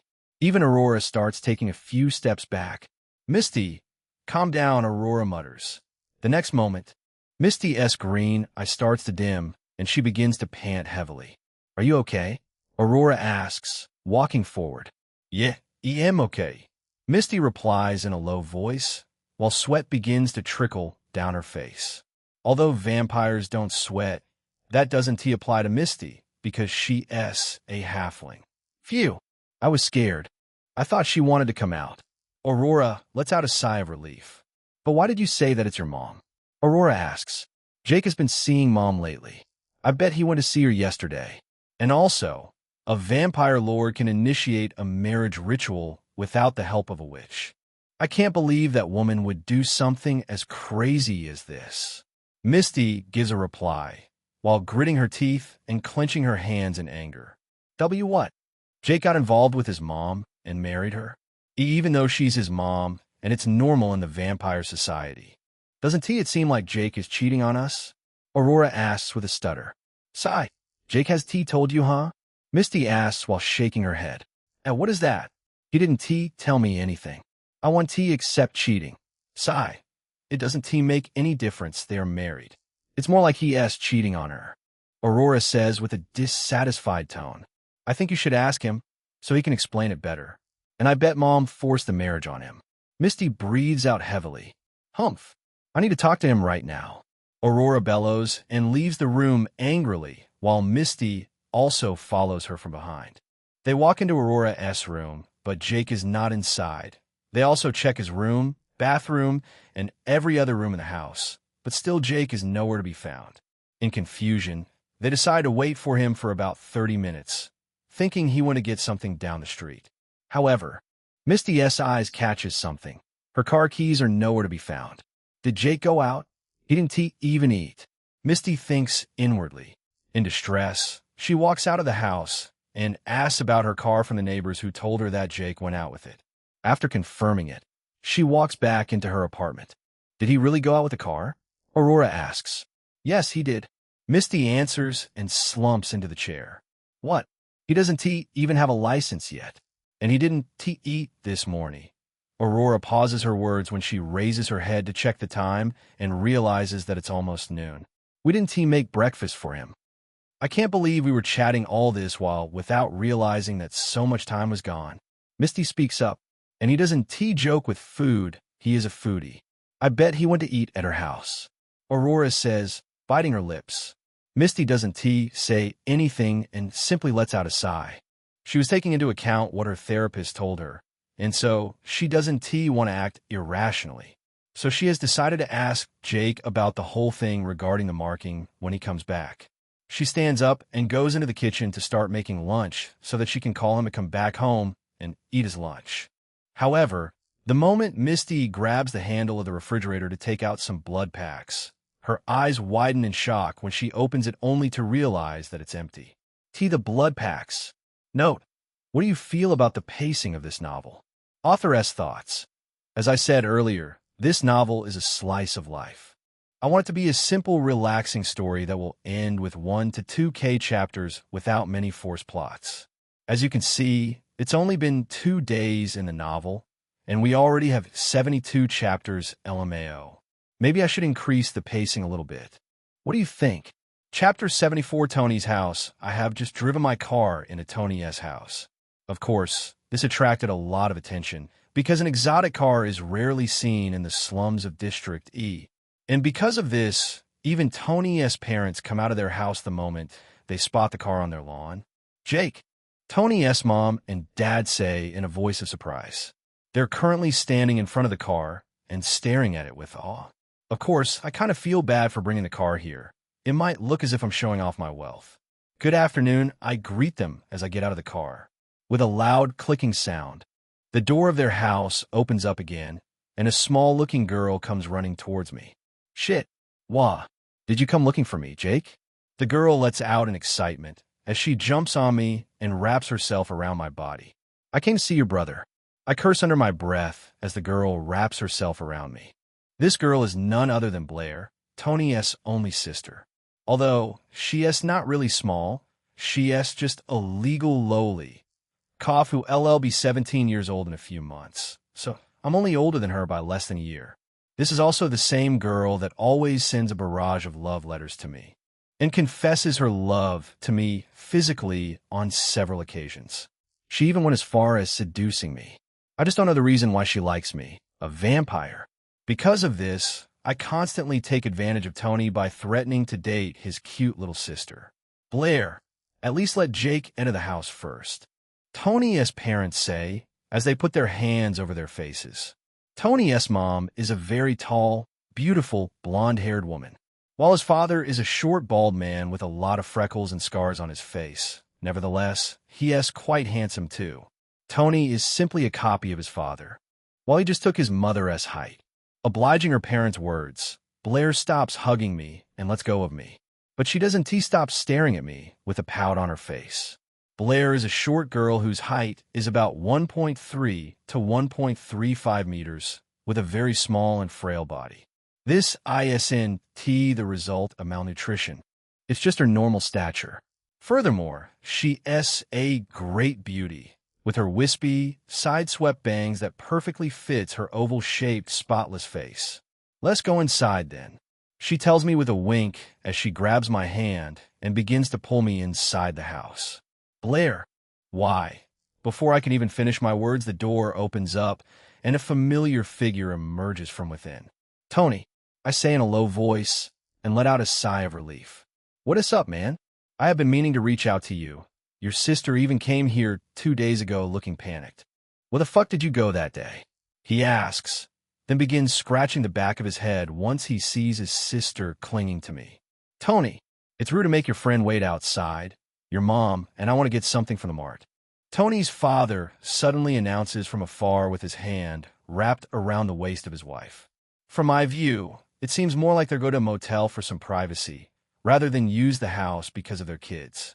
I'm also somewhat relieved that the system didn't give me a mission involving Tony's mom. Jake, let us go to my room so that we can talk better. No, it's our room. We both share the same room. His sister interrupts him, gesturing with her hands in the air as a sign of mockery, which clearly shows that she is annoyed for some reason. Sigh. Tony sighs in embarrassment and begins to lead me towards his room while his sister follows me from behind. Blair has always been quite cheeky, so Tony is used to this side of her. The moment we get to their room, I sit down on the chair, which is situated in a corner of the room. Their room is pretty normal without any exaggerated appliances. It's surprisingly clean and well-maintained compared to Barry's room. There are also 2 average beds and wardrobes that the siblings use discreetly without encroaching on each other's space. For some reason, Blair refuses to leave even after Tony begged her to give us some privacy for a few minutes, causing him to resign to his fate. "Mun, what do you want me to offer you?" "We don't have blood at home, and that is the vampire's food," Tony suddenly asks with a stutter. "Oh, that? I'm okay, you don't have to worry," I say, looking embarrassed for a split second. "You can drink my blood." Blair suddenly rushes towards me, stretching her hand forward for me to take a bite. For some reason, this scene looks funny because she is currently wearing a Mickey Mouse nightie, which gives her a very childish look. "Ah, that's illegal," I say, pushing her hand away from my face. "It's not illegal if you have my consent." She bellows and shoves her hand in my face again. Sigh. "Okay, fine, I am not drinking your blood," I tell her, pushing her hand away from my face. "Humph." She stomps her feet on the ground and angrily walks back to the bed. "Have you gotten the Supers Academy form?" I ask, breaking the uncomfortable silence. "Yeah, my dad got a form for both me and Blair. My dad says that he will take a loan and get us some low-level ability crystals." Tony replies with a sigh. "Wait, what? Blair?" I ask, surprised. "Yeah, Blair is also in the 12th grade, and she is also going to graduate," Tony says with a long sigh. I know that Tony isn't the smart type, and he has repeated a class a couple of times, but to think that he is in the same class as his sister is just astonishing. "Well, I'm one of the most brilliant final year students," Blair bellows and brags. Suddenly, the system's words appear before my eyes. "Hey, where the fuck have you been?" "Zero. I've been watching everything that has been going on for a while. Let us give this lowly that purple ability crystal. You can't tell me what to do. Besides, I plan on giving the crystal to Lilith." I tell the system angrily. I just hate it whenever it commands me to do something. Sigh. "I'm sorry if I spoke in a rude way, but think about it. You don't know anything about that ability crystal, and you're in spec skill ISNT working on it. Besides, my gut is telling me that it's a very strong one. Lilith is still young, and she's not going to graduate this year. But think about it. If you give the crystal to Blair, you're going to make her your woman since she also likes you. This way, it will be a win-win situation for us, since you will earn sex points from her and also copy whatever ability she's going to have." Sigh. "I understand your point, but I promised Tony that I wouldn't date his sister." "Jake, think about it. Your friend will also understand, and he won't even care if you date his sister after he gets a high-level ability. Don't be a wimp. You're not some type of Santa Claus that does things without benefits." What you're saying makes a lot of sense. I'm about to give out 2 ability crystals worth millions of dollars. Foo. In the next moment, I snap back to reality after talking to the system. "Have you forgotten what I promised you, Tony?" I ask with a brow raised. "Oh, that? I did remember, but I didn't put my mind to it. After all, people disappoint." He replies with a shrug. "Dimwit, I'm not a human. I always keep to my words," I say, and dip my hands into my pocket, making the 2 crystals appear inside my pocket from the inventory. In a flash, I fetch 2 glowing crystals out of my pocket. Chapter 75 Behemoth Center are those ability crystals. The 2 siblings mutter in awe. "Yes, they are ability crystals," I reply and toss the cyan crystal to Tony, which he swiftly catches mid-air. I also glance at the purple ability crystal one more time before tossing it towards Blair, who also catches it mid-air.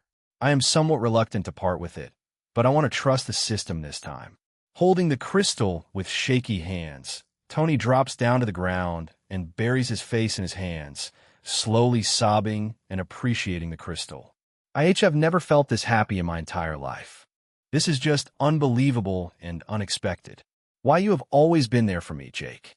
You're the best friend I've ever had. I promise to always be there for you, buddy.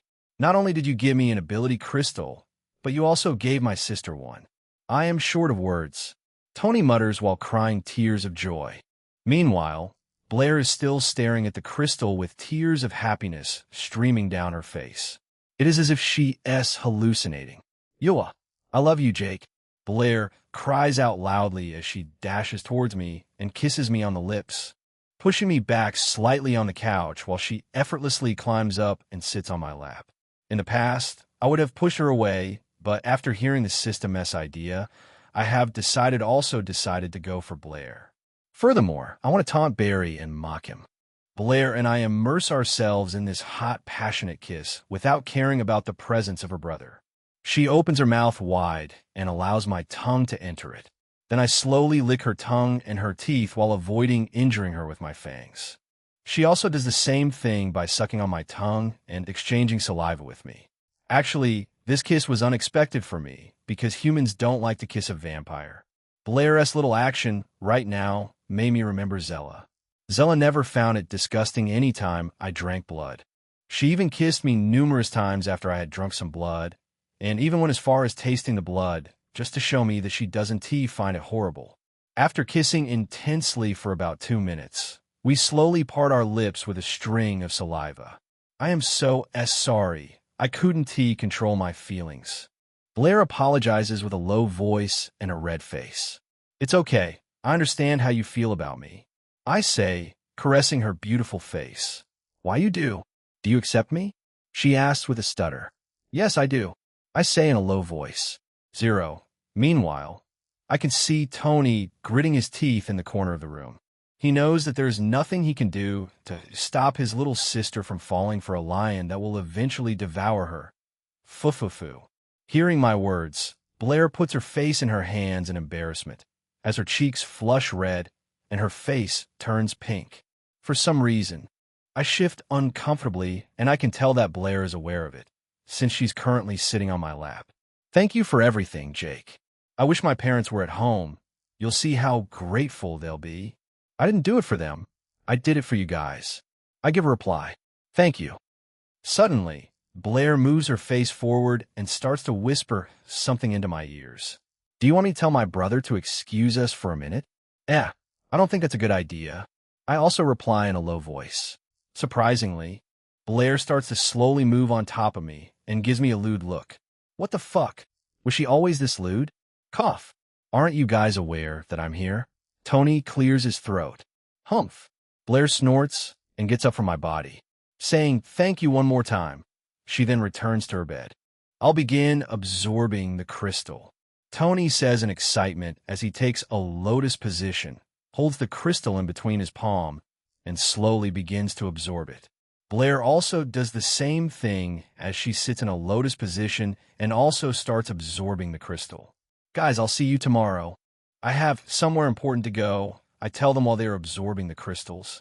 I can see the hesitation in their eyes. They don't want me to leave, but alas, they can't talk because they have to put their full concentration on the crystals so that things won't go wrong. With my vampiric eyes, I see the crystals slowly deteriorating as they can barely be seen disintegrating with the naked eye. After confirming that things are going well, I leave their house and head towards my mom's house. When I got there, my mom yelled at me, but she calmed down after I apologized. She then served me a very nice meal, which I promptly ate. After that, we spent some enjoyable time together. Fufufu. After finishing, I leave her house and head to the third location on my list. Right now, I am driving along one of the streets of District H, the place where my Master S dojo is located. After driving for about 10 minutes, I finally get to the dojo. I park the car in the parking lot and come down from the car before making my way towards the dojo. Sigh, I forgot that today is Friday, one of the extreme training days with other members. In this dojo, there are several members who are from other races, even humans are included. The dojo has a total of 10 masters who also have students of their own. Each dojo master has about 10 to 20 students each. However, my master only has 2 students, me and one other vampire guy, who is also a noble. Furthermore, my master is the owner of the dojo and no doubt the strongest, and he is the one who has the absolute order. Sometime later, a relatively large dome-shaped building appears before my eyes, with the words Behemoth Center boldly written above it. Chapter 76, The Duel, Part 10. Without wasting any time, I walk towards the dojo.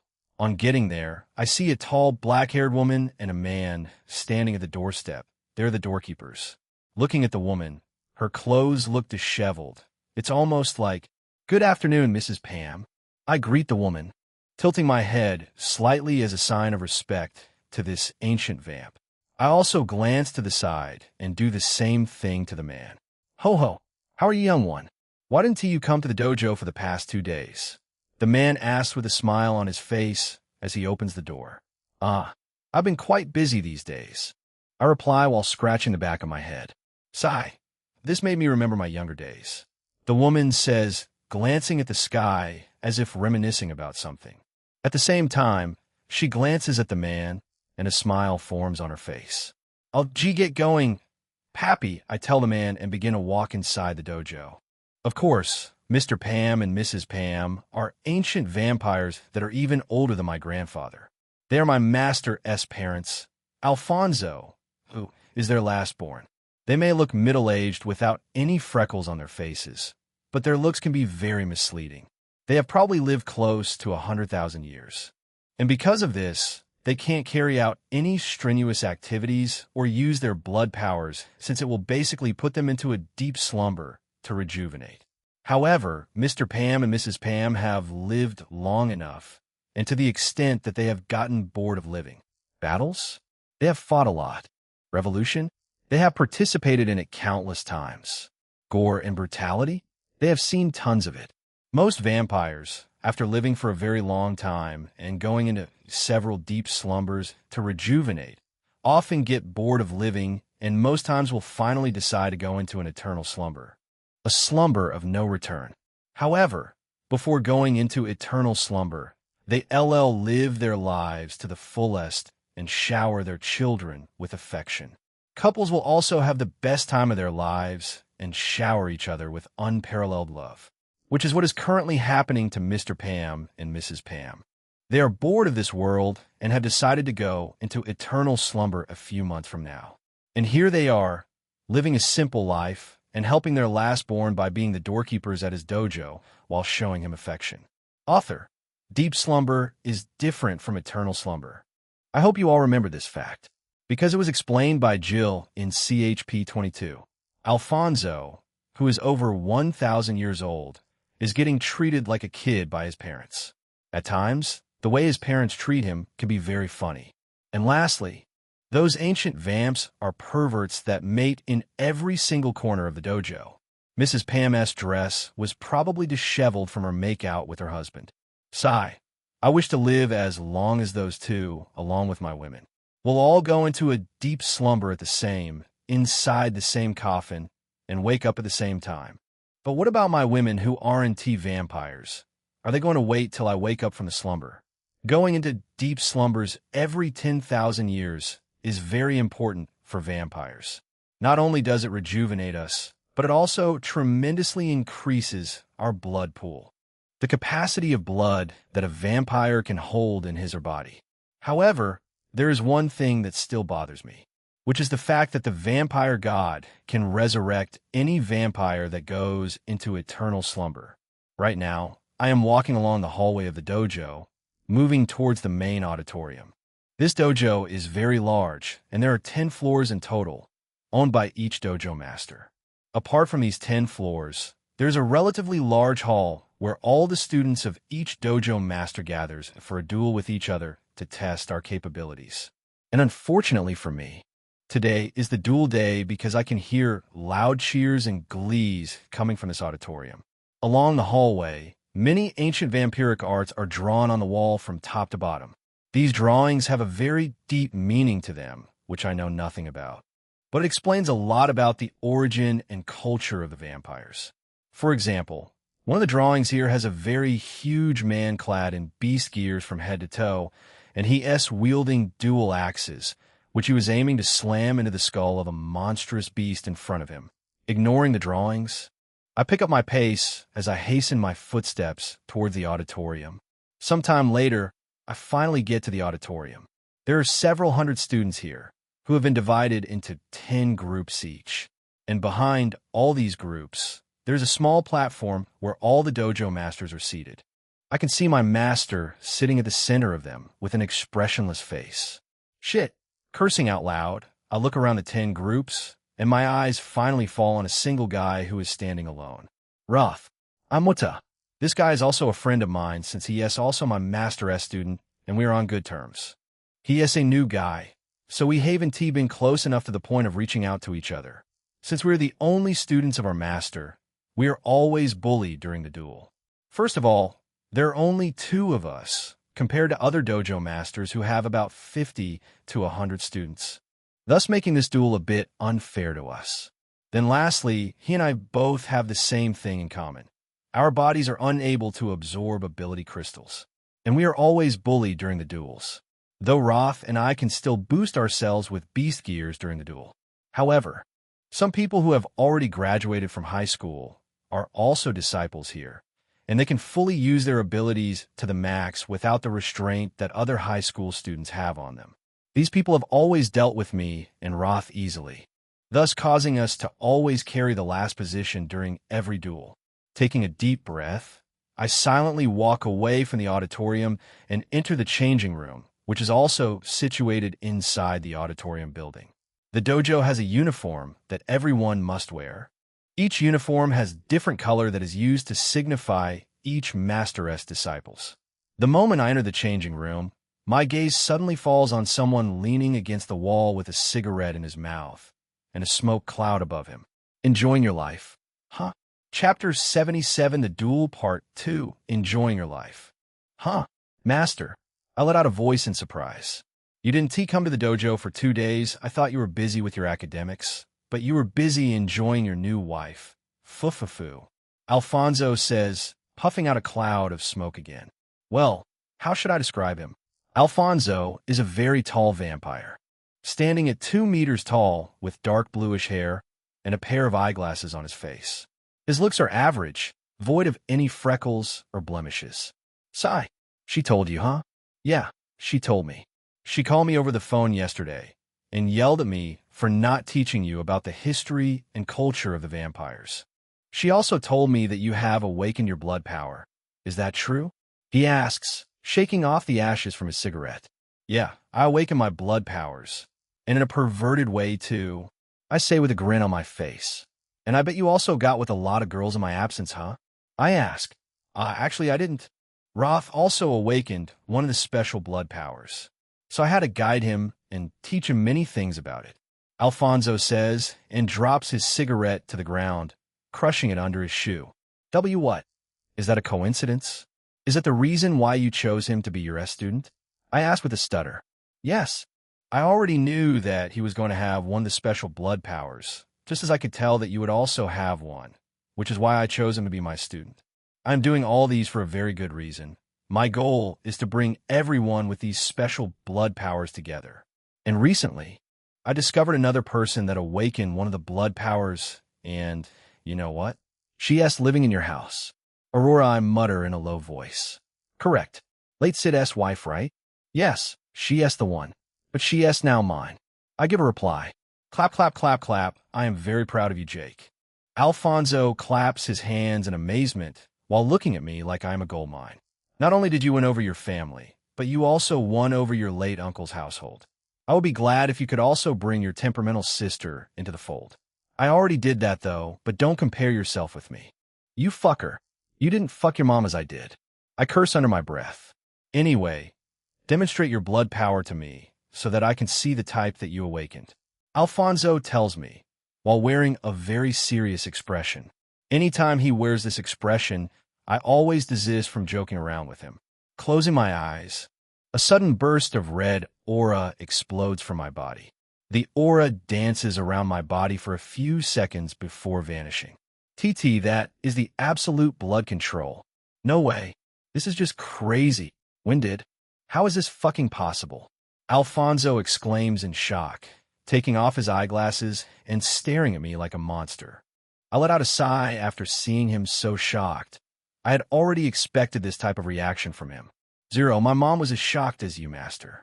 I don't understand why I got the same blood power as the vampire god. I say, while pulling off my clothes and changing into my dojo clothes, which are a black top and shorts. Alfonso nervously wears his glasses back and begins to walk towards me. He gets to my front and puts his hands on my shoulders. No matter what, do not display your blood power publicly for now. The highest you can do is to use blood attacks, which I'll teach you. If any mature vampire sees you controlling blood, they'll all be freaked out and it will probably cause a lot of problems. Because that's the freaking power of the vampire god. Alfonso bellows nervously. For some reason, I can even see wet patches of sweat on his face. Seeing him act this way is a surprise to me. I have never seen Alfonso this nervous. As my grandfather S-Knight, he must surely know enough about all these things, which is now causing him to panic. I understand. I reply in a low voice as I have finished dressing in my Dojo S outfit. Next, I start to tell Alfonso about my second power and how it also works through a close bond with women and copying their abilities. I made up a random story that I miraculously found a strange ability that my body was able to absorb. Of course, I couldn't tell Alfonso about the system, and it was even the system that gave me the idea of the made-up story. Sigh, you're the weirdest guy I have ever seen, Alfonso says, rubbing his palms together. Well, let us go back to the auditorium. The duel is about to begin. And don't forget to use all that I taught you in Roth in the past. I know I forbade you guys from using it, but I am so happy today, and I want you guys to win the duel. Fufufu, Alfonso tells me with a wide grin on his face. Please settle down, everyone. The first match is about to begin. The voice of the spectator is projected by a strange gadget. Right now, everyone is sitting down on the rows of chairs inside the auditorium, which has been arranged to surround a very large battle arena. The arena is encased in a very strong barrier that was created using a barrier-type ability. There are 10 groups in total, and each group is sitting about 3 meters away from each other. In our domain, we are only 2 currently sitting on a chair, while the rows of chairs behind us are empty. Jake, I'm glad you're here. I thought I would be the only one to take on these guys. T-Sich, Roth speaks up, beaming with extreme confidence. He is a vampire my age, and he is very handsome, but not as handsome as me. He has dark, short, curly hair and slightly elongated ears just like mine, which shows that he is also a pure blood like me, and an original vampire. He is also the same height as me, with broad shoulders and slightly muscular arms. Furthermore, there's also the existence of tattoos on his left cheek, which tarnished his appearance a bit. Nevertheless, he is still handsome. Roth, you sound so confident, you know? I say with a smile. Yeah, man, this is the new me. I'm no longer the weak Roth. I'll bully every single one of them that bullied us in the past. Roth brags and clenches his hands in excitement. Fufufu. He wants to surprise me, but he doesn't realize that I already know about his blood power. I also have a surprise for you, Fufufu. I say, but looks like Roth didn't hear what I said, because his eyes are currently glued to the arena. Everyone has taken their seats. Let us maintain silence and enjoy the first match. The voice of the spectator is heard once again, and the whole auditorium turns silent. Good. The first participants are Roth Freeman from Team Black and Mule Reagan from Team Blue. The aforementioned participant should step into the arena. Chapter 78, The Duel Part 3. The first participants are Roth Freeman from Team Black and Mule Reagan from Team Blue. The aforementioned participants should step into the arena. Yay! Suddenly, at the mention of these names, the crowd's faces beam with exhilaration and excitement. For some reason, I also get excited to watch Roth's match, bumping his fist upward in excitement. Roth gets up from his seat and begins to walk towards the arena. The other guy from Team Blue also starts to walk forward, while his teammates cheer him up with the expression of full-blown confidence on their faces. Our teams are named according to the color of our dojo outfit. My team is called Team Black because mine and Roth's outfit are black in color, and coupled with our black sash, which we don't really use. When both opponents get to the front of the arena, the enclosed transparent bubble barrier shield opens up, allowing the 2 participants to enter. After they enter, the barrier closes up again. Looking at the sheer thickness of this barrier, it looks like it was created by one of the dojo masters. While Roth might have awakened his blood power, I am still quite worried about him because he is about to go against Mule Reagan, a dragonkin who has an enormous amount of strength. Mule is no doubt one of the strongest disciples here, as it can tremendously increase his prowess anytime he transforms himself into a dragon. Though his dragon form is still in the early phase, he has not to be underestimated. And lastly, Mule is an outrageous bully. Dragons are also prideful creatures that refuse to absorb ability crystals. They solely rely on their natural elemental affinity, fire, and their explosive strength. Raising my head and looking at where my master is seated, his face is as expressionless as ever, while the other dojo masters beside him have wide, evil grins on their faces. Before the match begins, there are a few rules that you must follow. The rules are well known amongst us, but in today's duel, there has been a new rule. Rule 1. If your opponent surrenders, you have to stop attacking. Breaking this rule will get you disqualified instantly. Rule 2. You must not attack your opponent in the groin cough. Doing that will get you disqualified because that is a shameful way of winning a fair fight. Rule 3. You're not allowed to kill your opponent. Although the dojo masters will step in the moment a student is fatally injured. However, since such a person made a killing attempt on his fellow student, she will be severely punished. And lastly, Rule 4. Beast gears are not allowed. If you have any beast gears with you, please take them off. The spectator announces, "What the fuck? Beast gears are not allowed?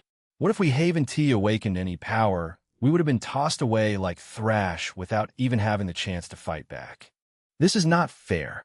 Beast gears were made for combat. This is totally wrong. Those guys without a restraint on their ability will bully us." The other disciples from other groups start complaining and cursing under their breaths. Although there are fighting techniques that can be used, banning the use of beast gears was just so uncalled for. However, this decision was made by the dojo masters. If we were still as weak as before, I bet that my master wouldn't have agreed to this rule. Let the match begin. The spectator declares openly without minding the groans of the student. Suddenly, silence ensues, and the whole auditorium becomes as silent as a graveyard. Back in the arena, Mule and Roth can be seen circling each other, waiting for the moment to strike.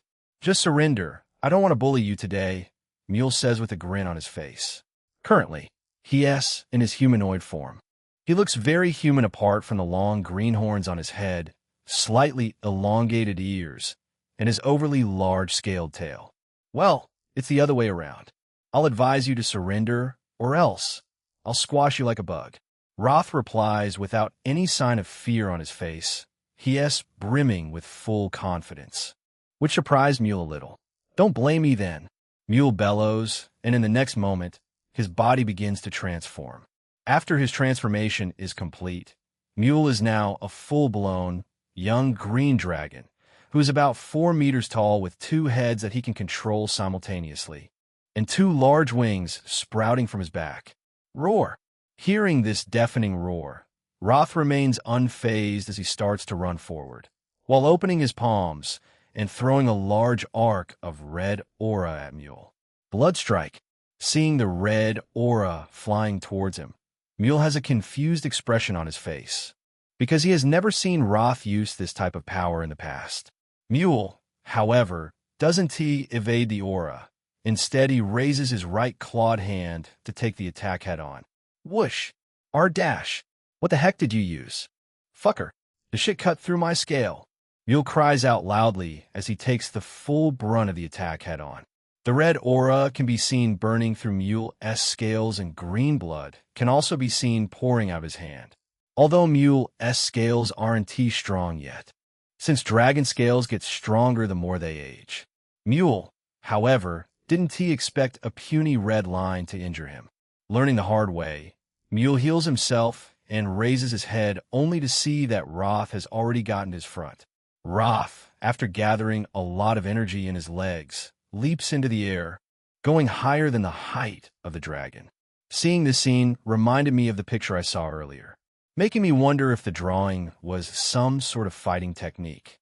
Still leaping higher, Roth begins to descend very fast with both his fists cupped together and raised in the air, while looking like some type of god. Unable to dodge it, because it is already too late, Roth's cupped fists slam into one of Mule's heads. Bang! A very loud sound explodes as Roth slams his fist into one of Mule's heads. Although immediately the clash occurred, dust rose from the ground, blocking the view of all the onlookers. After the dust settles, Roth can be seen standing a few meters away from the dragon without any scratch on him. Mule, however, had one of his heads broken and twisted in an odd angle, while green blood leaked out of his head and tries to heal at the same time. Since when did Roth get this strong? Unbelievable. The auditorium erupts into an uproar as everyone expresses their confusion and disbelief. After looking at the feat that Roth performed, I start to doubt if I could defeat him if we were to fight against each other, because he hasn't even used his blood power. He only used a blood attack. Moreover, the situation was unexpected for Mule. Roar! Enraged, Mule heals himself and stands up, then stomps his large legs on the ground, causing the whole auditorium to tremble under the massive strength of this young dragon. Then, something begins to happen to Mule. His chest region begins to glow yellow, and intense heat starts to radiate from his body, while he begins to gather a huge ball of fire in his mouth. Chapter 79, The Duel Part 4. Then, something begins to happen to Mule. His chest region begins to glow yellow, and intense heat starts to radiate from his body, while he begins to gather a huge ball of fire in his mouth. Shit, this is bad.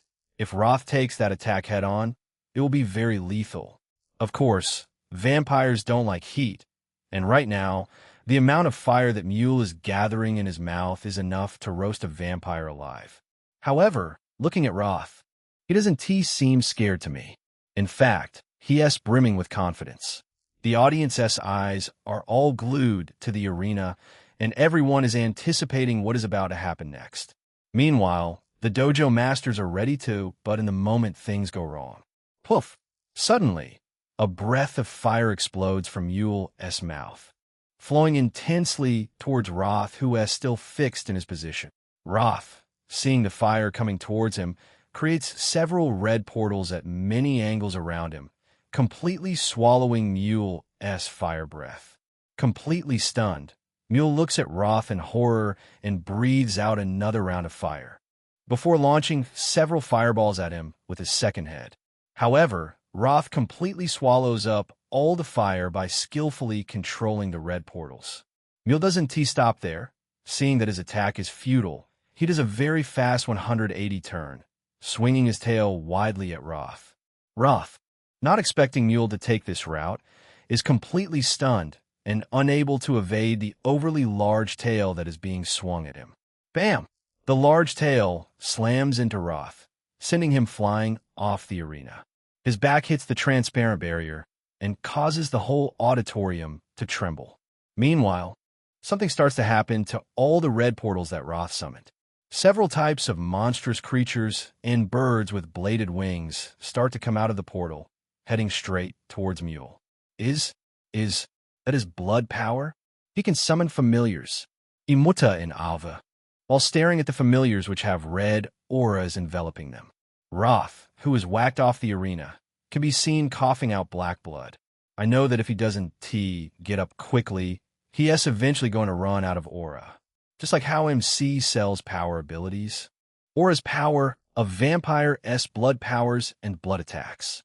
A Vampire's aura can also be depleted just like MC cells when used constantly during battle. Vampires' auras vary depending on the strength and evolution of a vampire. For example, the aura of a noble vampire is stronger and more intimidating than that of a regular vampire, while that of a knight and lord surpasses that of a noble vampire. Nevertheless, it still varies depending on how monstrous and talented that vampire is.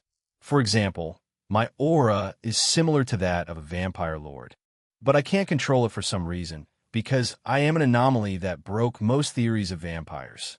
Gritting his teeth, Roth gets up and dashes towards Mule, who is still fighting off the hordes of familiars that are attacking him. The familiars that Roth summoned are very weak ones and can't bring Mule down. Although, these are just the type of familiars that he can summon with his current amount of aura.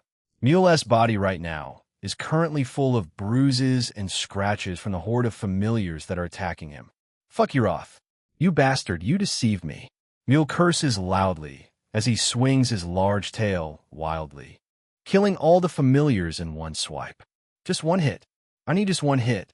Roth mumbles as he begins to dash towards Mule at an insane speed, while all the portals and his summoned familiar vanish because he has depleted his aura. Just like before, Roth leaps into the air again, then begins descending while cupping both of his fists together, aiming to slam them into Mule again. However, Mule has learned his lesson. This time, he does a 180 turn and swings his tail at Roth, who is still up in the air. You damned lizard. Just let me hit you. Roth bellows as he deflects the attack and lands on the ground, a few meters away from Mule. The moment he lands, he doesn't waste any time and throws several barges of large blood strikes at Mule. Damn, those blood strikes are huge. Author. Blood strike is a red line of aura that vampires shoot out from their palms by mixing their aura with blood. Mule, seeing the blood strikes, doesn't take it head on this time. He breathes out a huge gust of flame that clashes with the red lines of aura. The red lines and the fire come to an abrupt halt mid-air and explodes into a reddish type of fire. Flames and smoke clouds cover both of them, and the audience currently has no idea as to what is going on right now. When the smoke settles down, Roth and Mule can be seen lying down on the ground a few meters away from each other. Roth has many burnt marks on his body, and half of his clothes are burnt, while Mule, who is back to his humanoid form and has several bruises, as well as deep cuts on his body, while green blood seeps out of him. They have both passed out. Silence ensues. Everyone is stunned right now. They can't believe their eyes. The amount of power those two exuded was insane. If it hadn't been for the barrier, everyone would have felt the power of that explosion. Looking up at my Master S face, I can also see an expression of disbelief on his face. It's as if he can't believe his eyes as well. He had expected Roth to win the fight easily. Looks like the fight had ended. Both opponents have passed out, and it looks like they are not waking up anytime soon. Because of this, there is no clear winner between the two fighters. Thus, we're going to have a rematch between the two teams again, but this time around by new participants. The voice of the spectator reverberates across the auditorium, snapping people out of their days. Immediately, people enter the arena to carry Roth and Mule to the next building, which is beside the dojo. Okay, the injured participants have been carried to the infirmary. The voice of the spectator is projected once again. Since there's a draw on both sides, Team Black and Team Blue will have to face off against each other once again. The next participants are Jake Mistro from Team Black and Myra Cougar from Team Blue. Chapter 80 Divine Blessing. The next participants are Jake Mistro from Team Black and Myra Cougar from Team Blue. The spectator announces once again. This time around, there is only silence due to the shock of the previous match. Hear my name. I get up from the chair and begin to walk towards the arena with a wide grin on my face, while I continue drinking blood from the packs that I took from my inventory. The dark elf girl from Team Blue also starts walking forward.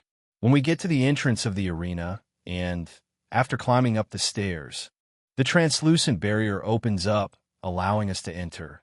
Then it closes up immediately after. There are a few things that I need to clarify that aren't clear to everyone yet. The thick voice of the spectator can be heard once again. I just learned about this from one of the dojo masters that created this barrier. According to his words, he said that if one of the participants receives enough damage, she will pass out, and the opponent of the said participant will be declared the winner. In the case of the match that occurred just a few moments ago, both participants received equal damage, thus causing both of them to pass out. So, if they had taken any more damage, it would have been quite dangerous. That's why participants should refrain from attacking a participant that is willing to forfeit, surrender, or ends up passing out in the middle of a match. The match begins now, the spectator declared. Hearing the proclamation, the dark elf girl starts circling me, looking for an opening. The girl in front of me is Myra Cougar, a dark elf who is quite a small figure and is also known as the Ice Princess. She is the first elf I've ever seen to be this small, with a height of 1.5 meters, a very slender figure, and dark brown shoulder-length hair that has been pulled into a ponytail. Although she might look average, according to the elf standards, she is just a legal lowly since she is older than me. And seeing her like this looks somewhat weird, because elves are known to be a very tall race, just like the vampires.